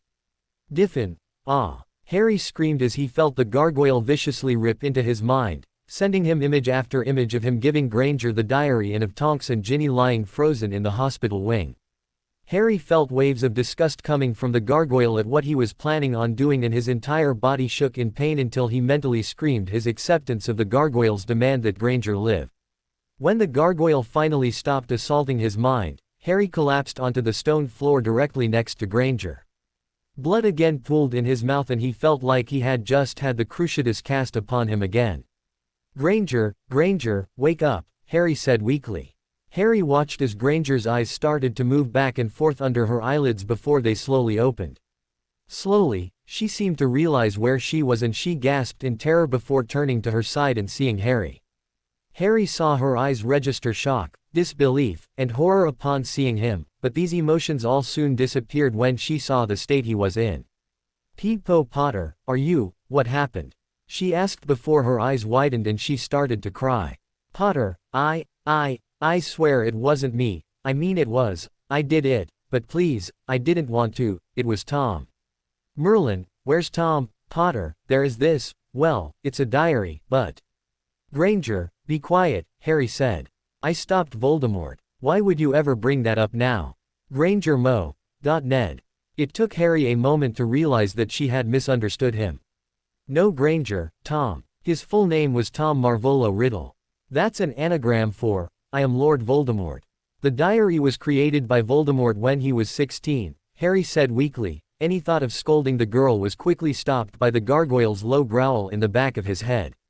Hermione's eyes went wide when she heard that, but then a loud hissing caused her attention to shift. "Merlin, Potter, a basilisk is down here. It'll kill us," Hermione screamed in terror. "No, it won't. Just close your eyes, Granger," Harry said softly. "But," Hermione started. "Just do it," Harry commanded and Hermione quickly obeyed. "Keep your eyes closed. A basilisk can kill you by looking at you, but the death stare doesn't work on Parselmouths," Harry said as Hermione wildly nodded her head.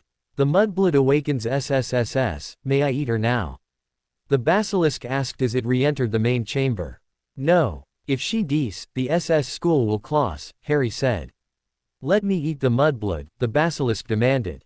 "No. Merlin, don't you think of anything else. She must st live or the SS school will close," Harry said. "My maker promised me the blood of the mudbloods SS. You will let me feast upon her flesh." The basilisk hissed viciously. "Did you maker ALSSSO tell you to never attack pure bloods SS?" Harry hissed, an idea quickly forming in his head.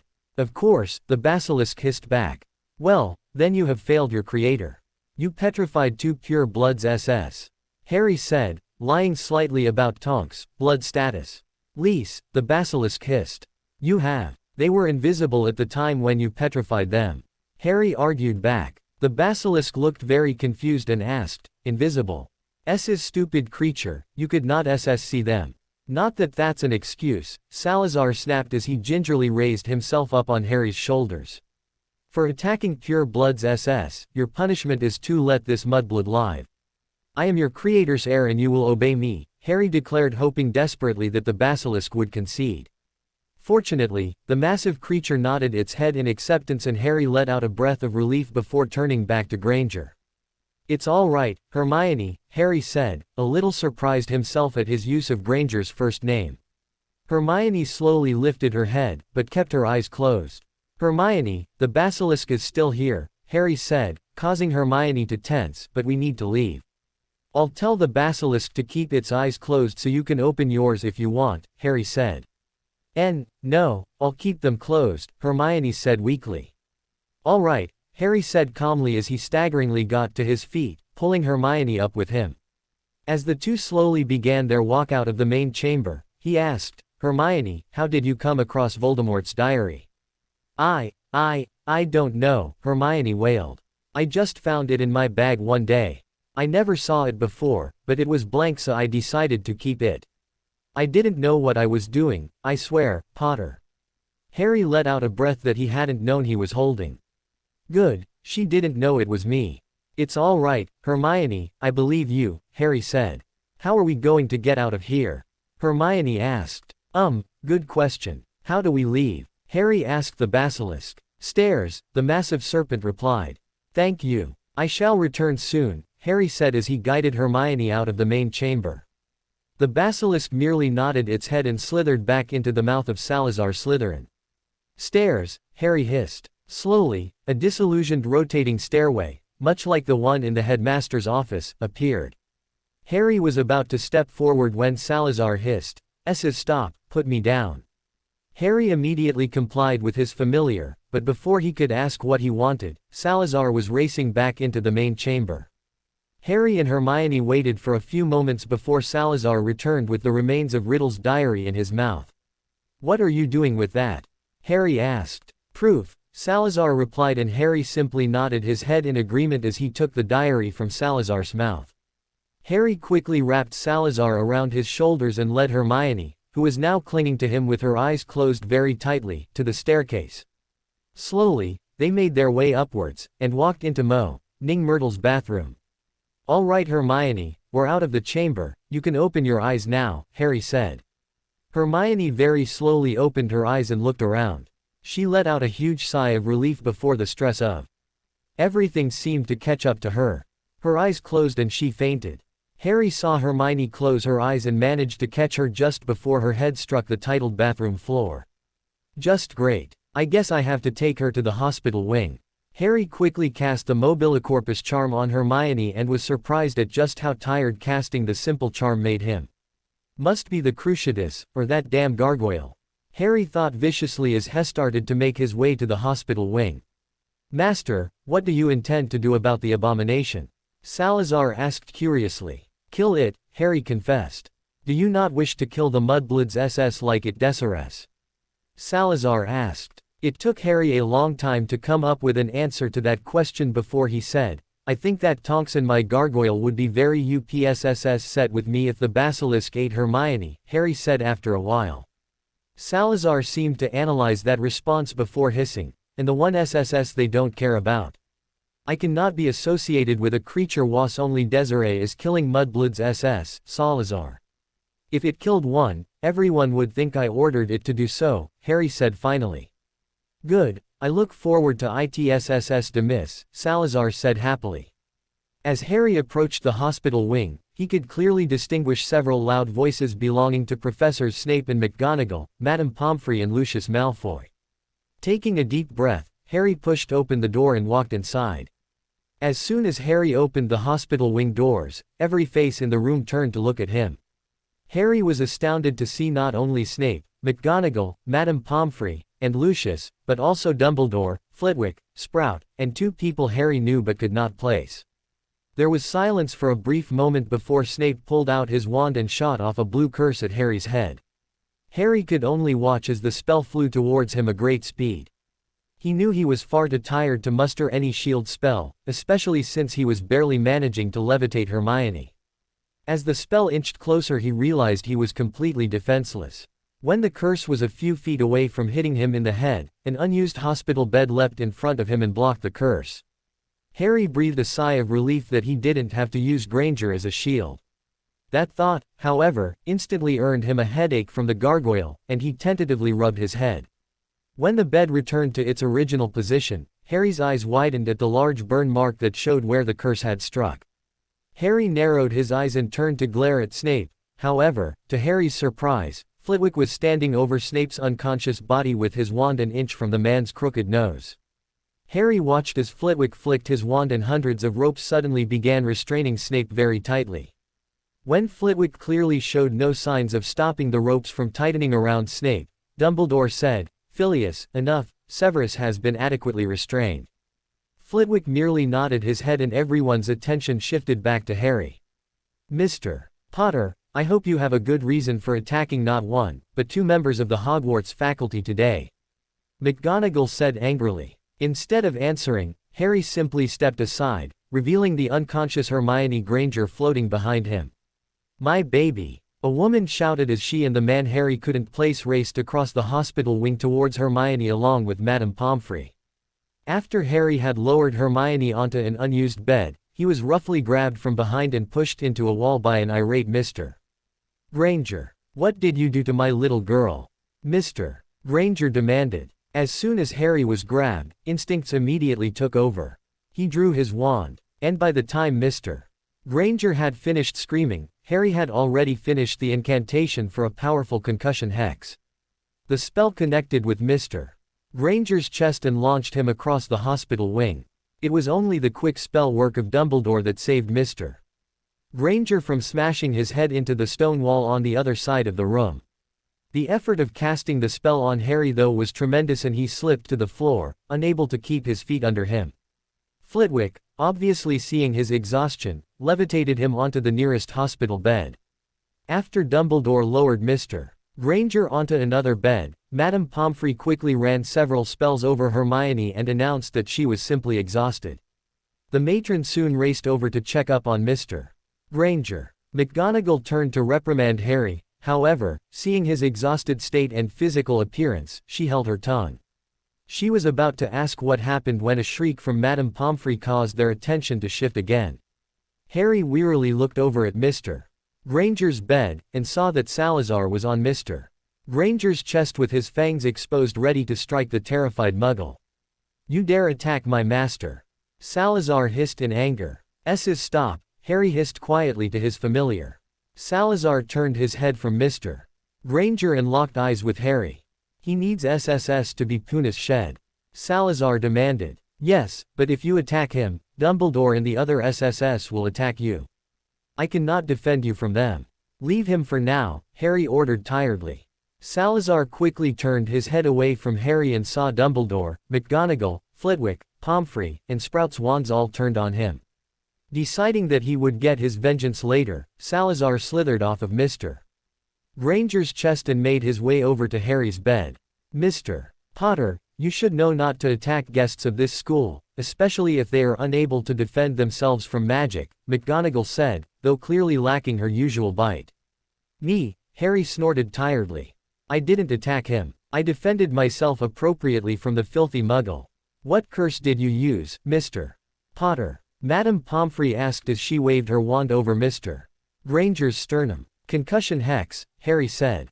"Mr. Potter, a concussion hex at that distance could be fatal," Sprout said in shock. "Stupid Muggle never should have attacked me, then," Harry mumbled before saying, "In case you can't tell, I'm a little on edge from rescuing Granger from the Chamber of Secrets and Snape attacking me as soon as I entered the bloody hospital wing."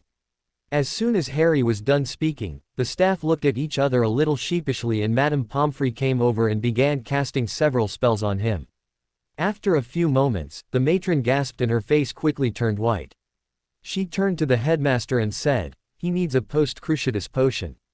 This statement had the immediate effect of earning a gasp from McGonagall and Sprout, a look of horror from Flitwick, and a grave look of sorrow from Dumbledore, who walked over to a corner of the hospital wing and waved his wand. Harry looked on in detachment as a hidden cabinet materialized and Dumbledore unlocking it. Dumbledore carefully removed a single vial of swirling black liquid and handed it to Madame Pomfrey before making the cabinet disappear from sight. "You really did it," McGonagall said. "You found the Chamber of Secrets." "Obviously," Harry drawled after drinking the vial-tasting potion. So you really were close to finding it, then," McGonagall said, sounding embarrassed. Harry shot a penetrating glare at her. "Yes, I was. Lovely how you were planning on suspending me for doing so. Harry, I can assure you, you won't be suspended. In light of your saving Ms. Granger, I will petition the board to have the suspension voided if the headmaster chooses to still enforce it," Lucius said. "Which I will not do, Lucius. Now, Harry, if you don't mind, I think we should take this meeting back to my office," Dumbledore said. "Are you mad? The boy needs rest. I doubt he'll be able to walk to the door let alone to your office, Albus." Madame Pomfrey exclaimed. "I will take us there by Portkey, Poppy, and if I thought reliving the experience would be easier on him tomorrow, I would gladly wait," Dumbledore said unhappily. Madame Pomfrey made several rude comments before rushing off and grabbing several potions, which she then proceeded to force down Harry's throat. "Your office, sir?" Harry asked as he felt the pepper-up potion take effect. "Yes, Harry. After word spread about a student being taken into the chamber, the board thought it would be best if I returned as headmaster of Hogwarts," Dumbledore said kindly. "Headmaster, I would like to be present to hear how young Harry managed to find the chamber when no one else was able to do so," Lucius said as he placed a hand on Harry's shoulder. "Very well, Lucius. Harry, if you don't object, the 4 heads of house will also accompany us to my office to hear the story," Dumbledore said. Harry shot a look at the unconscious form of Snape and said, "All 4. Dumbledore's eyes twinkled for a moment before he said, "Poppy, perhaps you could give Severus a dreamless sleep potion. I dare say this day has been rather exhausting for him." I'll take care of it, Headmaster, Poppy said as she forced a potion down Mr. Granger's mouth. Mrs. Granger, I would like for you to attend this meeting as well. Your husband and daughter are in good hands with Poppy. Minerva, do you think you could stay as well, just in case Ms. Granger wakes up? Dumbledore said. McGonagall nodded her acceptance. Headmaster, I must go work on the mandrakes to ensure that they will be ready in time, Sprout said. Dumbledore nodded in agreement and Sprout left the hospital wing. Phileas, do you have somewhere to be? Dumbledore asked. No, Headmaster, I do not, and even if I did, I would not miss this story, Phileas said. Very well then, we shall adjourn to my office. I'm sure Harry has a rather interesting tale to tell us, Dumbledore said as he took out a piece of parchment and said, Everyone please hold on, Portus. Headmaster's office, Hogwarts. Upon arriving in Dumbledore's office, Harry immediately collapsed into a seat between Flitwick and Lucius. Before we begin, Lucius, will you agree to inform the board of Harry's explanation tonight? Dumbledore asked. Yes, Lucius said impatiently. Good. Now, Harry, why don't you pick up where Professor Snape's story left off? Dumbledore suggested. Where exactly did he leave off? Harry asked unenthusiastically. You stunned him in the back, Flitwick replied with a slight chuckle. Harry's face hardened slightly before he said, I'm sorry sir, but I doubt that Professor Snape would have let me go. He seemed rather enthusiastic about me being suspended. Harry, in the future, I would appreciate it if you didn't stun my teachers, but I believe your actions against Professor Snape can be overlooked, Dumbledore said sternly, but his twinkling eyes gave away his amusement. After I stunned Snape, I had Andy summon Salazar, who had been able to locate the person opening the chamber and where it was hidden, Harry said. Who was opening it? Flitwick asked curiously. Harry placed the remains of the diary on Dumbledore's desk. I'm afraid you have me at a loss, Harry, Dumbledore admitted. That is all that is left of the diary of Tom Marvolo Riddle, Harry said as he tried to gauge everyone's reactions. Dumbledore's eyes widened momentarily before they hardened in determination. The headmaster picked up the diary and took it over to a desk where he rapidly began casting spells at the diary. Flitwick and Mrs. Granger both seemed to be completely confused at Harry's declaration and at the headmaster's actions. The strangest reaction came from Mr. Malfoy. Harry couldn't help but notice how Mr. Malfoy's eyes narrowed dangerously at him. The look quickly vanished, though, and Mr. Malfoy presented himself with a look of confusion matching Flitwick and Mrs. Granger. Dumbledore stopped his wand movements, looked up from the diary, and met Harry's gaze. This explains a lot, Harry, Dumbledore said wearily. I'm afraid I'm confused, Lucius said as Flitwick and Mrs. Granger nodded in agreement. Few know that the true identity of Lord Voldemort was in fact Tom Marvolo Riddle. He was Hogwarts head boy in 1945. I believed that he was guilty of opening the Chamber of Secrets when he was at school, but he managed to find a way to blame Hagrid for the crime. This diary, while destroyed, still has the remains of several powerful spells on it. The ones that I have so far been able to identify are a trust charm, a compulsion charm, and a very subtle impression charm. All of them have been warped by Tom to suit his purposes, Dumbledore explained. I don't understand, Headmaster. What do those charms do? Ms. Granger asked quickly. Phileas, would you care to explain? Dumbledore asked. The trust charm, the compulsion charm, and the impression charm are not evil spells, Mrs. Granger. The trust charm was originally created by two very close friends during a war. They were seeking a way to ensure that their correspondence with each other would not be intercepted. However, one of their experiments had a strange side effect. The spell not only allowed the friendly correspondence to be private, but it increased the feeling of trust between the two friends. Among the charm's numerous uses today, it is used between business associates to ensure fair dealings. The compulsion charm has been around for Merlin knows how long. The founders used several powerful compulsion charms to ensure that Muggles didn't find Hogwarts. The spell has hundreds of uses, but all of them compel someone to do something. The impression charm is used mostly on paintings in the wizarding world. I'm sure you've seen how the portraits here talk and act as though they were real people. They have all had an impression charm placed on them to make them behave lifelike, Flitwick said. I don't understand, why are these things bad? Mrs. Granger asked. Sadly, Mrs. Granger, not everyone uses these spells for their original intent, and Tom Riddle was able to manipulate these charms for his own devices, Dumbledore said. So these charms can be used for other purposes? Mrs. Granger asked weakly. Yes. You see, Mrs. Granger, Tom was a very bright student. He most likely set the charms to remain inactive until someone started to write in the diary. Once someone wrote in the diary, the trust charm would have activated, causing the writer to feel safe writing in the diary. After the trust charm, I believe the compulsion charm would have activated, causing Hermione to constantly want to write in the diary, Dumbledore said gravely.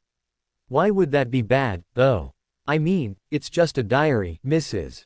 Granger asked. You are forgetting the impression charm. Tom most likely placed the impression charm on the diary, effectively leaving an echo of his personality in it. I wouldn't be surprised to find out that the diary actually wrote back to Hermione, and had her open the Chamber of Secrets, Dumbledore said sadly. So what are you saying? That Hermione just did whatever this diary told her to do? Mrs. Granger asked in horror. I'm afraid it's much worse than that, Mrs. Granger. The impression charm on the diary was not the standard impression charm used on portraits. When activated, this impression charm would seek to impress itself upon a living being. I believe the diary was actually possessing Hermione throughout the year, Dumbledore replied. Oh my God, you mean to tell me a book was controlling my daughter's body? Mrs. Granger shrieked. I cannot be sure, but, Dumbledore said. I can, Harry said, causing everyone to look at him. Voldemort was able to take over Hermione's body when he wanted to, but he also was able to exist outside of it, Harry said. What do you mean? Flitwick asked. I mean that he looked like he was real. He looked like a 16-year-old Hogwarts student, Harry said. Tom must have placed another spell on the diary. I will look into that at a later time. Harry, please continue with your story, Dumbledore prompted.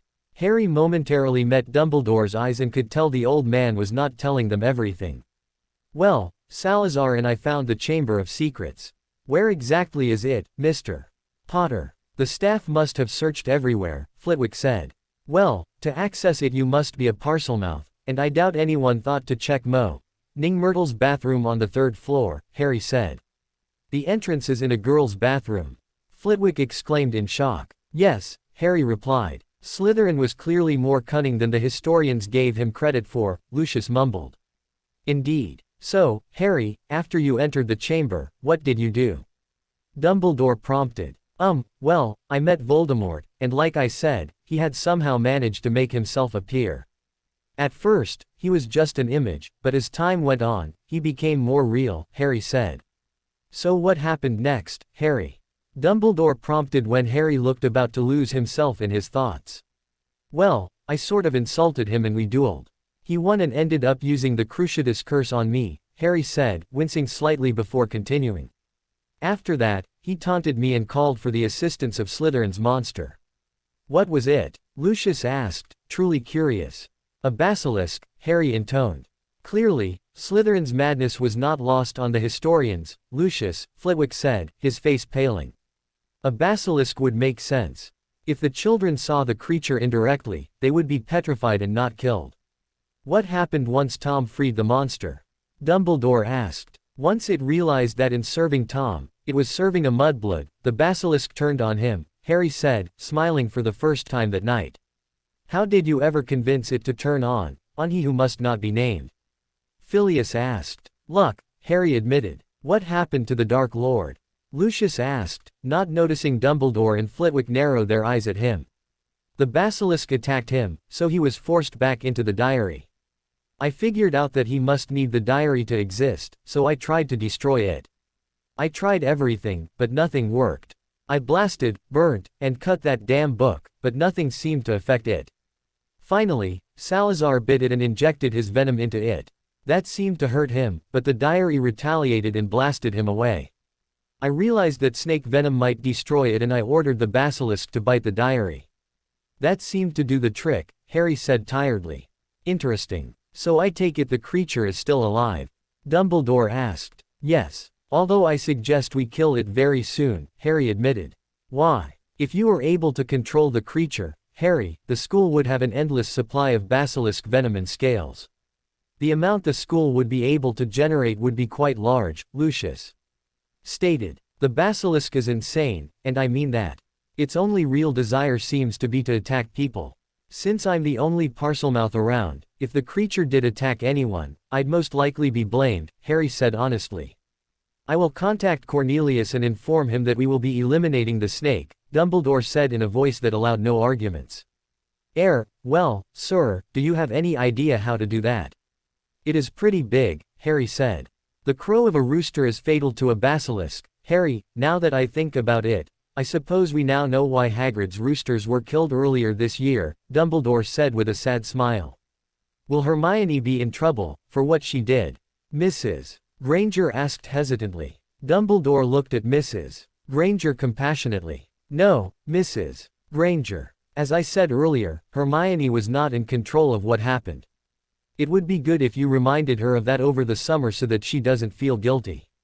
We will also not release her name as the person who was possessed by Voldemort. We don't want to run the risk of having her peers lash out at her for something she did not do, Dumbledore said kindly. Thank you, but I'm not sure how much longer they'll be her peers. Dan and I considered taking her out of this school last year, and now, Mrs. Granger trailed off. I would hope that you reconsider, Mrs. Granger. While Hermione has had 2 terrible experiences since coming to Hogwarts, she is an incredibly talented witch. The decision is of course up to you and your husband, but you have to understand that being a witch is who Hermione is. Simply removing her from Hogwarts will not make that part of her disappear, Dumbledore said. Mrs. Granger seemed to be thinking about Dumbledore's words before standing up and saying, I will tell Dan that. I should really go see if he and Hermione are all right, Mrs. Granger said. Of course, Mrs. Granger. Phileas, would you mind escorting Mrs. Granger back to the hospital wing? Dumbledore asked. Flitwick nodded his head and quickly led Mrs. Granger out of the headmaster's office. When they were gone, Lucius said, one must ask the question of where Granger got such a dark artifact, headmaster. This diary isn't exactly something you can buy. I hope you will be conducting an investigation into this matter.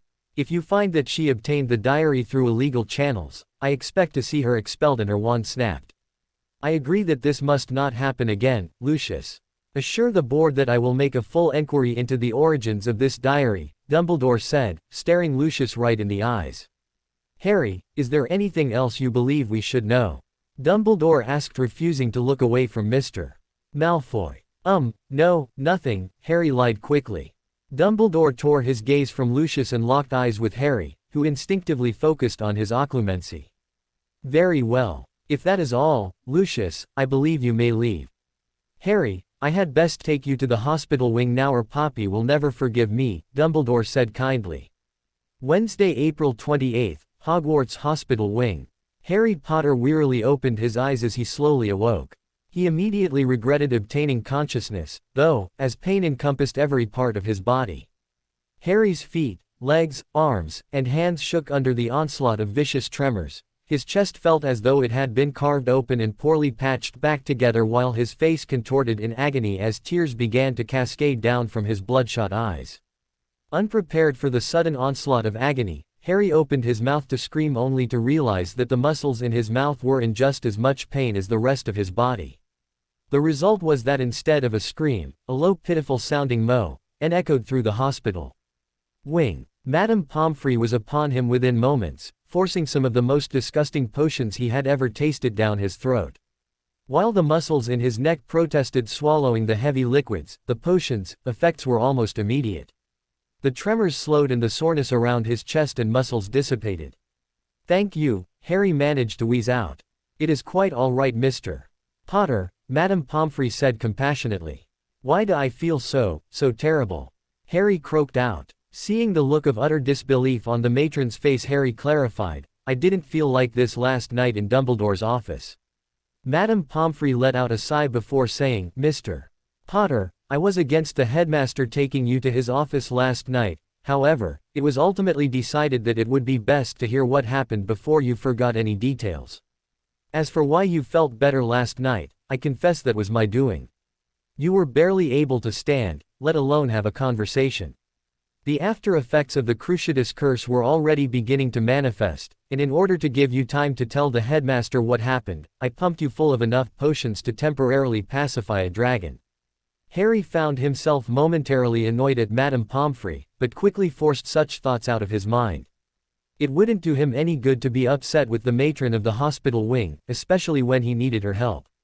Instead he asked, "I don't suppose that you could drug me up like you did last night?"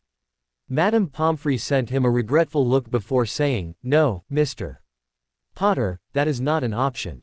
I spent most of last night ensuring that you wouldn't slip into a coma from all those potions, and I am not about to tempt fate a second time." "Why does it hurt to speak?" Harry finally asked. "The Cruciatus is indiscriminate with the damage it does to muscles and nerves, Mr. Potter. Your throat hurts because of the significant strain the curse placed upon your larynx. You also nearly bit your tongue in half," Madame Pomfrey said gently. Harry wanted to scream in frustration as the memory of Tom Riddle holding him under the Cruciatus resurfaced. He felt the gargoyle within him snarl in anger and disappointment at the way he was so swiftly and utterly defeated by the young Voldemort. The ease with which the 16-year-old Voldemort had fluidly batted away his attacks caused Harry to share in the gargoyle's disappointment. Voldemort was powerful, there could be no disputing that. Even with Harry's natural affinity for magic, Voldemort was leaps and bounds a more accomplished duelist. His effortless display of silently casting powerful dark magic demonstrated that much. "Mr. Potter, are you all right?" Madame Pomfrey asked, shaking Harry from his thoughts. "Yes ma'am, just thinking," Harry replied honestly. "I understand, Harry," Madame Pomfrey said earnestly. "Hopefully, you will be able to leave in a Get it away. Someone, help." Madame Pomfrey quickly turned her head towards the shouts and Harry gingerly twisted his neck to follow her line of sight. On the far side of the infirmary, Hermione's father was sitting upright in his bed, a bandage wrapped around his chest and head, the result of Harry's well-aimed concussion hex. The reason for the Muggle's cries for help was the 4.5-foot-long snake that had risen up as high as it could from the floor in front of his bed. Harry was too far away to hear what Salazar was angrily hissing to the Muggle, but he knew it was nothing flattering. Turning his head back to Madame Pomfrey, Harry saw her fingering her wand in preparation for the snake to strike. "Madame Pomfrey, please put the Coronis charm on me," Harry requested tiredly. "What? Why?" Madame Pomfrey demanded, momentarily shifting her attention back to Harry. "My voice isn't strong enough to carry that far and I doubt you want Salazar to get into a fight with the Muggle," Harry answered. Madame Pomfrey looked hesitant but eventually said, "Very well, but only say what is necessary to get your serpent under control. That spell will put a strain on your already damaged vocal cords." "Understood." At Harry's nod of acceptance, Madame Pomfrey quickly cast Coronis before again fixing her wand on the dangerous serpent that was apparently threatening her patient. "SS Salazar," Harry's magically enhanced voice boomed, the thunderous hissing heard throughout the hospital wing and well into the hallway outside. "Come over here." Salazar shifted its gaze back and forth between Mr. Granger and Harry a few times before it angrily hissed at Mr. Granger one last time and slowly began slithering over to Harry.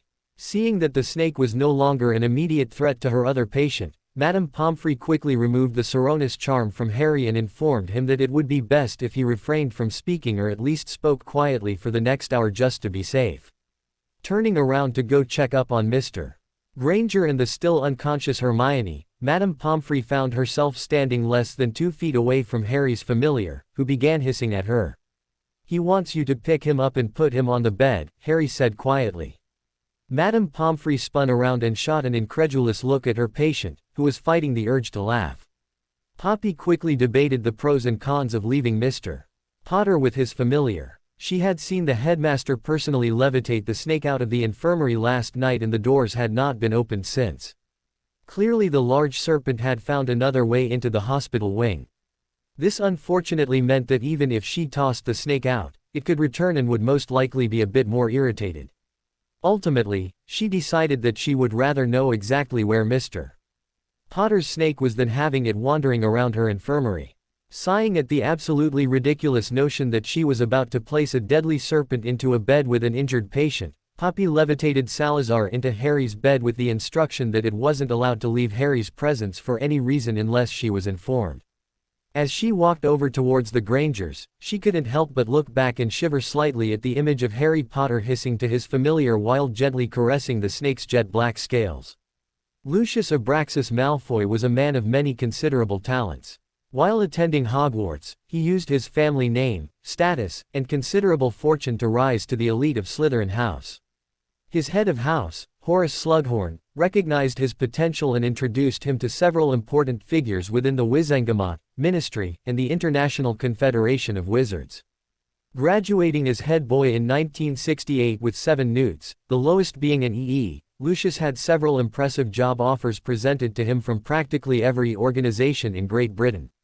Street Mungo's asked if he was interested in a healer's apprenticeship. He had laughed while reading the letter. The ministry had offered him the position of head of the Department of Goblin Liaisons. He had burnt the letter. It wouldn't be acceptable for a Malfoy to be summoned by a goblin, and representatives from the French and English ICW delegation had offered him a spot as a junior advisor. He had seriously considered these offers before rejecting both. He wouldn't antagonize either the French or English ministry by selecting one over the other. With a sizable trust account and no immediate plans for a job, Lucius left Great Britain and traveled to the continent. He spent a few months in the Malfoy summer homes in Paris and Florence, throwing parties for some acquaintances and influential wizarding families. In September of 1969, Lucius had enough of playing the role of wealthy scion to the Malfoy family and sought to make his own legacy. Throughout his years at Hogwarts, Lucius' ambition was twofold: to expand upon the already exuberant Malfoy fortune and to prove himself as a powerful wizard. Using several contacts he had met during his well-attended parties, Lucius began to heavily invest his trust account into several business opportunities, the results of which were highly lucrative.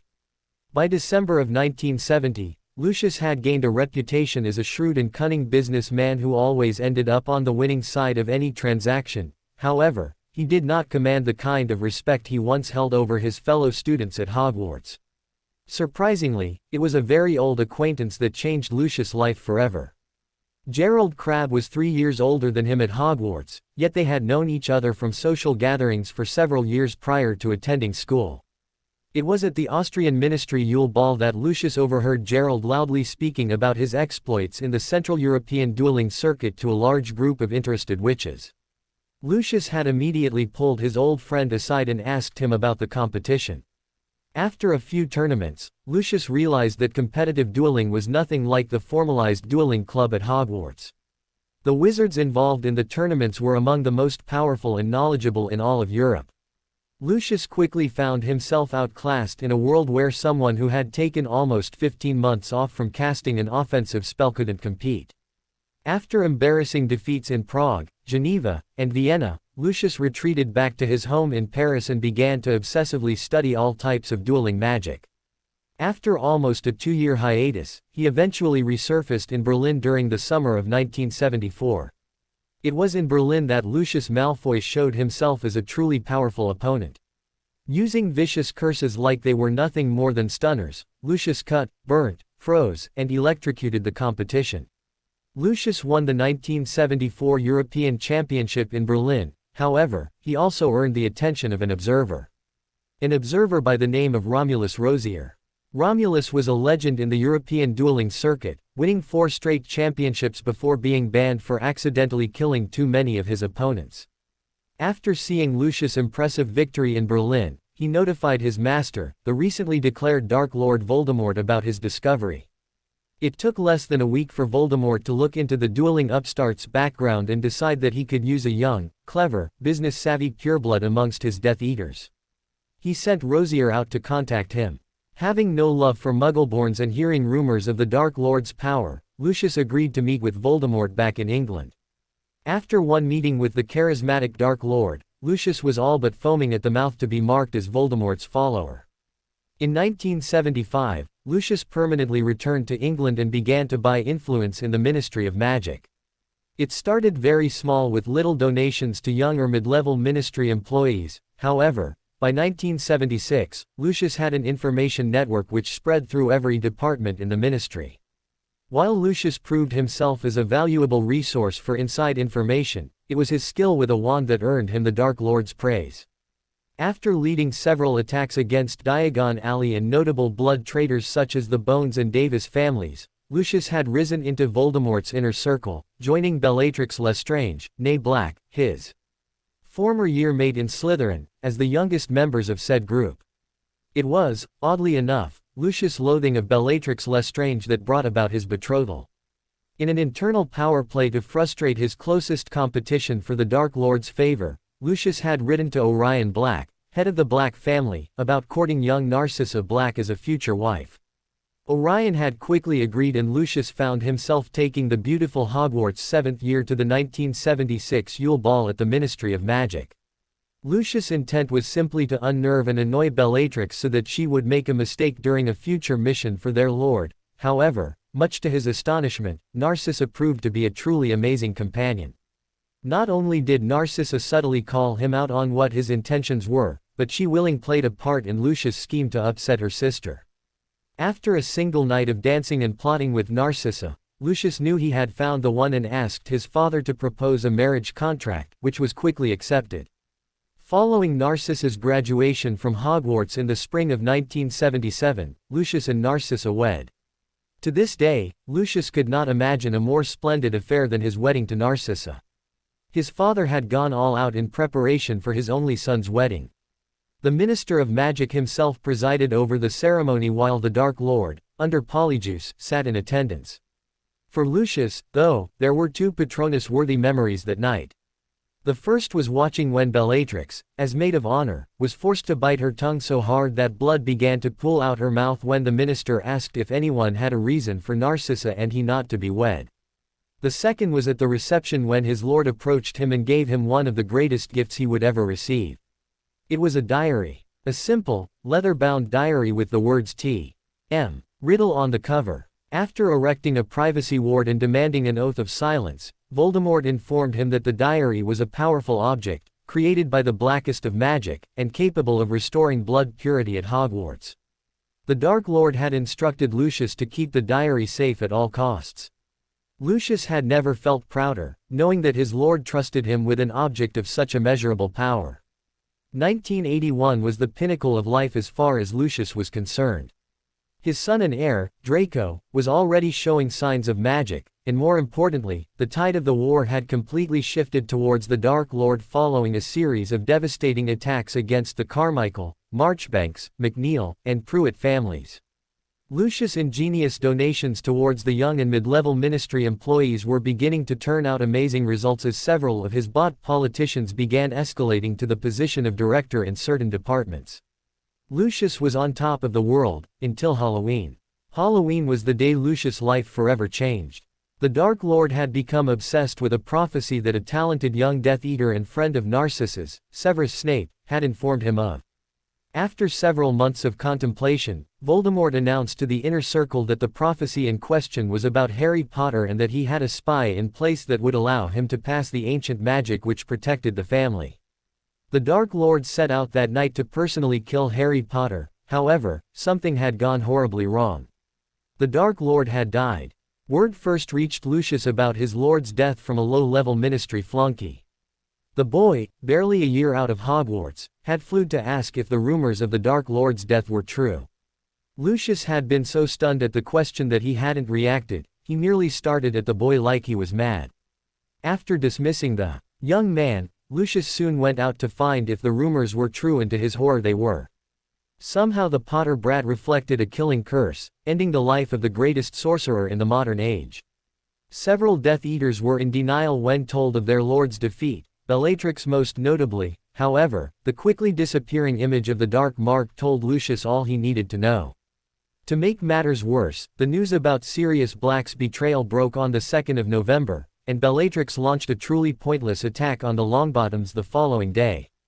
Lucius knew that it would be open season on all Death Eaters now, and without his lord's powerful presence, he needed a plan to escape Azkaban. After a week of nervous planning, Lucius contacted every high-ranking Death Eater that he trusted and explained his plan to escape prosecution. Over the next few days, Lucius and 24 other Death Eaters turned themselves into the Department of Magical Law Enforcement after coming out of Imperius-like trances. Lucius' trial was among the shortest, his bought politicians fearing that they would be implicated in giving information to Voldemort vouched for Lucius' character. He was set free with the court's sympathies. Even after the devastating defeat to his lord, Lucius couldn't help but appreciate the look of annoyance on Albus Dumbledore's face as he read the Wizengamot's verdict. Lucius did not allow the stigma of being one of the Dark Lord's followers to stain his reputation, though. When the general election came about in 1984, Lucius put his money and name behind Cornelius Fudge, one of the first politicians he had ever invested in. When Fudge became minister, Lucius reaped the benefits. Soon his name and the names of his fellow Death Eaters were back among the most influential and important in the wizarding world. In 1985, Lucius had sat as the minister's personal guest when Amelia Bones ascended to the rank of head of the DMLE when 7 years earlier he had personally claimed her older brother's life. By 1988, Lucius had become, along with Albus Dumbledore, Fudge's most important unofficial advisor. Lucius took over as head of the Malfoy family in 1990 when his father Abraxas was diagnosed with dragon pox at the age of 120 and was unable to continue his duties. At the age of 49, Lucius assumed the Malfoy family seat in the Wizengamot.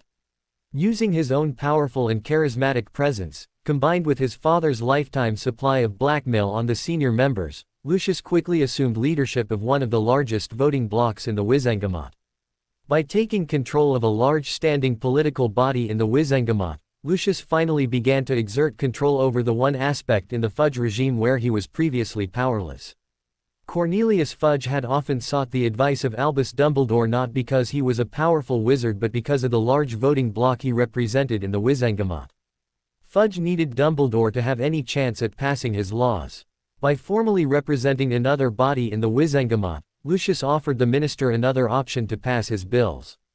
Slowly, Lucius began to whittle away at Albus Dumbledore's established influence over Fudge and the Wizengamot.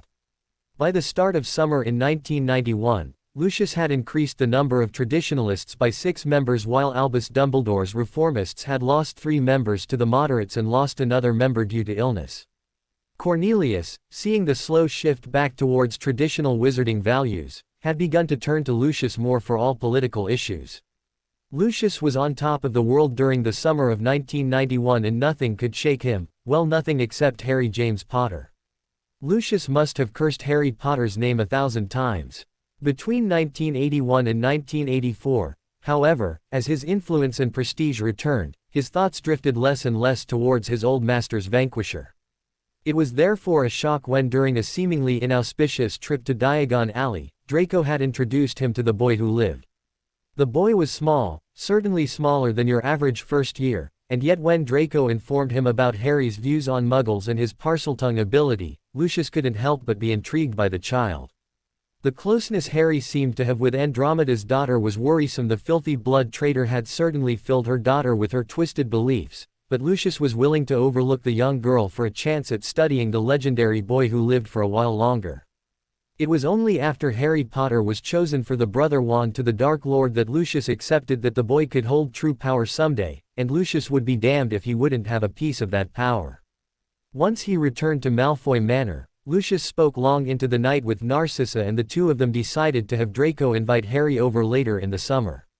It was an unexpected and annoying sight to see Andromeda's daughter arrive by portkey with Harry. However, Lucius was not among the most skilled political leaders in the country for nothing. He easily adjusted his facial features and welcomed her happily. Within the first few minutes of speaking with Nymphadora Tonks, it quickly became apparent that she had no idea that Narcissa was her mother's sister and Draco her cousin. After quickly writing a message and having an elf deliver it to Narcissa, Lucius put into action an impromptu plan that would not only bring Harry further onto his side, but would also damage the relationship Andromeda had with her daughter. The plan went off without a hitch. Lucius and Narcissa fed their niece several well-designed lies about her father ignorantly insulting the Dark Lord and then breaking protocol for a proper wizard's duel, forcing his magic to kill him. Later that night, Lucius couldn't help but laugh like the Dark Lord would ever accept a wizard's duel from a mudblood. Not only did the story make Harry Potter see the folly of inviting uneducated Muggleborns into the wizarding world, but little Nymphadora Tonks actually grew to resent her mudblood father. Of course, the creme de la creme of on-the-spot manipulations during Harry's birthday party was Narcissa's shocking statement that Lily Potter might not be a mudblood. Lucius had no idea what his wife was thinking when she brought up such an absurdly stupid notion, but her idea about having the boy perform a blood purity and talents test was absolute genius. While the tests might kill the boy, if he survived, they would have a clearer idea of what Harry Potter's magical potential was. It was rather simple to convince Harry, who obviously wanted to know more about his family, to take the test and to grant the Malfoys access to the results. There was nothing though that could have prepared Lucius or Narcissa for the results of the boy's test. Not only was Lily Potter a pureblood, but Harry Potter was the heir to several families and possessed several rare and powerful skills. It was only after leaving the ritual chamber that Lucius decided to support the boy. If trained and manipulated properly, Harry Potter could very easily become a rallying cry for the entire pureblood movement. Needless to say, after 1 year at Hogwarts, Lucius couldn't have been happier with the way in which Harry was acting. He was a Slytherin, had become best friends with Draco, had several confrontations with Dumbledore, and had befriended powerful neutral and light families such as the Zabinis and Bones to avoid painting himself as a future dark wizard. The only real flaw he saw in Harry's character was his reliance upon Andromeda's daughter. However, he could not see any immediate way of separating the two without damaging his own relationship with the boy. This problem only became more complicated when it became clear that Draco had also grown close to his half-blooded cousin. During the summer after Draco and Harry's first year, Lucius had several ideas to slowly separate Harry from Nymphadora. However, a solution literally fell into his lap. It was clear following his stay at the Tonks, that Harry was less than thrilled with Andromeda's reaction to his and Nymphadora's relationship with the Malfoy family. It was easy to convince the impressionable young man that it was Andromeda's fault that their relationship had suffered. After seeing Nymphadora at Harry's birthday party in the Leaky Cauldron, Lucius couldn't help but smile at the noticeable change in the girl.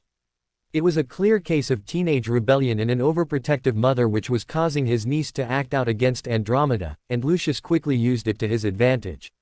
Lucius praised the girl's resourcefulness for stealing a prized relic for Harry's birthday, earning the girl's admiration, and boldly defended her against her mother when Andromeda caught her attending the party. It was easy to manipulate the girl against her mother. The fact that Andromeda understood what he was trying to do actually made Lucius' job easier. While Andromeda reacted to his manipulations by doing everything she could to keep her daughter away from a dangerous man, Lucius appeared like the sensitive and caring uncle who was merely trying to rationalize with Nymphadora's irate mother. Needless to say, Nymphadora Tonks was slowly coming to see Lucius as a protective father figure. The summer passed easily and Lucius was able to continue his subtle manipulations of Harry Potter. Unfortunately, Lucius was so caught up in his own plans for Harry Potter, the Minister, the Wizengamot, and the Board of Governors that he failed to realize something important. Harry Potter was growing into a bright young Slytherin. While the boy clearly didn't see or understand any of the intricate actions Lucius had taken to shape him into the cunning, powerful, young man he was becoming, Harry did have his own goals that he was pursuing. This was made all too apparent when Harry unintentionally foiled Lucius' plot to give the youngest Welsi his master's old diary. Lucius had waited well over a decade to put this plan in place, but finally everything was ready. With Harry and Draco as his eyes at Hogwarts and his place on the Board of Governors secure, Lucius was ready to use his master's diary to resurrect the pure blood tradition at Hogwarts. The only problem Lucius had was a suitable target to give the diary to. Fate, however, chose to bless him during a trip to Diagon Alley. Lucius had never liked Arthur Weasley. No, dislike was far too positive a word. Lucius loathed Arthur Weasley. In fact, Arthur Weasley could easily be described as the antithesis of Lucius Malfoy. While Lucius was rich, ambitious, and powerful, Arthur was poor, content with a low-paying job, and possessed average magical power. Arthur's ability to remain content with his pathetic existence was an incomprehensible scenario for Lucius. Normally, Lucius would have ignored such a peon of the wizarding world. However, Arthur's position as the de facto Muggle protector at the Ministry earned him Lucius' ire. In fact, if it wasn't for Dumbledore protecting the Weasley family, Lucius would have had the man killed years ago. Needless to say, Lucius was disappointed with Harry protecting Arthur's daughter, yet with the diary still in place at Hogwarts, Lucius allowed Harry to play his games with the Weasley girl. Draco and Harry's second year at Hogwarts progressed as anticipated. Despite the fact that his overpriced solicitor was unable to get Harry's guardianship usurped from Albus Dumbledore, Lucius was able to become Harry's financial guardian with the goblins. It was purely a ceremonial position as the goblins still managed the funds. However, the prestige that came with being in charge of the boy who lives fortune more than made up the court cost, not to mention the damage to Dumbledore's reputation. The only thing at Hogwarts that wasn't going to plan was the lack of a pureblood resurgence. By the start of December, Lucius was almost positive that the Granger girl had either lost or not used his master's diary. The mere thought that Potter had lost possibly the most valuable gift Lucius had ever been given by his lord was blood-boiling. Lucius was planning on teaching the boy who interfered a well-deserved lesson in dueling over the Christmas holiday when the rumors of the Chamber of Secrets opening first reached Lucius' ears. Lucius had written to Draco and, much to his surprise, found that the petrification of the mudblood Creevey was not the first time the students had heard of the chamber that year. After scolding Draco for keeping things from him over the Christmas holiday, Lucius forced Dumbledore to admit to the Board of Governors about the chamber's existence. The frequency of the attacks over the course of the year, combined with the fuss Lucius made over Draco's assault and subsequent polyjuicing, ensured Dumbledore's suspension. By the end of May, Lucius was positive that Hogwarts would be temporarily closing. His master's promise of a pureblood resurgence was quickly becoming a reality as half-bloods and mudbloods were struck down by the monster within the Chamber of Secrets. Lucius was so assured of Hogwarts' closure that he began subtly revealing a plan to sympathetic school governors about the possibility of reopening the school the following year without mudbloods. It was therefore with a triumphant feeling that Lucius received a flow call from Hogwarts stating that a mudblood had been taken into the chamber by the heir of Slytherin and that the school would be closing. What Lucius had not anticipated was that the news of the school's closure would panic the neutrals on the Board of Governors. In an emergency vote, the Board of Governors reinstated Dumbledore to the position of headmaster. Upon arriving at Hogwarts, Lucius was met by Dumbledore and informed that Harry had disappeared, presumably into the Chamber of Secrets. Harry's re-emergence from the Chamber of Secrets with the Granger girl was among the most frustrating nights of Lucius' life. Not only did Harry manage to stop the basilisk, but worst of all, the Granger girl survived the ordeal.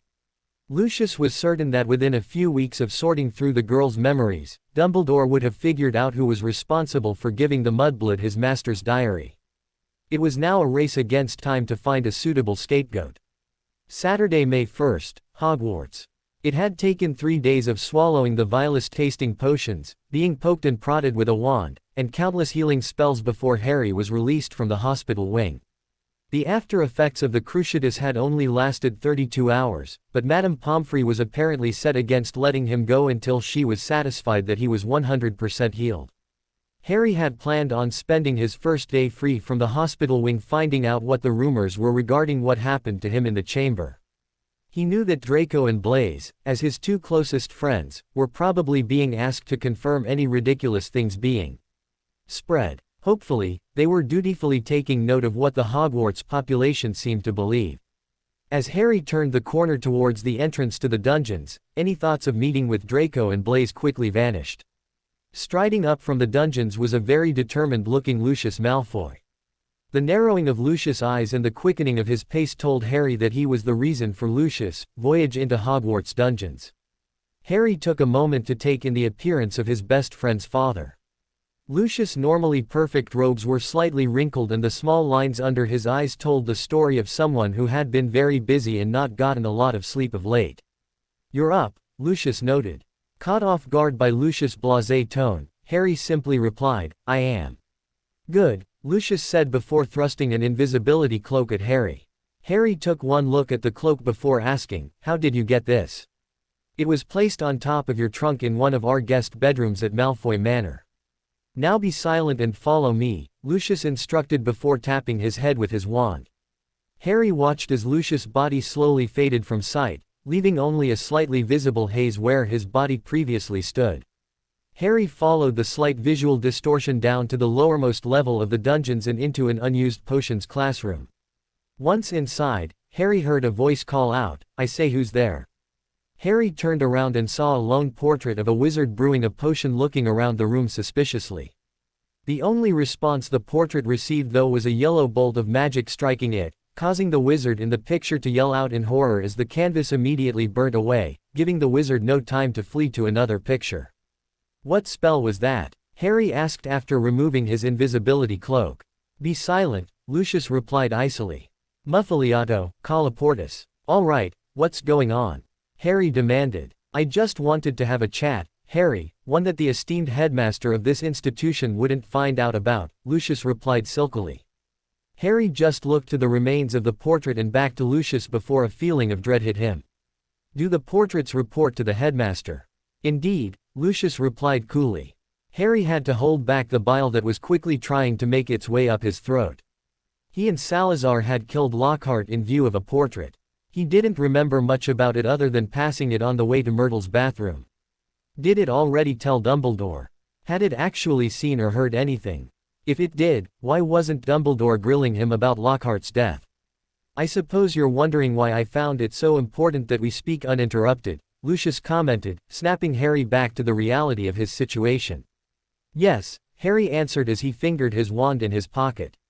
He was sure Lucius wouldn't attack him, but the gargoyle in him was practically screaming caution. Lucius' pale gray eyes held no sympathy or compassion, instead, they showed anger and resentment. After what seemed like an eternity, Lucius finally said, we must find a way to curb your Gryffindor tendencies, Potter.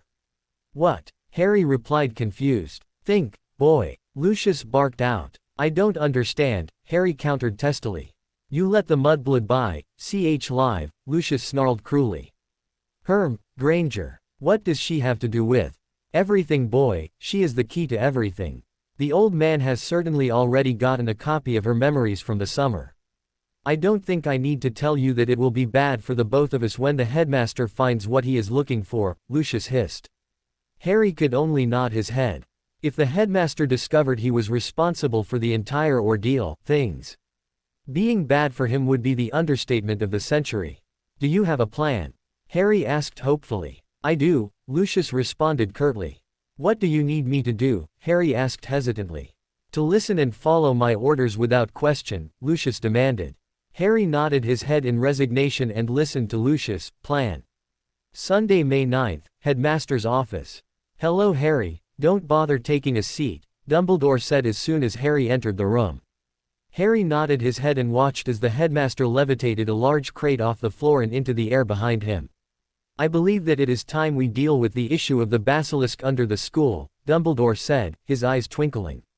Oh, yeah, I guess we should, Harry said, slightly relieved.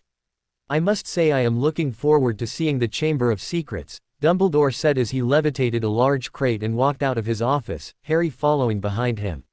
Sir, can I ask what is in the box? Harry asked. But of course, Harry, Dumbledore said with his usual twinkle. Seeing that the headmaster wasn't about to elaborate, Harry asked, Sir, what is in the box? Why, roosters, of course. The crow of a rooster is the easiest way to kill a basilisk, after all, Dumbledore said, smiling brightly. Harry said nothing more as he tried to wrap his mind around the fact that a giant snake's greatest weakness came from a bird no bigger than a foot. The remainder of the trip to the girls' bathroom was silent, except for Dumbledore whistling pleasantly as if he went to go kill a 60-foot snake every other day. When they entered the bathroom, Harry led Dumbledore over to the entrance of the chamber and hissed, "Open."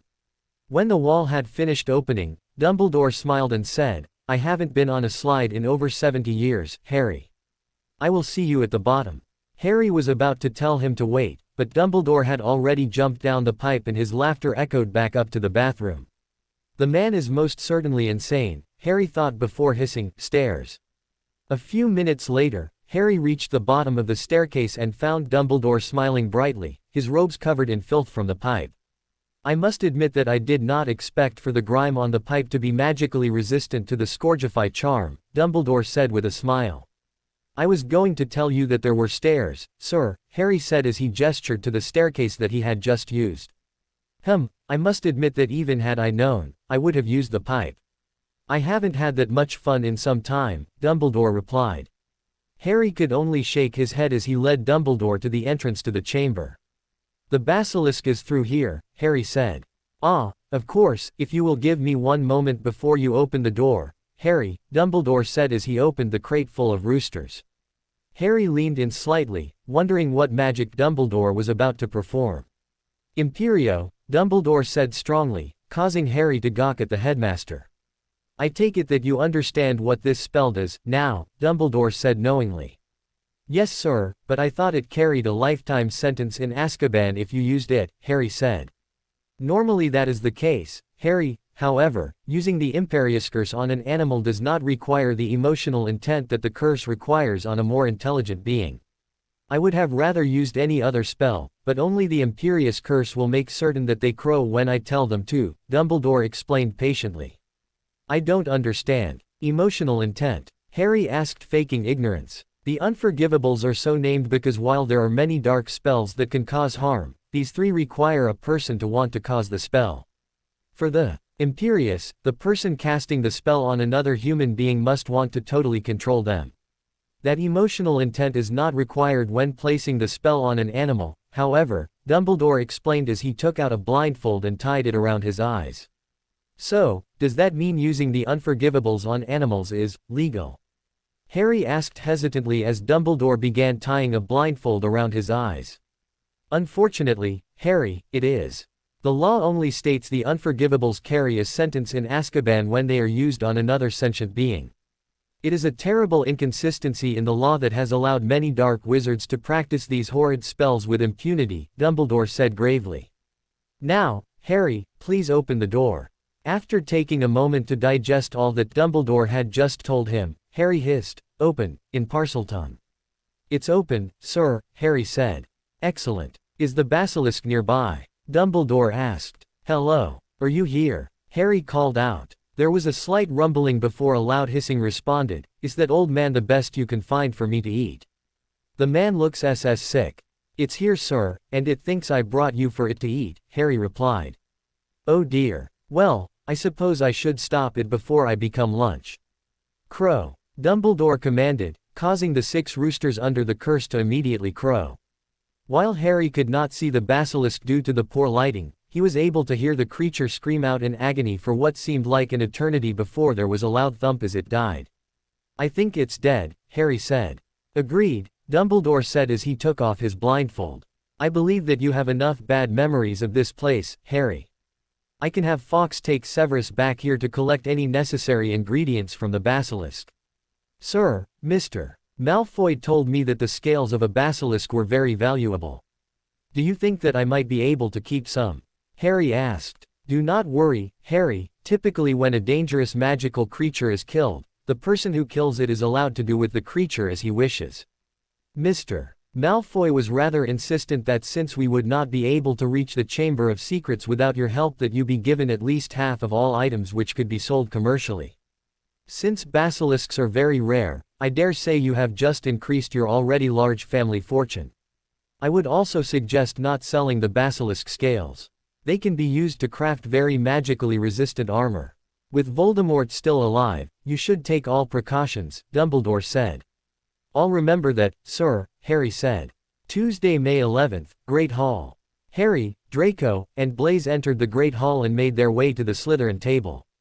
So, did your father get us permission to be there when they wake Tonks and Ginny up? Harry asked. Draco put some sausage onto his plate before saying, Father took care of it. He said it was actually easier than he thought. The governors were told what really happened and they are happy that you were able to save Granger and stop the basilisk from attacking. I personally can't imagine why they are glad she didn't die, but they are. Gee, I wonder why the board is glad that a student didn't die, Draco. Could it be because it would hurt the school's reputation? Blaise said sarcastically. So what time are we supposed to go to the hospital wing?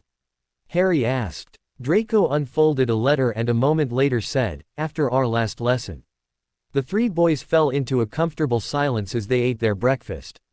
Soon though, Blaise announced that it was time to go to herbology, and they got up and left the Great Hall.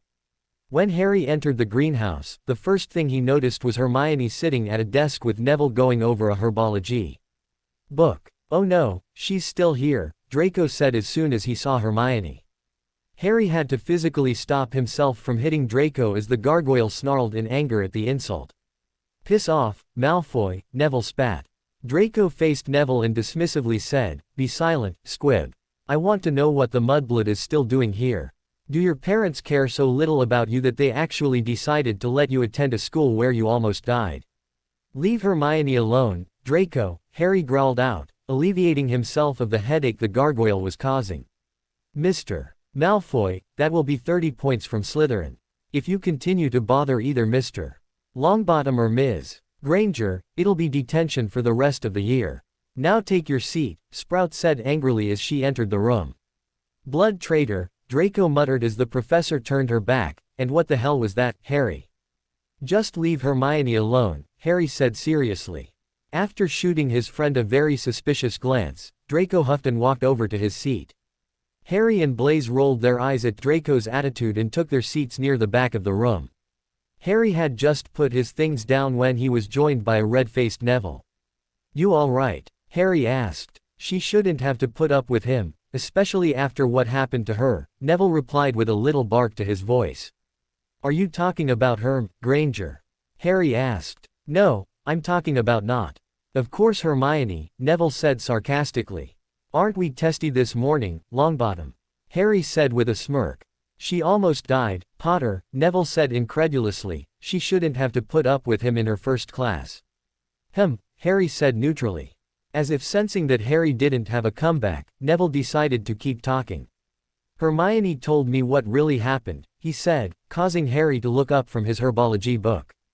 "Did she?" Harry asked. "Yeah, I dropped off her homework while she was still in the hospital wing.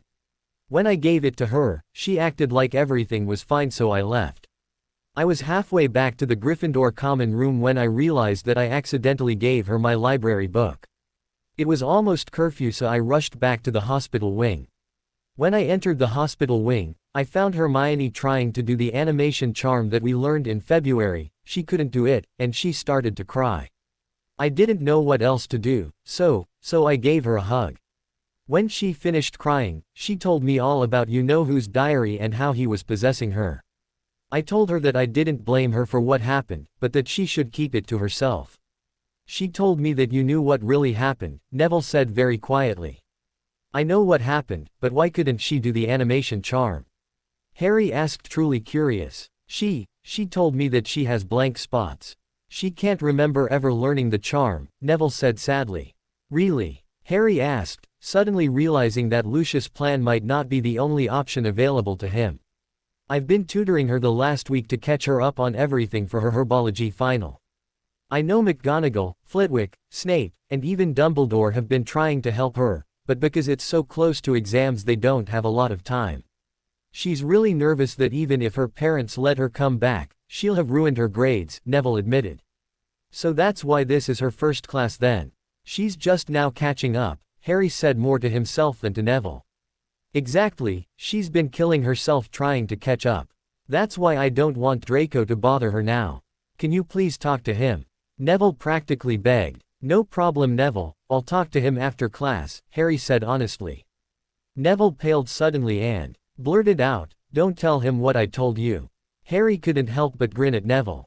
"What do you mean? Harry, please. Don't tell Malfoy about Hermione having trouble remembering stuff.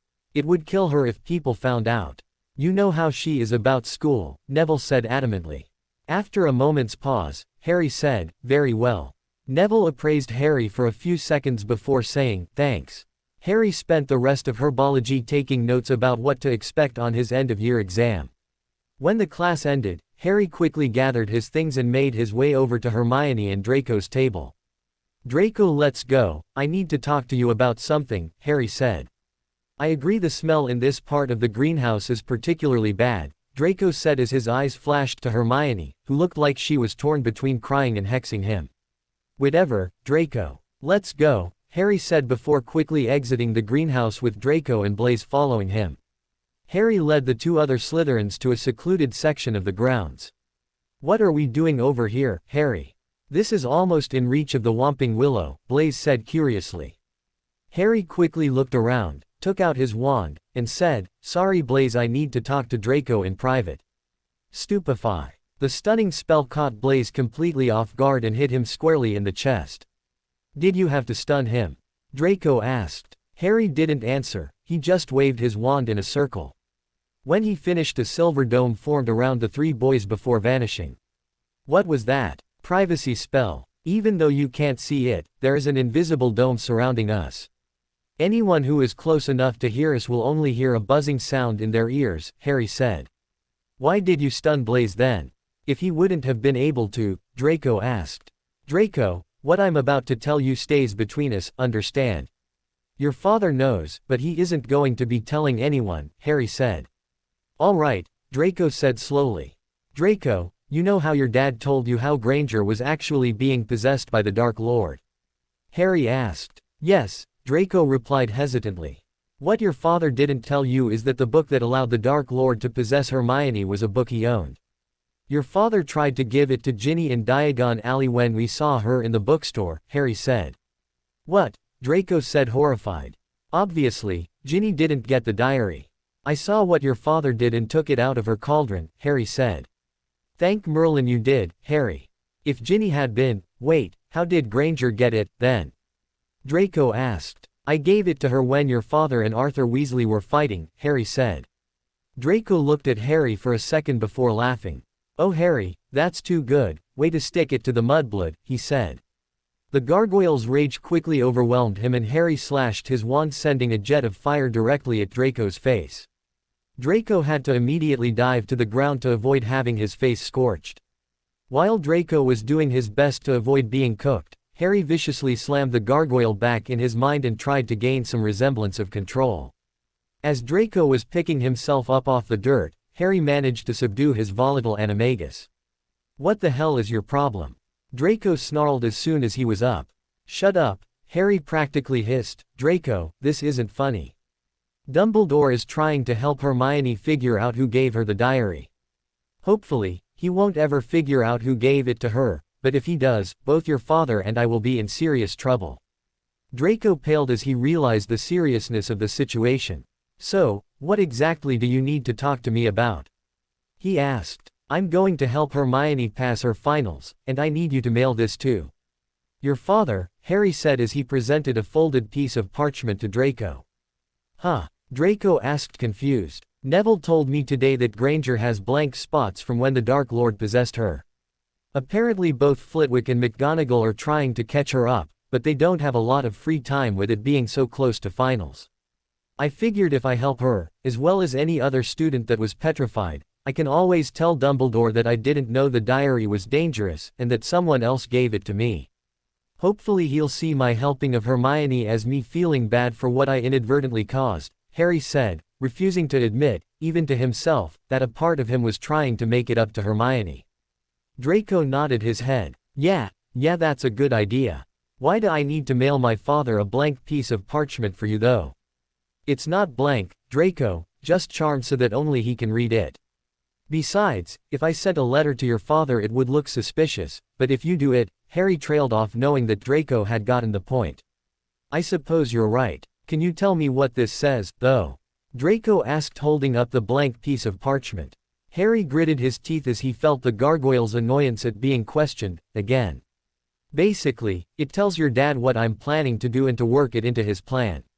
Draco nodded his head at the vague answer and seeing that his friend was starting to get bothered at his questions simply said, very well, I'll go to the Ollery now. Save me a seat at lunch. Oh, and don't forget to enervate Blaze.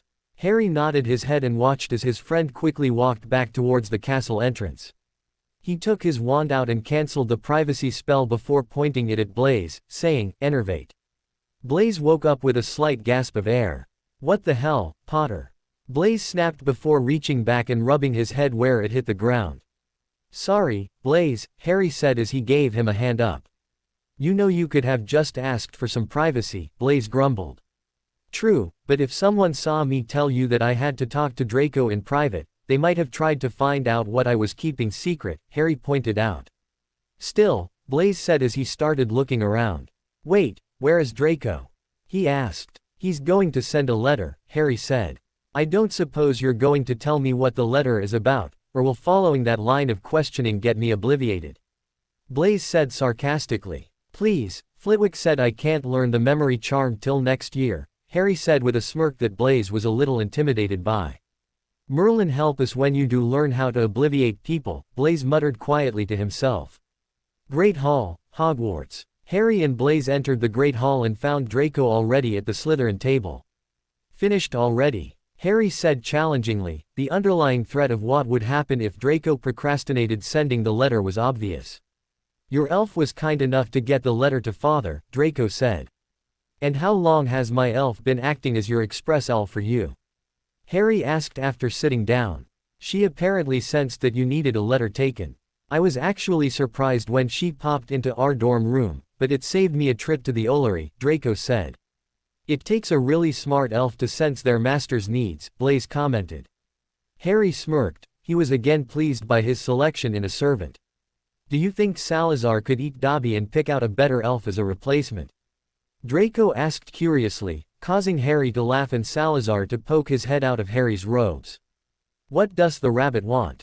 Salazar asked. Nothing, my friend. He just wants to know if you would eat his house elf and pick out a good one for him like you did for me, Harry replied. I will not eat an elf, but I will pick out a pathetically weak elf for the rabbit if given the chance, Salazar hissed as he slid back down into Harry's robes. Sorry Draco, I wouldn't count on Salazar helping you out unless you want him to pick out the weakest elf in the lot, Harry said with a broad smile. Like I would want that fat snake picking an elf for me anyway, Draco grumbled as he stabbed a piece of chicken with his fork. Harry stopped listening to Draco though when he saw Professors Dumbledore, McGonagall, Snape, and Flitwick enter the Great Hall. Deciding that this would be his best chance to speak to them, he got up and met them just before they reached the staff table. Professors, may I have a word in private? Harry said courteously. Must you interrupt our lunches, Potter? After all, we only get a few breaks a day to enjoy a conversation away from students, Snape drawled. Severus, what kind of educators would we be though if we didn't make ourselves available to our students? Dumbledore said with a smile. Headmaster, don't you think allowing Potter to pull 3 heads of house and the headmaster into an impromptu meeting during our lunch hour will only cause his inflated ego to expand? Snape said bluntly. Now, Severus, I'm sure whatever Harry needs to tell us will be important, Dumbledore said.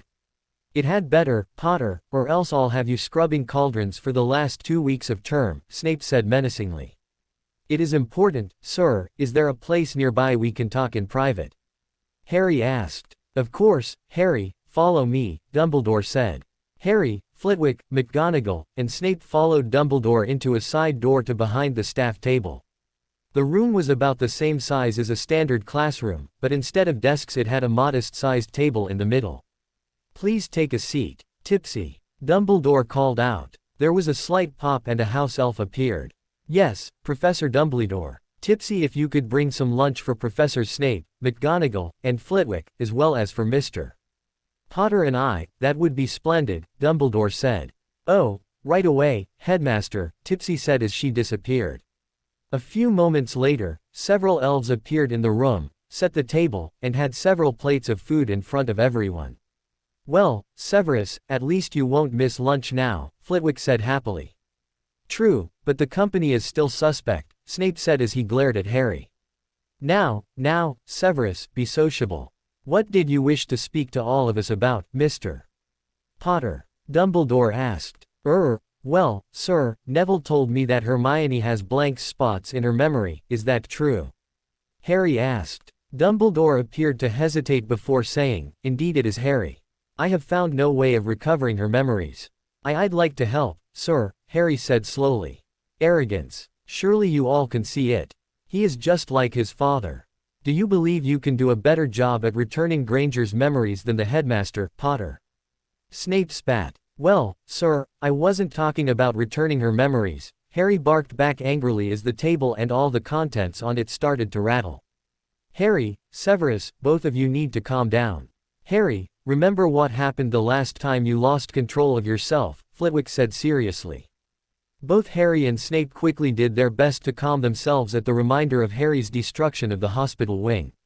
How do you want to help Miss Granger, Harry? Dumbledore asked, trying to refocus the conversation. Neville told me that a lot of teachers are busy because finals are getting closer. Since Professor McGonagall and Flitwick are both busy, I'd like permission to tutor her in charms and transfiguration, Harry said. I was of the opinion you and Ms. Granger didn't get along, Harry. McGonagall said, almost daring him to challenge her on the fact. Well, I don't really like her, but I don't want her to fail out, Harry lied. He could practically feel the gargoyle smirking in the back of his mind at that statement. And when did this new opinion of Ms. Granger appear? McGonagall asked shrewdly. Probably around the time I saw the Dark Lord possessing her, Harry said, ending any further protest by McGonagall. Well, I have no problem with you helping Ms. Granger, Harry, but you certainly don't need our permission to offer your help to her, Dumbledore said calmly. But I do. I need you to make Hermione accept my help. We don't really get along and she'd probably think I am just going to spend the time insulting her or something, Harry said. Are you, Mr. Potter? Because if you are, I will tell you right now, McGonagall said sharply. I won't, ma'am. I'll even ask Neville to come along and help. I think he's helping her in herbology anyway, Harry said. Why? Snape asked after everyone was silent for a moment. What do you mean? Harry started. You're a Slytherin, Potter. As much as I hate to admit it, you don't do things because it's the right thing to do. You have an ulterior motive and I want to know what it is, Snape demanded. When Harry saw that Flitwick, Dumbledore, and McGonagall were thinking along the same lines as Snape, Harry said, I plan on tutoring Tonks and Ginny as well in order to catch them up. Since tutoring at least 3 people in all different year levels in more than one subject will be incredibly time-consuming and difficult, I was hoping that it could count as my tutoring for next year, he said, hoping that they would believe that. What? Flitwick asked the question everyone was thinking. Do you think I like helping annoying Gryffindors who can't do a proper levitation charm? I don't ever want to tutor someone I can't stand ever again, Harry said with some bite in his voice. Harry, you do realize that tutoring is optional, don't you? Dumbledore asked, sounding confused. Of course I do, Harry snapped with irritation. But I know if I don't do it, certain people would never let me live it down as well as remind me every day for the rest of the year, he said, making sure everyone noticed he was looking at Snape. Very well, Harry. You are probably running late to your next class. Why don't you let myself and your professors take a moment to think about it? I will send an elf to let you know our decision soon, Dumbledore said. Thank you, sir, Harry said as he got up and exited the room. As soon as the door was closed, Snape said, he's lying. About what? You constantly reminding him of his dereliction of duty by not tutoring people or his reason for wanting to tutor Ms. Granger? Dumbledore asked, fixing Snape with a penetrating stare. Both, Snape said bluntly. Please, Severus, you wouldn't even let the boy explain himself before you called him arrogant, Flitwick snapped, defending his favorite student. I can't believe I'm saying this, but I agree with Severus, Filius. Mr. Potter is lying to us about why he wants to tutor Ms. Granger, McGonagall said. How can you be certain, Minerva? Perhaps seeing Ms. Granger being possessed by Voldemort did in fact cause Harry to rethink his opinions, Dumbledore said. Albus, the boy used a very dangerous spell against Ms. Granger's father not 5 minutes after rescuing her from the Chamber of Secrets. He has not changed his opinions about Muggleborns and Muggles. I don't know why he wants to tutor Ms. Granger, but he has an ulterior motive, McGonagall said. Perhaps. Minerva, but if Harry is serious it would only help the girl. Let's all be honest, we do not have the time to catch Hermione up on everything she missed. Our schedules are too tight this late in the semester. Harry has the time to give to her, and if we approach Mr. Longbottom to make sure that Harry is staying polite, then we should consider this, Flitwick said. I suppose you have a point, Filius, but I can't help but wonder why Mr. Potter truly wants to do this, McGonagall said. I believe this is a situation where we must consider that the good Mr. Potter's help would bring Ms. Granger outweighs whatever ulterior motive Harry might have, Dumbledore said pensively. Very well, Albus, but I don't like it, McGonagall said. Defense against the Dark Arts classroom, Hogwarts. Harry opened the door to the defense classroom only to hear a gruff voice say, no, no, no, no, no. Merlin, didn't Lockhart teach you lot anything this year? Actually, Professor, he didn't, Harry said with a smirk. The man turned around and Harry instinctively dropped to the ground to avoid the spell that shot out of the man's wand. Stupefy! Harry shouted from the floor. Protega, the man barked, deflecting the spell. Serpensortia, Harry said as a jet black snake shot out of his wand towards the man. However, the man simply waved his wand and the black serpent disappeared in a puff of smoke. Stupefy, impedimenta, expelliarmus, stupefy. The man barked, sending spell after spell at Harry. Harry dove out of the way of the first two spells before shouting, Protega, to shield himself from the last two. However, much to Harry's shock, the disarming spell broke his shield charm and a moment later the stunning caused him to be knocked unconscious before he hit the floor. "Ah, my head," Harry groaned when he woke up. "Up you go, Potter," the man said as he roughly grabbed Harry's arm and pulled him onto his feet. Once Harry was back on his feet, he got his first look at his attacker. Every inch of the man's face and skin seemed to be scarred. His mouth looked like a diagonal gash, and a large chunk of his nose was missing. However, it was the man's eyes that made him frightening. One of them was small, dark, and beady. The other was large, round as a coin, and a vivid, electric blue. The blue eye was moving ceaselessly, without blinking, and was rolling up, down, and from side to side, quite independently of the normal eye, and then it rolled right over, pointing into the back of the man's head, so that all they could see was whiteness. "Who are you?" Harry asked in shock. "I'm your interim defense against the dark arts teacher, Alistair Moody. Now, can you tell me what you did wrong in that duel, Potter?" Moody demanded. I got stunned. My shield didn't hold," Harry said. "Wrong. You were overconfident. You thought your shield would be able to hold up against my spells. Well, let me tell you something, Potter. Not every spell is equal for each person. That shield probably would hold up against 95% of the students at this school, judging by how my disarming spell couldn't get through, but when faced against an adult wizard with any sort of power, it's nothing all that impressive. You should have kept dodging. Lesson learned. Take your seat," Moody barked. Harry nodded his head and walked down the aisle. He was 3 seats away from Draco and Blaise when he felt the magic around the room start to build. Instinctively he dropped to the floor just in time to see an orange and yellow curse fly right over his head. He quickly turned around with his wand drawn, only to see Moody grinning like mad at him. "Wonderful reflexes, Potter, take 20 points for Slytherin," Moody said triumphantly. Harry kept his wand aimed at the man as he slowly walked backwards into the empty seat next to where Blaise and Draco were sitting. "What the bloody hell was that?" Harry hissed. "That's Alistair Moody, the world's craziest Auror. Dumbledore got him to teach defense for the last 2 weeks of school," Draco said quietly. "The man is insane," Harry hissed. "Yeah, well, at least you were able to dodge his first attack when you came into the room," Blaise said. "What do you mean?" Harry asked. Everyone else was stunned as soon as they entered. "Some sort of rubbish about vigilance," Blaise said, shaking his head. "Potter," Moody barked, causing Harry to pale slightly. "Yes, sir," Harry asked. "Tell me what you think of Lockhart," Moody asked. "He was the single worst defense teacher this school has probably ever had. He made us read his books in class and then would grade us based upon how much emotion we put into the readings," Harry scowled. "Understood. Since this is the 4th class where I believe the grading is not a true reflection of your skills, I'm going to be speaking to Albus later today about having the defense marks stricken this year," Moody said as several people cheered. "However, you will have to pass a final that I give out at the end of the semester," Moody said as a small elf appeared next to him with a soft pop. "Stupefy," Moody barked, causing the creature to pop away only to appear back on the desk. "What do you want?" Moody asked the elf. "Headmaster Dumbledore would like to see Mr. Longbottom, Mr. Potter, and Ms. Granger," the house elf said warily. "Doesn't a staff member usually fetch students?" Moody asked as he narrowed his eyes suspiciously. "No staff member would enter Professor Mad Eye's room to get them," the elf said timidly. "They probably don't want me to make sure that they are practicing constant vigilance."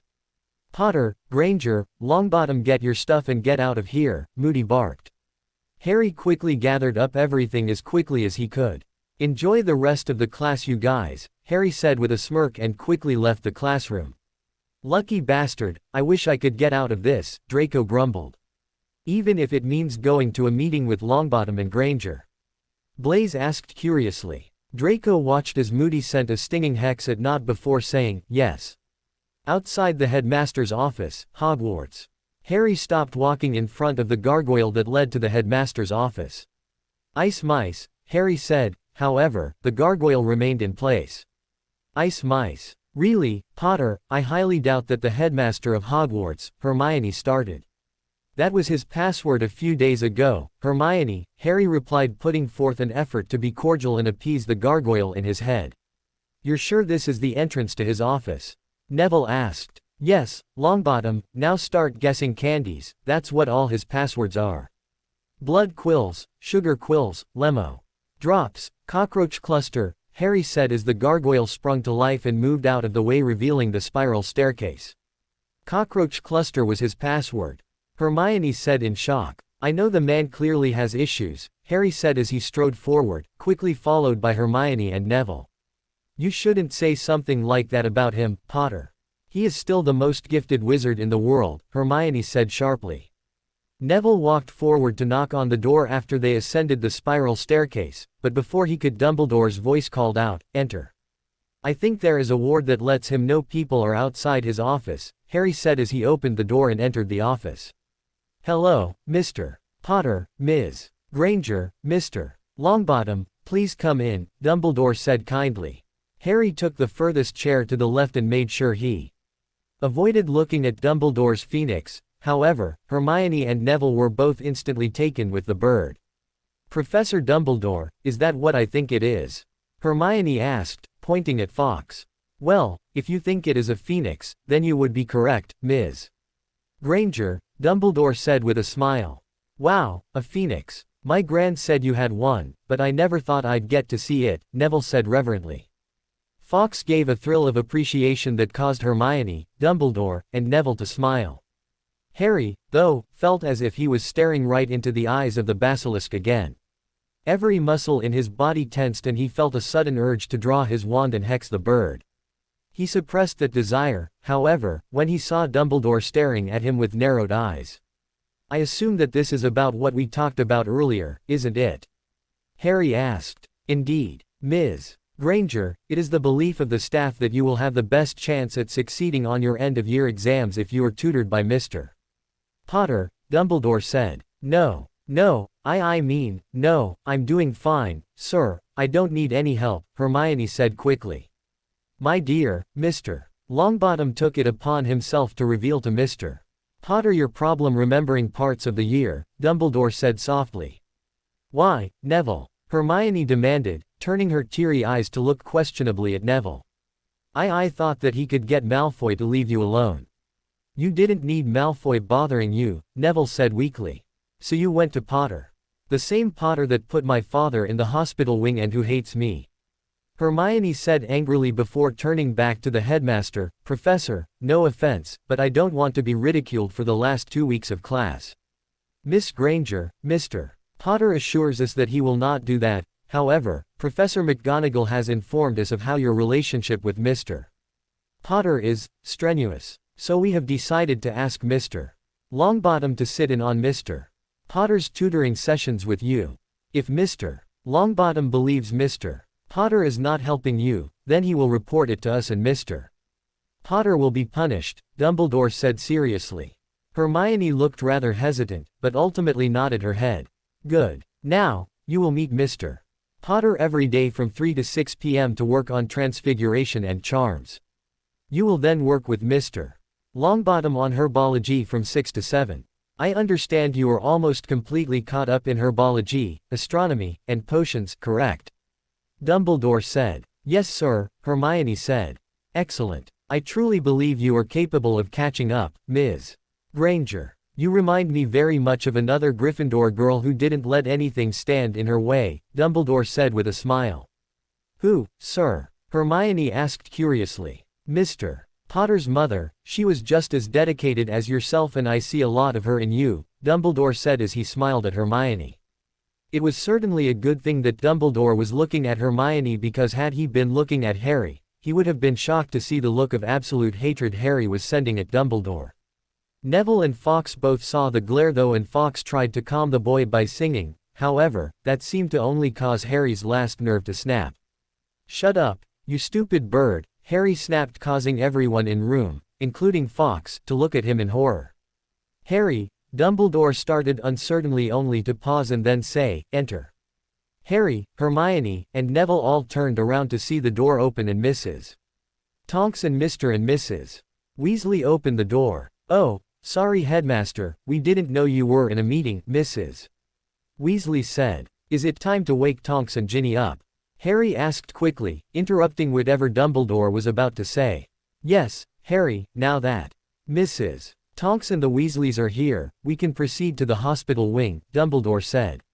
"Andy," Harry said sharply. "Really, Harry, I would prefer." Andromeda started, only to stop talking when a small elf popped into existence next to Harry. "How can I help, Master Harry?" Andy asked. "Andy, go and tell Draco that it's time to wake Tonks and Ginny up. Oh, and be careful, the defense teacher is incredibly paranoid," Harry said as his elf nodded vigorously before disappearing with a quiet pop. "When did you get a house elf?" Andromeda asked curiously. "Over the summer," Harry replied evasively. "Well, now that Mr. Potter has done us the favor of alerting Mr. Malfoy, we can head down to the hospital wing, I suppose," Dumbledore said. "What does the Malfoy boy have to do with this?" "We were told that Ron and the twins wouldn't be allowed to be taken out of class," Arthur Weasley asked. "Mr. Malfoy asked the board to allow Draco and I to be present when Tonks and Ginny are woken up," Harry said smugly. "I see, Mr. Weasley said, clearly annoyed. Can I come?" Hermione asked hesitantly, causing every head in the room to turn to her. "Are you sure, Ms. Granger?" Dumbledore asked. "I'd like to be there, sir," Hermione said as her eyes moistened. "Very well, Ms. Granger. Mr. Longbottom, you are dismissed and you need not bother returning to class today. I'm sure Alistair will not mind you skiving the last 20 minutes of his class," Dumbledore said with a smile. Neville nodded his head enthusiastically. "Thank you, sir," he said before getting up and leaving the office. "When are we leaving?" Harry asked. "Patience, Harry," Dumbledore said as he took out a piece of parchment, scribbled a note and handed it to Fawkes, who took it and then disappeared. "I suppose we should head to the hospital wing.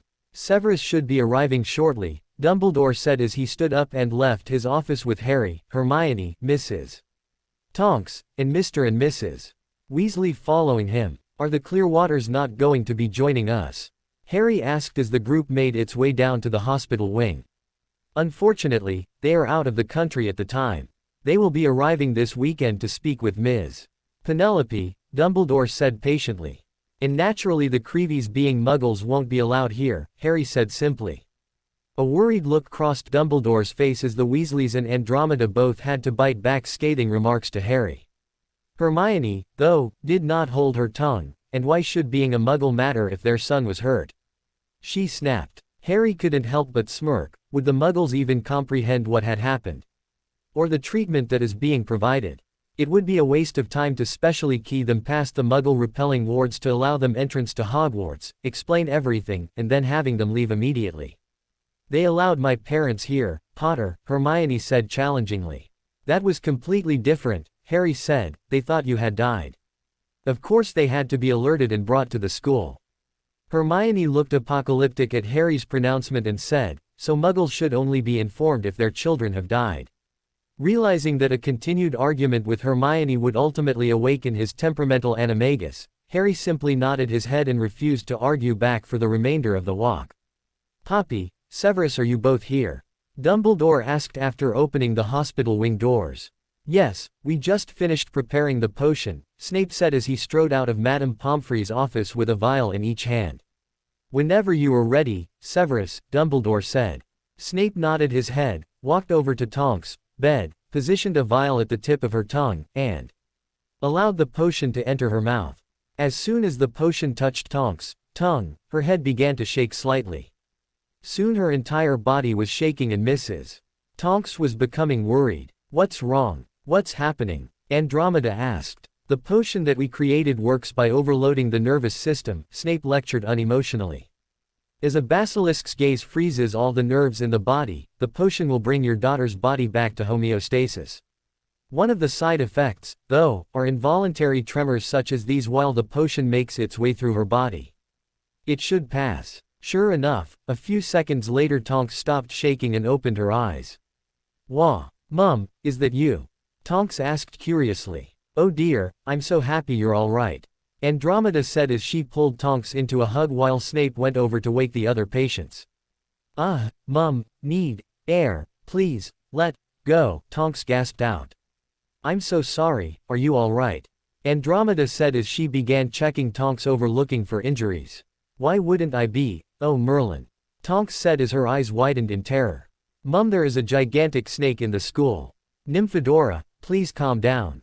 The basilisk has been dealt with," Dumbledore said softly.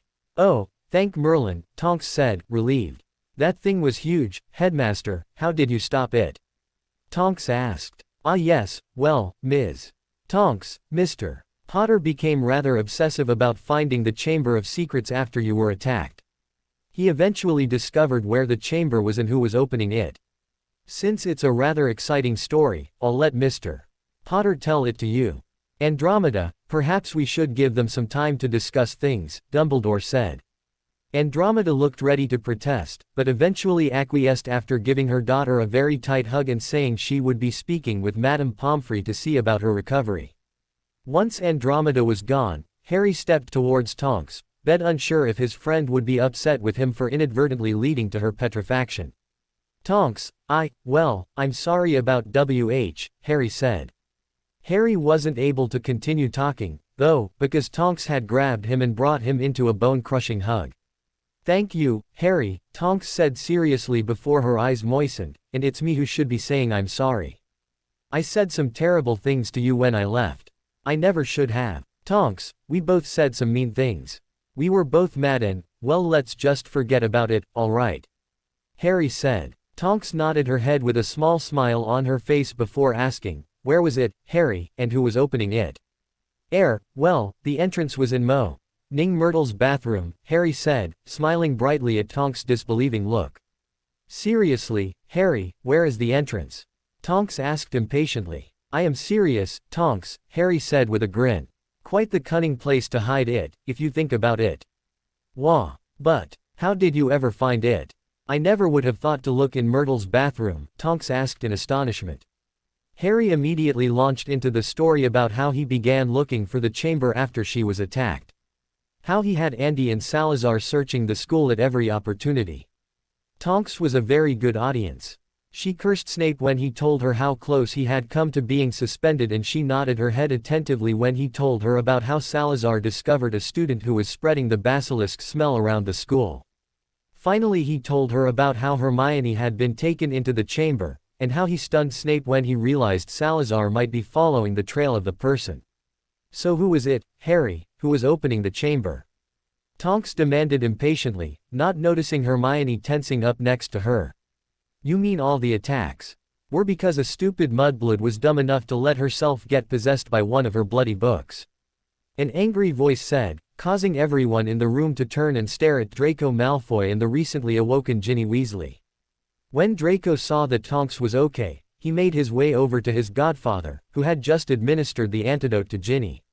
He watched quietly behind his godfather and the two elder Weasleys as Ginny started to stir before opening her eyes. Ginny seemed to look around the hospital wing in confusion for a moment before Mrs. Weasley pulled her into a huge hug. "Oh Ginny, dear, we were so worried about you. Are you all right? Are you tired? Do you need anything?" Mrs. Weasley asked frantically. "Mum, what are you? Why am I in the hospital wing? What happened?" "The last thing I remember, sweet Merlin, there is a massive snake in the school," Ginny said in horror. "Technically, there was a giant snake in the school," Draco drawled, causing Ginny to turn towards him with a broad smile. "The basilisk was killed after Harry dragged me all around this accursed castle obsessively hunting for the entrance to the Chamber of Secrets." "Draco, what are you doing here?" she asked happily. "Father strongly suggested to the board that Harry and I should be allowed here when everyone was awoken," Draco said with a smug grin. "Harry's here. Where?" Ginny asked, missing the slightly annoyed look that flashed across Draco's face. He's over there with Tonks, Draco said nonchalantly. Oh, okay. So what happened, Draco? One minute I'm staring at a snake and the next thing I know I'm waking up here. Ginny asked. Dear, it's really not important. The good news is you're okay, Mrs. Weasley said as she pushed past Draco, who looked like he would like nothing more than to hex her. Mom, I want to know what happened, Ginny said immediately. Ginny, it doesn't matter, we'll be taking you home soon and, Mr. Weasley said. What? Taking me home? Why? Wait, how long have I been unconscious? Ginny asked, suddenly horrified. Just over a month, Ginny. School ends in 2 weeks, Draco supplied helpfully. I don't understand, Dad, why would I be going home soon? I have to take my finals, Ginny said. Professor Dumbledore said that you will be allowed to take them over the summer once you've had some time to catch up, Mrs. Weasley said. No, I can catch up. I still have 2 weeks. I can catch up in that time, please, I don't want to leave now, Ginny pleaded. We don't want your grades suffering because you want to stay with your friends, Mr. Weasley said, giving a passing look at Draco. Actually, sir, if Ginny wants to stay at Hogwarts I'm sure we could catch her up in no time. Harry already has plans to tutor Granger and he had talked about helping Ginny as well. He is top of the year in Transfiguration and Charms. Blaise Zabini could teach Ginny astronomy and herbology in his sleep, and I could easily catch her up in potions, Draco said dismissively. While that is thoughtful of you, Mr. Malfoy, I wouldn't want your grades suffering, Mr. Weasley said strongly. Draco could see that he was beginning to anger the balding Weasley and couldn't help but smirk to himself as he said, it wouldn't be a problem at all, sir. Harry, Blaise, and I are all among the best in our year. It would be quite easy to catch Ginny up. And besides, sir, Ginny is a Slytherin, and Slytherins always look out for one another, Draco said, knowing the last part was a direct shot to the older Weasley's hatred of everything Slytherin. See Dad, it won't be a problem, Ginny said, smiling fondly at Draco. Your mother and I will need to think about this, Ginevra, Mr. Weasley said, not sounding at all happy. What's there to think about? I don't want to study over the summer, and I know Harry, Draco, and Blaise will do a great job helping me. Now, Draco, tell me what's happened since I was unconscious. Ginny asked. Draco smirked and puffed out his chest importantly as he had often seen his father do. First of all, Ginny, you were not unconscious, you were petrified by a basilisk, and then given a dreamless sleep potion, Draco clarified. Whatever, I guess the professors were able to catch the person behind the attacks, then. Ginny asked. The professors? Draco scoffed. Harry found the chamber after dragging me around the castle for 3 weeks looking for it. Lucky he did find it.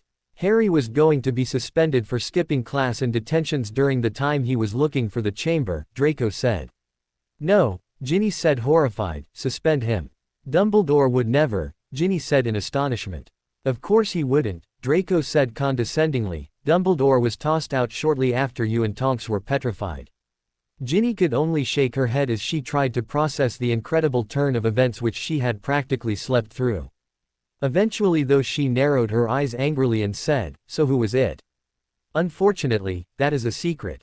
Very need to know, and certain people, Draco said, casting a not so subtle look at the scowling Mr. and Mrs. Weasley, don't need to know. Mum, Dad, can you leave us alone for a moment? Ginny asked hopefully. Ginevra, I certainly don't think that is at all necessary, Mrs. Weasley started angrily. Mum, just go stand a few beds over so you can't hear. Please. Ginny asked hopefully. Mrs. Weasley looked at Draco for a moment before she stood up with Arthur. The 2 elder Weasleys glanced at Draco one last time before walking a few beds over, not looking at all happy. Now who did it? Ginny demanded immediately. Well, it turns out that Granger had this diary that she was writing in all year. Said diary was a really powerful dark artifact created by the Dark Lord.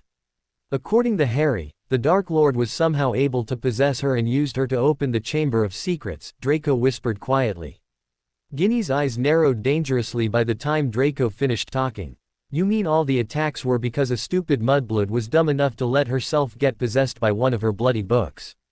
Ginny hissed out angrily, her voice easily echoing across the nearly empty hospital wing. causing everyone present to look at her with wide eyes. Ginevra Molly Weasley. How dare you use such language? Molly thundered as she strode towards her daughter's bed, Mr. Weasley a step behind her with an equally angry look on his face. Ginevra, how dare you use such language? You know our family's opinion on such bigotry. Arthur said seriously. I'm sorry, I was just so angry that she, Ginny pointed a finger at a teary-eyed Hermione, would be stupid enough to let a book possess her, Ginny said. That is absolutely no excuse for such horrendous language. The way it just rolled off your tongue is even more disturbing. Tell me, have you used that word before, Ginevra? Arthur demanded. No, Ginny said unconvincingly. And now you are lying to us. Arthur accused angrily as he quickly turned away and strode out of the hospital wing. Molly hesitated to follow Arthur out of the hospital wing when she saw Ginny had tears falling down her face. I'll go talk to him, but you will be punished, she said as she left the hospital wing. Ginny just watched her mother leave the hospital wing. When she was gone, she glared at Hermione, who was now crying. Stupid mudblood deserves to cry. Honestly, how can you not notice you're being possessed? You mean all the attacks were because a stupid mudblood was dumb enough to let herself get possessed by one of her bloody books? What? Harry, what's she talking about? Tonks asked quickly as Mrs. and Mr. Weasley started to berate Ginny. It's my fault, Tonks. It was my diary. It W was cursed. It was C created by you know who and H he was able to control me T the M more I wrote in it. I'm so sorry, Hermione sobbed. Tonks' eyes widened in surprise and she instinctively looked at Harry. It's true, Tonks. Voldemort was possessing her for a large part of the year, Harry said as compassionately as he could. Is that why you were so distant this year? Tonks asked hesitantly. Hermione could only nod. I'm so sorry. I have blank S spots where I can't remember days at AT time. I'm so sorry for what happened to everyone. I'm sorry I ruined our friendship, Hermione said between tears. No, it's not your fault, Hermione, and you didn't ruin our friendship. You didn't know what was happening, I don't blame you, and I'm sure Ginny is just upset. She'll get over it, Tonks said soothingly. How can you not blame me? Hermione asked weakly as Tonks pulled her into a tight hug.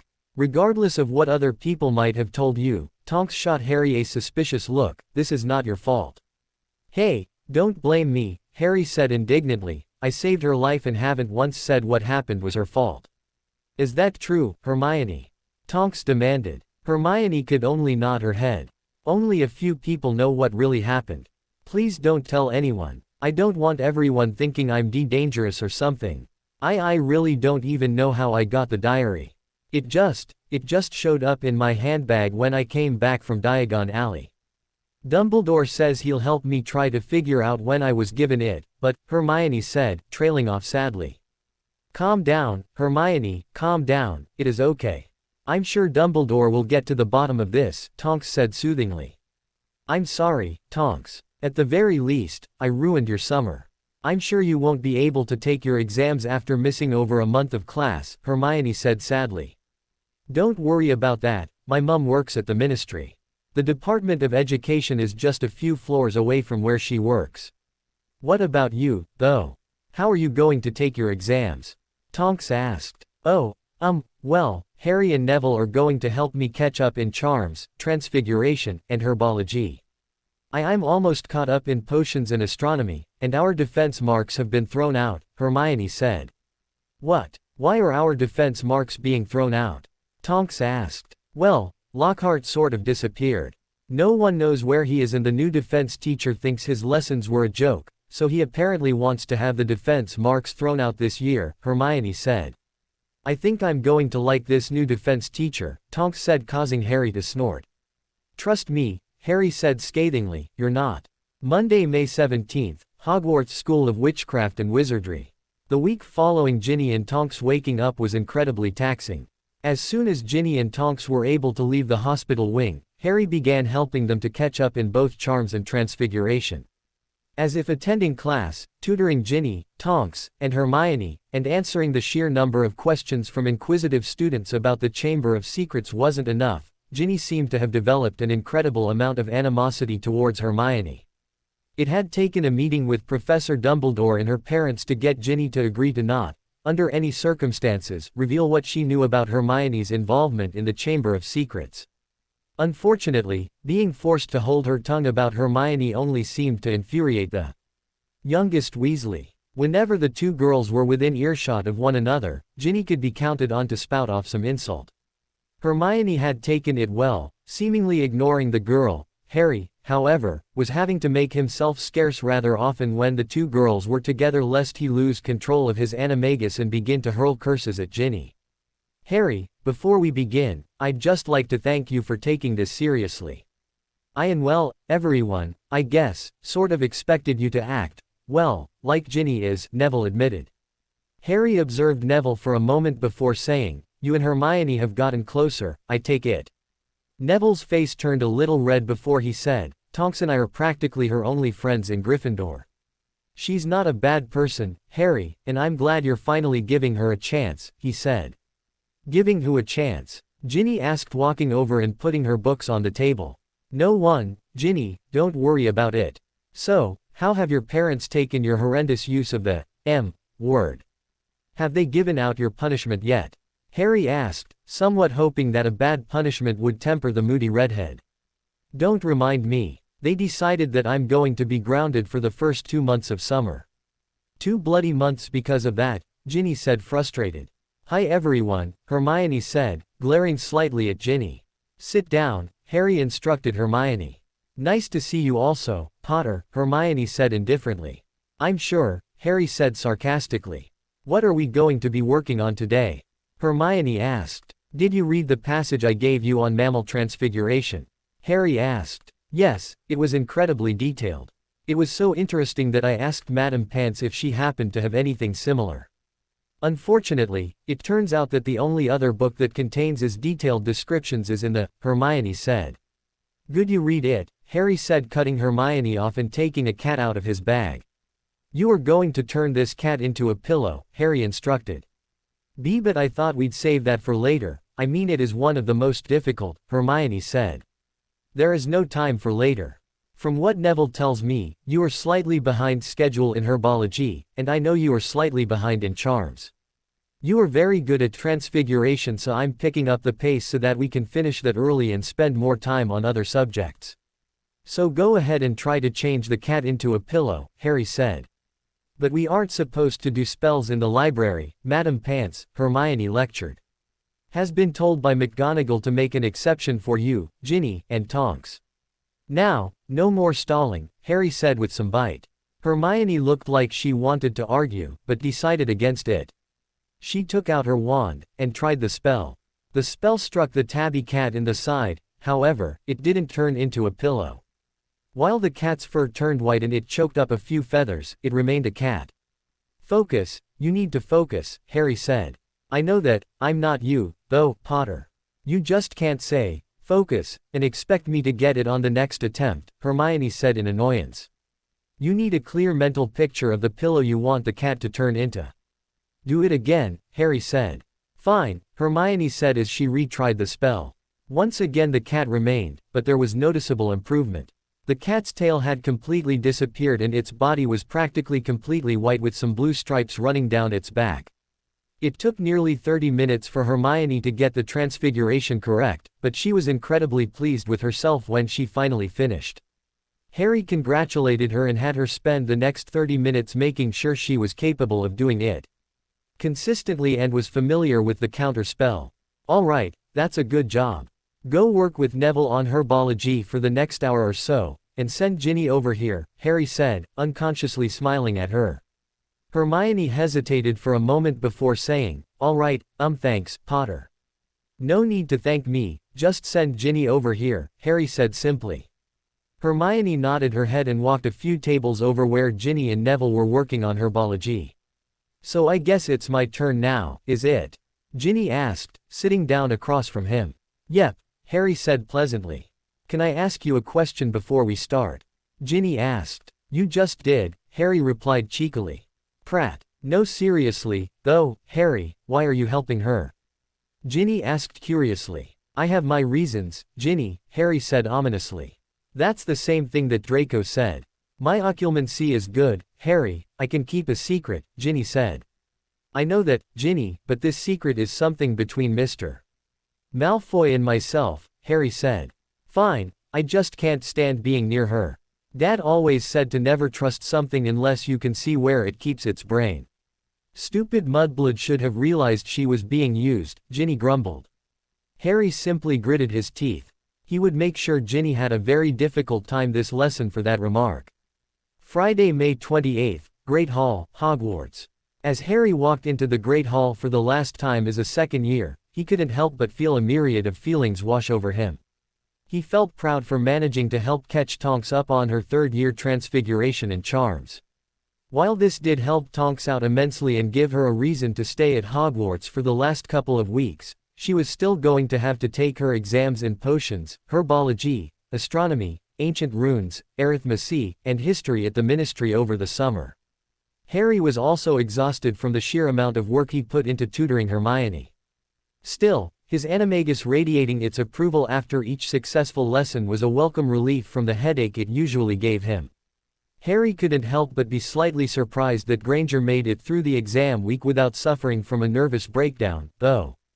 She was spending every spare second either in the library or running between teachers' offices asking for help. Harry was just glad that Transfiguration and Charms were the first two finals.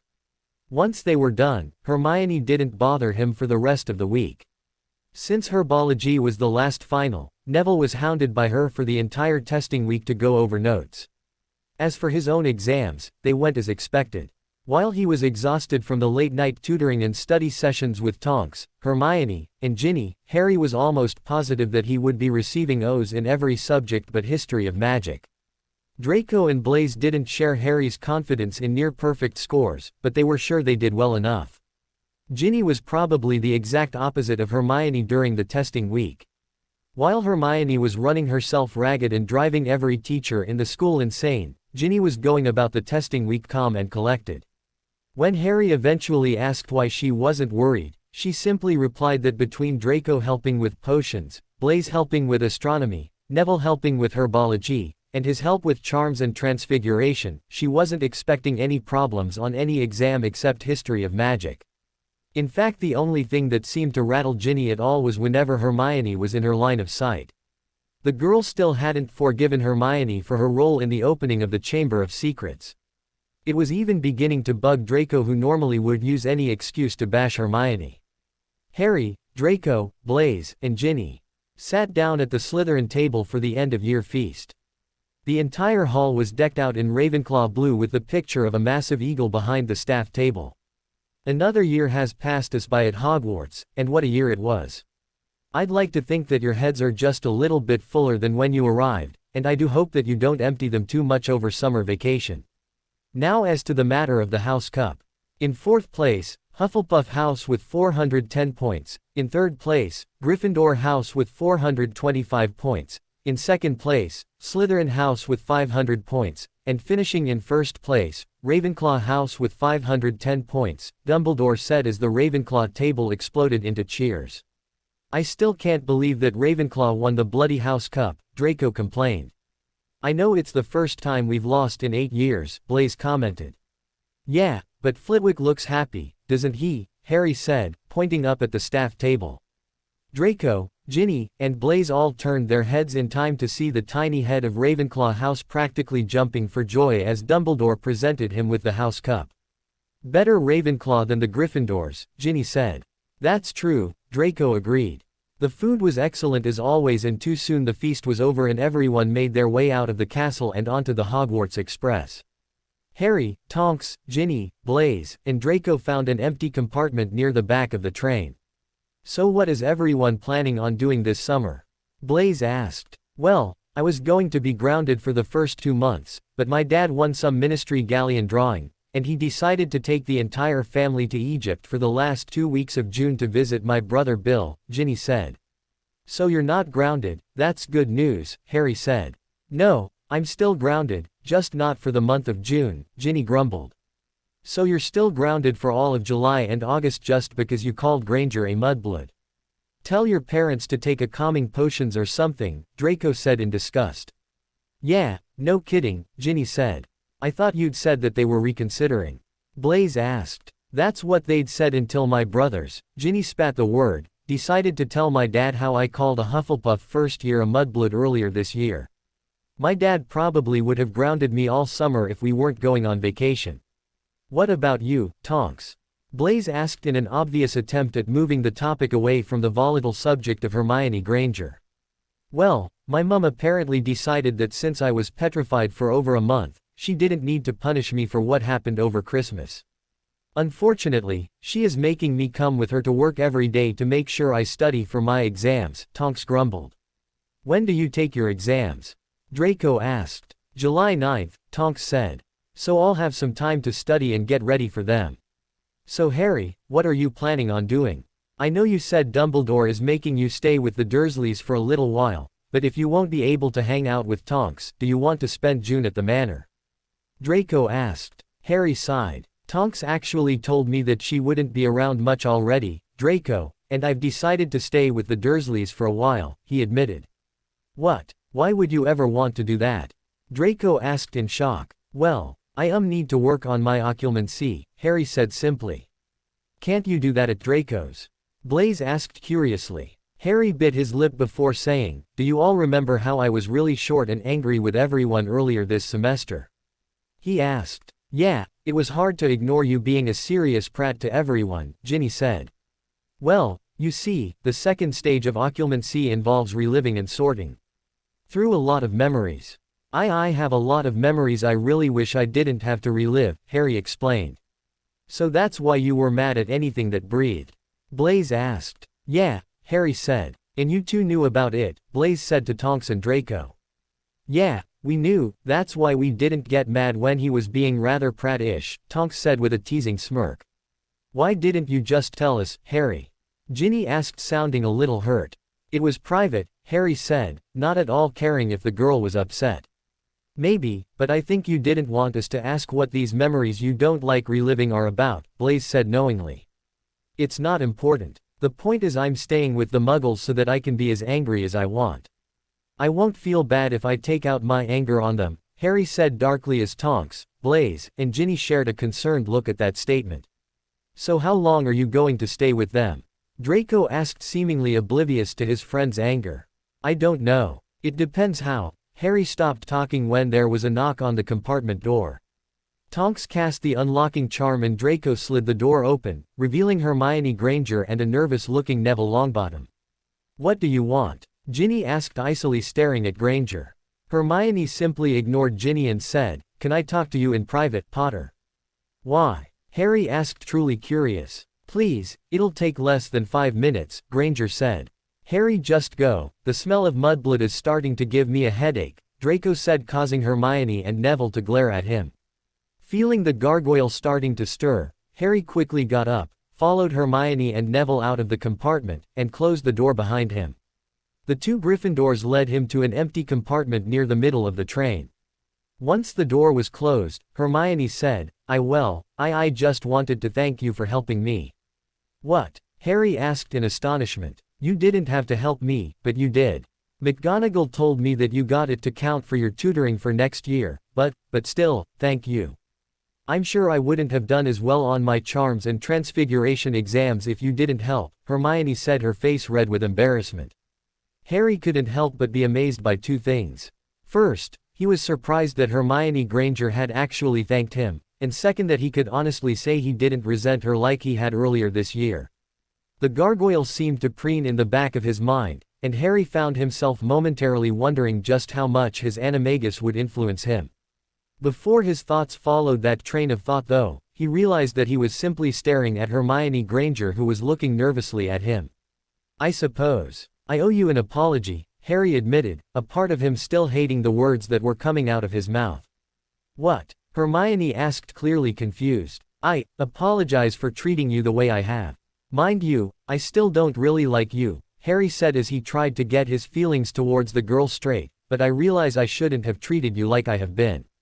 Both Hermione and Neville seemed completely shocked by his statement and simply stared open-mouthed at him for a minute before Hermione said, So what does that mean? Harry honestly didn't know how to answer the girl. He was far too confused about his own feelings to properly explain them. I don't know, he admitted. I guess we'll have to see where next year takes us. I don't hate you, and I won't treat you like I have before, though. What about Malfoy and the youngest Weasley? Neville asked. Are you going to do anything about them? Or how about how you and your Slytherin buddies treat the other Muggleborns like Colin? Creevy. Harry felt a great deal of indignation rise up within both him and the gargoyle. Here he was attempting to make some amends and Longbottom had the audacity to throw the mudblood Creevy in his face. I can't control what others do, Longbottom, Harry spat, and as for Creevy and the rest of the Gryffindor mudbloods, my feelings about them haven't changed one bit.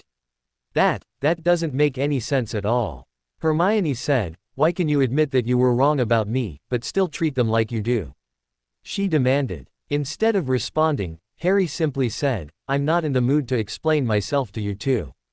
Are we done here? Yes, Hermione said, enraged at Potter's hypocrisy. Harry just nodded his head and quickly went back to his compartment. What did Hermione want? Tonks asked as soon as he opened the door. To thank me for helping her, Harry said as he did his best to push the conversation with Hermione out of his mind. I still don't know why you bothered, Ginny spat. I have my reasons for helping her, Ginny, Harry said darkly. Whatever. I still can't believe Dumbledore is letting her come back after she let herself get possessed by you-know-who. I mean, what if he is somehow able to possess her again? Ginny said darkly. Can he really be sure that she's not still under his influence? The diary is destroyed, Ginny, Tonks said hotly. Hermione deserves to put this behind her. It's not her fault she was tricked by you-know-who. But it was so stupid of her, Ginny said. It could have happened to anyone, Tonks barked out angrily. No, it couldn't, Tonks, only a reading-obsessed mudblood would let themselves get possessed by a book, Draco said confidently. What does being Muggleborn have to do with anything? Tonks shot back. Let's see, Tonks. Would you just start writing in a diary that you just found one day without making sure it was safe? Draco asked. I don't know if I would or not. If it was just a blank, plain-looking, Muggle diary, I don't see why not, Tonks said. Okay, well, would your mum not check it for spells if she saw you were obsessively writing in it and acting strange? Draco asked. Maybe, Tonks admitted. See, if she was a half-blood or a pureblood this whole ordeal never would have happened. It's just one of the dangers mudbloods present to our world, Draco said. Whatever Draco, we have no idea what dark magic you-know-who put on that diary. I don't think any of us can say that we could have just overpowered or fought the enchantments he cast, Tonks said. What do you think, Harry? Ginny asked after seeing Draco reluctantly accept Tonks' point about the Dark Lord's power. I think both Draco and Tonks make good points, Harry said, hoping to avoid the entire argument for the moment. What about you, Blaise? Tonks demanded. The Zab, Blaise said. Are neutral, I don't care about your bloody family, Blaise, what do you think? Tonks demanded. Fine, I think Draco has a point, Tonks, happy. I don't think that anybody with at least one magical parent would let themselves be tricked into being possessed, especially if they started to have blank spots in their memory like Harry said Granger was having. I mean, when you start losing chunks of time that correspond to the attacks, you would think that the person would at least consider that they are connected. Granger didn't and people got hurt. That's what I think, Tonks, Blaise said strongly. Tonks was quiet for a long time after Blaise finished. Finally Harry decided to break the silence and said, So Blaise, what are you up to this summer?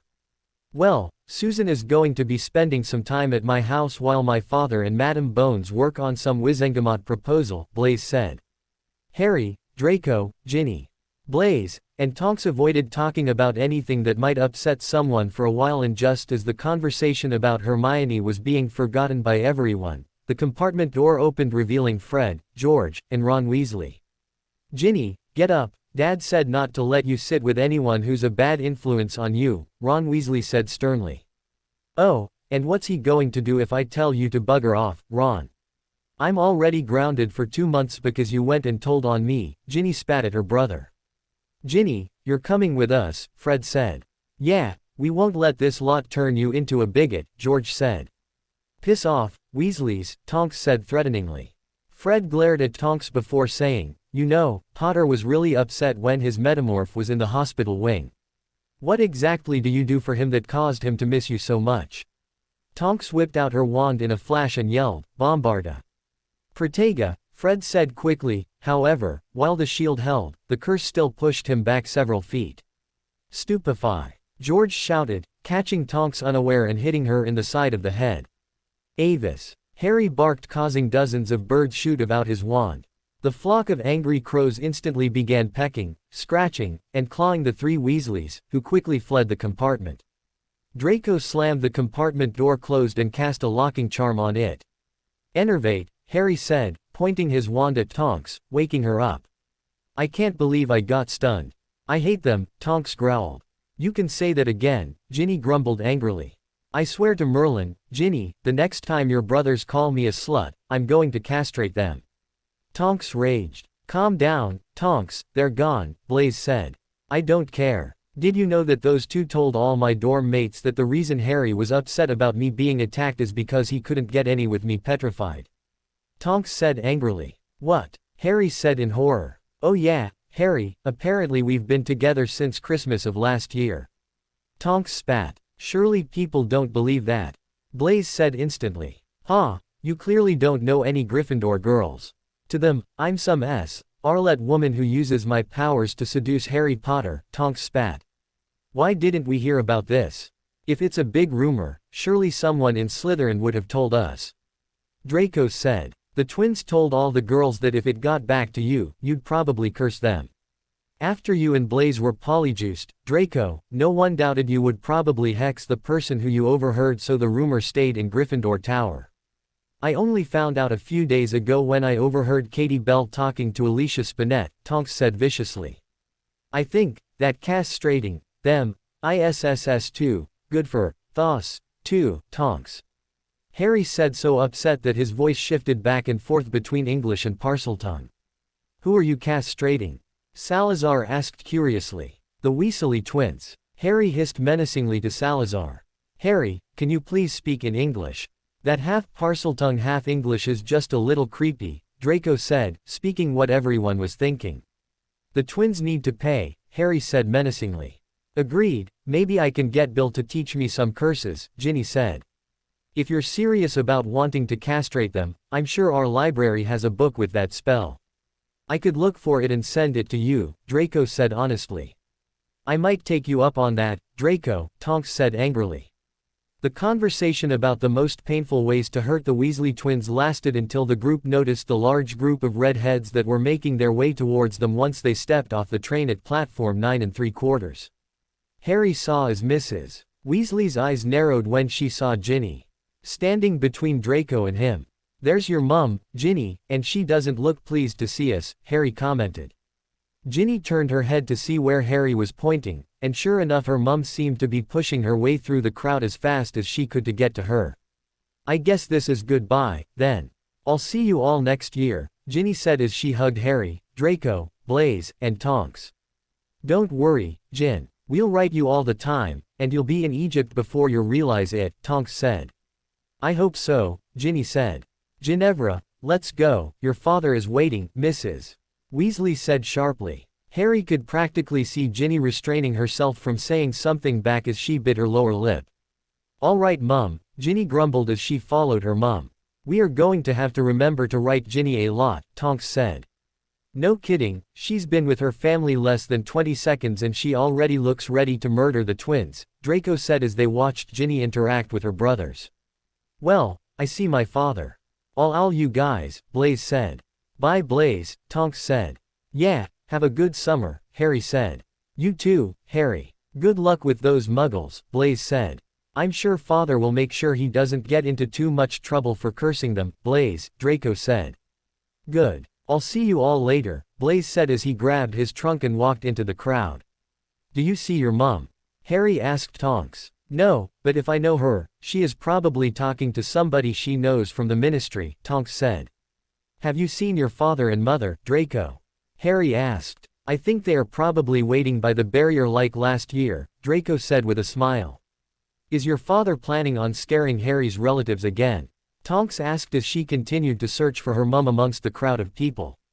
Father never misses an opportunity to frighten muggles, Draco said simply. Oh, there is my mum, Tonks said, pointing to where her mum was standing with an elderly-looking witch. "Who's the witch she's talking to?" Harry asked. "That's Griselda Marchbanks, she's an elder of the Wizengamot and heads the Department of Education at the Ministry and the Wizarding Examination Authority," Draco said with distaste. "How do you know that?" Harry asked, slightly surprised that Draco knew the older woman. "Father doesn't like her. She managed to stop one of his proposals in the Wizengamot a few years ago. I've never seen Father so upset. When he was done destroying our kitchen, I looked at the paper to see what had him so upset, and I remember her face from the front page. She looks a little older, but that is definitely her," Draco said. "I wonder what she is doing here. She is way too old to have a child on the express," Tonks said. "Let's go find out," Harry said as he quickly strode over to where Mrs. Tonks was standing, Tonks and Draco right behind him. "Hello Mrs. Tonks, Ms. Marchbanks, how are you today?" Harry asked pleasantly, causing the two women to abruptly end their conversation and look at him. "Hello Harry," Andromeda said. Harry could tell that Andromeda was less than thrilled to see Draco. She would completely avoid looking at him only to flick her eyes back to him every now and then with a look of disdain. "How did you know who I was, Mr. Potter?" Ms. Marchbanks asked curtly. "Draco recognized you," Harry said simply. "You're Lucius' son, are you?" Ms. Marchbanks asked Draco with just a hint of distaste. "Yes ma'am," Draco replied coldly. "You should know, Mr. Potter, that the decisions that you make during your youth can affect the rest of your life. I would urge you to make sure that you make the correct decisions." "Andy, it was a pleasure, now I really must go say hello to Augusta," Ms. Marchbanks said before she left to go speak to a large woman wearing a vulture hat. "Mum, why were you talking to Ms. Marchbanks?" Tonks asked. "I was simply making sure that your arrangements have been taken care of to take your exams." "Now let's go, Nymphadora," Mrs. Tonks said as she practically dragged Tonks away from Harry and Draco. "She still doesn't like me at all," Draco commented. "Yeah, maybe she'll get over it someday," Harry said. "At this point, I couldn't care less," Draco said harshly. "Come on, let's go find your dad," Harry said as he and Draco began weaving through the crowd looking for Mr. and Mrs. Malfoy. "There they are," Draco said striding forward towards the barrier that separated the Muggle and magical platforms. "Hello Father, Mother," Draco said politely after he hugged Narcissa. "Oh you two are getting so tall. Lucius, why didn't you tell me?" Narcissa asked. "I hardly thought it was important, dear," Lucius said simply. "Not important. My Draco is becoming a man," Narcissa said proudly. "You baby the boy too much, Narcissa," Lucius said, earning himself a glare. "I do not baby him, Lucius," Narcissa said. "Harry, how many times did Draco receive sweets from Narcissa this year?" Lucius asked. Harry, who was enjoying the banter, was caught slightly off guard by the question, but one look at Draco and Narcissa told him what his answer should be. "I don't know sir, once or twice a semester," Harry said evasively.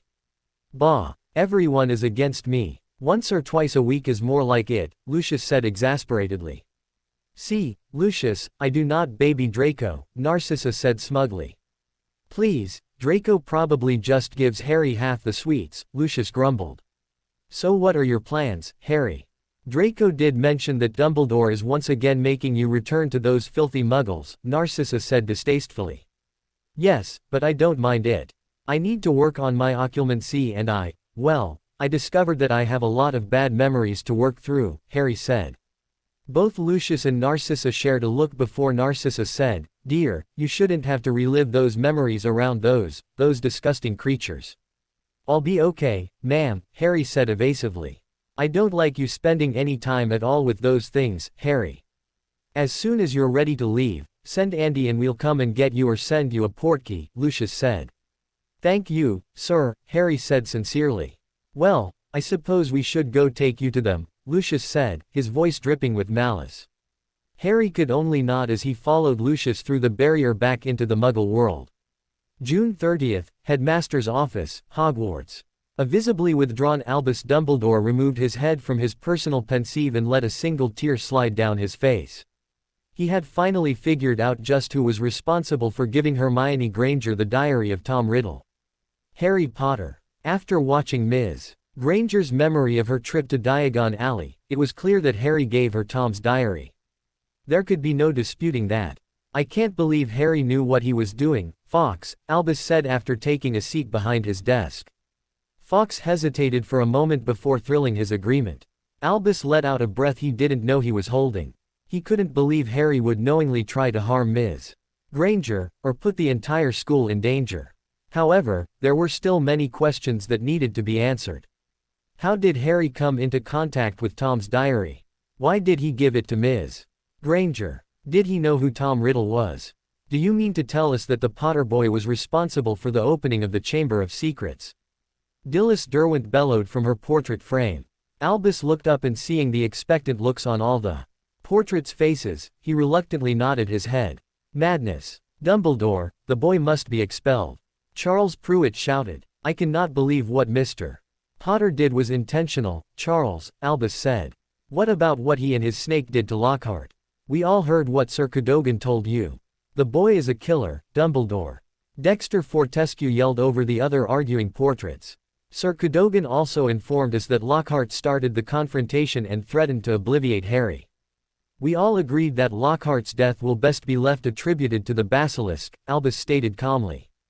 That was before we found out Potter was responsible for this whole ordeal, Albus. Dilys Derwent interjected. Here, several portraits cried out. We must not forget that Harry was responsible for saving Ms. Granger as well as closing the chamber forever, Albus argued. There was a great deal of grumbling amongst the portraits as they argued Dumbledore's point. Finally, it was the voice of Albus, predecessor, that quieted the arguing portraits. Are you sure you are not making the same mistake that I did with Tom, Albus? Armando Dippet asked softly. Dumbledore looked visibly shaken by the comparison. Harry is not like Tom, Armando. But you cannot deny that you have a soft spot for him, just as I did for Tom, Albus. We are often blind to those we wish to believe the best of, and unfortunately that lesson took me far too many years to learn, Armando said. Armando is right, Albus. The Potter boy is very much like Tom Riddle. When you met with him after he saved Ms. Granger from the chamber, did he appear to look like someone who had murdered his defense teacher hours earlier? No, he just gave us a report of what he did and went about his business. You had your potions master reporting to you for the rest of the term about Potter's behavior, and did he at any time say Potter showed some kind of remorse or regret? No. The boy showed no typical signs of post-traumatic stress, and nothing at all to make us believe him to be a killer.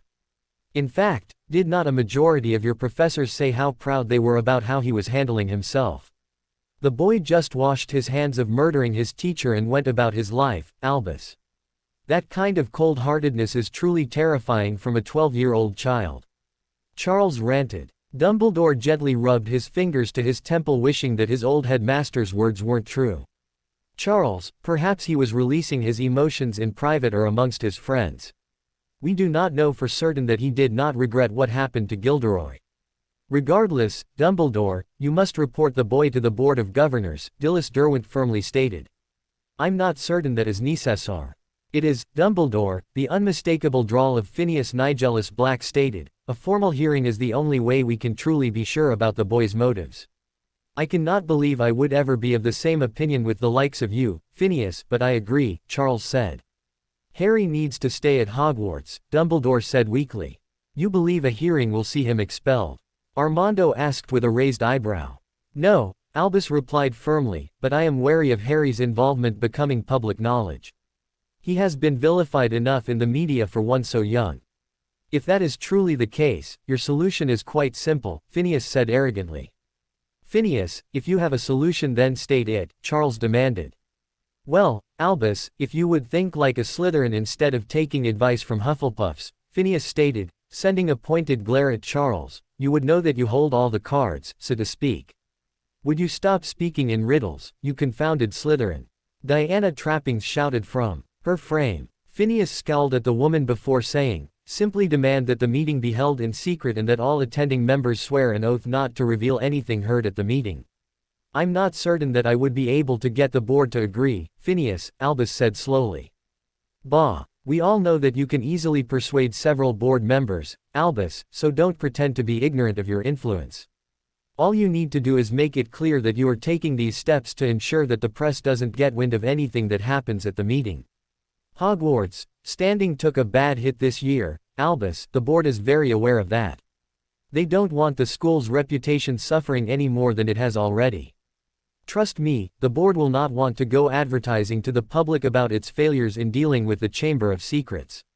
And once you have their oaths, there is no way they will be able to leak what they will find out about Harry Potter's role in opening the Chamber of Secrets, Phineas explained.